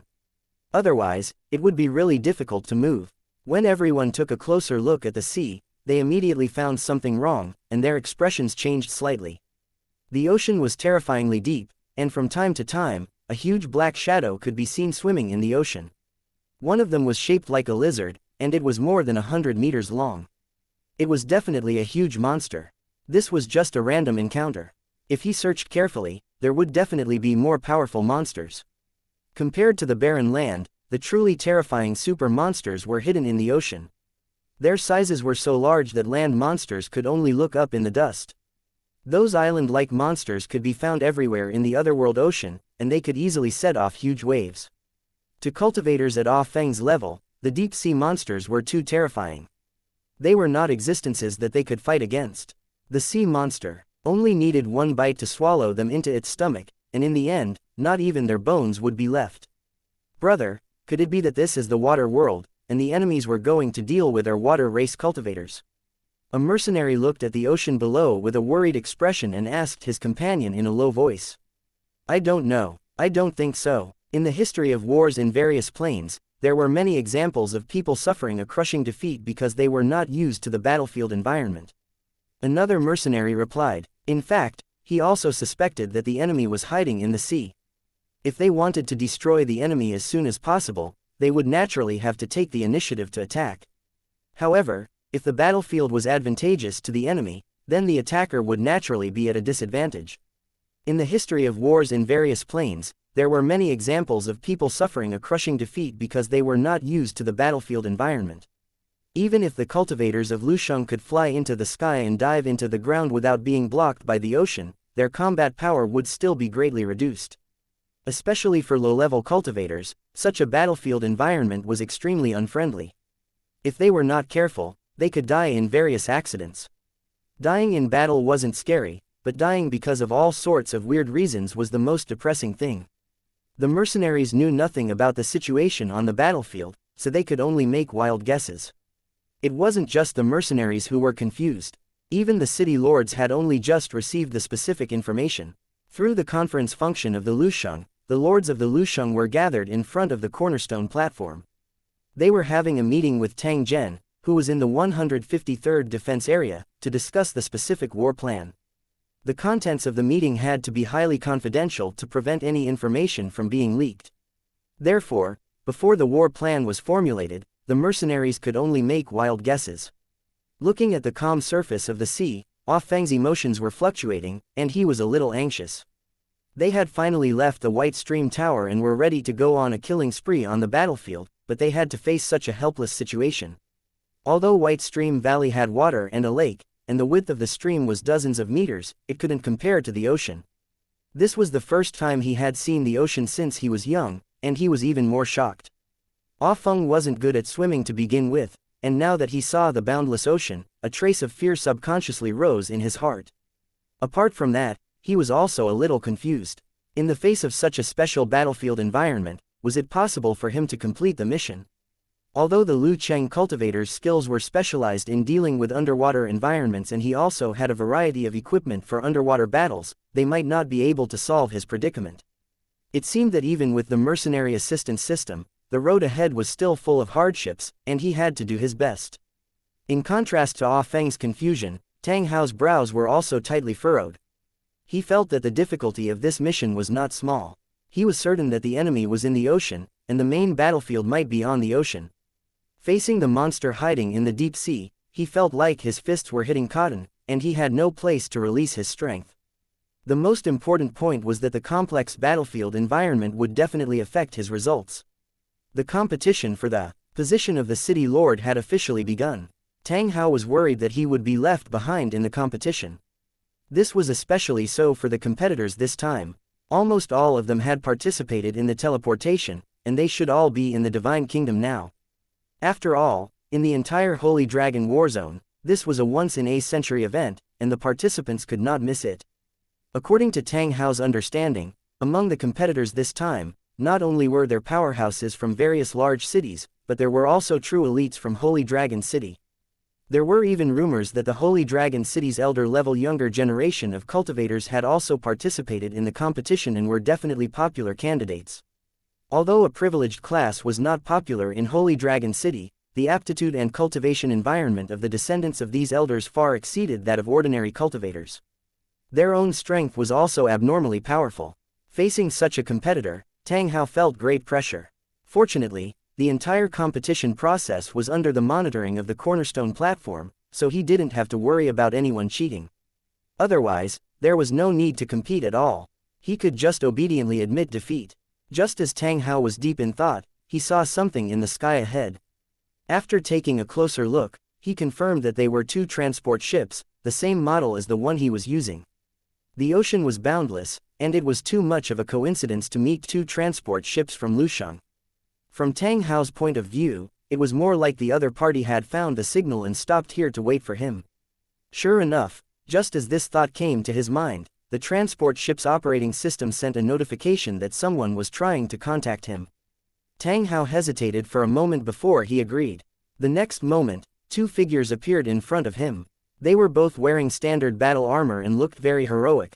Cultivator Tang Hao, let me introduce myself. I'm Xianxia from the 9th building. A handsome cultivator introduced himself.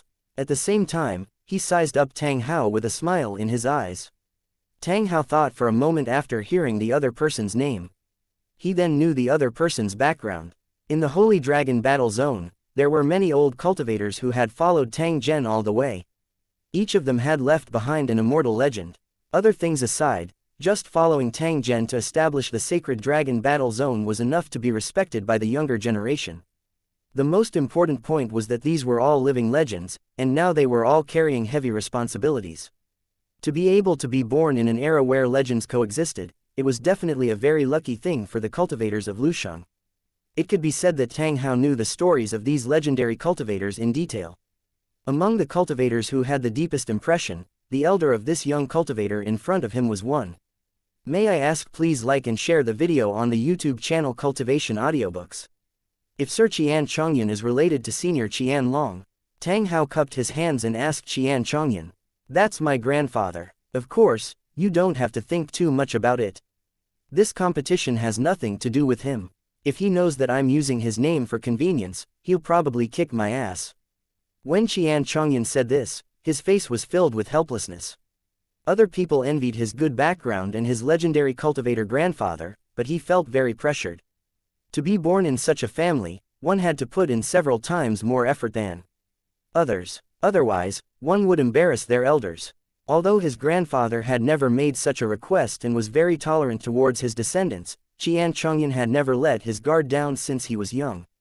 This also caused him to always be the outstanding one among his peers since young, being the focus of attention wherever he went.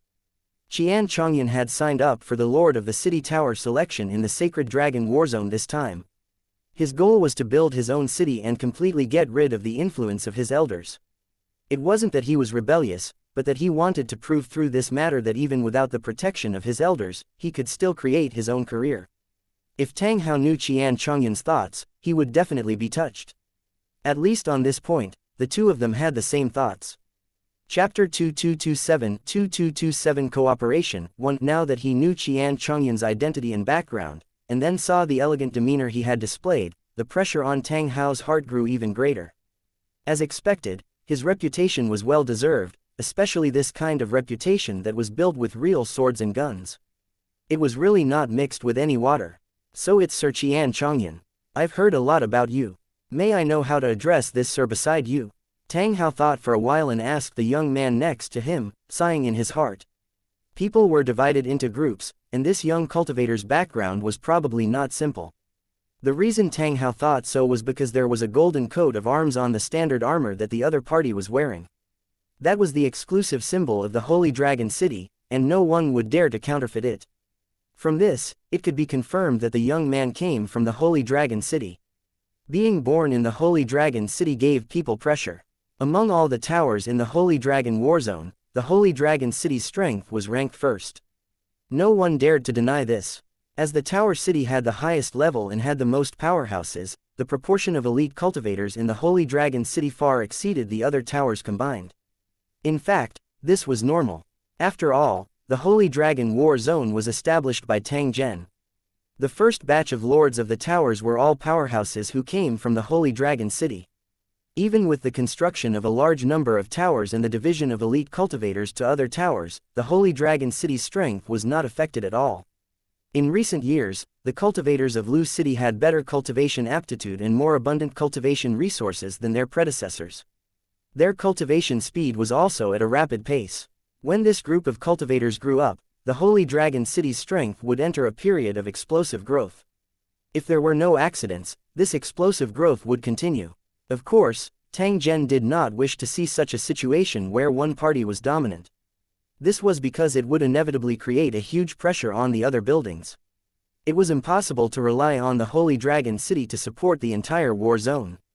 Only by having all the towers advance together could it truly develop and grow. In order to take care of the other cities, the Holy Dragon City rarely participated in some competition of interests, leaving the benefits to the other cities as much as possible. Only by relying on this method could the other towers benefit more and grow faster. In reality, the Holy Dragon City did not suffer any losses. If they did not open for business for 3 years, they would eat for 3 years. For example, a piece of fat meat like the Divine Kingdom, one bite could be worth the total harvest of several. Plain invasions. The Holy Dragon City ate the meat while the other cities drank the soup. Everyone was very happy to cooperate with each other. For example, the Holy Dragon City did not send any troops to participate in the Battle of the Divine Kingdom this time, so they would not fight for profits with the other cities. However, the cultivators of the Lusheng were clear that the majority of the harvest still fell into the hands of the Holy Dragon City. Other things aside, Tang Zhen alone was equivalent to countless cultivators of the Lusheng. Of course, no one would care about this. It would be too stupid. The cultivators in Lusheng were all Tang Zhen's subordinates. The entire Sacred Dragon Battle Zone was also Tang Zhen's territory. In front of a big shot like Tang Zhen, all the lords of the city towers would tuck their tails between their legs and be as obedient as a group of workers. Less idle talk. The young cultivator smiled warmly and introduced himself. My name is Mo Ziqi. I'm from Holy Dragon City.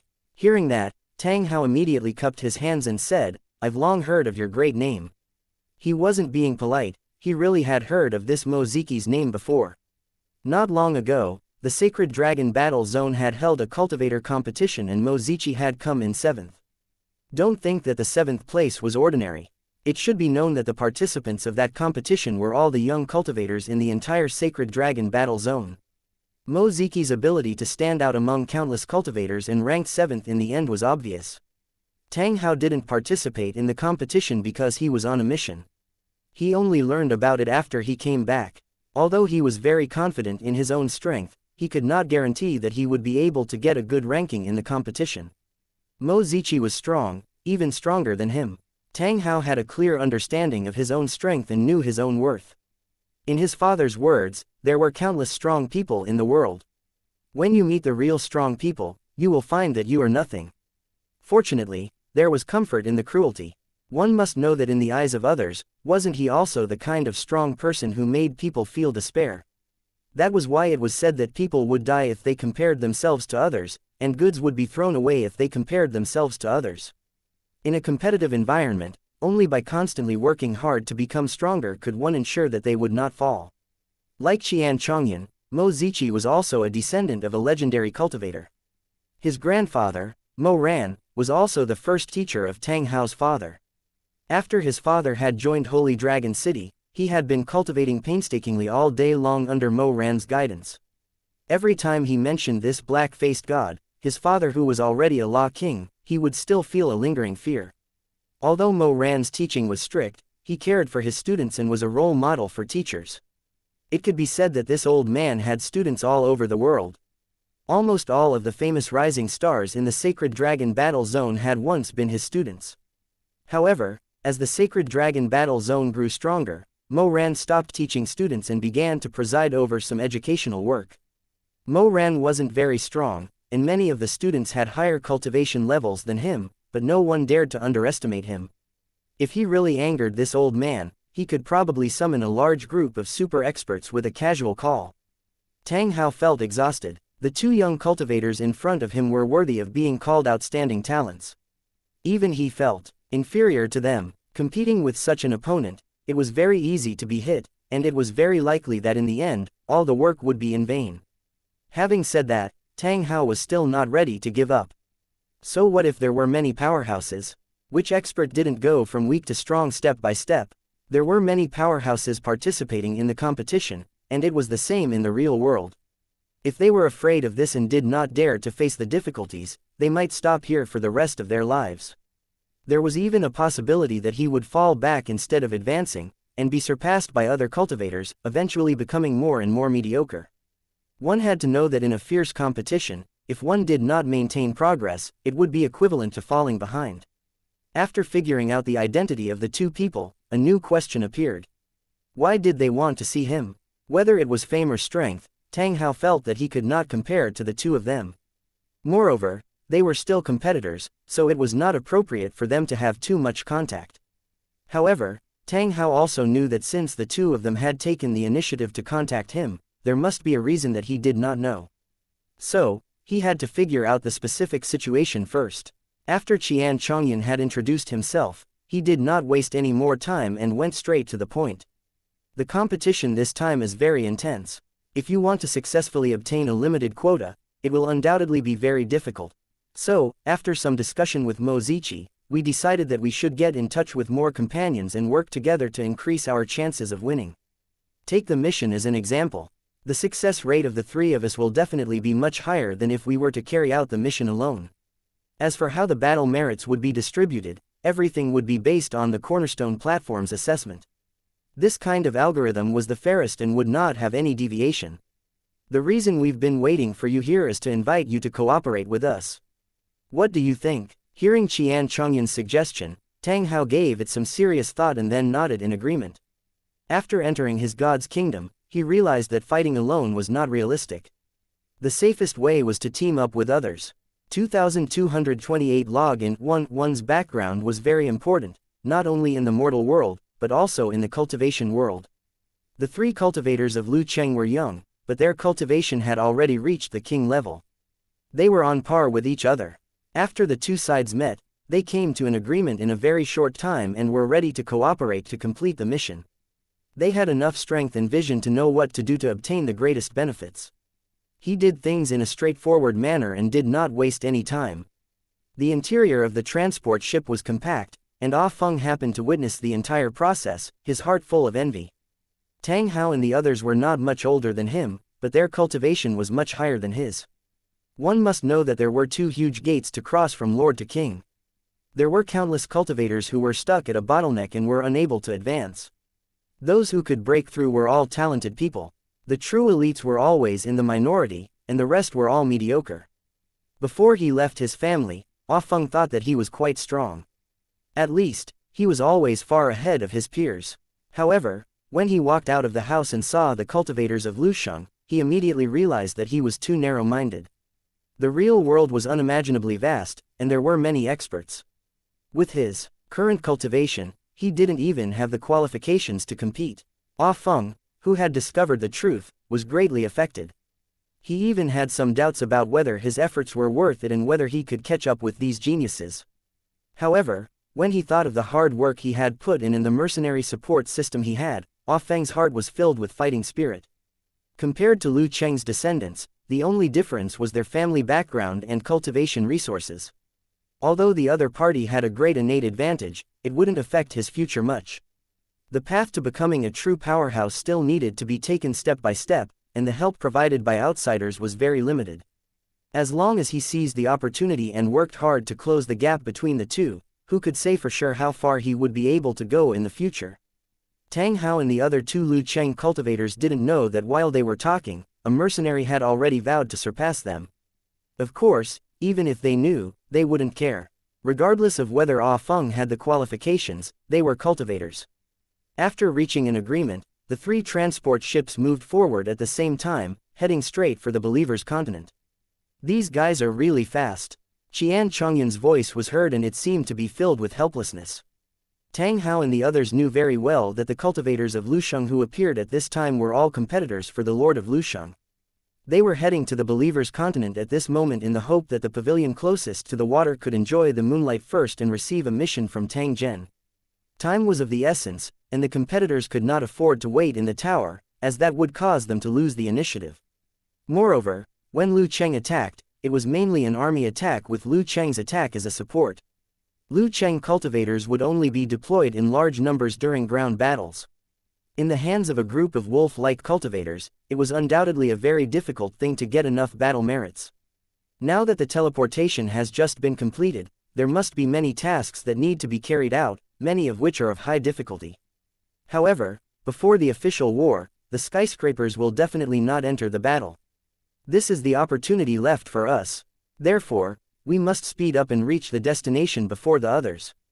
Only then can we seize the opportunity, Qian Chongyun suggested, and Tang Hao and the other two had no objections. With an order, the transport ship increased its speed again and galloped across the ocean.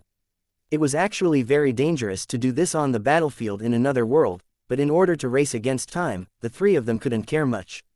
After flying for a while, a fleet appeared on the sea and was fighting with a sea monster army. The flames of war were everywhere, smoke was everywhere, and the nearby seawater had turned into a bloody paste. Such an intense battle scene caused the mercenaries on the transport ship to be overwhelmed with emotions. They wished they could throw themselves into the battle. Tang Hao and the other two glanced at each other and exchanged a few words in low voices. They were more certain that the enemy was in the ocean. As for the battleships in the ocean, there were too many traces of the tower world, so they obviously belonged to their own camp. There was no time for further observation. The three transport ships continued forward. This time, it did not take long before they saw the long coastline. As they looked at the mountain peaks that were as sharp as knives and axes and the defensive area that was like a city wall, everyone suddenly felt much more relaxed. The vast land would give people an indescribable sense of security, and their mood would no longer fluctuate. They still preferred the land and were not very used to the ocean environment. If this world was purely made of seawater, it would undoubtedly make people feel very monotonous. The three transport ships appeared at the beach at the same time and immediately attracted the attention of the believers in the defense area. They looked at the sky vigilantly and were ready to intercept them. However, most of the believers were just putting on a show. In their opinion, this definitely did not belong to the sea monsters. It was likely related to the 153rd Defense Area. During this time, all kinds of weapons of war appeared in Defense Zone 153, which had a huge impact on the entire God's kingdom. This also made the believers gradually realize that there were many terrifying war beasts in the world that could easily devour people until not even their bones were left. Since steel monsters like warships could appear in the ocean, it was not impossible for similar things to appear in the air. Just as the believers were looking up at the sky, the transport ship received the positioning signal of Defense Area 153, and then directly crossed the coast and continued to move forward. The believers on the ground had no choice but to watch the transport ship leave. What are these things? Are they related to Area 153? A believer put down his crossbow and asked in a puzzled tone as he looked at the disappearing transport ship. I'm not sure, but it's very likely. The sea monster race won't have it, and it's even more impossible for the believer's continent to create such a thing. However, Compared to warships, this thing has more advantages. You don't need to come into contact with sea monsters to attack the enemy from above. The believers were not brainless. They naturally knew the advantage of having air superiority, and they were almost invincible. It was just that in their opinion, the construction of the transport ship must be very difficult, and it was impossible to form a certain scale like a warship. Otherwise, a fleet that could move freely in the air would be able to deal a fatal blow to the sea monster. Although it could not affect the entire battle situation, it could achieve the effect of a beheading surprise attack. The most important point was that they had no fate with such a good thing. Otherwise, they would be extremely happy to drive the transport ship into the deep sea to kill the enemies. Just as this thought appeared in his mind, he saw transport ships appearing one after another in the sky above his head. The believers on the ground were dumbfounded. They could not understand what was going on. Why were there so many steel monsters in the air? Could it be that while the believers were struggling to get a warship, Area 153 had already built a large number of aircraft and entered the deep sea to hunt monsters? This speculation was too outrageous. If it was true, then the strength of the 153rd Defense Area would have long surpassed the other defense areas by many times. The believers had no idea that there was a reason for all the transport ships to gather here. When the transport ship of Tang Hao's group of 3 arrived, the other transport ships that had detected the signal also locked onto the location and approached. Not only did this save time, but it also allowed them to quickly form a team to counterattack in the event of an accident. As a result, when they arrived at the coast, they immediately received a signal from Area 153. Then, they began to move forward quickly according to the received route. The believers didn't know what was going on, but they were shocked by the spectacular scene. The believers in the other defense areas also saw the process of the transport ships landing one after another through the image transmission stones. In an instant, Defense Zone 153 became the focus of everyone's attention again. The image transmission stones of the other defense zones were all locked onto that area. The curious believers wanted to see what was going on in Area 153 and why there was such a big commotion. 2229 The changes in Area 1, 5, and 3 Defense 1 With the start of the war plan, Area 153 had become a real military base, the base camp of cultivators in the Kingdom of God. In the area of the defensive zone, groups of cultivators could be seen everywhere. They were all fully armed and looked like they were ready for battle. Although the battle had yet to officially begin, both sides knew that this battle was unavoidable. It was just a matter of time. The state of war was completely different from normal, and tension was everywhere. In the past, when the believers entered the 153rd Defense Area, they did not need to report at all and could enter directly. It was not just the 153rd Defense Zone, but the other defense zones as well. Because the entire continent was controlled by the believers, there was no such thing as a military base. The believers in the various defense areas could run around like relatives, and no one would care about them. The image transmission stone was more like a real-time live broadcast, showing the situation of the various major defense areas to the public. There were no secrets at all. Such a situation was also related to the special environment of the Divine Kingdom. After all, the enemies of all believers were the same, and the entire continent was one entity. Under such circumstances, there was no need to be on guard. However, if they wanted to enter now, they had to go through a strict inspection and confirm their identity before they could enter. It was not that easy for the believers in the defense area to go out. They would not even be allowed to go out. After a believer entered a God's kingdom, they would be all alone. Apart from the area they belonged to, they had no contact with the outside world. Other than exchanging for memory fragments, there was no other reason to leave the defense area. Therefore, it was impossible for these believers to leave the defense area. In order to avoid unnecessary trouble, they simply did not give them the opportunity to leave. With the ban issued, they had to be extra careful when entering and leaving Area 153. If they tried to sneak in from other areas, they might be shot into a sieve by the plant defense towers. The so-called plant defense tower was a special defense device used by Holy Dragon City. It looked like a giant plant from the outside and had a strong concealment ability. It would take root in the ground like a plant and madly absorb nutrients for its own consumption. Its means of attacking the enemy was by shooting special bullets at the target. Be it the firing device or the bullets used, they were all self-generated. Don't underestimate these plant bullets. Even the thick armor of a tank would be easily penetrated. This kind of plant defense tower did not require maintenance or logistics. As long as there was soil and water, it could survive. After certain conditions were met, the plant defense tower would even blossom and bear fruit, spraying out a large number of plant seeds. When it grew up, it would be a large plant defense tower, no different from a real machine gun position. As for the origin of this seed, it came from a strange plane. The indigenous residents of that world were all special plant life forms.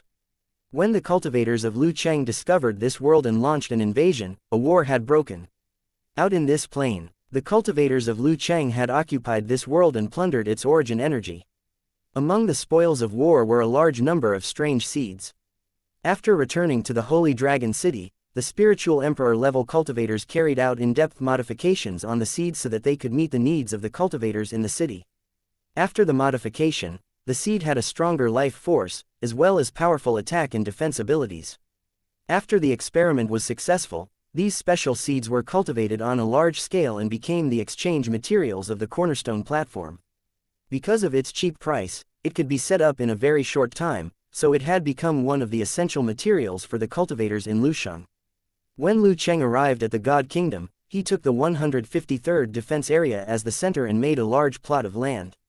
A large number of seeds were scattered on the edge of this land, and they were stimulated by special means. As a result, after these seeds sprouted and grew, they immediately killed the nearby plants. They were completely bandits of the plant world. Of course, no one cared about these things. On the contrary, the death of other plants opened up a wider field of vision. In this way, they could skip the cleaning steps and the cultivators in Lucheng could have a much easier time. The area of the defensive zone had been expanded by dozens of times. On the huge and empty field, all kinds of war weapons were placed, full of visual impact. These were the weapons and equipment brought by the Lucheng cultivators. They were originally stored in the storage space and were released after arriving in the Divine Kingdom. About 500 meters above the defense area, there were semi-mechanical floating beasts for security purposes. Their long ringed tentacles were swaying gently like willow branches. The huge eyeballs scanned around.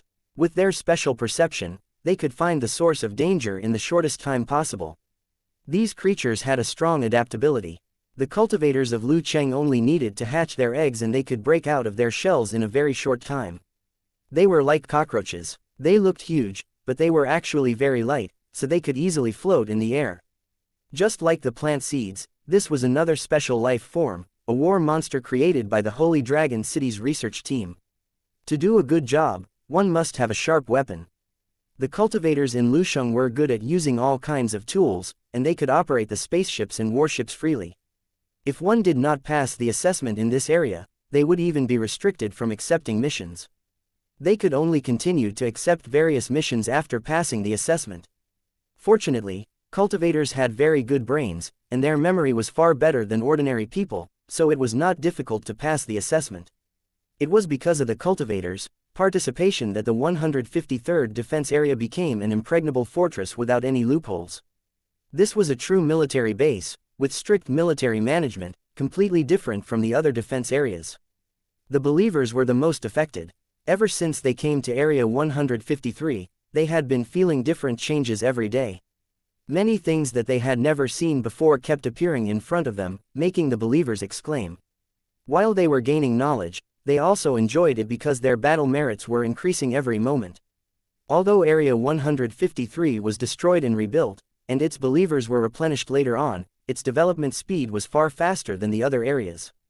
The speed of the temple's upgrade was frighteningly fast.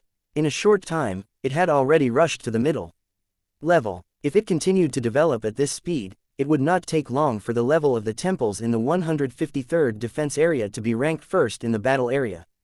If it really came to that, the ones who would benefit the most would be the believers. They could obtain more benefits and their strength would increase rapidly. The believers of the other defense zones were extremely envious and wanted to join them. However, Defense Zone 153 no longer accepted believers. With the arrival of a large number of cultivators in Lusheng, the 153rd Defense Area was no longer short of manpower, so there was no need to take in believers from other defense areas. The other reason was to prevent the enemy from infiltrating and destroying the defense area. Even if the enemy really did infiltrate, they would not be able to come into contact with the core secrets. However, it was best to avoid such things as much as possible. When Tang Hao and the others arrived, they saw the refurbished defense area. Although some of the items looked unfamiliar, most of the equipment was very familiar. This 153rd defense area made them feel very familiar. Under the guidance of the cultivators of Lu Cheng, the transport ships docked in an open space. The cultivators of Lu Cheng walked down one by one and kept looking at the surroundings. The atmosphere of war in Defense Zone 153 made them unable to take their eyes off it. The blood in their bodies was already boiling. 2230 waiting for 1 inch. You guys wait here first. Sir Tang Zhen still has other matters to attend to, so he can't meet you for the time being. When the matter is settled, I will naturally meet you. Don't worry about this trip being in vain. The cultivator in charge of leading the way reminded him in a low voice. He was once a subordinate of Qian Chongyan's father, so he naturally recognized Qian Chongyan, who had grown up in the military camp. Now that they had met by accident in the Divine Kingdom, although he couldn't use his power for personal gain, he could still give an appropriate reminder. Qian Chongyan expressed his thanks in a low voice. As long as he was certain that he could meet Tang Zhen, this trip would not be in vain. However, so what if he had to wait a little longer? While they were waiting, the cultivators from Lu Cheng who came to the defense area with them appeared one after another and gathered at the place where Tang Hao and the other two were. He applied to visit Tang Zhen, but he was rejected. He could only wait at his original spot. This situation had long been expected. It must be known that Tang Zhen was the lord of the battle zone and the commander-in-chief of the Divine Kingdom War. He was naturally very busy on normal days. Even if Tang Zhen didn't have anything to do, it wasn't easy to meet him. Meeting a creator-level existence was as difficult as a mortal meeting an emperor. The cultivators of the city had taken the initiative to come here because there was a clear rule in the competition for the position of the city lord that they could directly apply for a mission from Tang Zhen. Although there was this rule, one had to be able to meet Tang Zhen first. How many people would have the opportunity to meet such a mysterious person? This was a good opportunity. Tang Zhen only knew how to fight in the Kingdom of God, and it had been confirmed that it would be in the 153rd defense area. The cultivators from Lusheng City who were competing for the Divine Kingdom would not miss such an opportunity. Therefore, they rushed over as soon as they arrived. Even if he couldn't receive the mission, it was worth it to be able to meet Tang Zhen. It didn't take long for tens of thousands of cultivators to gather at the largest arena. Because there were too many people gathered, they could only send dozens of experts to keep watch in case of any accidents. Seeing this, the believers passing by frequently peeked their heads out to look, not understanding the origins of these cultivators. The reason for this was that there were too many races of mercenaries, and they had all kinds of appearances and sizes, which was full of visual impact. Apart from the mercenaries who followed them, there were only a few hundred cultivators in Lusheng who were really participating in the competition. Just like Tang Hao and the other two, they had formed a team before they arrived at the defense area. There weren't many spots for the lord of the city, and the competition was extremely fierce, so the cultivators of the city had to be careful. Tang Hao stood in the middle of the field and noticed that Qian Chongyan was greeting people from time to time. He seemed very enthusiastic. One shouldn't hit a smiling person. The other competitors couldn't keep a straight face either. Although they were all competitors, it didn't mean that they were enemies. The matter wasn't serious to that extent. In the future, they might cooperate to carry out a mission at any time, so it was really not appropriate to make their relationship too stiff. Mo Ziqi and Tang Hao stood together, occasionally transmitting their voices to Tang Hao, telling him about the cultivators. This surprised Tang Hao because Mo Ziqi's eloquence and confidence showed that he knew too much about the cultivators. Tang Hao seriously suspected that Mo Ziqi might even know about her weaning. Tang Hao's first reaction was that Mo Ziqi was spouting nonsense, but he thought that there was no need for him to do so. His mood was fluctuating. This kind of intelligence-gathering ability was really terrifyingly strong, and even made people feel a little horrified. If I may ask, how much do you know about me? Tang Hao couldn't help but ask. Please like and share the video on the YouTube channel Cultivation Audiobooks. In a probing tone, I'll know as much as you think I know. Hearing this, Mo Ziqi revealed a half smile that made people want to punch him in the face. Is that so? Very good, very good. Tang Hao felt uneasy at the thought that the other party knew his secret, but he was helpless. Especially when the other party was his business partner. This made Tang Hao even more depressed. He kept thinking about how Mo Ziqi had managed to do this. Mo Ziqi smiled when he saw Tang Hao's shocked and conflicted expression, but he did not explain further. After waiting for half a day, Qian Chongyan returned to the group and gave Mo Ziqi a look. How is it? How's the intelligence gathering going? Don't worry, I'll handle it. Mo Ziqi nodded with a confident expression. Tang Hao was even more confused. He could not figure out what was going on and felt that Mo Ziqi was hiding some secret. Qian Chongyan smiled when he saw Tang Hao's puzzled expression. Then, he used a voice transmission to say, "Don't be scared by this guy. His seemingly omniscient ability is just a special way of deduction and divination. In order to use this method, he needed someone to cooperate with him, and then he could collect scattered information through special means. This kind of information gathering method was very unreliable. He always collected some messy and useless information, and the span of time was completely different. It's naturally quite scary to tell this information to those who don't understand, but to those who understand, it doesn't have much meaning." Hearing Qian Chongyan's explanation, Tang Hao came to a sudden realization. In that case, when you greeted and conversed with the cultivators from Lu City, you were actually cooperating with Mo Ziqi to gather information. That's right, that's what happened. Qian Chongyan nodded. Tang Hao, on the other hand, was very curious. After thinking for a while, he couldn't help but ask, what kind of technique is this? Why have I never heard of it before? Qian Chongyan chuckled as he swept a glance at Mo Ziqi who was standing at the side. Tang Hao immediately realized that it was inappropriate. He had spoken too deeply with a stranger, to actually ask please like and share the video on the YouTube channel Cultivation Audiobooks. About such matters, this was most likely Mo Ziqi's trump card. The only reason he was able to let Tang Hao know about it was because he was his business partner. However, if he didn't know what was important and wanted to get to the bottom of it, it would be a little too much.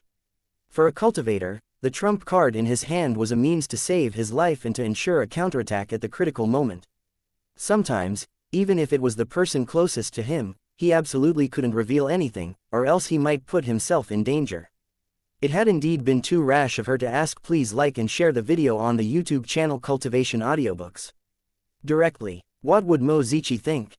Just as he was about to retract his words, Mo Ziqi spoke, "Since I'm taking the initiative to tell you this, I don't want to hide anything from you in case you misunderstand me in the future.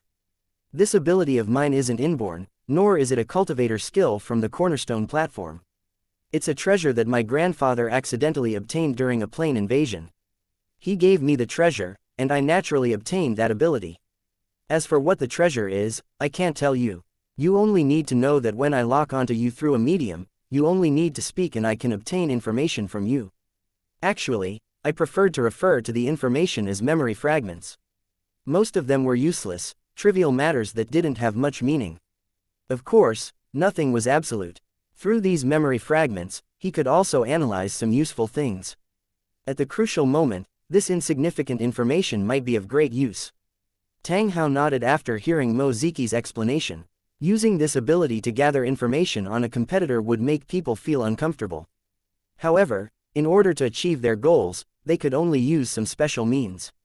Those who achieved great things didn't care about trifles, and in a real war, they would use all sorts of methods. Compared to some dirty methods, Mo Ziqi's methods were nothing. Moreover, in this competition, the truly terrifying ones were not the enemies, but the competitors around them. With the strength of Lu Cheng's cultivators, it was inevitable that they would defeat their enemies. The only difference was the process. In this case, the real competition only happened between competitors. Only by taking care of these cultivators in the building could they possibly win the final victory. 2231 The inheritances are immortal. 1 After understanding Mo Ziqi's abilities, Tang Hao had no more worries. This ability seemed magical, but it wasn't very useful, especially against an opponent he had only met once. Could it be that during the battle, he would say the date of the last time the other party wet his bed and thus have a mocking effect? If that was the case, then it would be too much of a joke. Furthermore, a special medium was required to perform such a technique, which greatly reduced its practicality. To the target being investigated, it would only expose some bits and pieces of information, which would not have much impact on themselves. It would not even be as satisfying as directly asking the people around them. The possibility of exposing the true secret was even more minuscule, almost negligible. Of course, Tang Hao would not completely believe Mo Ziqi's words. He was definitely hiding something important and Xianxia might not even know. However, to their companions, these things were not important, and others had no obligation to tell them. Tang Hao guessed that there must be a reason why Mo Ziqi dared to disclose this ability to him. In addition to avoiding suspicion, it was also because this ability was not very useful. In that case, it was better to tell Tang Hao about it. In this way, they could also gain his good impression, enhance the cohesion of the team, and make each other trust more. Even though this was just a small trick, the fact that Mo Ziqi was able to think of it and execute it was enough to show that he wasn't a simple person. Tang Hao did not reject such an approach. On the contrary, he secretly admired the other party's style of doing things. He also had a deeper understanding of these elite juniors of the Holy Dragon City. Compared to their predecessors, they had inherited courage and strength, but also became more outstanding because of the better environment they grew up in. In the world of Lusheng, unless there was an unforeseen event, it was rare for one generation to be worse than the other. Of course, no matter how strong the family was, it could not guarantee their eternal existence, especially in the meat-grinding environment of the world of Lusheng, which was devouring the lives of experts at all times. Only by constantly becoming stronger could one survive the 100 tribulations and eventually become the strongest existence. If you don't believe it, just look at those continent-level buildings, which one of them isn't controlled by a super family, and their descendants are all dragons among men. The strong will always be strong, that was how it was. Having a teammate with such an ability would only be beneficial to Tang Hao, as it would increase the success rate. Of course, if necessary, he would also cooperate with Mo Ziqi and try to obtain information on his opponents. Just as he was pondering to himself, he saw a group of cultivators from Lu Cheng walking over. In the middle of them was a young man. Tang Hao furrowed his brows and looked toward the source of the voice. He saw the group of cultivators from Lu Cheng and the young man in the middle. This is a xianxia. Tang Hao's heart beat wildly the moment he saw the other party's face. His eyes were burning with passion. He was certain that the young man was Tang Zhen. It's Sir Tang Zhen. Ha ha ha, I actually saw him. Tang Hao roared in his heart, but he kept his mouth shut to avoid losing his composure. However, his gaze was still locked onto Tang Zhen and was unwilling to move an inch. Although they had seen Tang Zhen in many videos, most of the people who had really seen Tang Zhen were the old residents of Holy Dragon City. A junior like Tang Hao did not have the chance to meet Tang Zhen at all. Even his father had not seen Tang Zhen for many years. A photo was placed in the room where his father was. It was a group photo of his army members and Tang Zhen many years ago. The father in the photo had a childish look on his face and looked very excited. They were standing in front of the corpse of a supergiant beast, and there were still bloodstains on his body that had not yet dried. It was obvious that they had just experienced a big battle before taking the photo, so their killing intent had not dissipated. Tang Zhen was standing in the middle of the group. A warm smile was revealed on his face as he was clustered in the center like a myriad of stars surrounding the moon. That was a glorious and extraordinary period. Holy Dragon City was at the peak of its power, conquering the world without a single rival. Any enemy who tried to resist the Holy Dragon City's ice seal would eventually be destroyed in fear and despair, or they would sink to the bottom and submit to the Holy Dragon City's rule. At that time, whenever a war came, Tang Zhen would always take the lead and advance and retreat with his own people. Whenever Tang Hao's father talked about these things, he would always be in high spirits, with a faint smile on his lips. As the Sacred Dragon Battle Zone continued to develop and grow, the strength they possessed became stronger and stronger. However, the number of times Tang Zhen appeared became less and less. There were many elites in the Sacred Dragon Battle Zone. They supported the operations of the entire battle zone and did not need Tang Junshi to do everything personally. At this moment, Tang Zhen had already become a legend. He was a true legendary figure. In fact, when one's cultivation base reached his level, he would spend most of his time cultivating in seclusion and would not easily show his face in public. Even in a special state, he was a moving source of disaster, and he could cause unnecessary damage with a raise of his hand. As for the Divine Kingdom War this time, there was a reason for it. Otherwise, Tang Zhen would not have participated in it at all. Instead, he would have handed it over to his subordinates. As for Tang Hao, he was in no mood to think about anything else. Being able to meet his idol, Tang Hao was so excited that his body trembled uncontrollably. Beside him, Xianxia and Mo Ziqi seemed very calm. However, Tang Hao could feel that their breathing had become much heavier. Although they were all descendants of legendary cultivators, it did not mean that they could see Tang Zhen at any time. The relationship between the elders had nothing to do with the younger generation. Perhaps, this was the first time the two of them had seen Tang Zhen. Perhaps, they had seen him before. However, they had only taken a glance from afar and did not have much contact with him.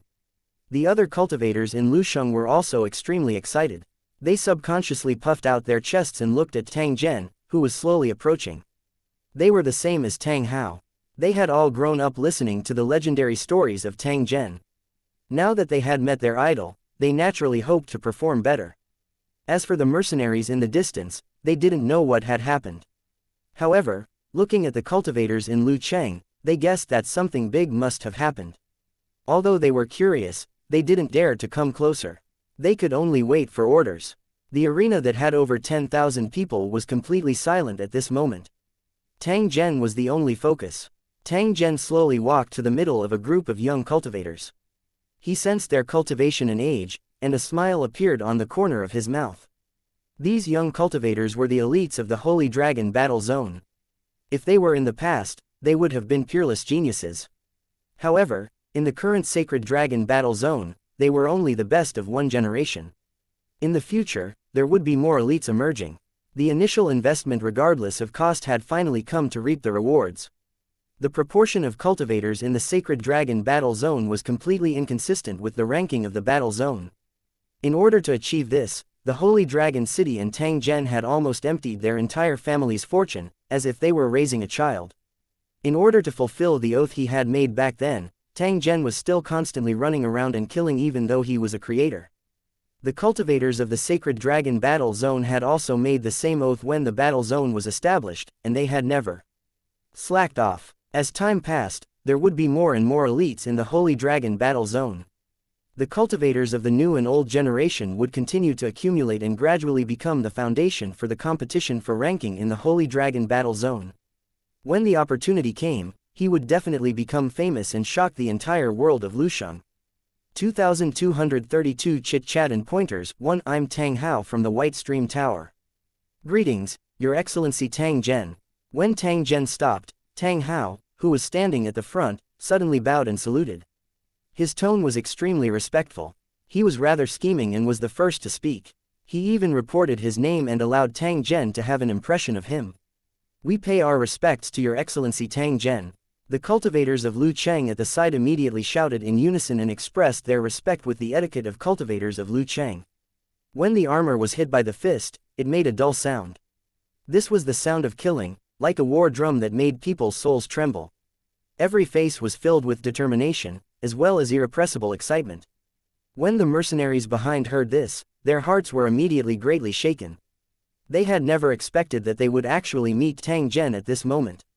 Compared to the cultivators in Lusheng, the Tang Zhen in the eyes of the mercenaries was an unparalleled god and the main character of countless legendary stories.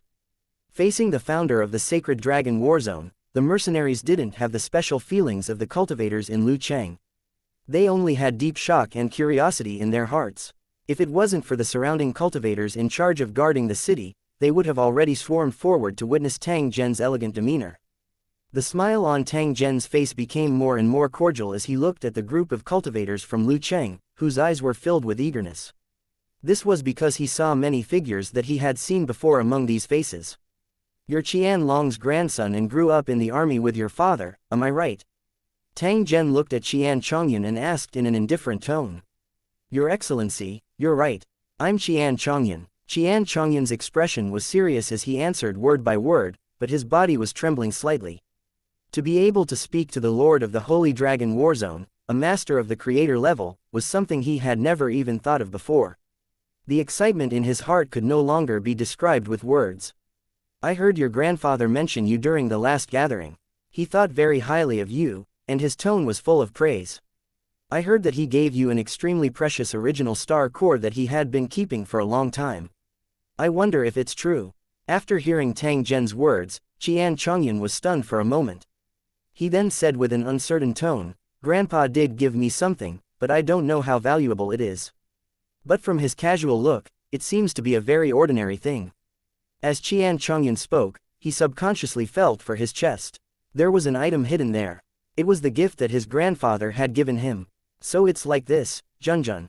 Tang Zhen smiled and sized up Xianxia. It was as if he had already seen through everything. Now that you understand what's going on, work hard. Your grandfather has given you something good that can let you have greater potential. When Xianxia heard this, he knew that his grandfather had lied to him. Back then, he had casually said that it was just an ordinary item, but in fact, it was not the case. How could something that even Tang Zhen said was precious be simple? Xianxia felt the love and care from his elders. Other than the deep gratitude in his heart, his fighting spirit also became more and more high. Since they had high hopes, how could they be disappointed? After seeing the change in Xianxia's expression, Tang Zhen smiled and did not say anything more. Since his old friend valued his descendant, he should have told him directly, not in such a secretive way. However, according to Tang Zhen's understanding of Qianlong, this fellow should have done it on purpose.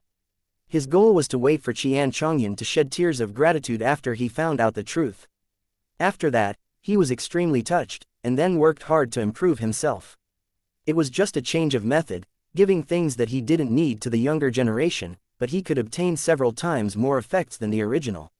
He was indeed a cunning old fox. How could a young man like Xianxia be a match for this old fox? Tang Zhen's gaze swept past the people in the circle and landed on Mo Ziqi. Mo Ziqi, you're here too, kid.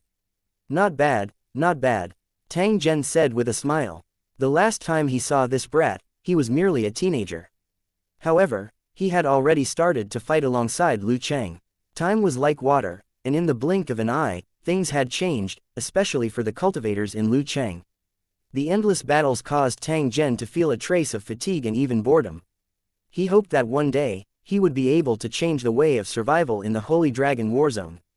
Even if they did not launch a plane invasion, they could still continue to develop. This was not an easy task. Some people in the world of towers had tried it, but they had all failed. Putting everything else aside, just the resources consumed by cultivators in the entire battle zone in this building was a terrifying number. If they did not launch the plane invasion, how would the cornerstone platform operate, and how would the consumption of cultivators be resolved? It could be said that being in the tower world was equivalent to being tied to a speeding chariot. If he did not maintain a high speed, he would be crushed by the car behind him. The cultivators in front of him might not be able to wait until that day, but Tang Zhen believed that no one would have any complaints in their hearts. This was the pursuit and destiny of the cultivators in Lusheng. Before the real change came, no one would stop on the road. Mo Ziqi was very excited. He didn't expect that Tang Zhen would still remember him. Although he had met Tang Zhen once, they were separated by a very long distance and they didn't have any contact at all. In fact, it was normal for him to remember. With Tang Zhen's cultivation, it was sufficient for him to easily remember everyone present. As for the changes in his appearance over the years, even though it was extremely huge, it did not stop Tang Zhen from recognizing him. After all, cultivators were more used to remembering the other party's aura, or rather, their unique spiritual fluctuations. Holy Dragon City cultivator Mo Ziqi pays his respects to Sir Tang Zhen. Mo Ziqi was equally excited, but compared to Xianxia, he appeared much more composed. Just like Xianxia, your grandfather also gave you an item. It's actually the crystal core of a special creature.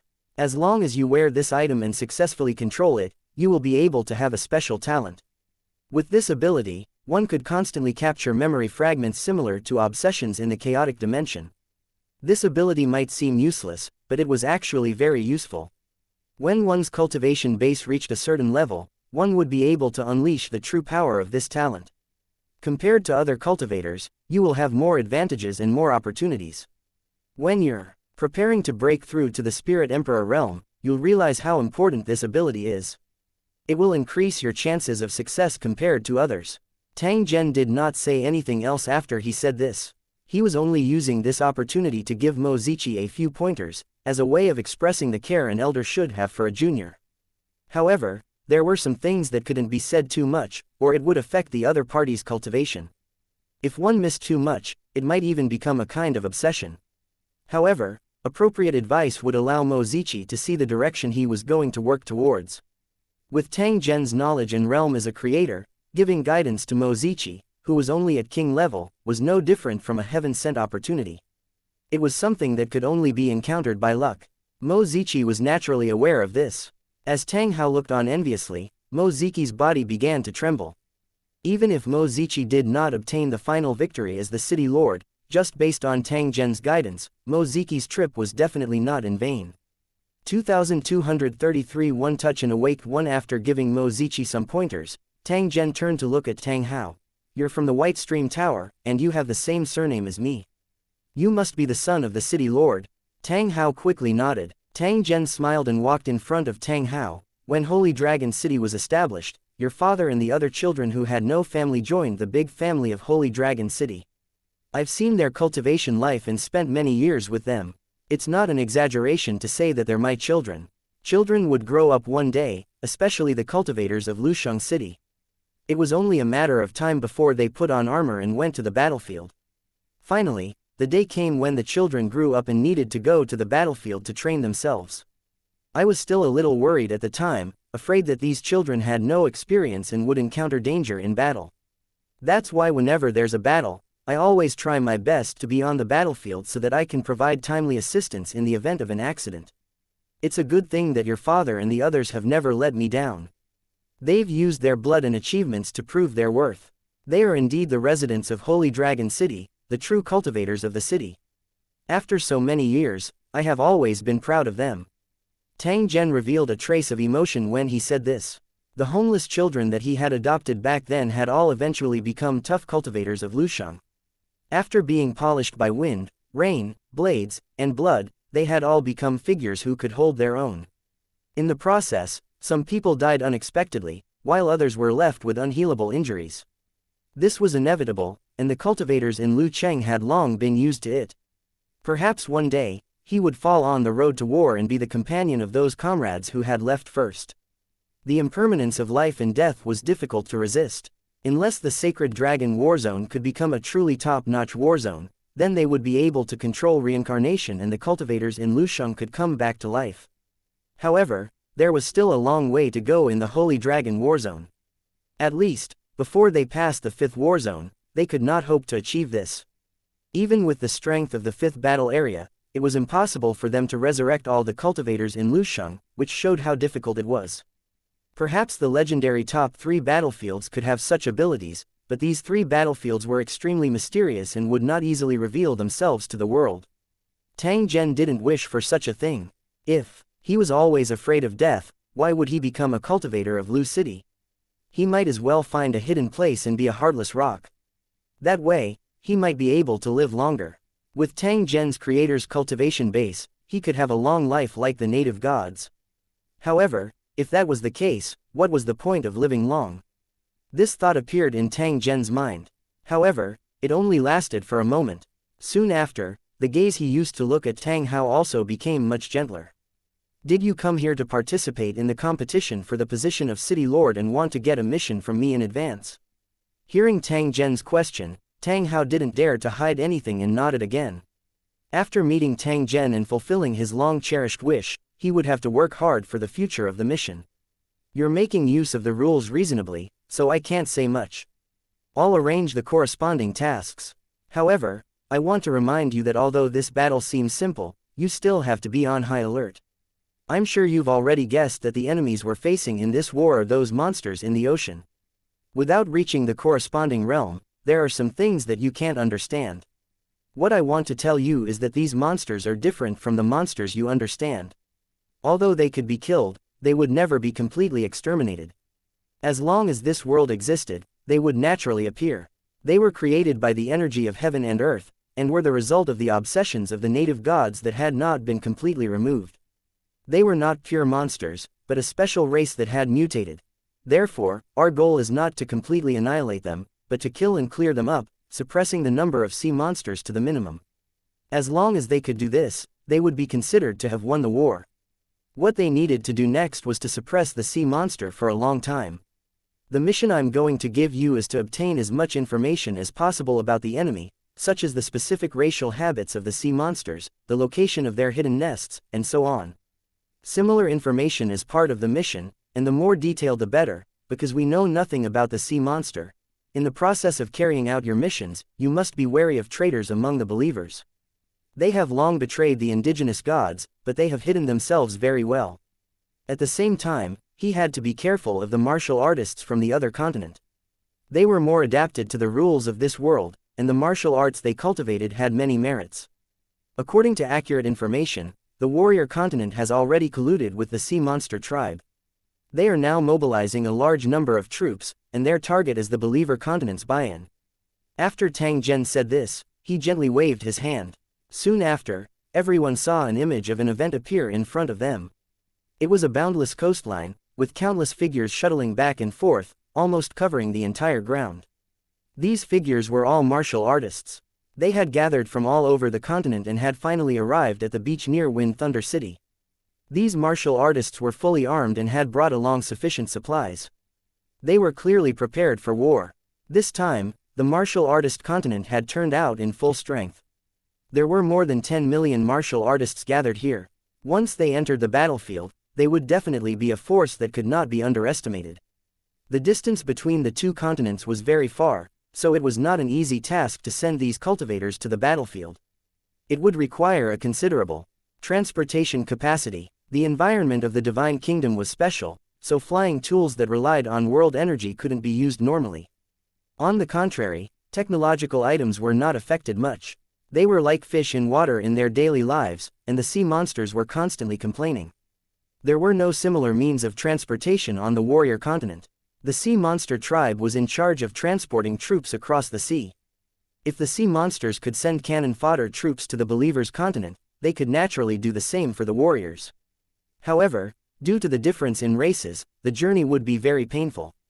In fact, before Lu Cheng started the teleportation, the sea monster clan had already sent giant sea monsters to take on the task of transporting the warriors. They emerged from the deep sea and stopped on the dark coast, like mountain islands that appeared out of thin air. It was like a defensive mountain peak on the believers' continent, completely sealing the coastline, and almost no one could pass through. The warriors climbed onto the back of the super sea monsters. When the space was filled, the sea monsters would move their bodies and slowly move into the deep sea. When a gap appeared, new sea monsters would approach and wait for the warriors to come up again. The whole process was very orderly, without any chaos. This was enough to show that these super sea monsters knew how to think and had strong cooperation abilities. This type of sea monster was far more difficult to deal with than those reckless and brainless fierce beasts. When they couldn't beat it, they would immediately turn around and escape. After the sea monster, which was full of warriors, left the shore, it began to move forward slowly, always maintaining the same distance. The purpose of this wasn't that the sea monsters couldn't speed up, but to wait for the sea monsters behind to join the team. As time passed, more and more sea monsters joined the team, and believers crowded on the backs of the sea monsters everywhere. When he looked down from the sky, he saw a long black snake on the surface of the sea, stretching toward the believers' continent. 2234 Ocean Pacifying Godly Pillar. Once seeing the enemy camp in front of them, the cultivators in Lusheng City did not feel fear. Instead, they felt their blood boiling. The feeling that a great battle was about to happen was the most exciting one, and one could not wait to rush into the battlefield with their blades. The greater the number of enemies, the larger the scale of the war, and the greater the chance of obtaining military achievements. These cultivators of Lusheng weren't overly ambitious. They had been tempered by the cruel battlefields and knew how to observe their enemies. They also had a good understanding of their own abilities. Through his observation, he could confirm that the enemy did not have the ability to transport by air, so they could only rely on sea monsters to transport troops. Under such circumstances, as long as the Lu Cheng cultivators launched an attack from above, they could make the enemy pay a heavy price. The Holy Dragon City had rune weapons that could destroy the world. Unfortunately, they could not be used in the Divine Kingdom, as the rules did not allow it. However, with technological weapons alone, it was enough to beat the sea monster until it peed its pants. If the Lu Cheng cultivators launched a close-range attack, they would definitely win. The sea monsters could hide in the sea and use the water as cover to avoid the attacks of the cultivators, but the warriors could not do the same. They could only struggle in the ocean like drowning dogs while bearing the attacks from the cultivators in the city. It could be said that the moment the army of martial artists left the continent and entered the deep sea, they were already destined to suffer heavy losses. However, nothing was absolute. With the abilities of these warriors, if they followed the sea monster to hide in the sea, they could last for a long time. Perhaps the sea monster could even swallow the warriors and move at high speed under the sea to avoid the attacks of the cultivators in the city.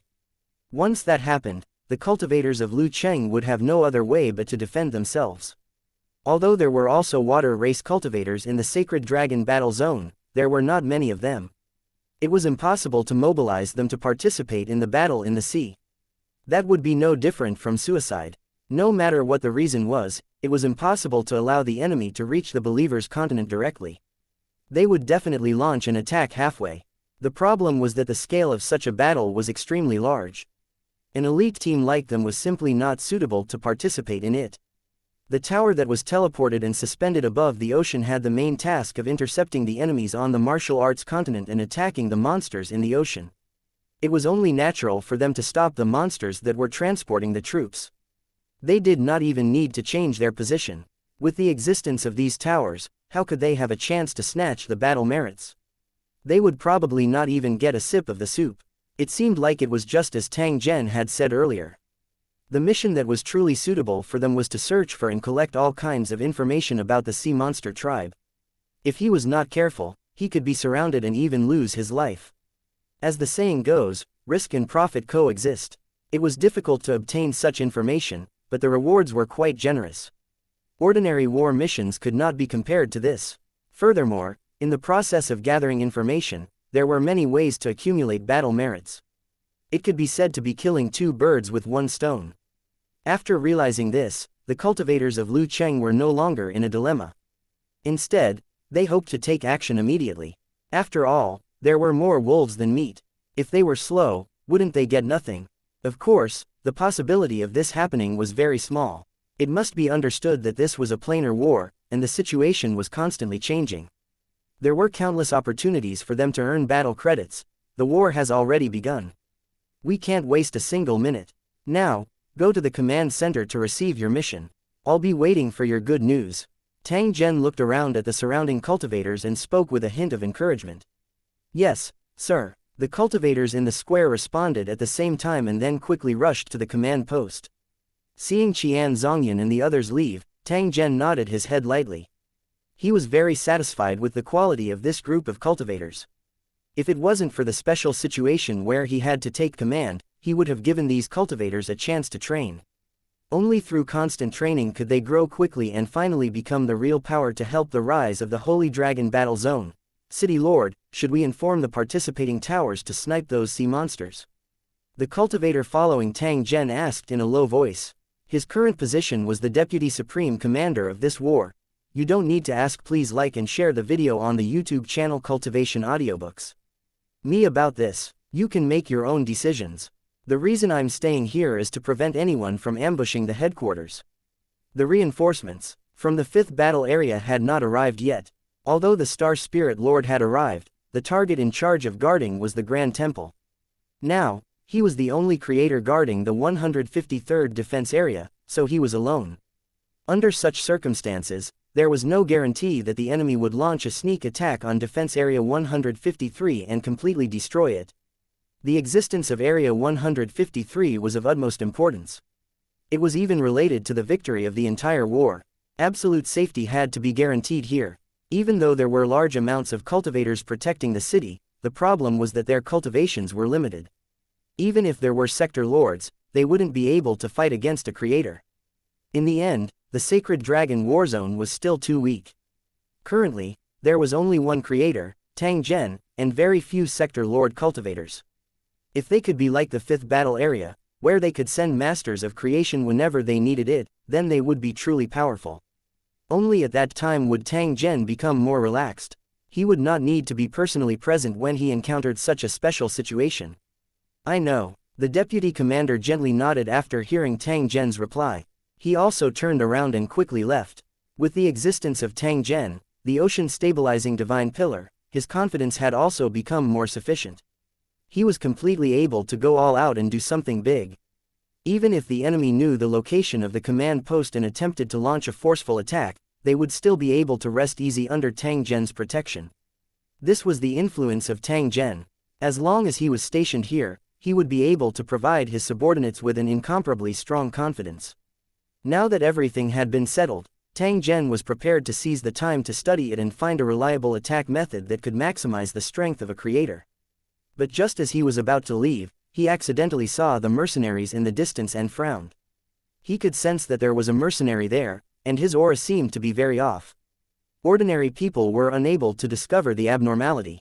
However, Tang Zhen, who was a creator, could directly sense some origin law aura from the other party's body. Under normal circumstances, this kind of aura would only appear on the child of the plane or an object formed by the world's origin. The problem was that it was impossible for a child of the plane to appear in the world of towers, and it was even more impossible for the other party to be a manifestation of the origin of the divine kingdom. If that was the case, where would the aboriginal deities be? This was the first time Tang Zhen had seen such a strange thing. A trace of doubt involuntarily appeared in his heart. Tang Zhen walked to the front of the mercenary and seriously sized him up. He discovered that the other party should be a mixed blood of the orc race. The mercenary on the other side was extremely uneasy.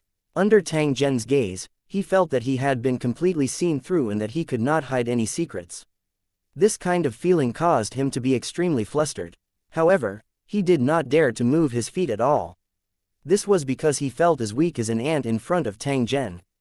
The corner of Tang Zhen's mouth revealed a trace of a smile after he took a few glances at the other party. He had already seen through the other party's background, and he also understood why he had that strange feeling. In fact, this matter was also related to him, and he was even the main participant. After all, he had more experience in this kind of thing. However, he had been busy all these years and did not pay attention to this matter. He did not expect that it had already entered the real experimental stage. "Young man, what's your name?" Tang Zhen asked with a smile on his face as he looked at the uneasy mercenaries opposite him. It made one feel as if they were bathing in the spring breeze. The mercenary was no longer nervous when he saw the smiling Tang Zhen. Instead, he replied loudly, "Sir Tang Zhen, my name is Ah Feng, I'm from the White Stream Tower." 2235 The uninvited masked man. Tang Zhen had already confirmed that the mercenary named Ah Feng in front of him was the owner of an auxiliary system. To be able to become a host, it could only be said that the other party's luck was not bad, to actually encounter such a good thing. Although this system was only in the testing stage, it could still bring great benefits to the host, making the host's cultivation path smoother. As the main participant of this plan, Tang Zhen was very familiar with this system. To put it bluntly, it was a combination of the Myriad World Mall and the Consulting Center. In every skyscraper, there was no lack of similar places. The advantage of the auxiliary system was that it could be carried around. If the host needed it, it could be used anytime and anywhere. Other than that, there was nothing special about it. Of course, it was already quite amazing to be able to do this. According to Tang Zhen's understanding, the other battlefields did not have similar things. With one fresh move, he could eat all over the world. If this system was successfully developed, it could be used as the signboard of the Sacred Dragon Warzone, and the cultivators of Lu Cheng would be like tigers with wings. The doubt in Tang Zhen's heart was resolved. There was naturally no need for him to stay any longer. "Young man, you're quite lucky. I hope to see you in Holy Dragon City one day." Tang Zhen gently patted Ah Feng's shoulder. His tone was filled with encouragement. After which, he turned around and left under the other party's excited eyes. The other mercenaries looked at Ah Feng with envy. They couldn't understand what was so different about this kid. Ah Feng was stunned. He only recovered after Tang Zhen had walked far away. "Don't worry, sir. I'll work even harder and strive to join Holy Dragon City as soon as possible." It was unknown where Ah Feng's courage came from. He shouted loudly at Tang Zhen's back, as if he had used all his strength. His eyes were filled with raging flames. It was a burning fighting spirit. To be able to obtain Tang Zhen's approval was something that Ah Feng didn't even dare to think about in the past. He was naturally excited. Tang Zhen's words alone were enough to give Ah Feng endless courage and motivation. The effect was even better than the auxiliary system. In the future, even if he faced difficulties and setbacks, he would still press forward. Sometimes, the power of faith was so strong that it was terrifying. It was enough to overcome all difficulties. After returning to his resting place, Tang Zhen sank his consciousness into the world in his mind.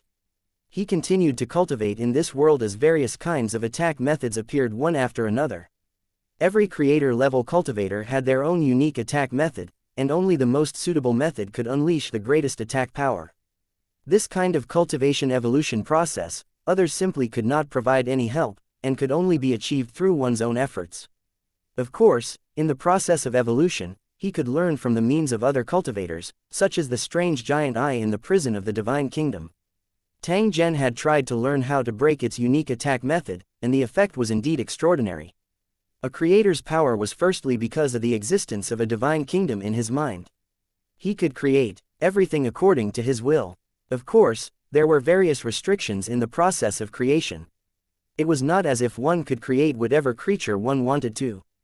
The most basic rule was that the strength of the creatures created by the divine kingdom could not exceed that of Ji Yu himself. The second was to master unique combat methods and have absolute independence. For example, if they were to concoct a poison, outsiders would not be able to concoct the corresponding antidote. Of course, the true attack method could not be so simple. It had even reached a level that could not be described with words. It could only be understood but not described. It was impossible for Tang Zhen to come up with a truly unassailable technique within a very short period of time. All he needed was time and effort to continuously develop and perfect it. Just as he was practicing, he faintly sensed an unfamiliar aura enter the defense area. The 153rd defense area was very large. The number of cultivators and believers had already exceeded 1 million. However, even so, Tang Zhen could still monitor the entire defense area. If an outsider barged in, it would be like a stone falling into a calm lake, causing a ripple. Other people might not be able to sense it, but Tang Zhen could clearly sense it. As the war began, the 153rd defense area attracted the attention of countless people, so it was normal for outsiders to approach. However, the other party did not enter normally. Otherwise, the alarm would not have been triggered and Tang Zhen would not have been alerted. To put it bluntly, it was a way to test one's strength. As long as one's cultivation exceeded the realm lord, an alarm mechanism would be triggered. Tang Zhen frowned slightly. He ended his skill practice and slowly walked to the side of the chair and sat down. "You are a guest. Do you want me to serve you with good wine and tea, or welcome you with weapons?" He was looking forward as he spoke, but his voice appeared in the infiltrator's ears in a strange way. This was equivalent to telling the other party that he had already discovered him and that there was no need to continue hiding. If you don't want a fight to break out, then obediently appear. Otherwise, don't blame me for being impolite. No one dared to ignore a creator's warning, especially when they had already been locked on. Tang Zhen's voice had just sounded when a human figure appeared at the entrance of the cave. It turned from blurry to clear. He was wearing a long black robe, and his face was covered, making it impossible to see his face clearly. The most important point was that his aura had also been concealed, becoming turbid and chaotic. It wasn't an easy task to determine the other party's identity and background. Or rather, the other party's purpose was to not let others know his background. "Sir, you've sneaked into my 153rd defense area. May I know why you're here?" Tang Zhen asked in a faint tone. He knew that the other party was definitely not here to fight. Otherwise, there was no need for the other party to take the initiative to appear in front of him after discovering him. Since that was the case, he didn't put on an aggressive posture, but looked at the other party with an indifferent expression. That person glanced at Tang Zhen and gently shook his head. He used a hoarse voice and said, "I came here without any ill intentions. Please don't misunderstand." Not only was the other party's appearance and aura concealed, even his voice had been specially processed, leaving no trace of a flaw. He had tried so hard to hide, but he had chosen to show himself. This kind of behavior was somewhat contradictory.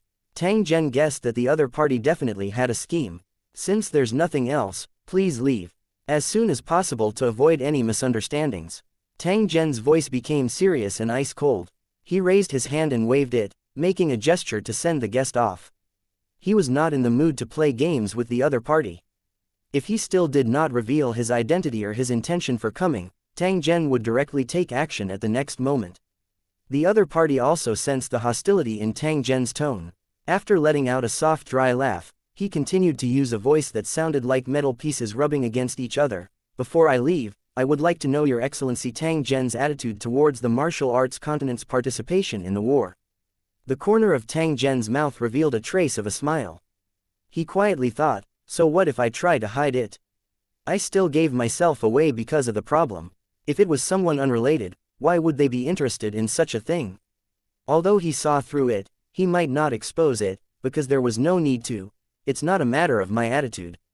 Since the warrior continent has joined the sea monster camp, they are the sworn enemy of the believer continent. Once the war started, only one side could survive. However, among the three camps that participated in the war, the warrior continent had the lowest chance of survival. Perhaps it won't take long for the warrior continent to be completely eliminated. The final battle will only take place between the believers and the sea monster tribe. After hearing Tang Zhen's words, the masked man remained silent. In fact, even if Tang Zhen did not say anything, he had already realized that this situation was an inevitable outcome. In the eyes of the sea monsters, warriors were just cannon fodder, tools for their consumption. Even if they were all killed in war, the sea monsters would not care at all. Perhaps from the very beginning, the warrior continent should not have gotten involved in this mess. Now, it was already too late to back down. However, the participation of martial artists in war was only driven by profit. If they wanted to obtain benefits, they had to bear the corresponding risks. If they were really killed until their race was exterminated, they could only blame themselves and could not blame anyone else. 2236 Cooperation. 1. Tang Zhen's words had shattered the last trace of hope in the heart of the masked man. He could not help but sigh in his heart. In fact, he knew very well that once the two sides met on the battlefield, they would definitely fight to the death. The masked man was sure that the strength of Lu Cheng's cultivators had far exceeded his imagination. They were powerful and well equipped. If a martial artist were to fight them, the possibility of winning was probably less than 10%. It was a crushing defeat without any suspense, and the gap was so big that it made people feel despair. If he had a choice, he would definitely not choose such an opponent. That was simply courting death. It was a great taboo to be afraid before the battle, but the masked man had never regarded the cultivators of Lusheng as his enemy and was even more unwilling to participate in the battle. The problem was that even if the masked man did not want to join the battle, the sea monsters would not allow it. Due to the current special situation, the sea monsters could no longer wait. Before Lu Cheng's cultivators entered the Divine Kingdom, the sea monster race was the invisible overlord of the Divine Kingdom. Believers and warriors lived in the shadow they created. These sea monsters, which were born from the obsession of the native gods, had long coveted the main body and wanted to control the gods' kingdom. As long as this step was completed, the Divine Kingdom would become the nest of the sea monsters and become a true god race. However, the appearance of the cultivators from Lu Cheng had completely disrupted the sea monster tribe's plan and caught them off guard. Originally, the sea monster could have had enough time to wait for the aboriginal deities to weaken, and at the same time, it could have found a way to speed up the weakening process and let the aboriginal deities run out of energy. During this process, the sea monster could also consume and tempt the believers, disintegrating the defenses of the believers' continent from the inside. When the right opportunity came, the sea monsters would take action and launch a fatal blow to the indigenous gods. In the end, with the appearance of Lu Cheng's cultivators, his original plan was completely disrupted and he even became more passive. The sea monsters suddenly realized that if this continued, the cultivators of Lu Cheng might control the entire Divine Kingdom. After planning for so many years, the cultivators of Lu Cheng took the fruits of their labor. This was something that the sea monster tribe could not tolerate. That was why the sea monster race immediately launched an attack on the believers' continent after confirming that the news was correct. Their goal was to drive out the cultivators in Lu Cheng and completely control the bodies of the indigenous gods. What Tang Zhen didn't know was that in the eyes of the sea monster clan, the cultivators in Lusheng City were the real villains, the invaders who snatched the fruits of victory. Thinking about it carefully, it was indeed the case. However, when it came to war, there was no need for reasoning. Only the benefits that could be obtained were important. When it was time to reason, the victor could give a reason that was enough to explain everything according to his own thoughts. The winner would be king and the loser would be bandits. This was the truest war. However, the cultivators in Lusheng rarely talked about reason. They would basically just fight and take all the useful resources. They weren't bandits, but they were stronger. It was not unreasonable for cultivators of Lu Cheng to be regarded as intruders by the sea monsters. If it were not for the restriction of the contract, the kingdom of God would have collapsed completely after cultivators of Lu Cheng left. Is there really no way to turn this around? The masked man asked in a soft voice. There was a trace of unwillingness in his tone. Yes, withdraw from the war and hide as far away as possible. The divine kingdom was so large that it was not difficult to find a remote place to avoid battle. If you can do this, I can guarantee the safety of you and your companions. If you can't, then the only outcome will be death. Tang Zhen's voice was ice cold as he pointed out the path for the other party. The masked man shook his head with a bitter smile. I'm afraid it's too late to back out now. If I dare to do this, I'll be killed by the sea monsters before the war even starts. They will never allow such a thing to happen. Once they discover any signs of danger, they will immediately eliminate it. I don't want to be the first one to stand out. Not all martial artists wanted to participate in the war. They knew that they would not be able to reap any benefits in the end. The problem was that the general trend of the situation was that it was impossible to withdraw. Martial artists were like pieces of paper swept by the violent waves, and no one knew when they would be torn into pieces by the waves. If you really don't want to be associated with the Sea Monster clan, I can help you think of a way. However, if you do that, you won't be able to return to the martial arts continent in a short time. If the Believer's continent wins, you may be able to return to your homeland. If you lose, you will not be able to escape the pursuit of the Sea Monster clan. The choice is entirely up to you. I must remind you that you can't hesitate in the face of such a life and death decision. If you're overcautious and try to win favor from both sides, then I'd advise you to give up as soon as possible. The masked man stood still, weighing the pros and cons in his heart. In fact, the fact that he had taken the initiative to come to Area 153 had already made his attitude clear. He wanted to cooperate, but he was afraid that it would put him in an even more dangerous situation, so he was hesitant. Tang Zhen involuntarily laughed coldly when he saw this. I believe you know better than I do that no matter the outcome of this war, the Believer's continent will not be able to continue to exist. To us, you're our enemies, and we must absolutely exterminate you. For the overseas tribes, after occupying the entire divine kingdom and getting rid of all their believers, there is no need for you martial artists to continue existing. Since we're going to die either way, it's better to seek a chance of survival in this desperate situation, which is to cooperate with the Believer's continent and fight against the Sea Monster tribe together. Hearing Tang Zhen's words, the masked man finally made up his mind and gently nodded his head. All right, I agree to cooperate with you. I hope you will keep your promise. Tang Zhen smiled and said softly, I have no interest in occupying God's kingdom. Moreover, this world has an owner and is not suitable for long-term development. As long as we win the war, I'll keep my promise and never go back on my word. The masked man did not say a word. He knew very well that no matter how many promises he made, it would be useless. In fact, choosing to cooperate was a gamble in itself. However, it was just as Tang Zhen had said. He did not have any room for choice. He could only hope that Tang Zhen would keep his word and would not raise his butcher's knife against martial artists after he won the war. If they wanted to sign a contract, Tang Zhen might not agree. Masked Man would definitely not want to do so, as that would be equivalent to cutting off all their escape routes. Therefore, at this moment, both sides tacitly did not mention this matter. We're already in a cooperative relationship, said Masked Man. So how do I need to cooperate in the next operation? Since they had decided to cooperate, they had to show a certain amount of sincerity as a sign of their loyalty. If it was just moving his mouth, that would be too much of a joke. Tang Zhen stood up from his chair and gently paced around the cave. He seemed to be thinking about his next action plan. The masked man was silent as he waited for Tang Zhen's instructions. Now that the allied army of sea monsters is heading straight for the Believer's continent, it's impossible for the Believer's continent to remain indifferent. It's inevitable that they'll intercept us halfway. I believe that both the Sea Monster clan and you have made the corresponding preparations, am I right? What? The masked man nodded. That was indeed the case.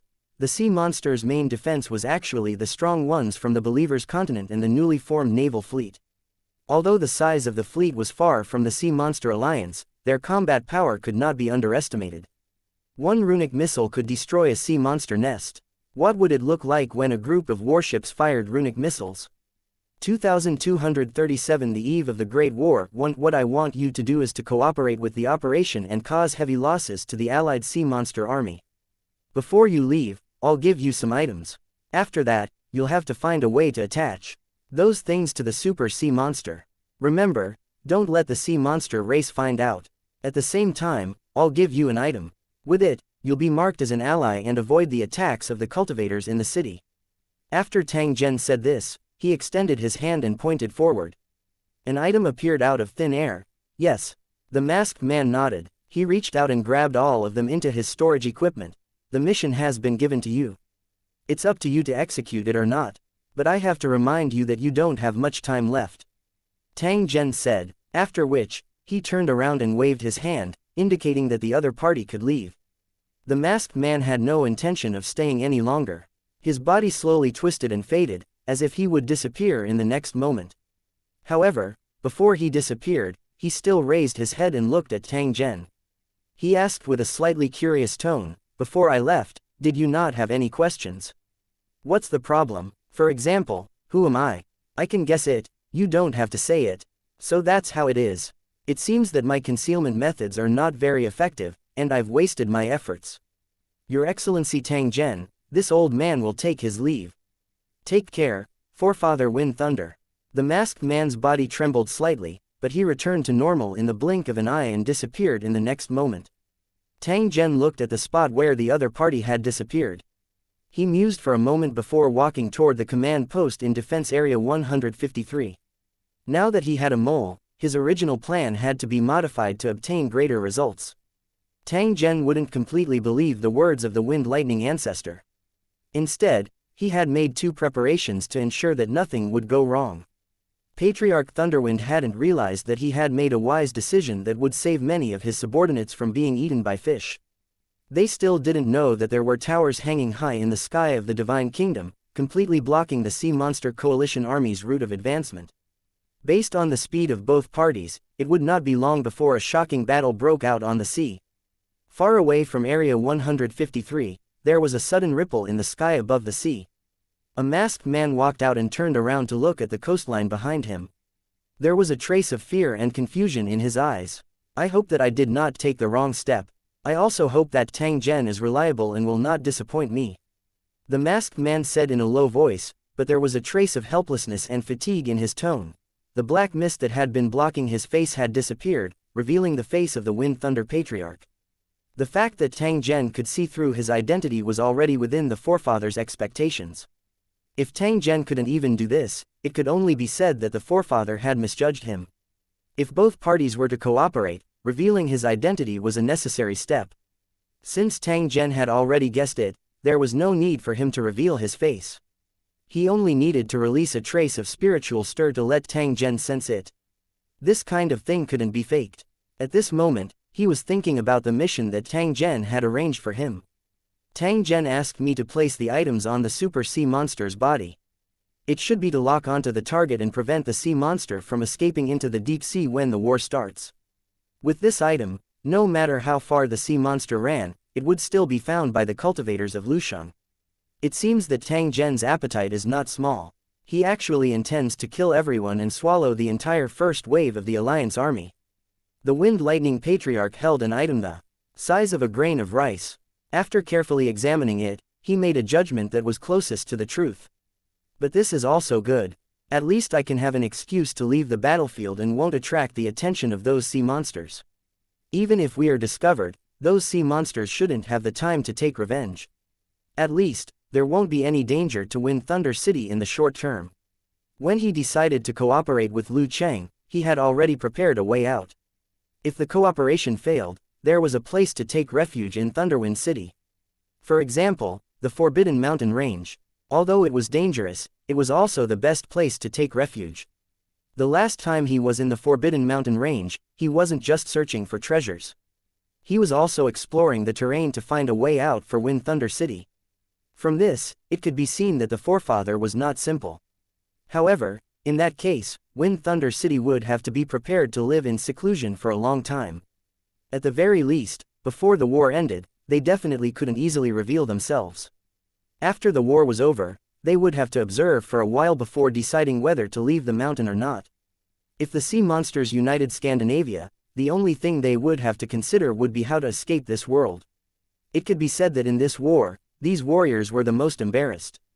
They were outsiders like the cultivators of Lu Cheng and had a period of glory. However, at this moment, they had no choice but to be dragged into the war. The matter in Wind Thunder City has basically been settled. Once they receive my signal, they will start to act. I can only hope that everything will go smoothly and that nothing unexpected will happen, otherwise, our 1,000-year foundation will be destroyed in a single day. The Wind Thunder Patriarch sighed softly. Then, his figure slowly dissipated and he sped in the direction of the martial arts continent. In front of the Wind Lightning Patriarch, in the ocean far away, countless giant sea monsters were dragging white waves and carrying a large number of warriors forward at high speed. After a period of long-distance running, both the sea monsters and the warriors began to show signs of fatigue. It was not an easy task to cross the Divine Kingdom Ocean, because its surface area was simply too huge. The ocean that the Aboriginal gods had conjured back then had increased the difficulty of communication between the two continents. Only the strong were qualified to travel freely between the two continents.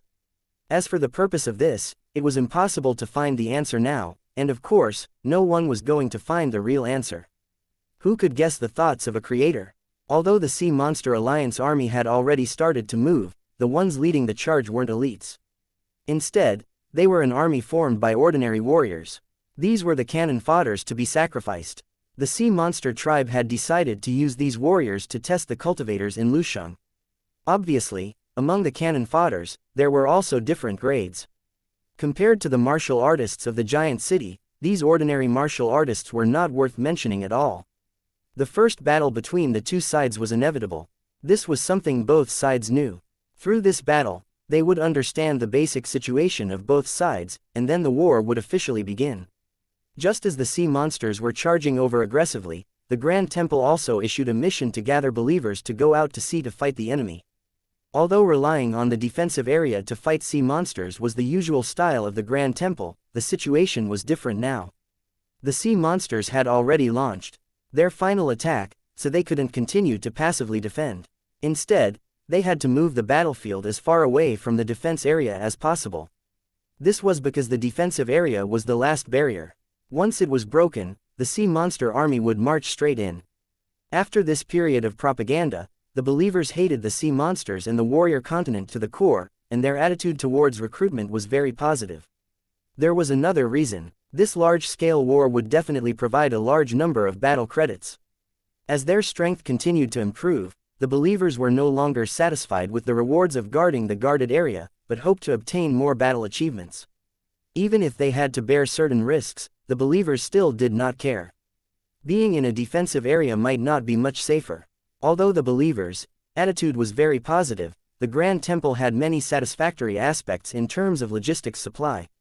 The Grand Temple had always been on the defensive and had never thought of taking the initiative to attack. Now that they had gone out to sea to fight, they had no choice. However, when the war began, it was obvious that they were not well prepared in terms of transportation. The ocean was the world of sea monsters. If they couldn't find a safe place to stand, what was the difference between that and death? 2238 Internal Strife 1. The power of the Grand Temple was actually not weak, because the authorization of the indigenous gods was equivalent to his butler. Although it could not change the rules of a god's kingdom as it wished, it still had the ability to create things, just that there were many restrictions. If he wanted to use this ability, he would naturally need divine source. This was the most basic requirement and the foundation that formed everything.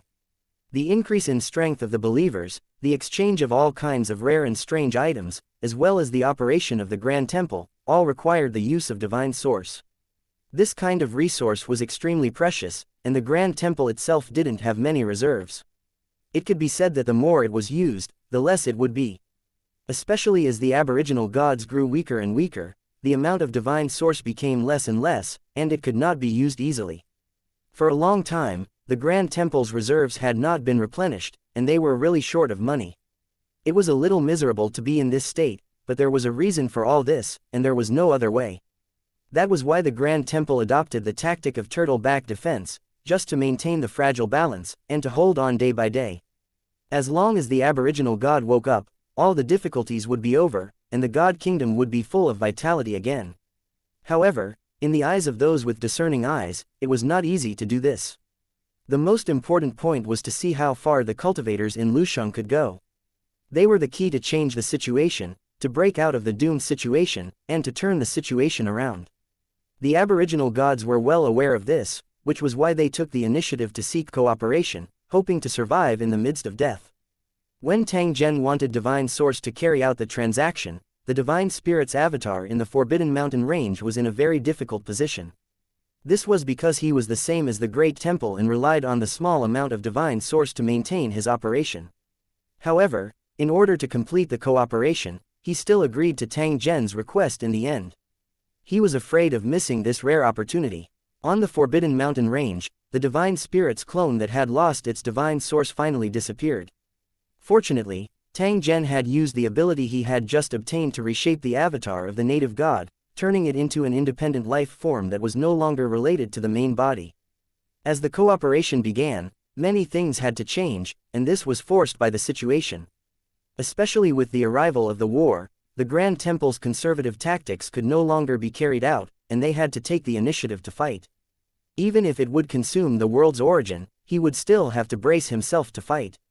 However, sometimes, the seemingly powerful Grand Temple would make some low-level mistakes for some reason. The power of the Creator was very magical. There were actually many ways to solve the problem of sea transportation. When the problem of the lack of sea transportation was transmitted to the Grand Temple, it did not take long for a solution to the problem to be found. The solution was simple and low cost, but it also showed the true attitude of the Grand Temple towards its believers. He was like an ant, and his death was not to be regretted. The Grand Temple issued an announcement to provide a special type of seed for the believers. They were distributed to the major defensive areas and were required to be thrown directly into the sea. The believers followed the instructions and threw the seeds into the ocean, but there was a trace of doubt in their hearts.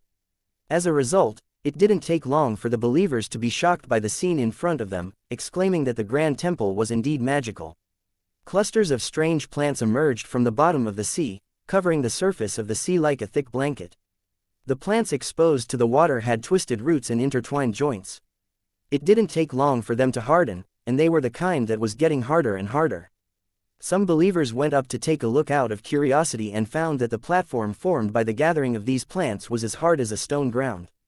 Even if he slashed with his knife, it would only leave a mark, and it would quickly heal. Such a magical plant surprised and delighted the believers. At the same time, they began to discuss the Grand Temple, a means of transportation used in naval battles. In the end, he discovered that most of the believers had objections. Although this thing looked quite interesting, it was too shabby compared to the warships in Defense Area 153. Are we going to rely on this thing to go out to sea and fight the Sea Monster Alliance army to the death?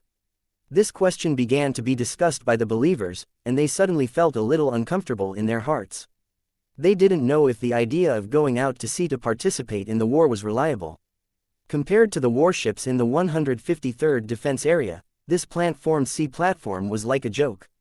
Not to mention that it didn't have any offensive ability or the ability to sail across the ocean. The defensive power of this thing alone was simply worrying. Perhaps with just one collision, the sea monster could smash it into pieces and throw the believers on it into the sea. In order to protect their faith, believers could take the initiative to go out to sea to stop the enemy, but they could not treat their own lives as child's play. In the eyes of the believers, the means of transportation provided by the Grand Temple was simply a disregard for human life. When the believers confirmed through consulting the Grand Temple that the plant platform was the means of transportation they were going to use, it immediately caused an uproar. They vented their dissatisfaction in various ways, and at the same time, they expressed their indignation that if this situation was not changed, they would refuse to go out to sea to participate in the war. In the beginning, only a small number of believers protested and gathered in front of the temples in the major defense areas. They wanted to improve the means of transportation. They didn't need to have a strong attack power like warships, but at least it could provide people with enough security. Unlike the plant platforms, which gave people the feeling that they would capsize at any time, their hearts were always hanging in the air. In the end, the Grand Temple simply ignored them and allowed the believers to protest, but they also did not have any attitude to solve the problem. Very soon, even more believers expressed their dissatisfaction. They communicated through the image transmission stone, and the entire believers' continent was affected. Under the influence of people with ulterior motives, the matter became more and more serious and began to show signs of losing control. Some of the more agitated believers even started to attack the temple, even threatening to go to the Grand Temple to seek an explanation. In the chaotic situation, some agitated believers were incited and began to flock to the Grand Temple. Before the army of sea monsters arrived, there was already internal strife on the believer continent, making the situation more and more dangerous. The people in the major defensive areas were in a state of panic, and the defensive forces were extremely weak. If they launched a sneak attack at this time, they would probably be able to easily break through the defensive line. Fortunately, the allied sea monster army had not arrived yet. Otherwise, they would not be able to defend against such a long coastline. A group of believers aggressively charged towards the Grand Temple, causing a great commotion and attracting the attention of even more believers. They all wanted to see how the Grand Temple would solve this kind of thing. Why was it so perfunctory? However, these believers had overlooked one thing, and that was that they were currently in a state of war. What they were doing was almost no different from rebelling. No matter if it was the Grand Temple or Tang Zhen himself, they would never allow such a thing to happen. When this happened, before the Grand Temple could respond, the 153rd Defense Area sent 10 warships directly to the area where the Grand Temple was located. The army of cultivators guarding the Grand Temple also entered a state of alert to prevent anyone from taking the opportunity to attack the Grand Temple. Many people could already tell that something was wrong. There must be someone with bad intentions who took advantage of the angry believers and prepared to take the opportunity to attack the Grand Temple. Most of the believers were kept in the dark. Even so, in the eyes of the cultivators in charge of guarding the building, none of these believers were innocent. If they stopped their actions, this matter could be put to an end. If they continued to act willfully, the guards would immediately launch an attack. As time passed, the aggressive believers finally gathered together, less than 100 miles away from the Grand Temple. The Grand Temple's terrain was special, and for the sake of safety and defense, there was only one exit on land. The believers usually relied on the six-winged birds to travel back and forth, so the land roads were rarely used. However, after flying was prohibited above the Grand Temple, the believers could only walk into the Grand Temple. When they arrived, they didn't go to the Grand Temple as they wished. Instead, they were blocked by a group of fully armed cultivators from Lu City. 2239 Chapter 2244 This path doesn't work, get out of the way, we're going to the Grand Temple. A large number of believers had gathered together. There were more than 10,000 of them. Their faces were filled with anger, as if they had suffered a great injustice.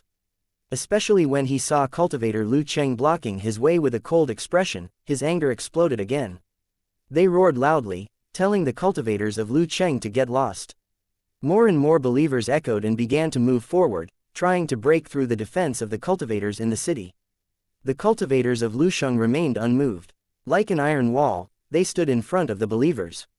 I'm warning you again, if you cross the cordon in front of you, we will open fire immediately. The cultivator in charge of leading the team said coldly. He was covered in black armor from head to toe, and a pair of eyes could be seen under the helmet. His eyes were extremely sharp.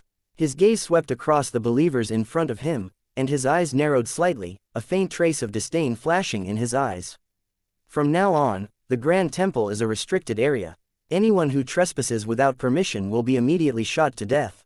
If you're smart, you'd better not cause trouble at this time, or you'll just be looking for trouble.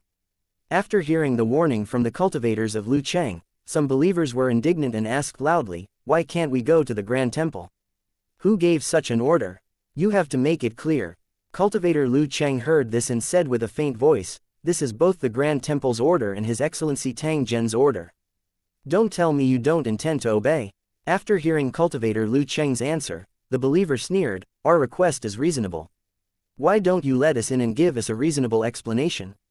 As for that Tang Zhen you mentioned, what is he? As soon as the believer finished his sentence, he saw the Lu Cheng cultivator's eyes narrow, and at the same time, a faint murderous aura hit him in the face. The believer was a little flustered, because he felt many cold gazes landing on him. What are you guys doing? Because of his guilty fear, the believer stuttered, but he still roared. When he shouted, he deliberately jumped up loudly in an attempt to get the support of the believers behind him. You're looking for death. As soon as the leading cultivator of Lu Cheng finished speaking, a cold light shot out from the team behind him. The believer was terrified and dodged without hesitation. His head exploded and the remaining half of his face was filled with fear and despair. He didn't expect that Lu Cheng would really dare to kill. Plop. The body fell to the ground, dust flying everywhere, but the surroundings were silent. Damn it, why did you kill him? Looking at the dead body of the believer on the ground, another believer roared, his expression twisted in pain, but his eyes flickered. That's right, what right do you have to kill? He didn't do anything wrong. We just want the Grand Temple to give us an explanation. What's wrong with that? What is Tang Zhen doing? What is the 153rd Defense Area doing? Do you want to fight against all the believers? A group of believers echoed and shouted loudly on purpose, instigating other believers to protest together. The agitated believers gradually lost control. They pulled out their swords in anger and seemed to be about to rush forward. However, when they saw the cultivators of Lusheng blocking their way, these believers were actually quite afraid and didn't dare to move forward. They weren't blind and could naturally see that Lu Cheng's equipment was superior to theirs. If they rushed up to fight rashly, they would end up like the believers just now, becoming worthless corpses. The power of the weapons in Defense Zone 153 had been recognized by all the believers on the believers' continent. They knew how terrifying the weapons were when they were used. The sea monsters that were slaughtered by the horde were the best proof. Nowadays, the image transmission stones in the major housing areas would broadcast the scenes of battleships hunting sea monsters from time to time. The believers had already seen it more than once. The scene of a mountain of corpses, a sea of blood, and a sea of flesh flying everywhere was unforgettable. The sea monster's body was far stronger than the believers, but even so, it was still torn into pieces. Therefore, no matter how confident the believers were, they would never dare to try to use their bodies to resist guns. That was no different from courting death. Looking at the group of furious believers, the cultivators of Lusheng who led the team remained calm, but the mockery in their eyes grew stronger. This group of stupid guys probably still didn't know how terrifying the cultivators of Lu Cheng were. The cultivators of Lusheng were like divine weapons hidden in their scabbards. Before they were unsheathed, one could not feel their sharpness. However, once the blade was unsheathed, blood and flesh would fly everywhere, and the provoker would pay a heavy price. I'm warning you one more time. You can do whatever you want. My mission is to guard this place and not allow anyone to enter until the ban is lifted. If you want to have a taste of bullets, then bring it on. I promise I won't let you down. Following his warning, the cultivators behind him raised their weapons. This weapon looked very similar to a gun, but it was several times larger. The muzzle of the gun was constantly flashing with blue light. Although it had not been activated yet, the believers who were pointed at by the muzzle all felt a sense of fear. As if he had noticed the gazes of the believers, the cultivator leading the group chuckled and pointed to an open space in front of them. There was a huge 5-colored crystal stone there. The material was unknown, but it could be seen from time to time in the Divine Kingdom. The crystal was extremely hard, and ordinary methods could not damage it at all. Boom! A cultivator's weapon shot out a blue light and hit the 7-colored rock, followed by a loud noise. The extremely hard crystal instantly shattered into pieces. At the same time, due to the high temperature, the gravel turned into a sticky liquid. Seeing this scene, the believers who were in a state of fury before immediately became silent.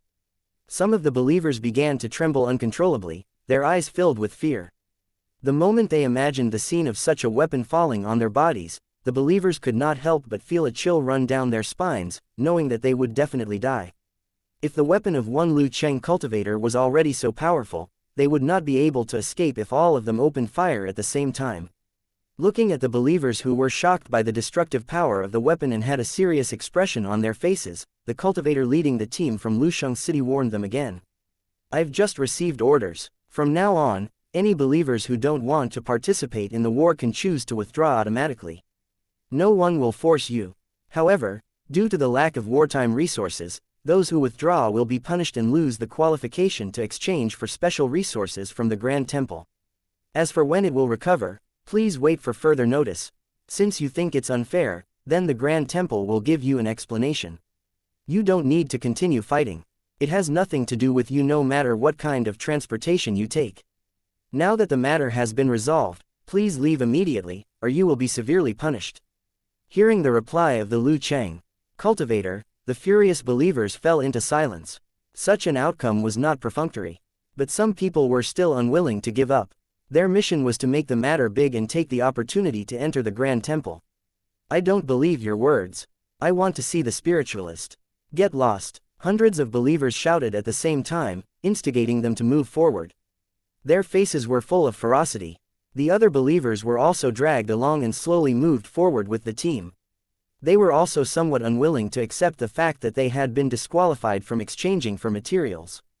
He didn't think that running away was already a bad behavior.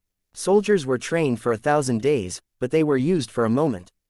The Grand Temple would probably be even angrier, but they could not pursue the matter for the time being. You're still making trouble for no reason. I think you're looking for death. That's even better. I'll let you experience what true despair is. Seeing this, the cultivator leading the team waved his palm down, and muffled gunshots were heard. The gathered believers were instantly torn into pieces of flesh and blood as if they were torn apart by an invisible hand. A large piece of the army of over 10,000 people was gnawed off in the blink of an eye. The ground was filled with blood and corpses, and the stench of blood and gore filled the air. Such an efficient and terrifying killing efficiency immediately shocked all the believers. A sense of panic and despair immediately spread in the hearts of these believers. 2240 The situation is not optimistic one with the threat of death approaching. The originally angry believers instantly became flustered. They ran around and tried their best to avoid the bullets, afraid that they would become corpses on the ground.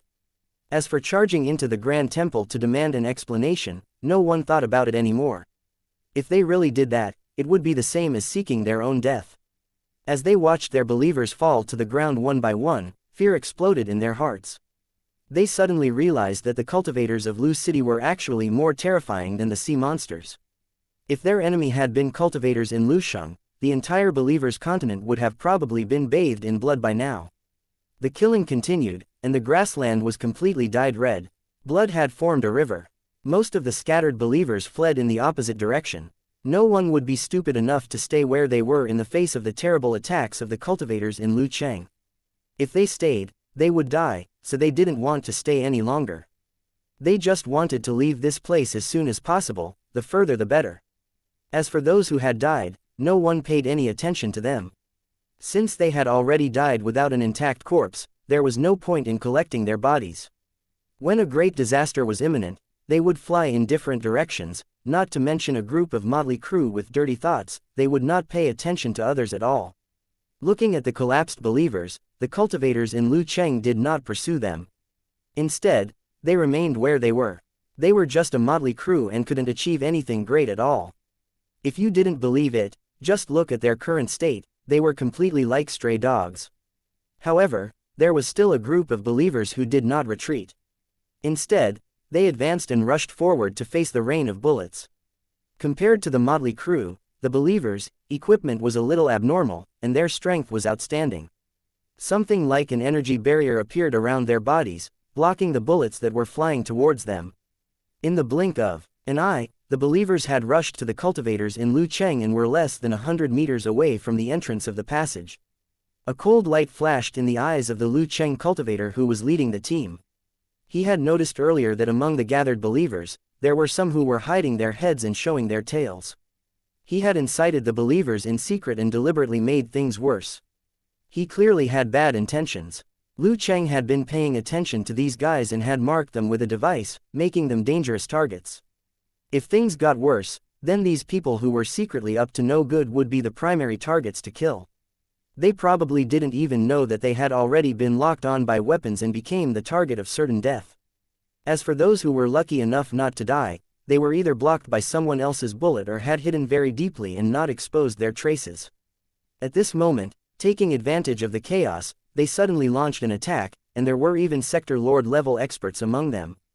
The Lucheng cultivators were caught off guard and they broke through the blockade line in a very short time, heading straight for the Great Temple. Lucheng's cultivators weren't in a hurry.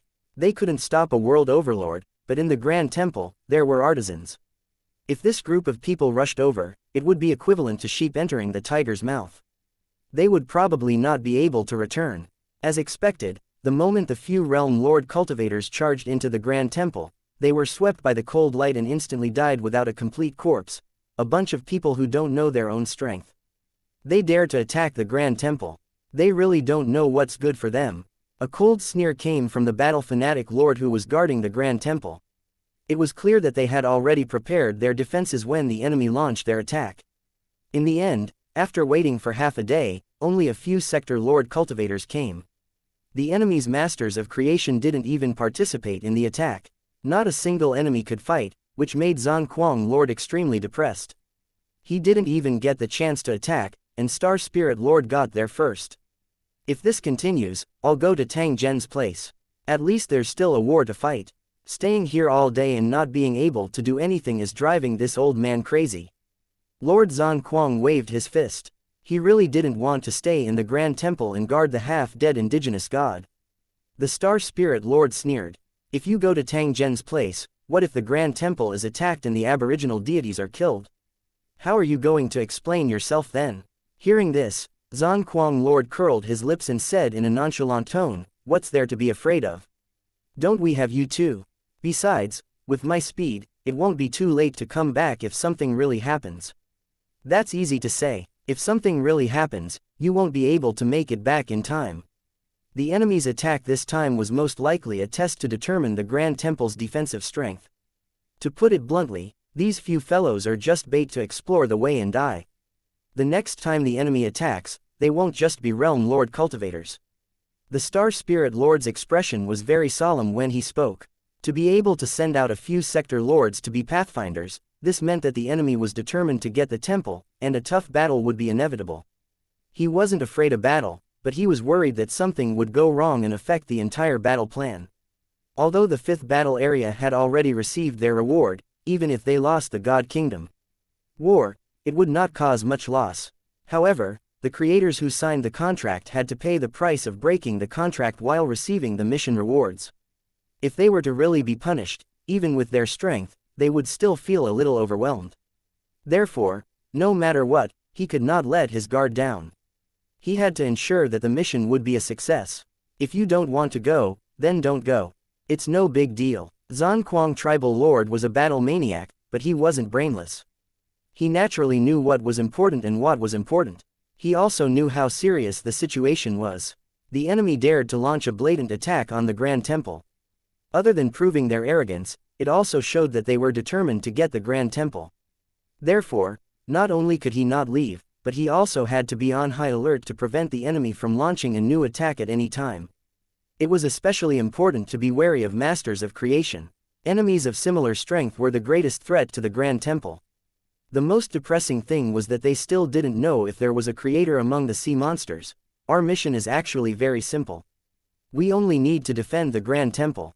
I'm worried about Lord Tang Zhen. I wonder if he can withstand the Sea Monster Coalition army. The Star Spirit Lord seemed to have thought of something and spoke in a slightly worried tone. Lord Zan Kuang scratched his head and asked in a confused tone, "What's there to worry about? There are more than 1 million cultivators in the 153rd Defense Area. In the following time, the Scar territory will send more reinforcements." The tower in the Sacred Dragon Battle Zone had also completed its teleportation and was ready to stop the Sea Monster army at any time. If they still lacked manpower, the 5th battle area would not just stand by and watch. They would definitely send an army of cultivators to help. They're just insects transformed from inner demons, how can they be as terrifying as you say? I even feel that we're overestimating those insects by mobilizing so many people. As the battle fanatic Lord spoke, his face flashed with a disdainful expression. That's because you didn't gather enough information. According to my understanding, sea monsters have items from the Supreme Plane and have the ability to reproduce infinitely. This ability seemed ordinary, but when it came to war, it was the most disgusting. This was because you needed to invest countless resources and spend a long time fighting with a group of monsters that could not be killed. This is a quagmire. If we can't pull ourselves out in time, no matter how rich we are, we'll be completely exhausted. The Star Spirit Lord was worried that Tang Zhen wasn't prepared enough. If he was really held back by the sea monster's human wave tactic, he would become more and more passive. It could even be like an ant swallowing an elephant, slowly gnawing away until not even the bones were left.